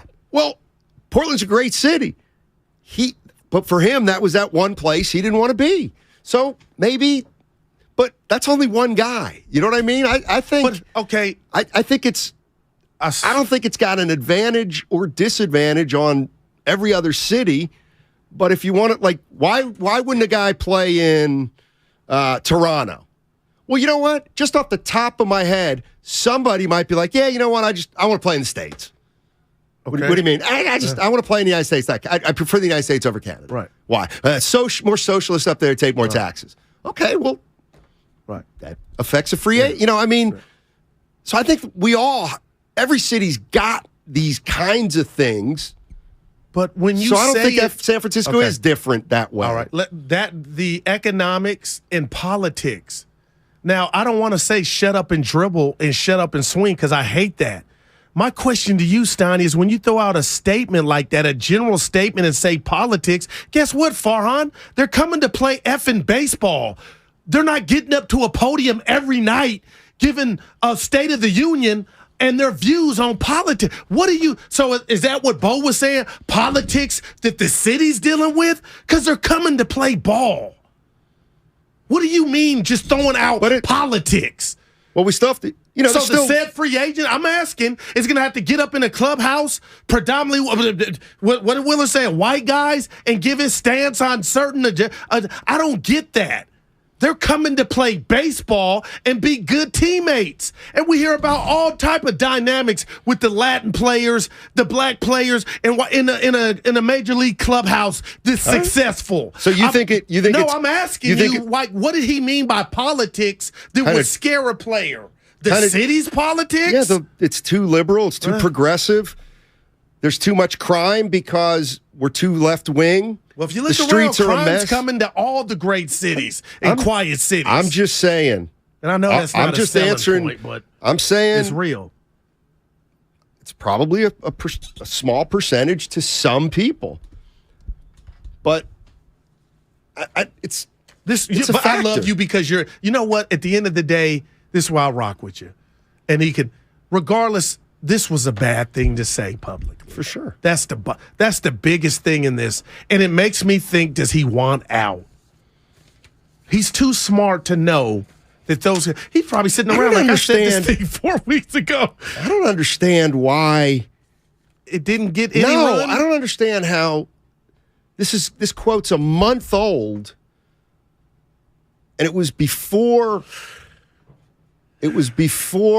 free agency actually started. It was a month ago. And the story ran yesterday. I don't know. If I'm listening to that quote out loud, I'm thinking, damn, this is news. This is not this'll bother a fan base. You know what I mean? So not a fan. I would have been like, yeah, we got to run a story tomorrow. I'm offended. All right. We got Ross Tucker on the other side, and then we'll get back to this Giants talk because it's an interesting quote by a general manager who's might be on the verge of not getting anything done. It's all brought to you by Solo. I'm with you, Guru. This afternoon, it's a battle of MVPs. He is your most valuable player. Steph Curry. Chef Curry. Curry comes up behind the screen. Three. Yes! Versus the Greek Freak. Lob for Antetokounmpo, and he slammed it down. Our coverage starts at 3:30 with Warriors Live. Curry wins the tip, gets it back from Klay Thompson. The three. Good! Only on 95.7 The Game. AT&T Fiber presents a straightforward moment inspired by straightforward pricing. And now we just cube the pancetta as such. So what's on the menu tonight? This carbonara I found online. It's fire. You gonna love it, Mom. I hope you hold on to this AT&T fiber, son. It's nice. Yeah, you should settle down now that you're a gagillionaire. Oh, I am. I finally found the one internet I've been looking for my whole life. So, no more one-year stands? No, I'm done with all that. With AT&T fiber, there's no price increase at 12 months. What about equipment fees? Nope. Those were never any good for you. Exactly. But now everything's completely straightforward. Well, in the spirit of being straightforward, I never liked any of your old ones. Me neither. Blah. Y'all never told me that. But we're being straightforward now, which feels good, yeah? Yeah. Now let's get straightforward about that girl he's been seeing. Straightforward is better. No equipment fees, no data caps, no price increase at 12 months. Live like a gagillionaire with AT&T Fiber. Limited availability in select areas. Visit att.com/hypergig. What's up, San Francisco? If you're a fan of the team, which I'm sure you are, you've been following Christian McCaffrey light up the competition. This season, Christian will be hydrating himself with Body Armor sports drinks. It has potassium-packed electrolytes, antioxidants, and no artificial sweeteners, flavors, or dyes. In fact, Body Armor has 820 milligrams of electrolytes per 16-ounce serving. Body Armor is the sports drink of choice for Christian McCaffrey. It's more than a sports drink. It's Body Armor sports drink. Available at your local Safeway. Donate your car today at carsforkids.org. That's cars with a K. Your car, running or not, can be picked up as soon as the next day. Hurry to get a maximum 2022 tax deduction and a vacation voucher. Guys, 2022's been a roller coaster year, so spoil her this Christmas by giving her the next best thing to wearing nothing at all. With soft, silky, naturally nude pajamas, exclusively from Pajamagram. Sensuous and smooth, naturally nude pajamas feel just like her own bare skin, even more alluring than lingerie. The texture and touch of these pajamas is so seductive that you'll both love the feel of them. She'll love the feeling of wearing next to nothing at all, and you'll love the way they look. Best of all, Pajamagram does the wrapping for you with free gift packaging. Order today, and Pajamagram will also include a free matching naturally nude nightie with the purchase of naturally nude pajamas. That is free gift packaging and a free naturally nude nightie when you order today. Just go to Pajamagram.com. It's fast, easy, and delivery by Christmas is guaranteed. That's Pajamagram.com. Thank you to all of the business owners who kept people employed during the pandemic. For all you've done, you may be eligible to claim the Employee Retention Tax Credit, a payroll tax refund from the United States Treasury Department, applicable to businesses who kept employees on payroll during the pandemic. The window is closing to claim your refund. Contact Paychex to see if you qualify. Paychex is proud to have helped more than 45,000 businesses secure over $9.2 billion in ERTC claims, an average of $190,000 per business. 50 years and thousands of experts in HR, payroll, benefits, and insurance. You may be eligible to claim the Employee Retention Tax Credit, a payroll tax refund from the United States Treasury Department, applicable to businesses who kept employees on payroll during the pandemic. The window is closing to claim your refund. Contact Paychex to see if you qualify. Visit paychex.com/ERTC to find out how Paychex can help you get additional cash into your business. Paychex.com/ERTC. Paychex.com/ERTC. Help San Francisco's under-resourced high school girls of color envision, rise, and create with Oasis for Girls. Oasis for Girls provides intensive after-school programming that helps connect girls to internships, resources, and job opportunities. At Oasis for Girls, they equip students with the skills and mindset required to do the work. Your support this holiday season helps San Francisco girls cultivate the skills, knowledge, and confidence to discover their dreams and build strong futures. Please donate today at oasisforgirls.org. You're the one who protects the flock, and that requires an eye for detail. Because when safety and well-being are on the line, it's the details that can save lives. Even when no one else is watching, you see everything. Grainger gets you, and we're here for you, and all the ones who get it done with a wide range of safety products and solutions, plus board-certified safety consultants here to answer your questions. Call, click Grainger.com, or just stop by. Grainger, for the ones who get it done. From the creators of Kentucky Fried Chicken comes the Taste Good holiday event of the year, KFC's $5 Famous Bowl, starring crispy chicken, creamy mashed potatoes, gravy, corn, and everyone's favorite, melty cheese. I'm in love with you, Famous Bowl. Treat yourself to the bowl critics are calling a whole lot of food that even a Scrooge couldn't resist. A humbug, that's tasty. Gift yourself a KFC Famous Bowl for just $5. Now on the app and at a Kentucky Fried Chicken near you. For limited time, prices and participation may vary. Hi there, I'm your host, Dog, filling in for the human who's normally here and bringing you the smells and sounds of the holidays, courtesy of Beggin' Dog Treats. We wish you a begging Christmas. We wish you a begging Christmas. Dog rest ye merry Doberman, let begging you acquire. Deck the halls with strips of begging. Arf, arf, arf, arf, arf, arf, arf, arf, arf. Remember, for bacon-loving dog excitement this holiday, it's beggin'!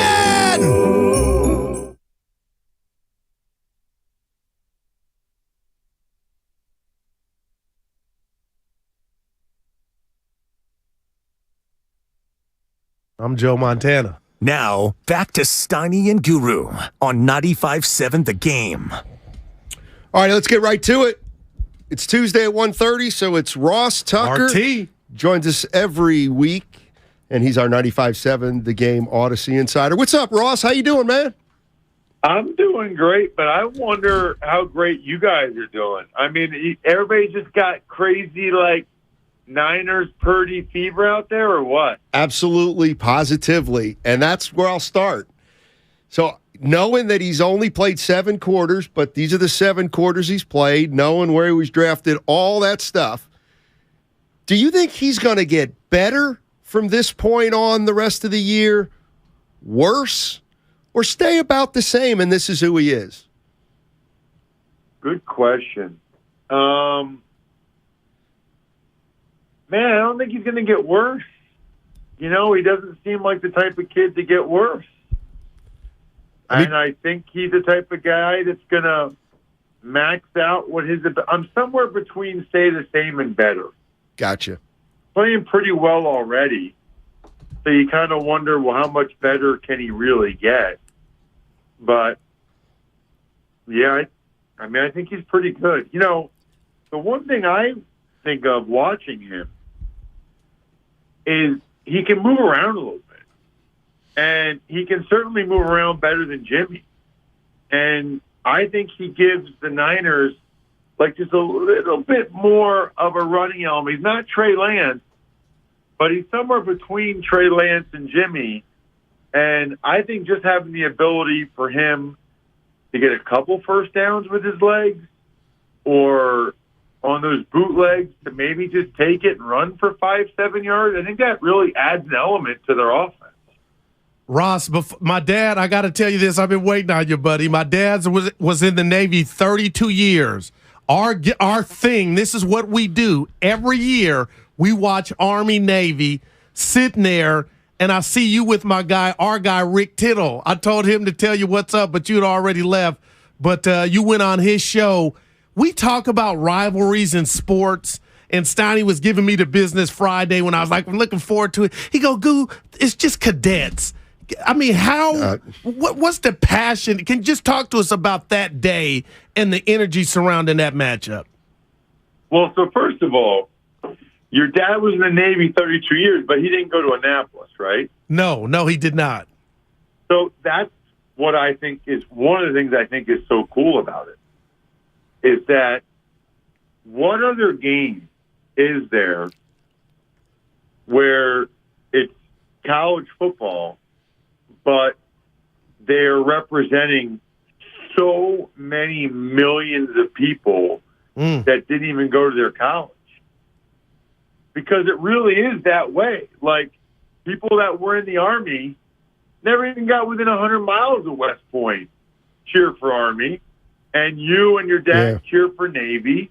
It's awesome. And Steiny, did you ever go? Growing up in Reading, you never went? No, but I was and Guru completely misrepresented me there. I was a Navy guy. We used to go, I used to see, when I was a kid, Navy football when the George Welsh was the head coach before he went to Maryland. So I was kind of a Navy guy. I went to one Army-Navy game because they used to play it, I think, at Franklin Field maybe, way back in the day. But they used to play it in Philly, obviously, a long time. So I said to Goo, there's nothing more good looking than like a cadet in one of those long gray jackets on a cold day.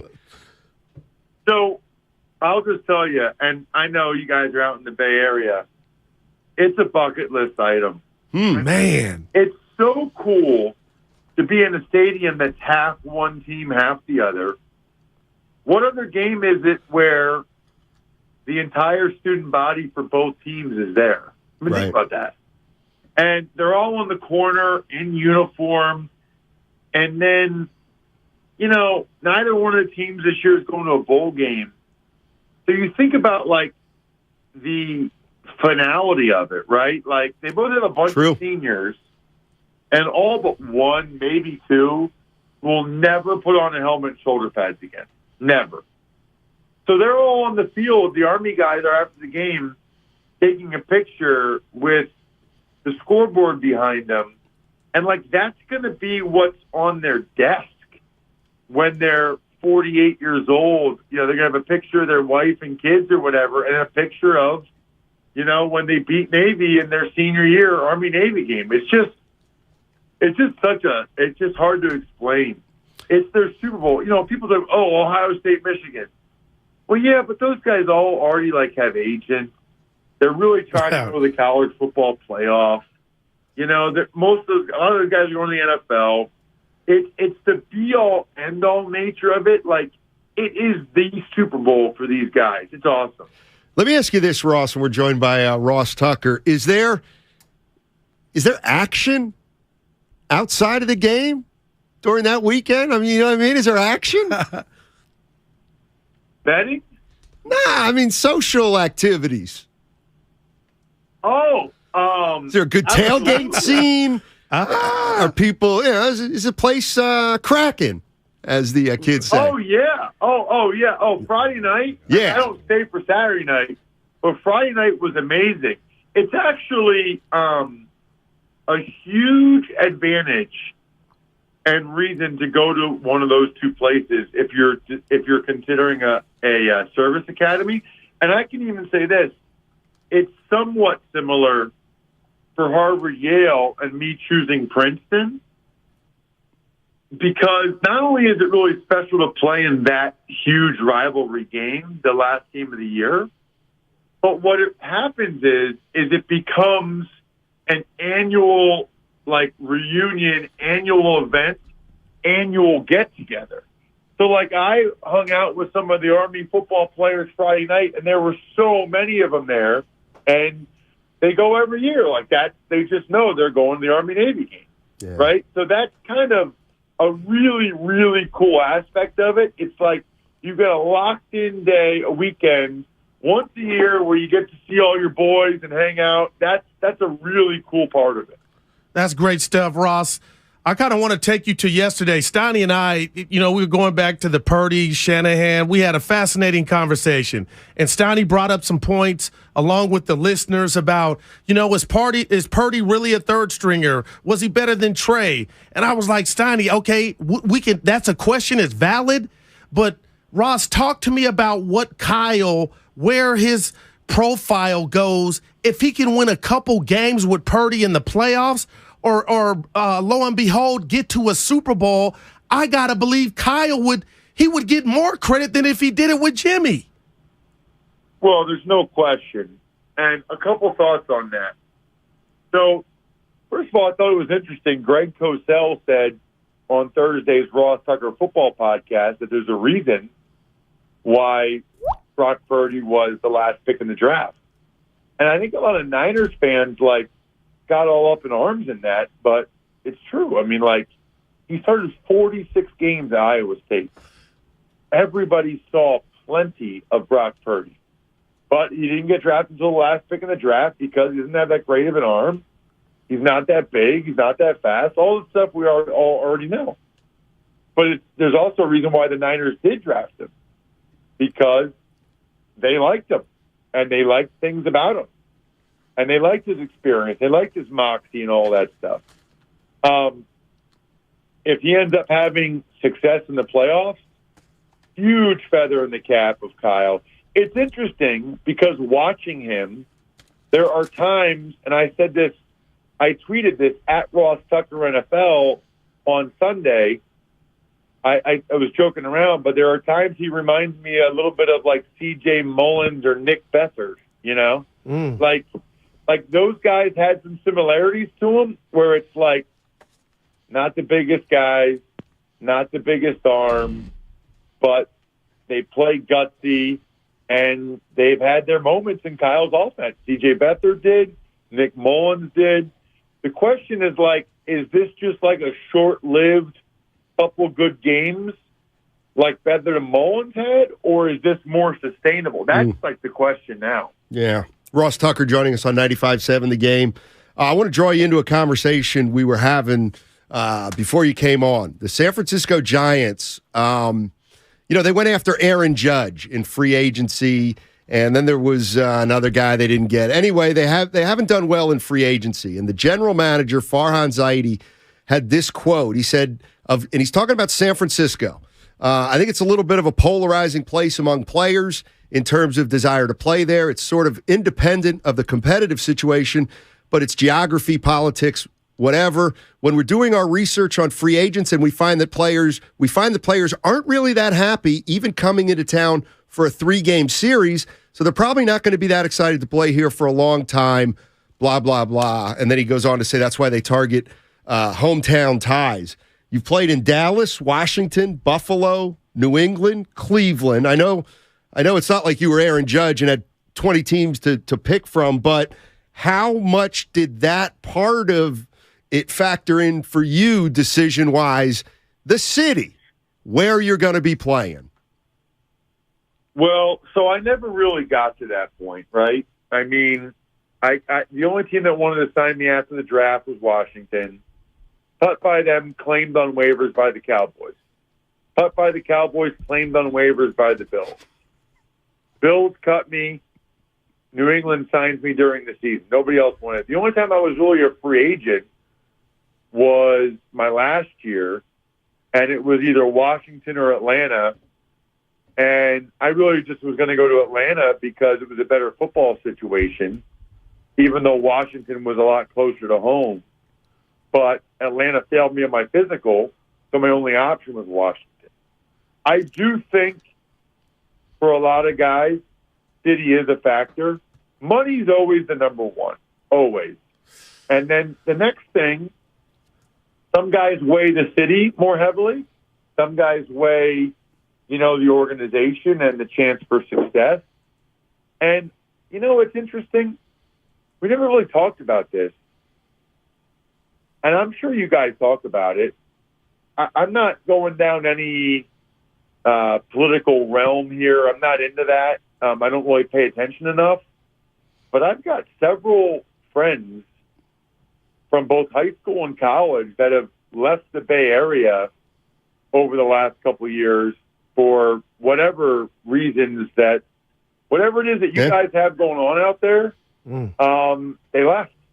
They didn't want to be there anymore. So I don't, I think there's probably several factors, and I've talked to them about it. I'm not going to get into it here, but I think that, I don't know how many of the athletes would know that, though.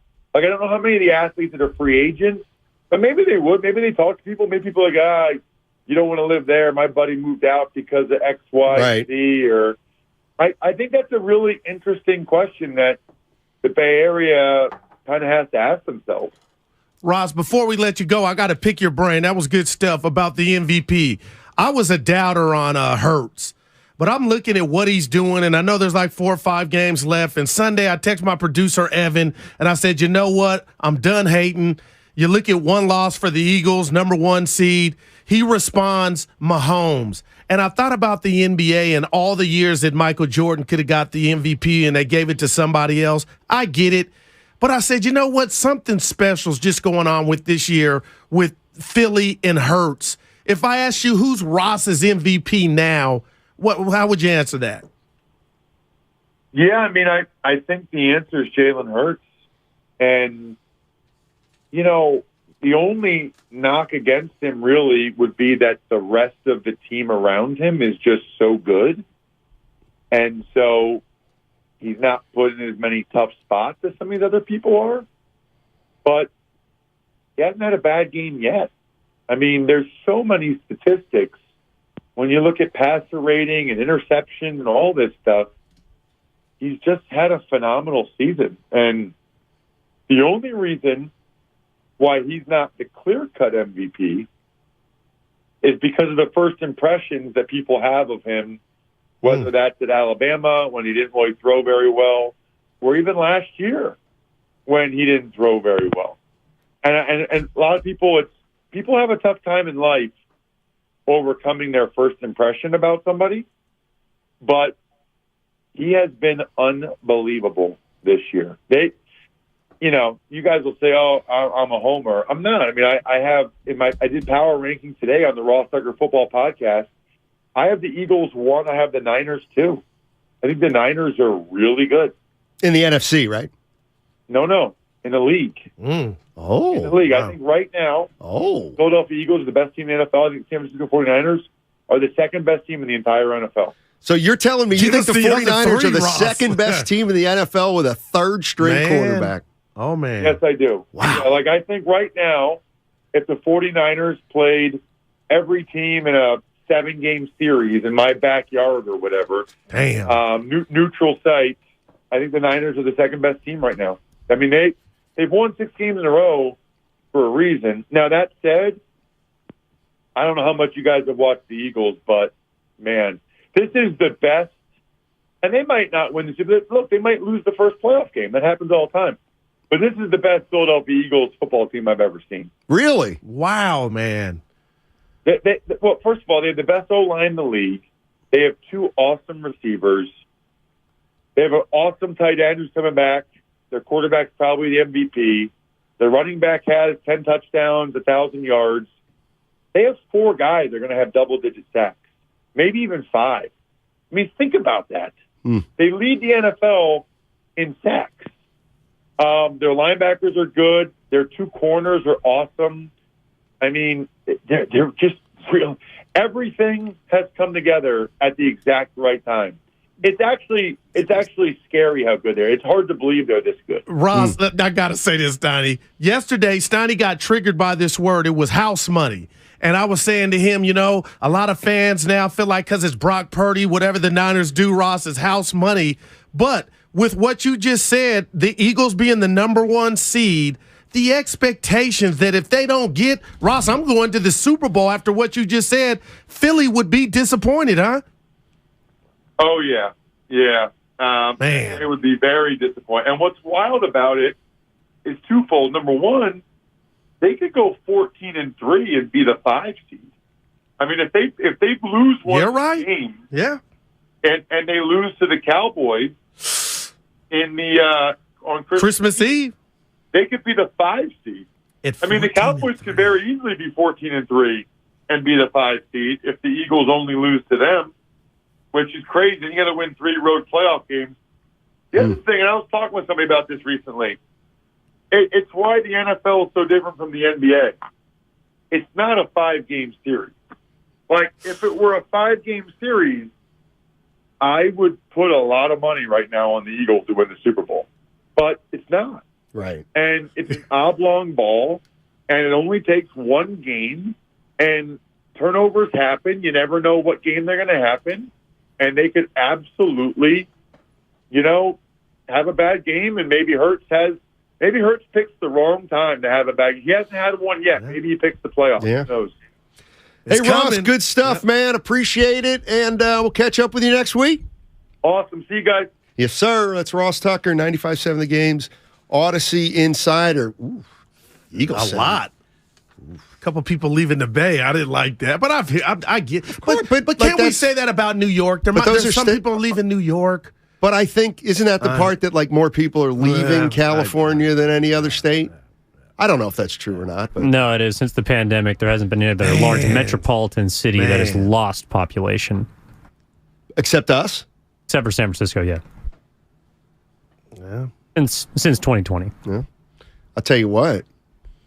It's starting to sound like to me that if Farhan Zaidi can sign a free agent, he should get Executive of the Year. I mean, what are we in Ames? Yeah.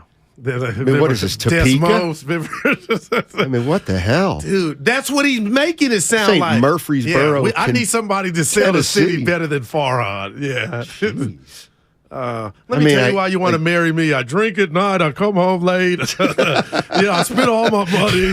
I'm pretty lazy, but I want to marry me. You know what? Nah. Man, what a pitch. Let's go to Robert in San Jose. What's up, Robert? How you doing, man? I'm good. Thanks for taking my call, Steiny. Sure. That Bob guy really kind of irritated me with his Florida comments. And Bob, if you're still listening, Florida had a whole bunch of deaths down there. So if that's your thing, go ahead and go. But in terms of guys not wanting to come to San Francisco, come to the Bay Area, I can understand that. I don't want to go live down in Texas. I don't want to go live anywhere down south. It's way too conservative for me. And baseball has become a white conservative sport for the most part, by and large. One of the reasons I don't watch anymore because it's boring. But Dave Kingmans who can't hit the opposite way. But if you don't want to come here, don't come here. If you don't want to be here, leave. Yeah, no, thanks, Robert. And that's kind of where I'm at. I think every city's got some inherent advantages and disadvantages. Put it this way, Goo. Let me just ask you this. Yeah.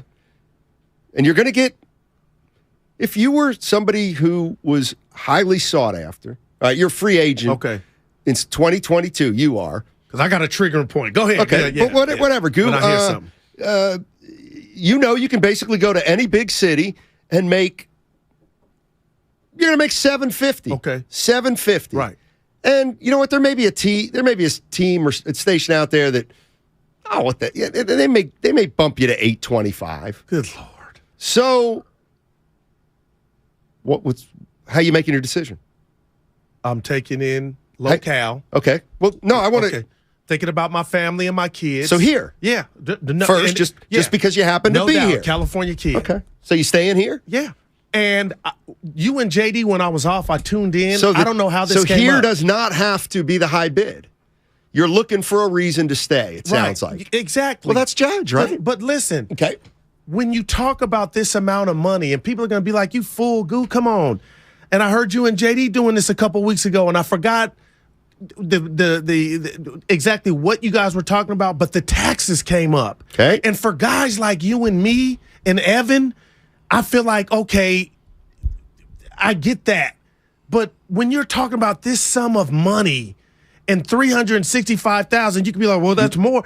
Wait, you mean million? Yeah, the million. Right, I don't think these dudes are making the decision. That's just me, but I could totally be wrong. And you could be like, dude, you're shooting yourself in the foot on that argument. I just think this money is so enormous. Like Trey Turner turned down San Diego just to be on the East Coast. And that was a bunch of chicken. So my thing is about weather. It's about safety. It's about, if the weather's big, Steiny, like I ain't no snow dude. And safety. And I just don't think San Francisco has got to the point to where it is so, like, can we put a face, a player, and that, like, I would love if Judge said, you know what, they're too left or right wing. It's too dirty. I would love to have that athlete's face to where we could say, you know what, it's a real thing now. And I'm not saying any and everybody's wrong, Steiny, but man, the weather's the best. The scenery. Some people like it warmer. Some people like to wake more up rain. and get snow off their car 3 hours before. All right. Maybe I'll tell you where I might go in free agency if I get a good offer. No, I think this is interesting conversation. We'll stick with it. If you're just joining us, Farhan Zaidi basically saying that San Francisco, the city of San Francisco where the Giants play, they've got some challenges in signing free agents that maybe other areas don't have. Disadvantages. We'll talk about that next. It's all sponsored by Pfizer. When temperatures drop, COVID-19 cases may rise. So if you test positive and are at high risk, act fast. Even if your symptoms feel mild, ask your provider if an authorized oral treatment could be right for you. Visit treatcovid19.com. Sponsored by Pfizer. It's easy to think all money managers are pretty much the same. But at Fisher Investments, we're clearly different. Different? How? You sell high commission investment products, right? No. Fisher Investments doesn't sell any commission-based investment products. Well, you must earn commissions on trades. Nope, never at Fisher. We're a fiduciary, obligated to act in our client's best interest. It's the highest standard of care for a financial advisor. How do you know what's in their best interest? We get to know our clients and then tailor a portfolio based on their goals and needs. But you probably sneak in some hidden and layered fees. No, we have one transparent management fee, structured so we do better when our clients do better. Wow, you really do look out for your clients. That's because our top priority is helping them achieve a comfortable retirement. It might be why most of our clients come from other money managers. Visit FisherInvestments.com to find out why investors like you switch to us. Fisher Investments. Clearly different money management. Investments and securities involve the risk of loss. Tune in to 95.7 The Game for Warriors Live, 60 minutes before tip-off of every Warriors game. Brought to you by Xfinity. Supercharge your home with supersonic Wi-Fi. Unbeatable internet, only from Xfinity. O'Reilly! Improve visibility in your vehicle and save $10 on a pair of Trico Force wiper blades now at O'Reilly Auto Parts. Don't risk your safety because of bad wiper blades. Be ready for any weather. Our professional parts people will even install your new wiper blades for free. Visit your local O'Reilly Auto Parts or O'ReillyAuto.com. O'Reilly Auto Parts. When cold symptoms keep you up, try Vicks NyQuil Severe for max strength nighttime relief. Just one dose of Vicks NyQuil Severe starts to relieve 9 of your worst cold and flu symptoms to help take you from 9 to none.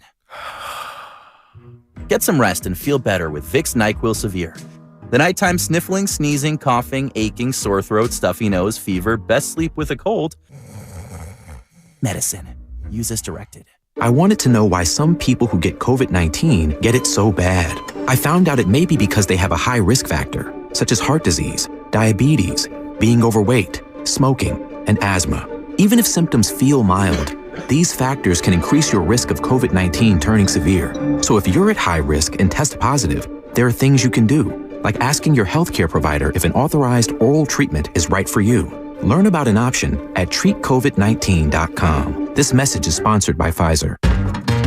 It's time to say goodnight to that check engine light with the free AutoZone Fix Finder service. It'll help troubleshoot the likely cause of your light for free, so you can drive with peace of mind. Restrictions apply. Get in the zone, AutoZone. Business owners, you may be eligible to claim the Employee Retention Tax Credit, a payroll tax refund from the United States Treasury, applicable to businesses who kept employees on payroll during the pandemic. Contact Paychex to see if you qualify at paychex.com/ERTC. Paychex is proud to have helped more than 45,000 businesses secure over $9.2 billion in ERTC claims, an average of $190,000 per business. Paychex.com/ERTC. Kansas City Steak Company, another AmericanEagle.com success story. Started in 1932 as a family-owned butcher shop, today they're a leading distributor of superior all-American steaks delivered right to your door, ready for the grill and your taste buds. When it came to their website, an average site wouldn't do. They chose AmericanEagle.com to take their website to the next level. With a dramatic increase in competition and a softening market demand, they had 2 challenges: improve their brand presence and message, and produce a positive return. AmericanEagle.com got to work and executed usability studies and detailed audits of site experience, digital assets, and marketing. The result? An integrated digital marketing and customer experience plan, organic traffic increase of 20%, and a long-term roadmap for success. If you love great steaks, go to KansasCitySteaks.com for website design, development, and online solutions that bring efficiency and results. Visit AmericanEagle.com. If you need a results-driven website, call the team at AmericanEagle.com at 877-WEBNOW1. That's 877-WEBNOW1. What's worse than calling your groin your junk?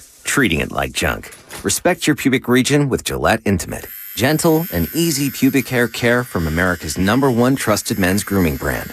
Gillette, the best a man can get. Buy now at Walmart. 'Twas almost the holidays, and all over the state, not a creature was stirring, except for, well, Nate. He was panicked, in need of a really good gift. Nate's a procrastinator, if you catch my drift. So off he dashed to the closest store, and there found holiday scratchers galore. Now Nate won't get a lump of coal, unless he burns the holiday casserole. Yes, scratchers from the California Lottery are great, especially for Mr. Procrastinate. So when it's time to get your gift shopping out of the way, try scratchers. A little play can make your day. Please play responsibly. Must be 18 years or older to purchase player claim. Christmas time is here, and so are all the greatest deals on power tools at Fasteners Inc. Tool Outlet. Enjoy 12 days of deals on all your favorite brands starting December 12th. Grab free batteries with tons of Makita products and more of this year's greatest deals. Save $100 on a Makita 18-volt rear handle circular saw and take home 2 free batteries to top it off. Stop by Fasteners Inc. at 2897 Monterey Road, December 12th through the 24th, or shop online at fastenersinc.net. You're listening to 95.7 The Game, KGMZ FM at HD1 San Francisco.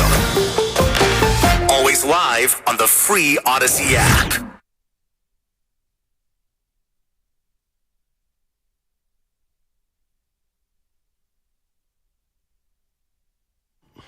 Guru, first of all, I love your energy. Steinmetz and... Now, back to Steiny and Guru on 95.7 The Game. I feel like I know that dude. What was the Guru? Yeah. Good news just keeps coming for the Niners. Uh-oh. Deebo Samuel expected back in three-ish. That's crazy. According to Kyle Shanahan, 3-ish weeks. He was in tears. He got some Paul Pierce in him, Stotty. Every time he goes down. The only thing missing was a wheelchair. We're happy for you, Deebo. But the crazy thing is, life without him, Stotty, I still think Buffalo, Springfield, something's happening here. They would got action. But one thing Ross said, I hope he ain't Beathard or Mullins. Like, he's off to a better start than those two. Let's just say that. Because if you're Beathard or Mullins, I can't remember their first you're going to return. No, sure they had good games. Well, Nick Mullins had some good games, right? Yeah, they weren't in position like this. This dude is about to take him to the playoffs. Well, Nick Mullins might say, well, I never got to quarterback for a good team. No doubt about it.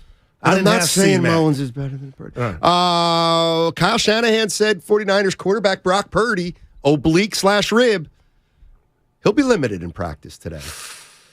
Thing is, if Give me he Josh plays, Johnson. you don't want from Odell. Because you know what's going to happen. Could you? He'll look like he'll throw 4 touchdown passes. Yeah, no doubt. He'll throw for 490 yards. Josh Johnson. Headache is his gamer tag. Yeah. Okay. Let's get into this Warrior thing a little. This is crazy. Well, because here's we've been talking most of the show about the Farhan Zaidi comments about the challenges of signing free agents here in San Francisco. He said their research has found that visiting players don't like to come here for 3-game series. Wow. So that would lead you to believe then those are the kind of players that would never sign here, or wouldn't want to be here long term. He said, there's some issues with, politics / geography, whatever. And my feeling on that is he right or wrong? I mean, could he be right? Yes. But to me, every city has inherent strengths and weaknesses, and they have things about it, Goo, that may influence you more than me or him more than her. So, yes, sometimes that's a part of it. Like, if I'm a free agent right now and can go to any city, well, guess what? I'm not going to Cleveland. I don't like cold weather. Where would you go, honestly? I got my city. So you could pick any team, sport franchise, the city. Where would Matt Steinmetz go? Because I got mine. Am I making $750? Yeah, more. I'd stay.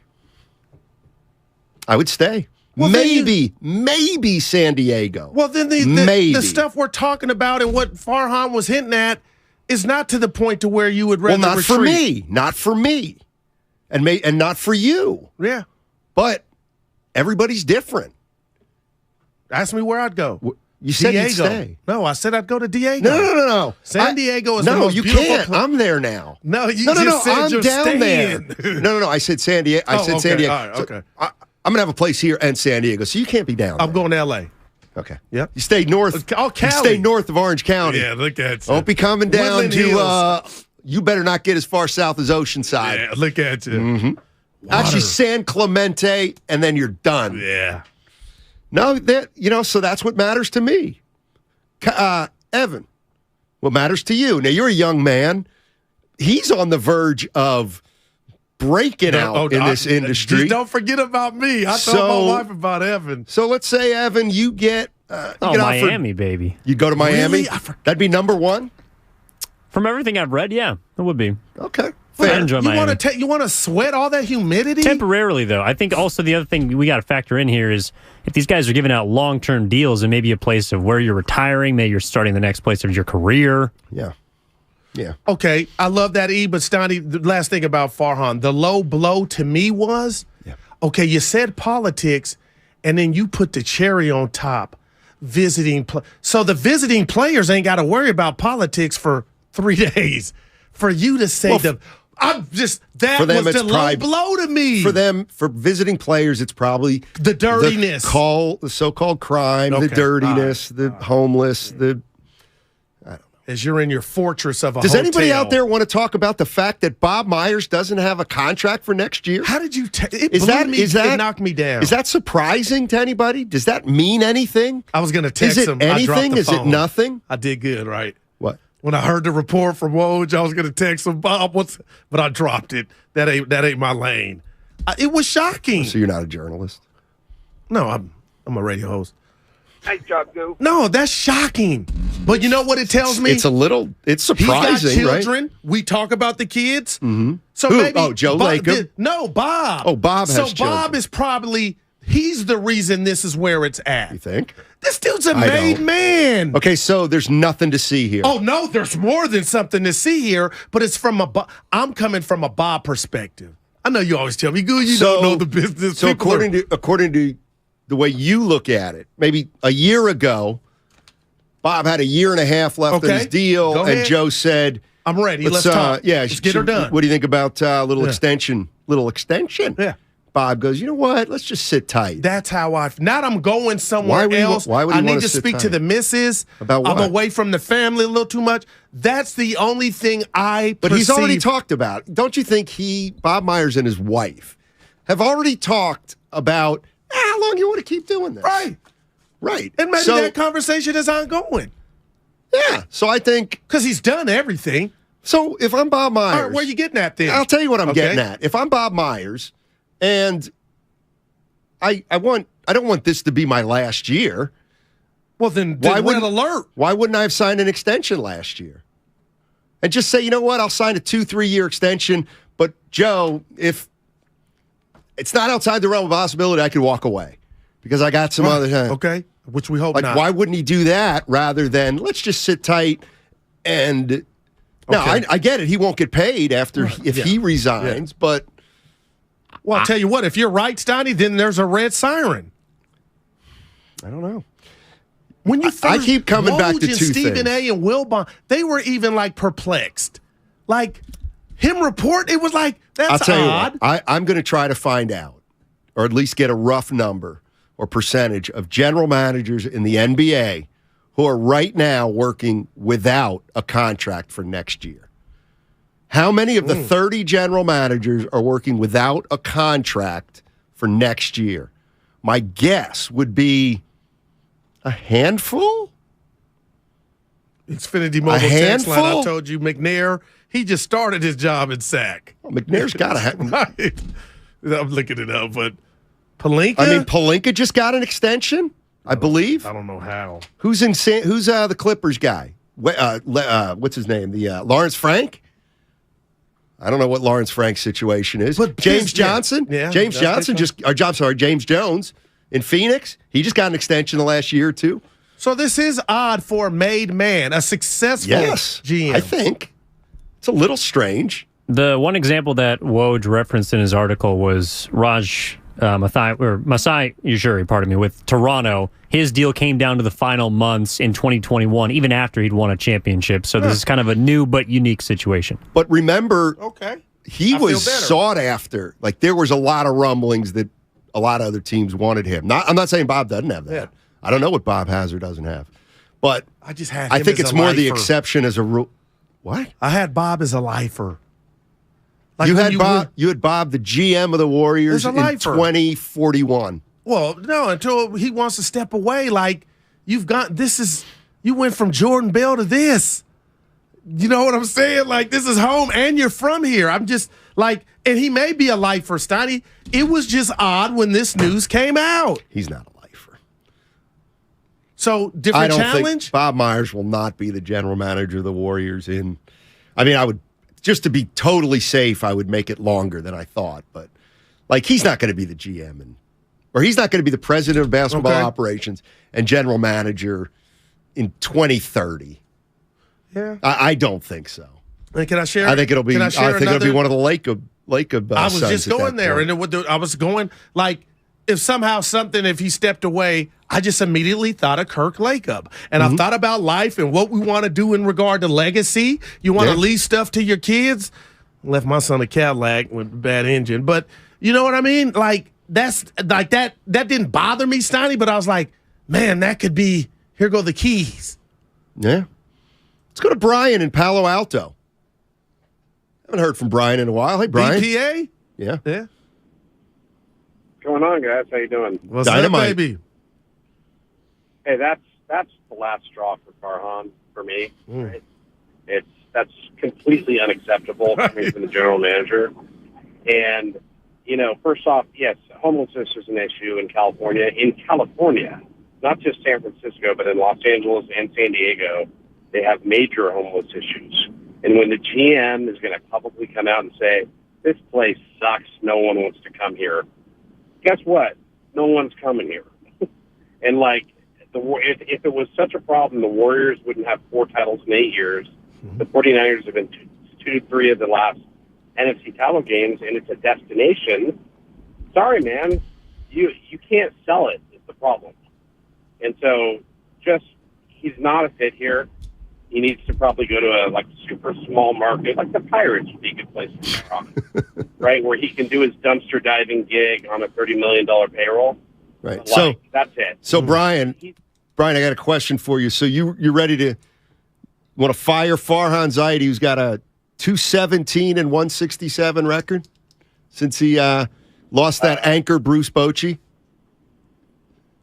I would want to look 217 and 167. That's his record. Yeah. The first year was Bochy. He was still here. I would say congrats on the 107 win fluke. How do you do in free agency? Yeah. Yeah, this is an 81 win team again that he's putting together, and great job, Buster Posey, Crawford having a career year, Belt having sort of a reemergence that year. But how long are you gonna tired? You're gonna ride that season when clearly it was an outlier. I mean, the year before and the year after, I think, are more indicative of what you have. And you can't say what he said. Yeah, hey Brian, that's the bottom line. And you know what? I appreciate you, Steiner. You said that too. When I said you could tell your neighbor that, your best friend, your spouse. You can't say that. Well, and he said it. There's got to be some ramifications. Let me ask you this. And Correa ain't gonna take this away from me. I'll hang on this forever. Correa, that's like the man coming home late. Hey, I got paid. Here's the check. Nah, you came home late. What you been doing? We got to talk. You said some stuff. I just don't think there's no coming back from. See, I think, okay, so just follow me here. Twitter. What if because I think sometimes this is the way it goes. You're talking to Farhan, and he said, we got money to spend. That happened. There's no doubt we got money to spend. Okay. Let's go. So now you have money to spend, and they ask you about your free agents, and you're like, we got to get somebody. Got to get somebody. It's do or die. It's like we have to get somebody. We know that. We're the Giants. This, that, and the other thing. We have to get somebody. And you're not able to get anybody. And so you say, I know it's a bottom line business. And I failed. Somebody at some point is going to ask you, hey, why do you think? How come you think? Well, listen, no excuses. I got no excuses. I have to get it done. I did not get it done. I didn't get it done. But it is kind of a tricky market. Well, it is kind of a tricky market. As long as you're asking, I bear all responsibility. I take all accountability. But, it's a tough place. Yeah, a couple free agents over the last few years have said they don't want to be in the city.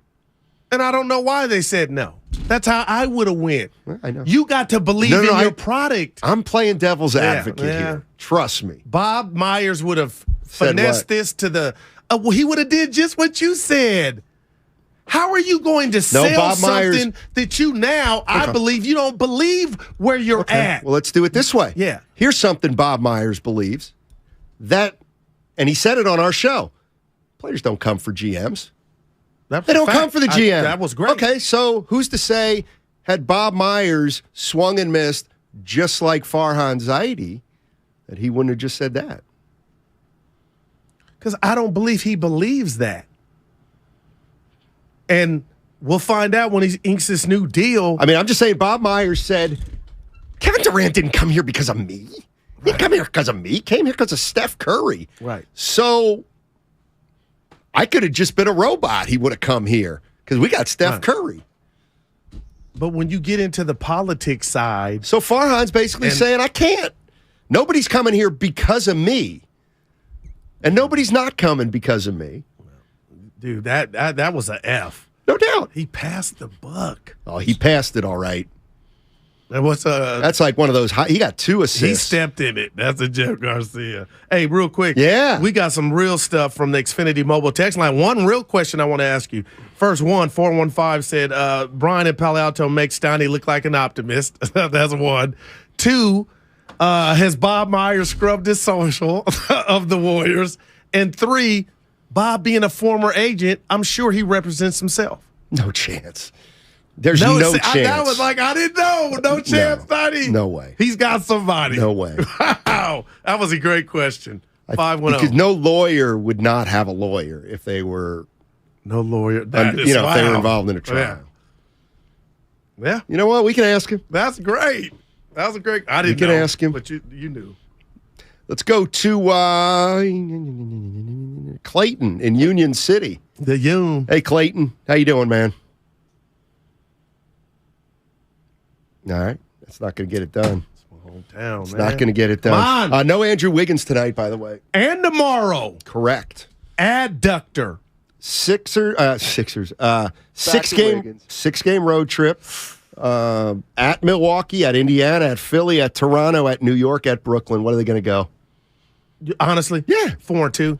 And let me tell you, you know what? Scratch that. This how 5-1. You want to bet? bet? It's 5. Dude, I'll take the under. No. I'll take the under. I'll say 4 or less.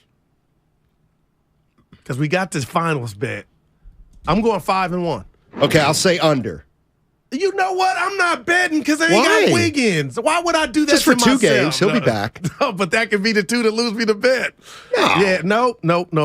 I feel 5-1, but we didn't talk about Saturday. You actually don't feel 5-1. No, because really if you did feel 5-1, you'd bet me. No, I got too much out there. Listen, Chris. You got nothing else. Listen. You got nothing but other bad then we bets upped another out there. 50. Look at you. Steiny, I'm telling you, they tapped into their championship pedigree. Who? Like, the Warriors without Wiggins, they played down to their competition, and that's why Orlando. So what I saw Saturday night, they were really bothering Brown and Tatum. Were What's they new? perfect? No. What's new? But when Draymond got went their to the number. mic and said, "When we're all in," I'm like, that's what champions are made of. And let me tell the NBA, and I'm part of it. I got irritated. What do you mean you're part of it? You're not part of the NBA. That crowned Boston, the Celtics who lost the finals, the chip. No, it's December. The chip belongs to the Warriors. And until somebody in June takes it from them, let's relax. Woosah. And what I saw Saturday is all I need to. Milwaukee lost to the Rockets over the weekend. Okay. That means the Warriors are going to win tonight. You want to bet? I'll bet you tonight. That's how this, I swear to bet. Lunch tomorrow. I don't Salad I don't eat lunch. Well, get some pops. I try to just have a. All right, bet 25. I see you tomorrow, 25. Come on, what are you waiting on? I don't want to bet money. Well, yeah, they have dude. Let me just see what I got in my wallet. No, it ain't. You can go to the ATM. Cash out. You know we do Venmo. I gotta be quiet. I still got a check. I got to cash. I got $8. You're the pay. Oh, it's payday guy. What 25? Big homie's going to be fine. Giannis is at home with Middleton. I'll take the Bucks. Okay, all right, 25. Just 20. $1 bill. Just 20. $1 bill. I don't want to be giving. I don't want. You know what? And it's got to be a bet 20 now. Okay. Because then people will say I jinxed the Dubs. I don't want to bet. Yeah. Because I start sweating a little bit. I pay for parking. Because most of my enjoyment comes from rooting for the Warriors, and I don't have to root against them. I just saw lightning. Oh. Say that again. Come back. Oh, you got me there. I looked out the window. I saw you look. What are you talking about? Wait, you picked Dallas last year. You know what? I know what you did. I was there. Thank you. You don't get enough credit for that. Willard won't let you. Duh. Who was that? It's the. Do it again. Duh. That's a Clay. Yeah. Yeah. That's the. How's Clay's defense looking Saturday night? So he's back? One game? No, I'm just telling you. What are you telling me? He's on his way back. Okay, let's see. But did you see? Dude, he was bothering Tatum and Brown. I have it on my list. All right. I forgot the rest. Oh, here it is. Yeah. My 6 things about the game tonight. Klay Thompson, numbers are starting to steady. He's got to start being consistent now. All right. But defensively, he looked a little. That's what There's 2 parts to the game, offense and defense. Yep. He's got to get into a consistent stretch. Question is, too, is how many games is he going to play on this trip? Is he playing tomorrow in Indy? And then will he play the last night in Brooklyn?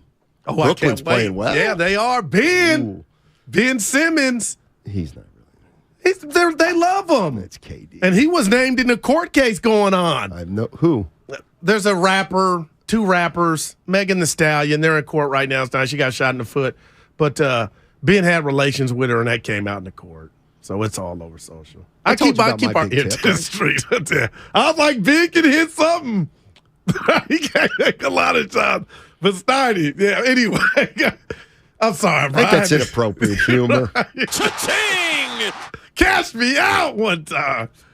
You know what? He gets the little T. I do. You get a little T. Yeah. Who do you want to? Let's go to. It shouldn't be hard, though. It is hard. Couch Potato. He's an SF native saying, "Stop talking trash." It's like we're not. I'm not. Yeah, I don't really mean it to be talking trash. I did relocate, though. I just said if I had on, I'd stay here. So you did shock me with that. I don't want to hear Couch Potato ripping us. He called. He's man. out. I've been a caller. Mike in San Jose. Farhan remarks, and then we got Ryan. Basketball players are different than baseball players. And then we have Gabe who wants to talk about Brock Purdy and free agency Giants. What do you think? I want a Couch Potato. He called and stopped his day. Couch Potato, what's up? I'm not having a lot of it, I'll tell you that. What up, baby? CP. Hey, what's up, Goo? What's up, Steiny? Listen, Steiny, I love you, baby. I'm a native, and you know how it is. When you got family, you can talk trash about your own family, but you don't want other people talking trash about your family. Wow. Right? And a couple quick things on the free agent stuff. Listen, you can't compare the Warriors or the Niners with the Giants because the Warriors play indoors. The Niners play in Santa Clara on the grass. Everything's the same. The only way the Giants are ever going to build a winner is the way they built one before, through the farm system and some key free agents, lightning in a bottle. That's it. They're never going to get the big free agents. So I wish everyone would just, get off that because it ain't going to happen. Okay? And the last thing I got is for Bo in Florida. Listen, Florida's trash, okay? It stinks. It's hot. It's steamy. It's got... That's good. Cut him off. Cut him off. That ain't what we're saying. You know what? And that's where, you can't in this day and age, right, I don't like to do that. Yeah, that's college. Right? I don't like to do that. I think every place has positives and negatives. Yeah. Could you imagine people I'll tell you just one city I hate, those Orlando. Ugh. No, I've never been there. I'm just kidding. See, I just did what I said. But humidity is the devil. Take a shower and come out and go to the bus stop, and you got to need another one? It's one of the reasons I moved down here. Oh, my goodness. Yeah, Houston is. Now, Dallas got dry heat like Sac. I can take the Arizona got dry heat. Dallas still's got some humidity. I just said it has dry heat. No, I don't think it does. I think Dallas has some humidity. Like Dallas in the Houston summer. has the humidity. Well, they're like 2 hours is- apart. Right. And that's why So it's not like. Go ahead. You All get right, it. Guru and I on the other side fight over whether Dallas has humidity or not on 95.7 The Game. And I'm no psychiatrist. Like, come on, man. This afternoon, it's a battle of MVPs. He is your most valuable player. Steph Curry. Chef Curry. Curry comes up behind the screen. 3. Yes! Versus the Greek Freak. Lob for out of the coupon. He slammed it down. Our coverage starts at 3:30 with Warriors Live. Curry wins the tip. Gets it back from Klay Thompson. The 3. Good! Only on 95.7 The Game. When temperatures drop, COVID-19 cases may rise. So if you test positive and are at high risk, act fast. Even if your symptoms feel mild, ask your provider if an authorized oral treatment could be right for you. Visit treatcovid19.com. Sponsored by Pfizer. Ladies and gentlemen, it's official. Fast just got a whole lot faster. Xfinity has the fastest internet with up to 6 gig speed. Plus, Xfinity Mobile is the fastest mobile service with 5G and millions of Wi-Fi hotspots. You heard that right. Xfinity just increased internet speeds again. And Xfinity Mobile gives you can't catch me speeds. The fastest internet, the fastest mobile service, and major savings? Can't argue with the facts. Now through December 21st, new customers can get 1.2 gig internet plus X-Fi Complete with unlimited data and Wi-Fi equipment included. It's just $50 a month for 2 full years with no annual contract when you add Xfinity Mobile with unlimited data at regular rates. Plus, get $200 back. Go to Xfinity.com/faster. Call 1-800-XFINITY or visit a store today. Requires paperless billing and autopay with stored bank account. Restrictions apply. Taxes and fees extra. Xfinity Mobile requires Xfinity Internet. After promo, regular internet rates apply. Actual speeds vary. Thank you to all of the business owners who kept people employed during the pandemic. For all you've done, you may be eligible to claim the Employee Retention Tax Credit, a payroll tax refund from the United States Treasury Department, applicable to businesses who kept employees on payroll during the pandemic. The window is closing to claim your refund. Contact Paychex to see if you qualify. Paychex is proud to have helped more than 45,000 businesses secure over $9.2 billion in ERTC claims, an average of $190,000 per business. 50 years and thousands of experts in HR, payroll, benefits, and insurance. You may be eligible to claim the Employee Retention Tax Credit, a payroll tax refund from the United States Treasury Department, applicable to businesses who kept employees on payroll during the pandemic. The window is closing to claim your refund. Contact Paychex to see if you qualify. Visit paychex.com/ERTC to find out how Paychex can help you get additional cash into your business. Paychex.com/ERTC.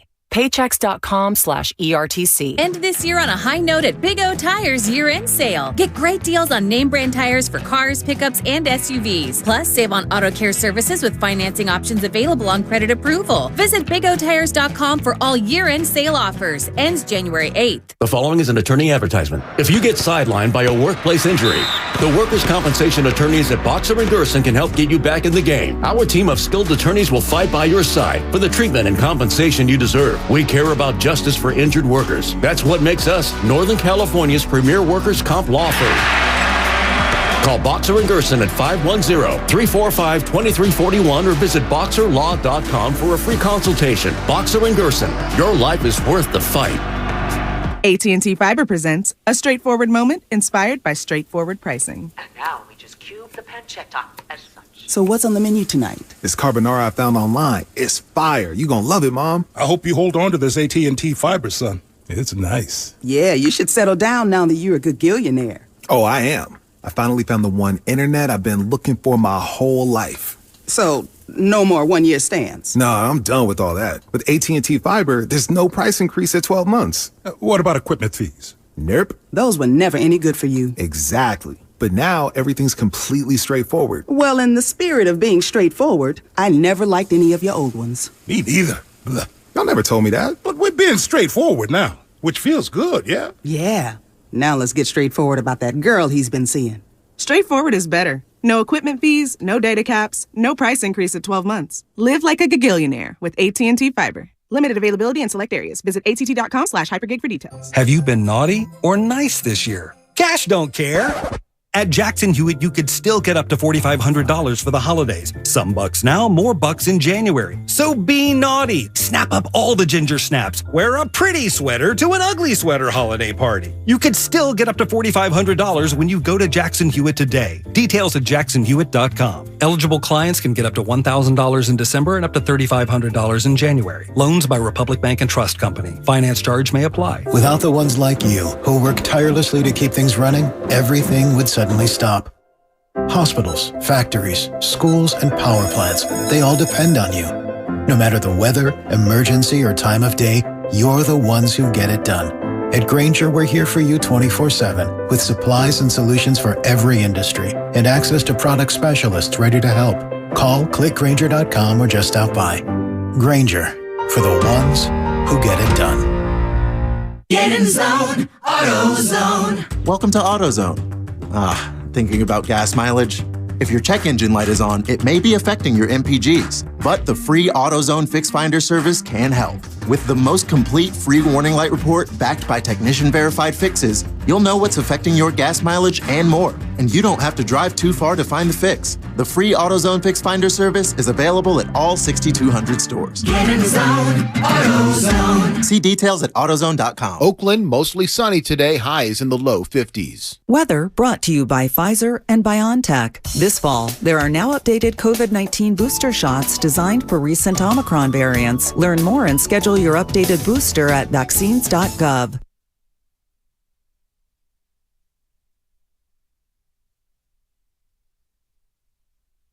How do you take your coffee? What's the best way to take your coffee?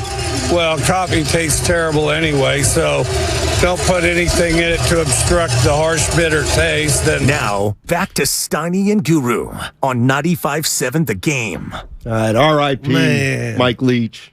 A real one, Steiny. Former coach at, or was it coach at Mississippi State, Washington State? I was pulling so. He was a real one. Humorous. Yeah. He said what was on his mind. Sonny and a good coach. Yeah. What? The king of deadpan. What did you say during the break about death? You said they took the good ones of all the people. I like that. I'm gonna use that was real. I got like Mike Leach. Everybody thinks he's cool. Yeah. Everybody thinks he's funny. Every time you see him, you're like, I kind of like that guy. Everybody wanted to have a beer with him. Yeah. A little bit like me. Only everybody liked him. No, Mike Leach was totally cool. Man. R.I.P. All right, Goo. Bear with me here. I think I'm going to prove a point. All right. About Aaron Judge. All right. So the Yankees came in at 360. And you said Giants should have gone 400. I really mean that. Okay. Right. So $400 million as opposed to $360 million. It's 10% more. Okay. Okay. So let's go back to you. Yeah. All right. Oh, yeah, I love this. You're Aaron Judge of the radio business. Focus. Don't look at your text right now. Oh, no, I'm not. I stay at you. I'm engaged. Somebody said you don't eye contact me. Who? That guy on Twitter? I do sometimes, but go ahead. No, the guy, you brought it to my attention. This couple, dude, is that new? The shirt? Yeah, it's new. I only wear kind of new This t-shirts. is going good for us. Not really. It's only a t-shirt. Okay. So you're now Aaron Judge. All right. 6'8". Right now you're working in San Francisco, and yeah, I think you like it. Yeah. So you go. We say, I'll tell you what, Goo. We want you to stay here for $900,000 next year.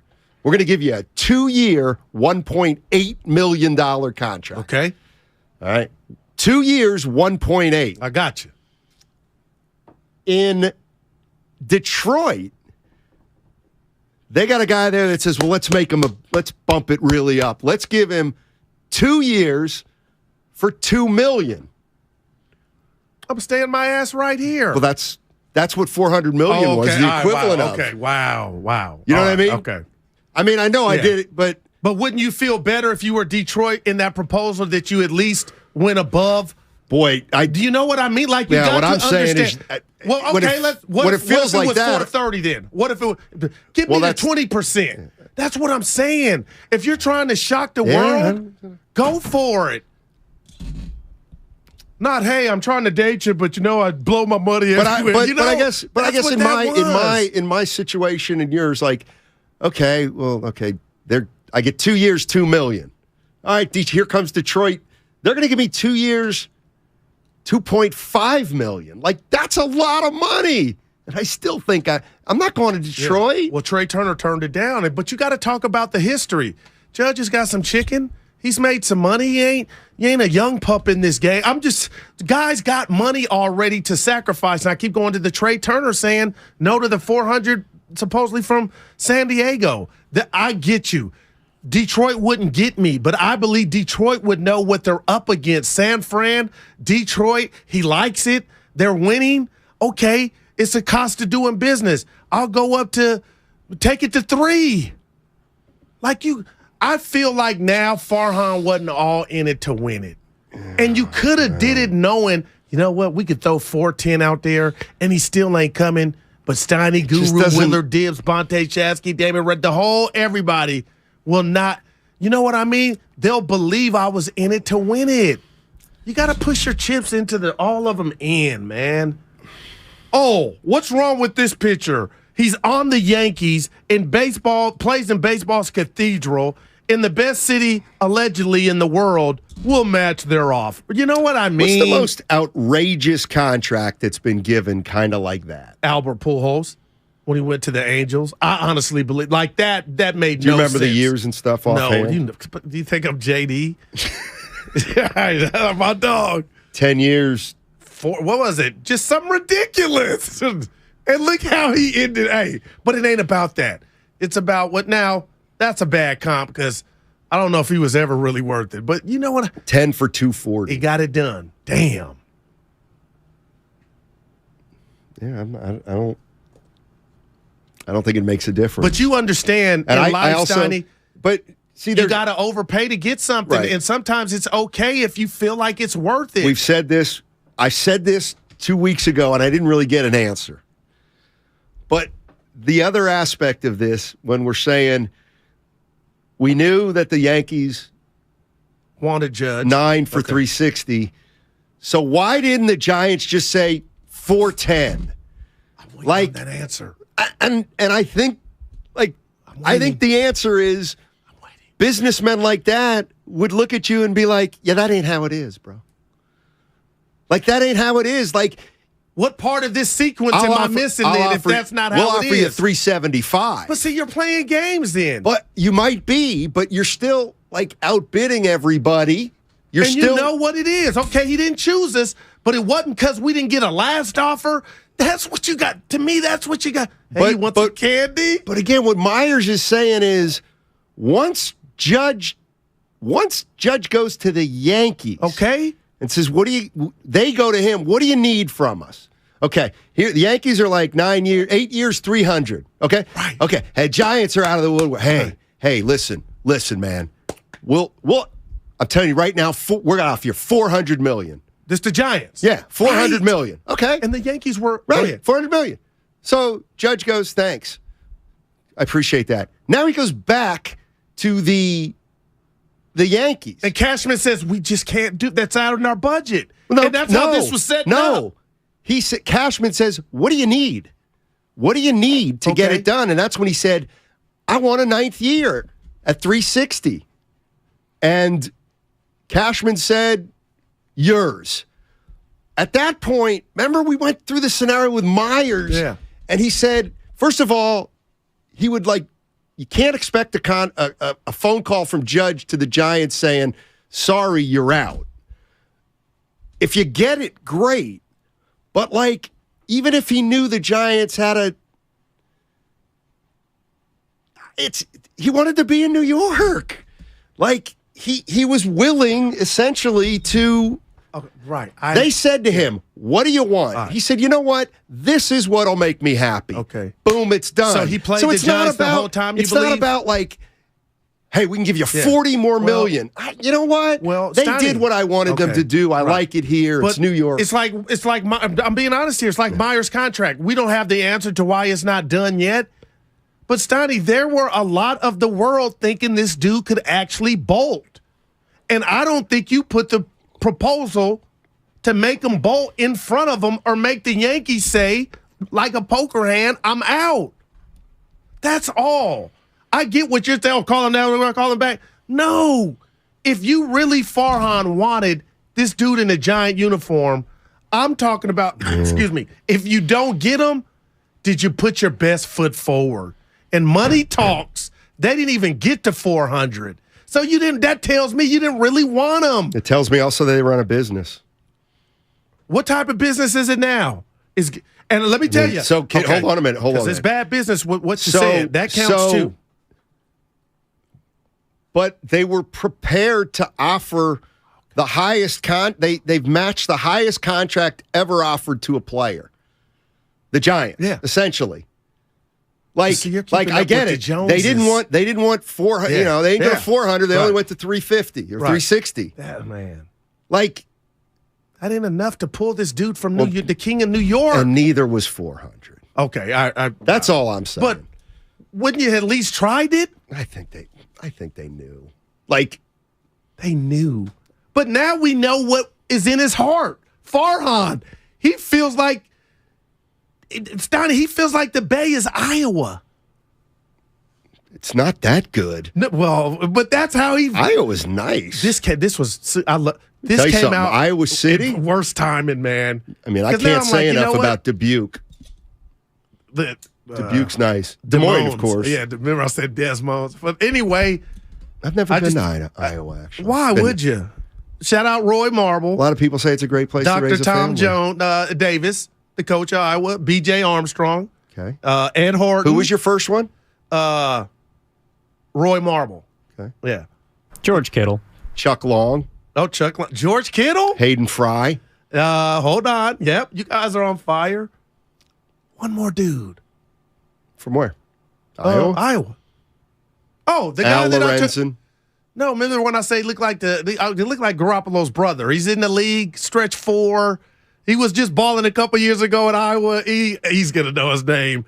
I want to say he's on Orlando. Is he white or black? I want to say Italian. Luke Garza? Garza. That's my boy. I thought he went to Purdue. No, he went to Iowa. He was a bad boy. King's first round pick, also from Iowa. I didn't know that. Didn't Jamal Tinsley go to Iowa? That I'm gotta Google it. Yeah. No, he didn't go to Iowa. Jamal Tinsley. Iowa. Did he? No, Missouri. He went to Missouri. C.J. Beathard? He went to Missouri. I stole that from So you know what? I don't Otis Bird third on YouTube. But did I really steal it if he's a part of the show? Who? He said C.J. Beathard, Iowa. Right. I just blurted it out like I came up with it. You didn't. But I cited my sources. Just to let people know, kind of how this all works. Our producer Evan just got in my ear and he said, check the text box. Okay. Plug the new Brock Purdy shirt. Jeffrey from Pleasanton, the first to purchase one at 957thegameshop.com. There we go. Well, see, you have a read for it in front of you. So you do? Yeah. Wow. I mean, see how badly they butchered the grammar we're on peeling this. back the curtain for the people here. Yeah. Hey, we got a brand new Brock Purdy gear you won't want to miss out on, so head over to 957thegameshop.com now for yours. Okay, but there you go. What's the shirt say? It says relevant. Let me guess. It says he's pretty good. You know where you heard that was the first suggestion. We threw it in the trash. Oh, look at you guys. Hey, he said something about Brock I didn't agree with. You two tell me. He? Philadelphia's own. Ross Tucker? Ross He's Tucker. not from Philly, but go ahead. I kind of. Outside. I got Brock with a little bit of a cannon arm. He said he didn't have the strongest arm. I saw that. I'm going to. I don't Miami think he's got a cannon. Okay, well, yeah, and he was at the goal line, the 10-yard. He fired that one into McCaffrey that dropped, and then he caught one. It ain't a noodle arm. When I hear cannon, I think of a guy who can throw it 70 yards. And I guess a guy who can throw it right through your stomach. Kirk got to cannon. Who? Cousins. Kirk Cousins, He's great. His day. I cannot wait till they win a playoff game. All they got the Niners? But you know the Vikings. All they got to do is win another one. Just one more. Okay, I'm gonna say just this one to more. you. I'll tell you why. Is because it's not for them. It's not about winning the Super Bowl. NFC. Just win me a game. I get so you. Just win me a game. Who would they play now? All those guys, Vikings stink. They Well, stink. you're a man I don't of respect nuance. them. I don't respect them. What's Who killing are you me, to Stoney? respect Kirk Cousins or Vikings? Is a team with 10 wins Oh, yeah, has that baby. margin of that differential of 3 or 1? They play to their competition. But normally you'd be like, "Goo, that's a bad sign." Like they have Kirk pulled Cousins out takes some his stuff. team to the playground with his 5, and you know what? They mess around for 3 quarters. And Kirk goes, "It's time, it's time, guys. It's time." Minnesota, and then they roll in the fourth quarter. -1. Thank you. Minnesota would play the Giant. The Giants right now. That's the win. That's a win At home. Exactly. Most people. And would then say, who? Then who do they have? We'd have to see the fallout from the rest of the field. All right, who do the Giants? Okay, let's say the 40. Let's say Eagles are 1. Niners host the Commanders. They win. And Dallas play on the road at Tampa. Dallas wins. And also then my Vikings win. Who do the Vikings play in that Philly. situation? You would play San Francisco, and Dallas would be at Philly. Please, Steiner. Niners don't want to be inside that dome. Please. They don't want to be inside that dome in January. I'm just telling you this. The Niners have lost Debo, who I think more He's back in 3-ish weeks. That's the news. You add 2 to injury. That means 5. No. And it could be 7. I'm not being negative. I'm a grown-up. All right. Well, you know are what you I mean? a grown-up? You had kids. Okay. Oh, the baby's going to be due. Okay. You know what happens? Okay, hold on. I don't believe 3. And I wouldn't run them back there. Okay. 7 weeks from right now is the second round of the playoffs? Exactly. Okay, second round. Exactly. Okay, second round of the playoffs. You are correct. Second round of the playoffs. I'm writing that down. Okay. Just second round of the playoffs. Debo Samuel got hurt on Sunday. And they're saying 3. It was 3-6 originally. And Kyle Shanahan said today, looks like it's going to be about 3-ish weeks. Why would he say that? No, he ain't. It ain't no banana in the tailpipe. I'm just like, if everything goes He's back right, in 3 weeks. So you would run him out there. Let's see where we're at. Okay. Where are we at? Right. Did we beat the Seahawks? Did we not beat the Seahawks? Dude, that game's in 2 days. Where we can watch that together. That's a mandate. We ain't did it as a show yet. I don't want to do that right now. And then you did. I'm gonna save it, man, because people. Oh, you cried like a little girl.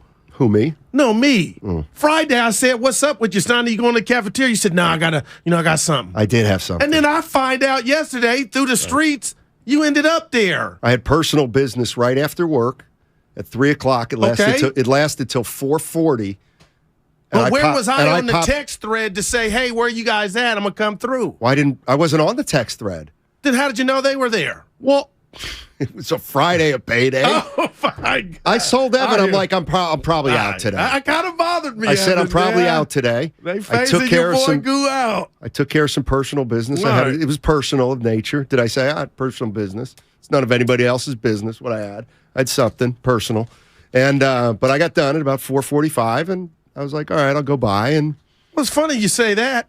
I come out of the boss's office Friday. You lead the show with, what were you in there about? I lie and say taxes. I know what taxes. But that was it before you the tried show. to shake me up about what I was, but now you're being You were private. dropping some kind of dime on me before the show, and I don't know what it was. Well, Norm would say, son, you gave me the coins.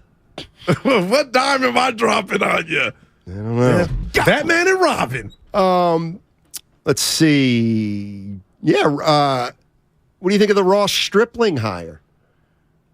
Signing. Signing. I'm too busy, Steiny. The newest giant, the newest giant, Ross Stripling, is from Bluebell, Pennsylvania. What can you tell us? He don't move. It's Lancaster County. He's a perfect giant.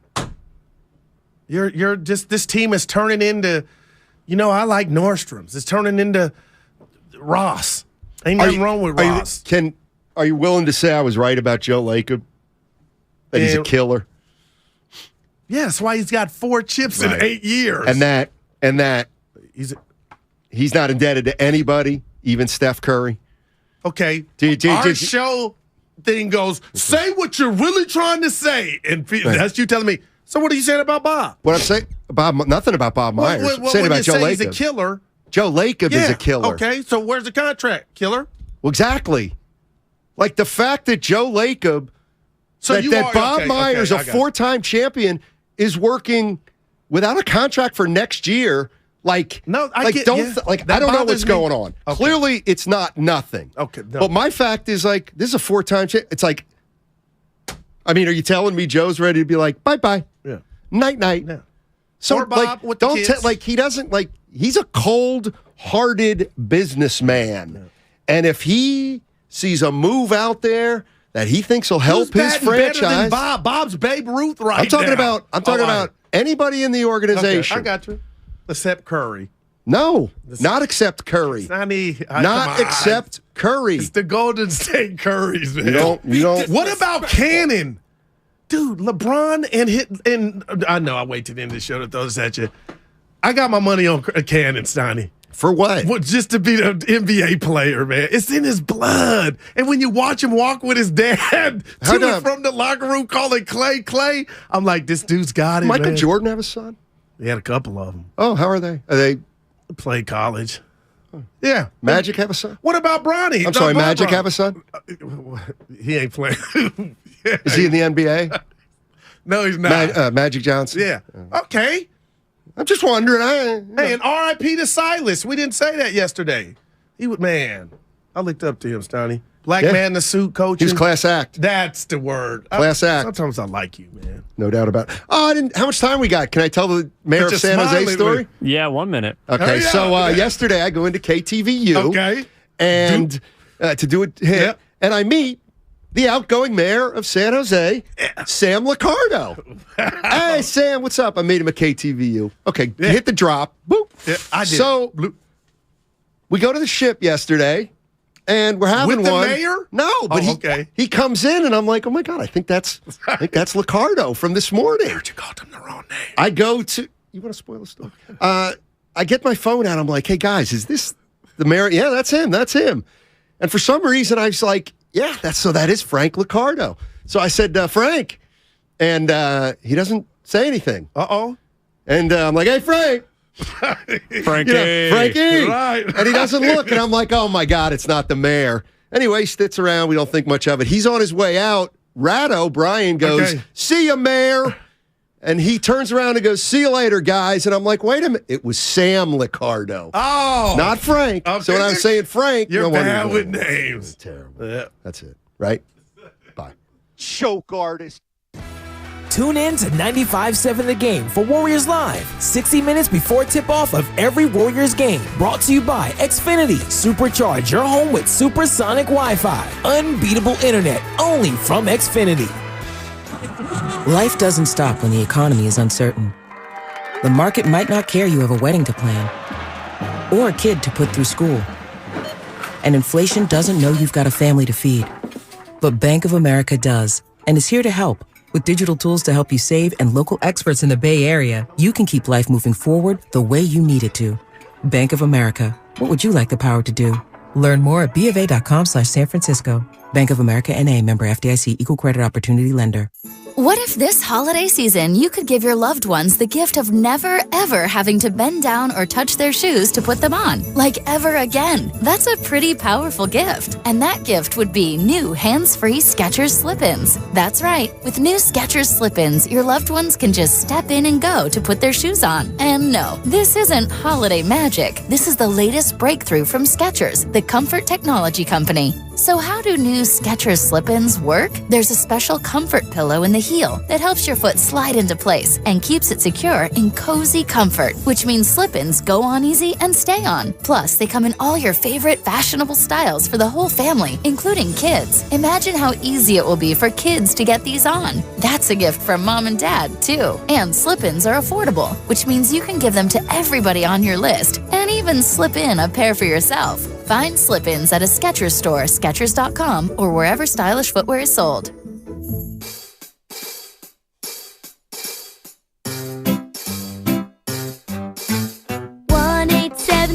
Cars for Kids.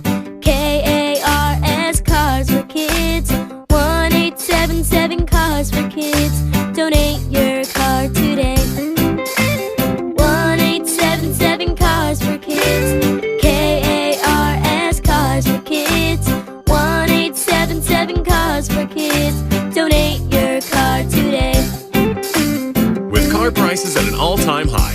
donors are now getting highest receipts ever. Don't miss out for 2022. Donate at carsforkids.org and your car can be picked up tomorrow. 1-877 Cars for Kids. KARS Cars for Kids. 1-877 Cars for Kids. Donate your car today. Hurry! It's your last chance to donate for 2022. Universal Studios Hollywood is where the holidays come together. We've tested it. Festive food with refreshing Coca-Cola. Family, friends, and fa-la-la. Dazzling lights cranked up to maximum merriment. The Grinch and his dog Max stealing your tree. All the science adds up. It's the awesomest celebration of the season. Save $20 on a Coca-Cola 2-day general admission ticket. Offer ends 12/14/22. Restrictions apply. Details at universalstudioshollywood.com/Coke offer. When back to the office means back in traffic. We unfortunately have a really bad situation going on in Hayward. You can rely on your Northern California Honda Dealers Traffic Center. Traffic is still jammed from Whipple, but I can see it starting to improve now that you have... From your traffic leader, KCBS. When you need to know what's happening, it's time to get in the huddle. Whatever happened to teams saying, we're not going to pay? Whatever happened to, hey, I know you're in your third year of your fifth year, contract, your 5-year contract. We're not paying you. Come back, play great. I don't give a damn if you unfollow us on Instagram. Listen to In the Huddle, available on the Odyssey app or wherever you get your podcast.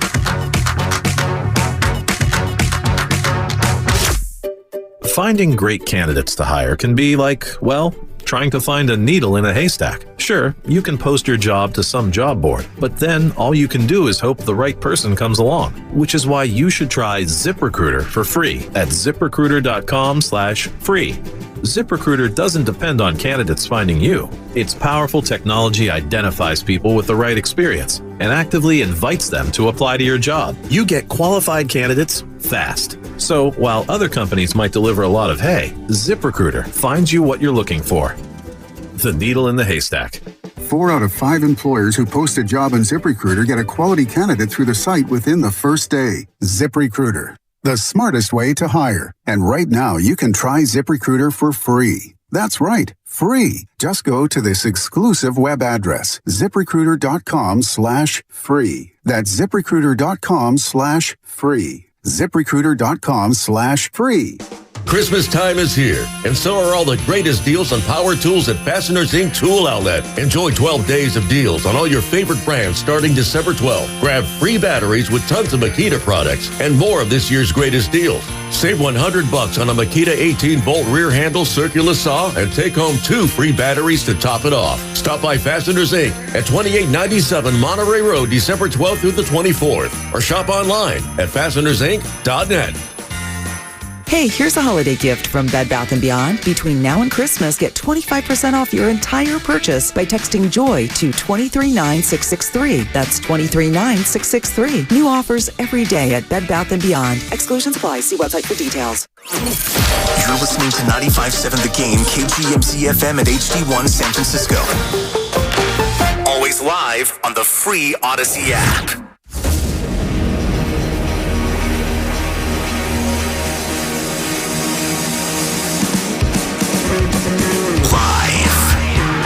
Corner of Broadway and Battery.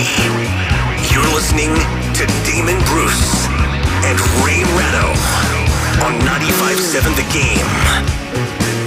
Well, welcome to you. It's fantastic having you here today. It really is. It is going to be Ray Ratto's second favorite show of the week. Tomorrow, hands down, will be his favorite show because there is no show. You're going to be hearing right from John Dickinson. Starting tomorrow at 3 o'clock, getting you ready with Warriors Live. The Warriors beginning a 6-game road trip tonight in Milwaukee. Tomorrow, they're going to be in Indianapolis, and we are totally covered up. We're mostly covered up today. We're going to do a half an hour of Hey, How Are You Radio. Then we're going to pivot to Warriors Live. Then we're going to get you out to Tim Roy, who is waiting for you in Milwaukee. It's going to be a rough road trip for the Golden State Warriors, Ray. They've got a better defensive chemistry in the last, say, 3 weeks than they did at any other point in time this year. They're going to need an awful lot of defense against the Milwaukee team that plays an awful lot of defense, blocks an awful lot of shots, gets an awful lot of rebounds, and doesn't score the ball very well. Kind of an interesting stylistic matchup coming up tonight. Yeah, Milwaukee makes you do what you don't want to do. And there are not a lot of teams that are good at that night in and night out, because it's a kind of basketball, it's a kind of sports in general where the players themselves have to be convinced to play that way night in and night out. It's hard to do because they want to run up and down like everybody else does. And the Bucks basically say, no, we'd rather do it this way.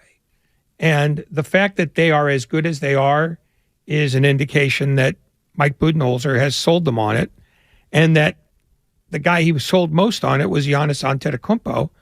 And when he signs on, everybody signs on. Well, and when you have the ultimate success that is winning an NBA championship, it's easy to buy into a formula that has obviously worked. So we got a very interesting stylistic matchup coming tonight. And since we're talking a little style here, and we'll get into what the Giants are, or as far as a lot of people are concerned, Ray, what they're not doing, I want to talk about what I think are, the most influential sports figures of my sports lifetime. I'm talking about guys who completely not only changed the way the game was played, but changed the way coaches thought about strategy and really the whole sport's existence. We start in our very own backyard for, I believe, the most influential NBA player of my lifetime, and he's going to be on full display tonight here on 95.7 The Game, Steph Curry. This is the true father of the NBA's three-point revolution. Curry has changed the way the sport's going to be played forever, like in every gym, on every continent. From the guys who are just putting it up at the YMCA to, the way you go about winning an NBA Finals. Steph Curry became the prism that the sport began to see itself through, a true three-point revolution. And he's done more to change basketball strategy than Michael Jordan, Larry Bird, and Magic Johnson all combined. I mean, if you want to say, well, what about Wilt Chamberlain? Like, they actually did change rules of the game because of Wilt Chamberlain. So maybe you got to go all the way back to him. But Ray, we like to disagree. I'm guessing you're in no disagreement at all. Steph Curry is a massive influential sports figure in our lifetimes. Yeah, I would say of the NBA players of the last 10 years, he is the most influential. There have been guys before him who have been, and it's hard to measure influence because somebody who makes you rethink the game is equally as influential as somebody else who makes you rethink the game. Like Magic Johnson made you rethink the game, I think, in a lot of ways. I don't know if Larry Bird did as much, but there were guys who basically, Bill Russell made you rethink the game. And Curry, for this, this iteration of the NBA, makes you rethink the game. It'll be interesting to see what that next iteration is. Maybe it's Victor Wembanyama. Who knows? But I don't have a disagreement on that. I don't know if Curry is the most influential, because, again, that's a totally subjective judgment. I don't know that he's any more influential than Chamberlain, because Chamberlain did change several rules, including markings on the court. And Curry hasn't managed to do that yet. But that's an argument that, frankly, requires way more alcohol than we've had. And quite frankly, I never want to see a 4-point line in an NBA game, so hopefully they don't go changing any more floor markings as it is. Number 2 in my lifetime, and maybe this is where you and I start to disagree a little, I don't know. I'm going to go with Bill James. Bill James is essentially the father of sabermetrics. He changed the way that every single baseball team builds their team, analyzes their players, consumes statistics, how every major league franchise basically sees the game now. It started with writings of Bill James. He is, there's not a single team in the world that doesn't use the terms that he helped coin. The theories that, I don't know if you could say he created them, but he basically started emphasizing them, and I think probably did as much to, change the way people look at baseball. No, I think you're absolutely right. He did take theories that were first conceived by Branch Rickey in the 30s. But he did put a mathematical spin on them. And given the people who own baseball teams now and the people they hire, they want to see the math of something. And Bill James was the first guy to put Branch Rickey's theories to math. Earl Weaver managed sabermetrically, and he predated Bill James. But Bill James, again, is the first guy to make baseball a sport in which the people who make the decisions are more from MIT than they are from Auburn. I think you may now know where I'm going with this list, because the third and final name that I want to bring up today in our very abbreviated show is Mike Leach.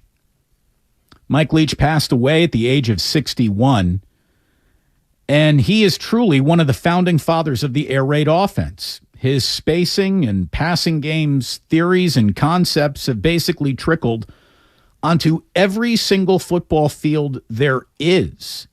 These are either offensive concepts that coaches are borrowing from or straight up stealing. And even if that's not the offense that you want to run or the offense that you're built to run or like to run, you better start understanding it, because at some point in time, you're going to be defending it. Mike Leach has probably done more to change the conversation on a football field than any other coach in my lifetime. The air raid offense, outside of the RPO, Ray, which is essentially like air raid principles with a little bit more ground attack and trickery built into it, but it's all about spreading guys out and making make choices. Mike Leach is a transformative figure. Not just a great quote and an interesting, quirky, eccentric guy. He is a truly transformative figure in the sport of football. And it is a shame that he has passed away from what we now know was a massive heart attack that he suffered on Sunday night. But his fingerprints are essentially over absolutely everything, from the John Madden video game to the Super Bowl to whatever Pop Warner team your kid might have played for. Well, it's interesting because he actually wasn't the inventor of the air raid. The guy who invented the air raid was Hal Mumme. Exactly. But he hired Mike Leach, and they perfected it. But no, Mike Leach advanced it, and that was going to be my point. Hal Mumme is the guy who conceived it. And his highest coaching job was at Kentucky, which is a place where coaches go to die. But he had a number of people who were disciples of his, and Mike Leach, Sonny Dykes, Tony Franklin. There were a number of people who adopted it soon, and then everybody else stole it from there. But, credit where it's due. I mean, Mike Leach helped popularize it because he was working at higher visibility schools. Well, like I said, he was one of the founding fathers, as I put it. I didn't say he took sole credit for it. No, I wasn't, and I wasn't trying to correct you. I'm just saying, he took a concept that somebody else had begun and got it running, and then he took it to a broader stage where more people could see it. My senior year in Bloomington, Ray, 1997. Kentucky rolled into Memorial Stadium and beat the Hoosiers 49-7. That was Hal Mumme's first year at Kentucky. His offensive coordinator was Mike Leach. Tim Couch was his quarterback. And Tim Couch threw for a school record 7 touchdown passes that afternoon. I'm very used to watching teams easily beat Indiana on a football field. It never looked as easy as it did that day. It was basically, it was the dawn of that style of offense being played in a major conference, and the Big Ten simply, Indiana that day, had no answers for it at all. And it was just, it was something else. And I got to tell you, in a world that seems to go out of its way, I'm talking about a football world where suppressing originality or, and sometimes it encourages inauthentic, performative nonsense, like true originals totally fascinate us. And Mike Leach was truly a true original, a real personality and an innovative mind. And Sports needed him more than he needed us. And with all the quirky things that he was known to see, and I mean, you can go down a rabbit hole today on the internet, just bathing yourself in some of the funny things, the interesting things, the quirky things that Mike Leach said, either at press conferences or post games or talking to sideline reporters, just all over the place. This guy was really, truly an original. And you can see the collective mourning that the football world is throwing out to him today. And I loved Ray, and I'm sure you know this too. One of the reasons why he was constantly so eccentric is because that's the story that reporters chased. And it means they weren't pestering him about his offensive concepts and game strategy. Oh, no, he used his eccentricity as a beard. There's no question about it. He was a tactical character more than he was a natural character.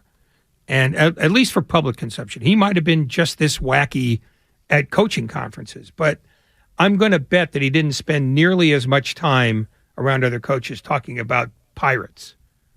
I think they wanted to know from him what he learned from Hal Mumme. And he helped proselytize that offense to the point where it is still used today in a world, as you explained. They take a new offense, defensive coordinators get their teeth on it, and within 2 years, it's obsolete. The run and shoot was exactly that. For 2 years, it was the hottest thing in football. And then defensive coordinators figured out, I know how to beat this. And by year 3, it was the offense you ran if you wanted to score 10 points a game. It was a sad passing, obviously, of Mike Leach. 61 is way too long, way too early of an age to be shuffling off this mortal coil, that's for sure. Mississippi State actually has a bowl game against Illinois. I believe it's happening just after New Year's Day. It's like a January 2nd bowl game. And Mississippi State said they're going to play. They're going to honor their coach by playing, and I think that is indeed the right thing to do. I believe that it's exactly what Mike Leach would want done. And one of my favorite things, just reading so many different articles about him today, was a player basically walked away saying, I thought he was going to be more into Pirates than he actually is. Yeah, no, he was a performance artist, but he was not nearly the character that he portrayed for the media. And he recognized that that's part of promoting the sport when you're coaching at places like Texas Tech and Mississippi State. The reporters come to you when you're at Alabama, when you're at Georgia, when you're at Ohio State. You have to go to them when you're at Texas Tech or Iowa State or places like that. You certainly have to go to them when you are at Washington State. And that's where Mike Leach really got his first high profile. It was Texas Tech, obviously. But then after, thanks to Craig James' son being just a jackass, he loses his job. And he's at Washington State, and he brings his act to the Pac-12. And Grandy, if you would you please have this? This is about as good as Mike Leach has ever been behind a podium, as he talked about who might possibly win a battle royale of Pac-12 mascots. Well, first of all, what kind of mythical powers does a Sun Devil have? We've got to consider that. I'm going to say the Wildcat's out. The Trojan, does he have a horse or is he on foot? Does he have a bow and arrow or just his sword? The Bruin, definitely formidable. Another bear up there at Cal. The tree, I imagine that tree's going to get chopped down, unless we're going to go with the bird and somebody might get pecked or something. I don't know. And then the duck might lose interest and just fly away and get out of there, which may be good advice under the circumstances. The husky, no chance. The beaver, we'll see how long that beaver can hold his breath. The ute, again, we're back to, is he on horseback? Does he have a bow and arrow? Did he trade for a rifle? I mean, because if that ute's got a rifle, there's some definite problems. And, you'd have to get one of those Harry Potter activists to read up on how you kill a sun devil, because there's a lot of outside stuff there. Just as far as a beast alone, buffalo's going to be pretty hard to tangle with. I mean, a buffalo's utterly outstanding.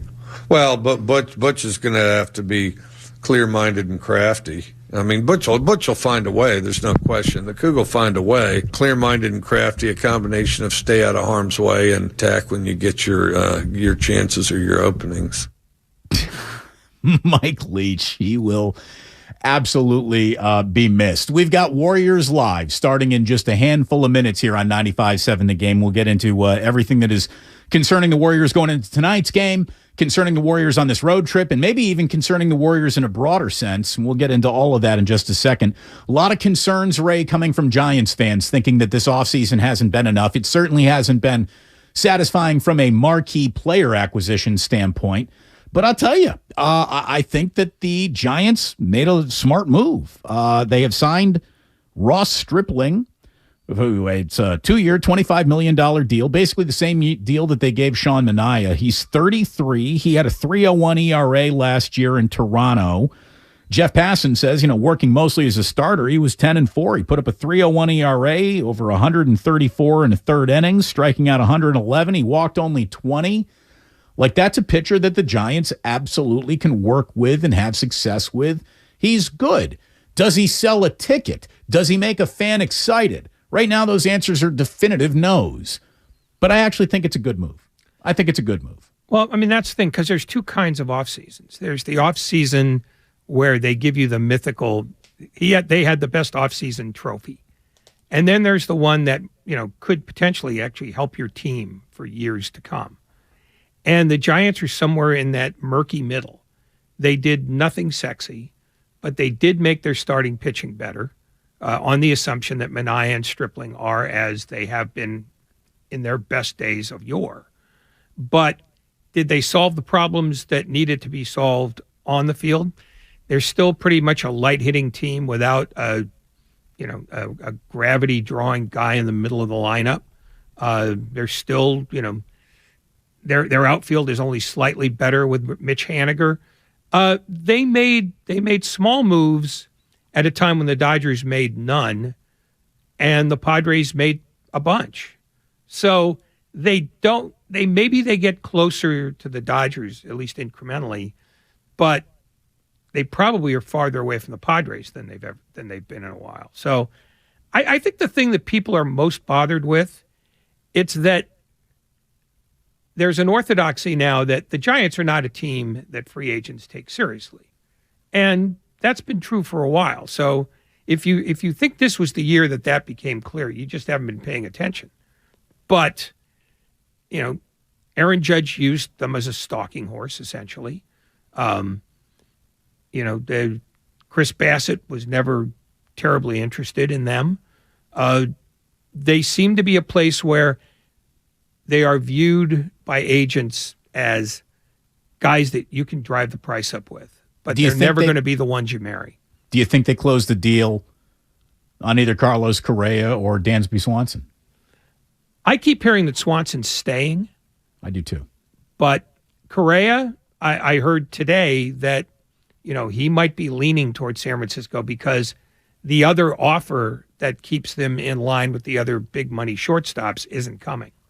So the Giants might be able to get him at a relative bargain, in which case they've got a shortstop. But is that a position they really needed, help with? Well, we'll get into that here in just a second. As the Padres closed an 11-year, $280 million contract with Xander Bogaerts. The Padres essentially now have two of the best shortstops in baseball, in Bogaerts and Tatis Jr., who likely moves to the outfield. The Giants, meanwhile, have Brandon Crawford, who's been, he'll be 36 on opening day, coming off a .231 season with 9 home runs. The Giants' offseason so far, Mitch Haniger, a switch-hitting right fielder, who should get 500 at-bats. Like, I think the Giant fan not happy with Mitch Haniger today. I bet you like him this summer. Only one player got more than 500 at-bats this past season with the Giants, and that was Wilmer Flores. Haniger, should he stay healthy, is tailor-made to do just that as a switch hitter. Sean Manaea, the left-handed pitcher that the Giants, they need to fix. Think of him as a 4th or 5th starter with upside. Look at it this way. He's a 4th starter with upside. As a 5th starter, he'll be billed as maybe one of the best 5th starters in baseball, should they actually correct him. Ross Stripling, a right-hander who had a very good 22 with Toronto. So you're looking at a rotation of Logan Webb, Alex Cobb, Ross Stripling, Anthony DeSclafani, Sean Manaea, with Jacob Junis and Sean Jelly waiting in the wings. And pitching and defense is how they've gotten it done in the past. They're going to need an awful lot of that in the future, in the present. Well, the bullpen is still a massive question, though. They haven't done anything with that. And they are still a very vanilla offense, even if you're allowing for the fact that Haniger might be able to hit you 25 home runs. They had so many things to do that they kind of only addressed a fraction of them. Unless they're going to try to rebuild a bullpen on the cheap, and that usually doesn't work well. But if they can get either a closer or an eighth inning guy, at least they've made a stride there. In which case, what you've got is a team that got baseball better, but not sexy better. I think that's fair.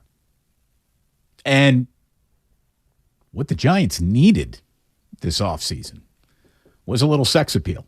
They really, really did. And they do not have it. And I saw Susan Slusser basically, had a quote from Farhan in a column of hers late, this week in the Chronicle, where he basically admits, San Francisco is, kind of a different place. And maybe, a lot of players think it's too polarizing to be interested in coming here. I mean, I'll say this, I don't want to paint with too broad of a brush because, no entire group of athletes is, a like-minded organism. There's individuals all over the place. But across the board, Ray, I think that, what's the nicest way for me to say this? He's a liar. No. I actually think there is some truth to what he's saying. People might be mad at him, and maybe he shouldn't say that out loud, but I don't know if he's necessarily wrong. And I'll just say baseball players, I think, are not just historically, but look, if you're really good, you're getting drafted out of high school. You don't spend much time in college. Baseball players are the least enlightened group of athletes you might find in any professional locker room. That's not fair to say everyone, but there's a lot of MAGA Republicans playing baseball that might not want to come to San Francisco. I don't know, but the fact that Farhan put that out there, yeah, I think there's a little to it, but also come up with the biggest pile of money and shovel it in someone's bank account. That also works too. And the Giants clearly do not want to be shoveling money into some player's furnace. The contracts that they've given out to position players are nowhere in the realm of present tense contracts being handed out to really good position players. No, the fact is, by using the political dodge, which is what I think it is, Farhan Zaidi is not saying what the actual truth is, which is they have to overpay, and they don't want to. I don't think Charlie Johnson, I've said this forever, Charlie Johnson is not motivated to have a parade. He just wants to make money. And his kid works the business side, and he's the most important civilian in San Francisco on a day-to-day basis because he carries out his dad's philosophy, which is don't spend too much money. Spend enough so that people pay attention, but don't spend so much that I can't see a way to make that money back. I mean, I think they looked at an Aaron Judge contract, and they said, we'll go to 360 and we'll wince doing it, but we're not going to 400. We're not going to try to outspend the Yankees because we don't see a way to get all our money back on that deal. And if that's how you're going to operate, you're always going to be the Minnesota Twins. I mean, Peter Seidler in San Diego is a guy who's had some health scares, and he's all about you only live once. The Dodgers have spent money for decades. Stephen Cohen is a massive billionaire. Yeah, Stephen Cohen's a massive billionaire who has fired out tons of money to operate the Mets. And John Middleton is another guy, just, money's no object for him. That I think with the Giants, money is an object, which means you're not going to win bidding wars. You're just not, because I don't think they want to win bidding wars. By the way, Charles Johnson is Major League Baseball's third wealthiest owner in a story that I saw come out today. We will have more on all of that, including the fact that Kyler Murray did tear his ACL last night. We'll be talking about that on Thursday since we're off tomorrow because the Warriors are in Indiana tomorrow, but tonight they're in Milwaukee taking on the Bucks, and we're going to get you out to Warriors Live next here on 95.7 The Game. We are brought to you by Fremont Bank. Warriors Live is presented by Xfinity. You can supercharge your home with supersonic Wi-Fi. It's unbeatable internet only from Xfinity. Walnut Creek, partly cloudy tonight with a low of 31. Weather brought to you by Macy's. It's Macy's Gifts You'll Love to Give sale with great gifts like coats, beauty sets, and toys. Plus, get $10 in Macy's money for every $50 spent now through Thursday at Macy's. There's a reason Golden State has become the trusted partner for professional builders and contractors. The breadth of what they offer is remarkable. Their product knowledge can save you time. They're the largest distributor in NorCal of many of the brands they carry. Golden State's newly refreshed app offers installation guides, building codes, and much more. And the GSTV link on their homepage is a useful resource. Family owned for 3 generations. Golden State. When you succeed, we succeed. No one knows where this market will go.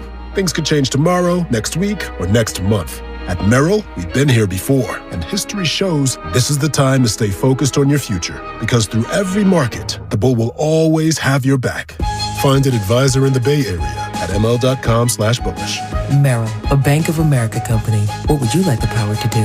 Investing involves risk. Merrill Lynch, Pierce, Fenner & Smith Incorporated, registered broker-dealer, registered investment advisor. Member SIPC, a wholly owned subsidiary of Bank of America Corp. This week at Staples, save 40% on. Thanks for your business this year. Save 40% on. Happy holidays, Nana. Save 40% on. You are cordially invited. Right now at Staples, you can save 40% on custom printed holiday cards and invitations. So you can say, thanks for a great year, happy holidays, or come on over, all for less. For everything you need printed this holiday, go to Staples, the working and learning store. In-store and online. Ends 12/17. Exclusions and restrictions apply. Thank you to all of the business owners who kept people employed during the pandemic. For all you've done, you may be eligible to claim the Employee Retention Tax Credit, a payroll tax refund from the United States Treasury Department, applicable to businesses who kept employees on payroll during the pandemic. The window is closing to claim your refund. Contact Paychex to see if you qualify. Paychex is proud to have helped more than 45,000 businesses secure over $9.2 billion in ERTC claims, an average of $190,000 per business. 50 years and thousands of experts in HR, payroll, benefits, and insurance. You may be eligible to claim the Employee Retention Tax Credit, a payroll tax refund from the United States Treasury Department, applicable to businesses who kept employees on payroll during the pandemic.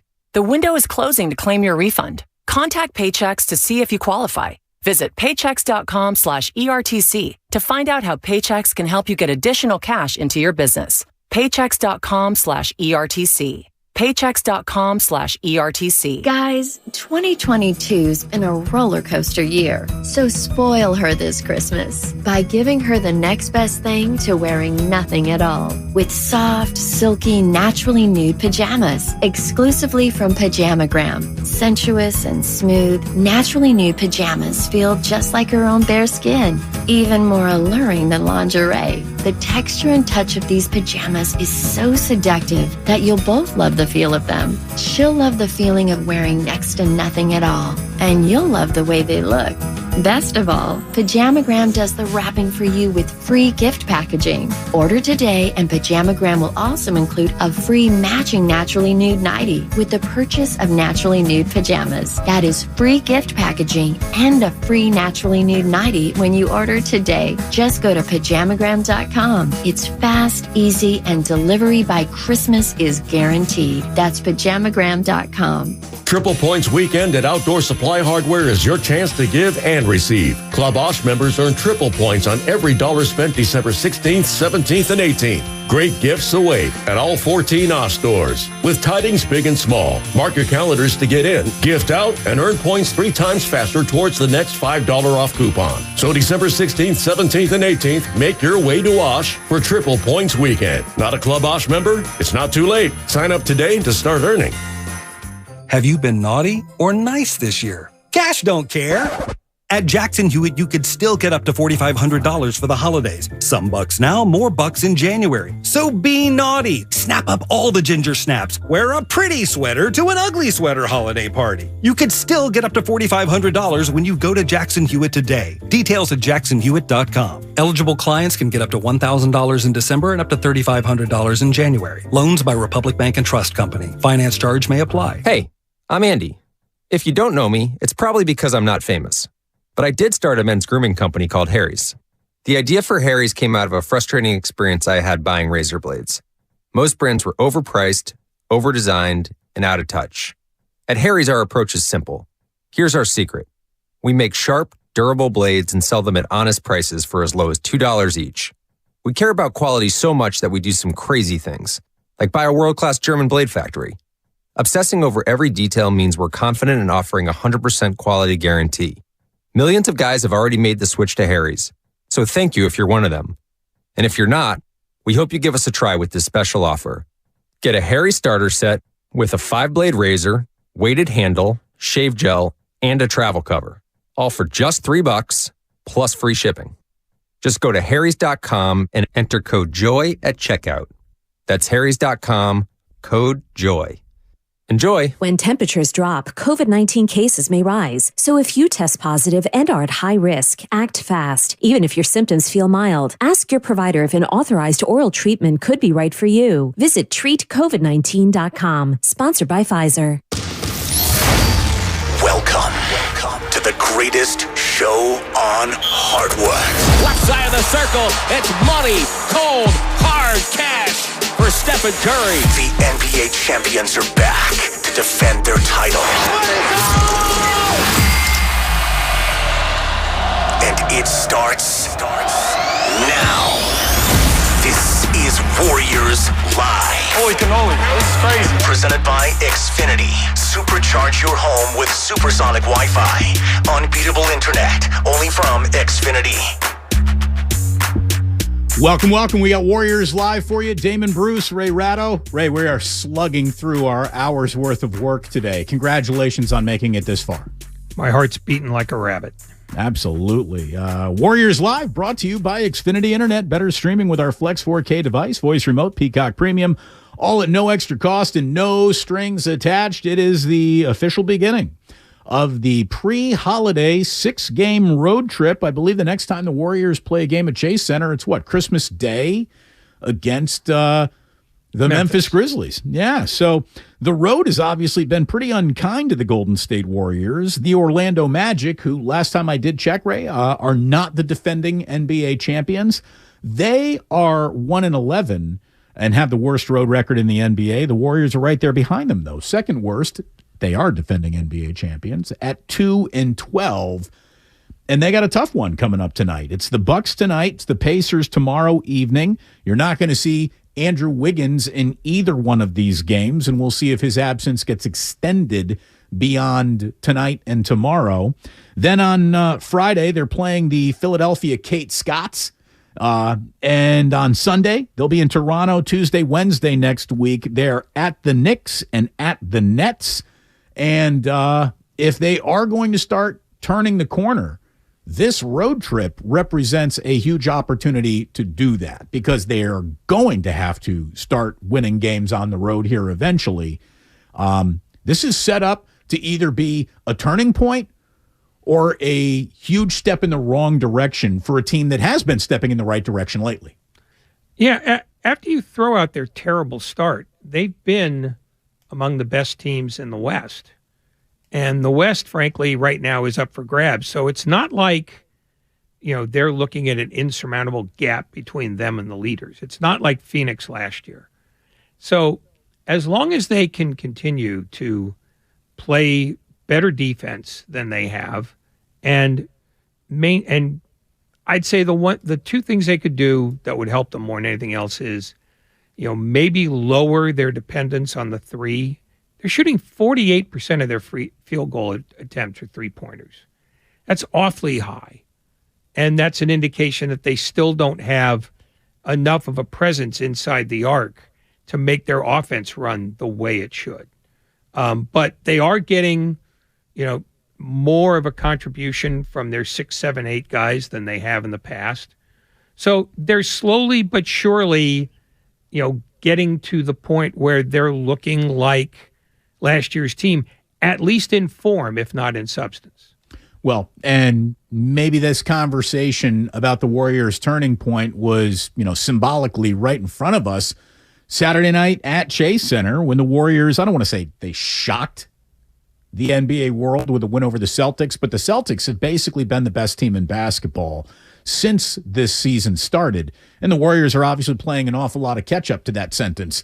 So at home, the Warriors looked ferocious. I mean, they came out and they played great. We'll get into that for a second. But Steve Kerr was doing a little State of the Union, talking about how the Warriors, where they exactly stack up before this road trip, which begins tonight. The good thing for us is that, nobody's running away with the West. So, we're 14-13. We've probably lost, 3 or 4 games we very easily could have won, but we lost for a reason. We weren't really ready to win close games. I didn't think we were solid enough. I'm hoping that this is a sign that we're getting there, and it'll be a great test to go out on the road for 6 games against really quality opponents. And I like where we're heading because the guys off the bench are starting to play and really assume their roles, and our defense seems to be getting better, and all of that points in a good direction.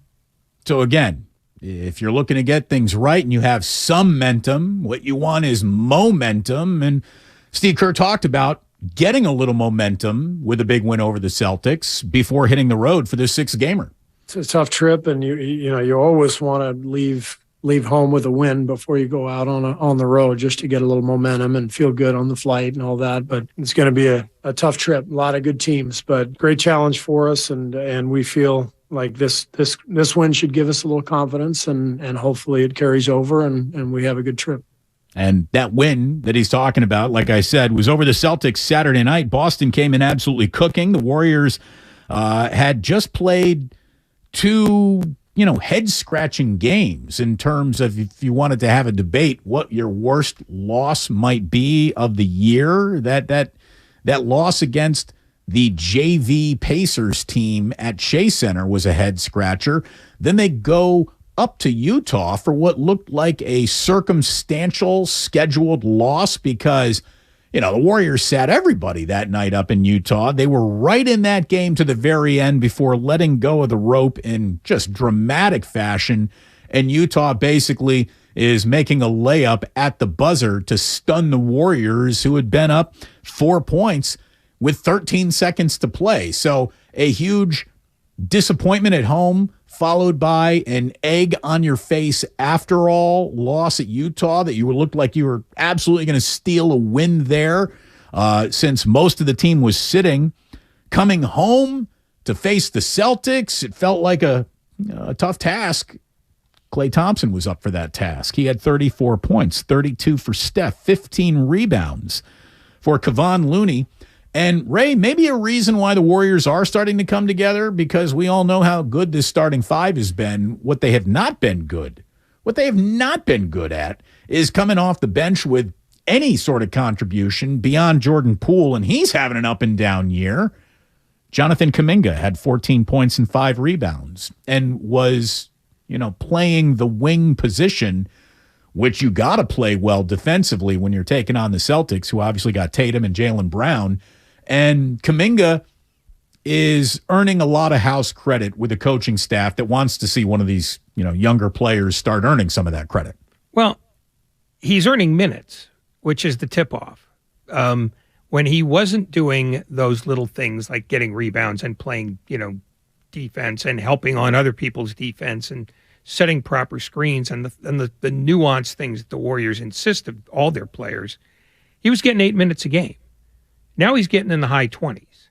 And that's the clearest sign that he's turned the corner in their eyes, because he might have thought he was, playing great 8 minutes and he was getting screwed by the coaches, but he never said that. And instead of pouting or moping, he basically said, okay, we'll do it your way. And when he did it their way, the reward came quickly because they'd been waiting on him to to give him more minutes. They've been waiting on him to earn those minutes. The Warriors aren't going to be picky with who earns the minutes. They just want to see somebody earn them. And obviously, Kuminga seems to be first in line among the young group of players to earn those minutes. By the way, this is Damon and Ratto here on Warriors Live. We're brought to you by Xfinity Internet. Better streaming with our Flex 4K device, voice remote, Peacock Premium, all at no extra cost and no strings attached. And that brings us to this evening. In about 45 minutes from now, Warriors are tipping off in Milwaukee. The Bucks are 19-7 on the season. They're in second place in the Eastern Conference on the strength of a 12-3 home record and the second best defense in the NBA. Milwaukee is allowing only 107.5 points per game. Like we said, defensively, the Warriors really had nowhere to go but up with their defensive effort. They're starting to trend in the right direction, but they're still allowing 116 points per game.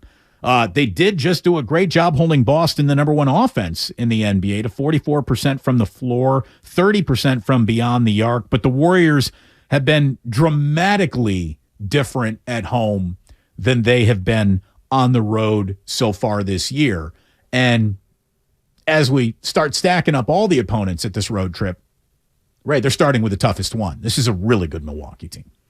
Well, yeah, they're loaded, and if they can get everybody fully healthy, they're probably going to end up being the best team in the East, with all due respect to the Celtics, because I think the Celtics are about to hit their first flat spot of the season. They were handled last night in where they play. They played the Clippers, which is a team that, frankly, you can never tell what they're going to be, and they only managed 93 points against a pretty, so far, ordinary Clippers team. So maybe they've sort of hit their first flat spot, and Milwaukee is primed better than any other team to take advantage of that. And look, the Bucks are coming in off a strange loss to the Houston Rockets, as a matter of fact. They've been on the road for 4 of their last 5, so they're going to be happy to get in front of their home crowd tonight. But we just got an update to who's playing. Our injury report brought to you by Boxer & Gerson, Northern California's premier workers' compensation law firm, helping injured workers get their lives back for over 40 years. For more information, visit boxerlaw.com. For the Warriors tonight, Draymond Green is probable. He's got a left ankle sprain, but is likely to play. Andrew Wiggins is out. We just learned that Drew Holiday has gone from questionable to out tonight. Chris Middleton is still probable. Joe Ingles remains out. He's still coming back from a torn ACL, but he is getting closer and closer to returning to action. Having said all that tonight, Ray, we got to make a little bit of a take it to the bank prediction brought to you by Fremont Bank, turning family-owned businesses into household names. And I do think the Warriors can win this game tonight because they've got an offensive gear that Milwaukee simply does not have. So if the Warriors can put a decent defensive effort out, they could get this one, even though they've not found an awful lot of success out on the court. What'll make it tougher is if my prediction comes true, though. I think Draymond Green's fouling out tonight. There's my prediction. He's got Giannis, he's got Brook Lopez, he's got Bobby Portis, he's got Serge Ibaka, and he basically, along with Kevon Looney, and he needs to defend all of them tonight. He's got a little bit of an ankle that's barking at him, so maybe he gets a little handsy, a little reachy. It's not the best prediction, but there you go. Instead of just predicting it's going to be a really good night from Steph Curry or Jordan Poole's got to have a big game, I thought I'd go a little different. Draymond might foul out of this one tonight. See, I think this is a game where Jonathan Kuminga could take a step back because I don't think Draymond Green is going to be asked to do all those things because of the ankle that's barking at him.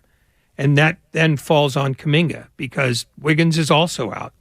So this is a step-up game for Kuminga, and it might be too big a step because Giannis alone is problematic. But then you add those other guys, Kuminga is probably more likely to foul out than Green is, just because this is his most severe test on the other end of the floor since he became a made guy. So I think he might be the guy to foul out as long as we're picking guys to get to 6.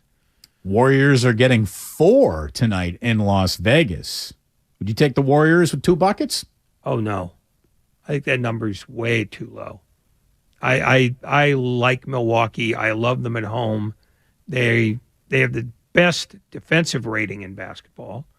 And I just think it's the kind of game where the Warriors needed all hands on deck, and they don't have all hands on deck. Look, without Jrue Holiday out there, though, I think it changes things a little bit. I mean, Steph, Clay, who's been heating up a little bit lately, they're going to have monsters tonight for the Warriors to carry this one. And we've seen both those guys step up and have monster games. They're going to need one this evening for sure. Golden State's going to be without Andrew Wiggins again, not just tonight, but tomorrow. That's already been determined. He hasn't played in the last 10 days with a strained groin. And the Warriors are right to be very, very patient with his return. He plays such an important role for them. He had a season-high 36 points in a win over the Rockets at Chase Center, but that's the game where he came away with the groin strain. So far, Golden State is 1-2 without Wiggins available.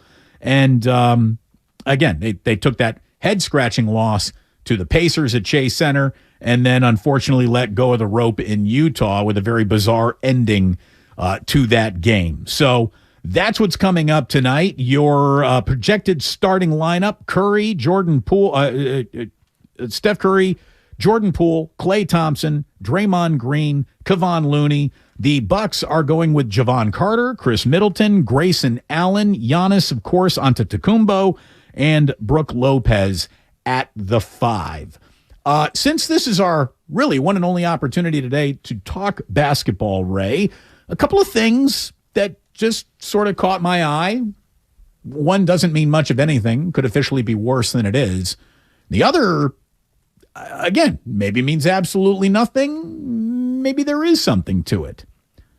Bob Myers is working on an expiring contract.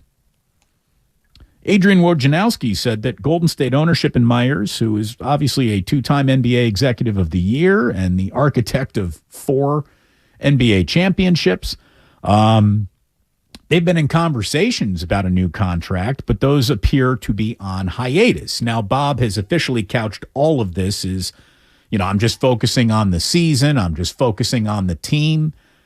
And, I really want to believe him. If you're a Warriors fan, I think you want to believe him too. The trust level between Bob and ownership is about as close to infinity as it gets. I mean, it really is.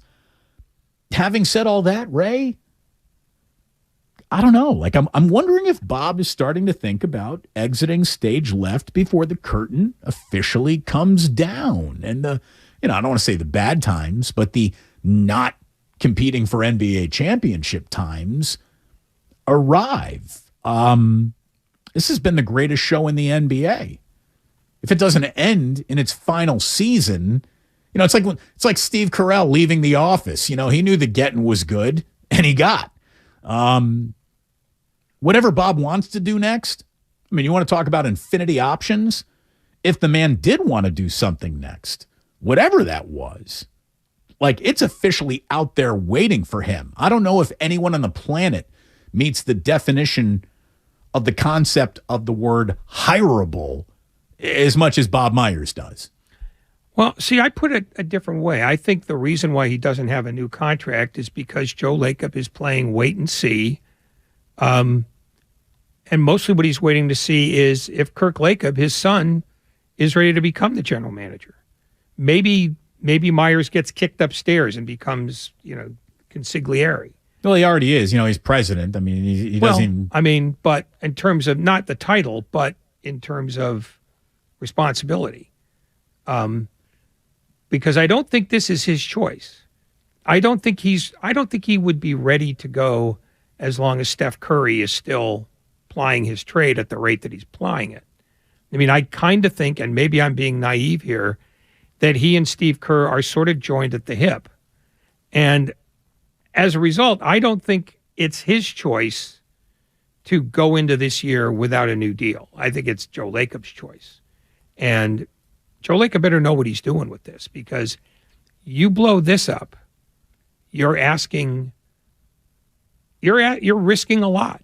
Yeah, I think Joe Lacob is clearly a smart guy and a successful owner, and he knows that just giving the job of Golden State Warriors general manager to his son because he thinks it's time, and Bob has not stepped away.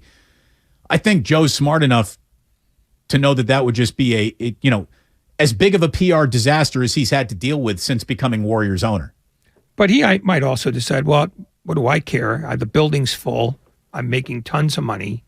He doesn't think that way, though. I'm not sure that he obvious? doesn't always think that way, because we're not talking about getting another general manager. We're talking about promoting his son. And that makes it more of a wild card than, gee, I'd love to get Sam Presti in here. Or, boy, wouldn't it be great to talk to Masai Ujiri? This is about inheritance. And Kirk Lacob has been training to be the next general manager for several years now. And Joe Lacob might decide, yeah, this is his time. And it might not be about how smart you are or the PR hit. It might be about taking care of your kid. I don't think that's out of the realm of possibility at all. It could be in the realm of possibility. Again, Joe Lacob's kid never needs to work a day in his life to sleep in thread counts we are unfamiliar with. So, I mean, it's not like the kid needs the job. He inherits a $7 billion empire no matter what. It's not about need. It is not about need. It's about want. He might want to be that now. I mean, I'm just saying this is not a clear-cut Bob Myers is looking elsewhere as much as it might be. Bob Myers might be looking elsewhere because the door that he's currently standing in may be closing. And again, I'm not saying that Bob Myers is looking elsewhere. And someone says, besides a contract, what makes you think he's leaving? I don't think Bob Myers is leaving. But we floated a few ideas that might be kicking around in his brain that might lead him to thinking maybe that's the right time to go. Again, number one rule of show business is leave them wanting more. The NBA, Ray, has renamed their postseason awards.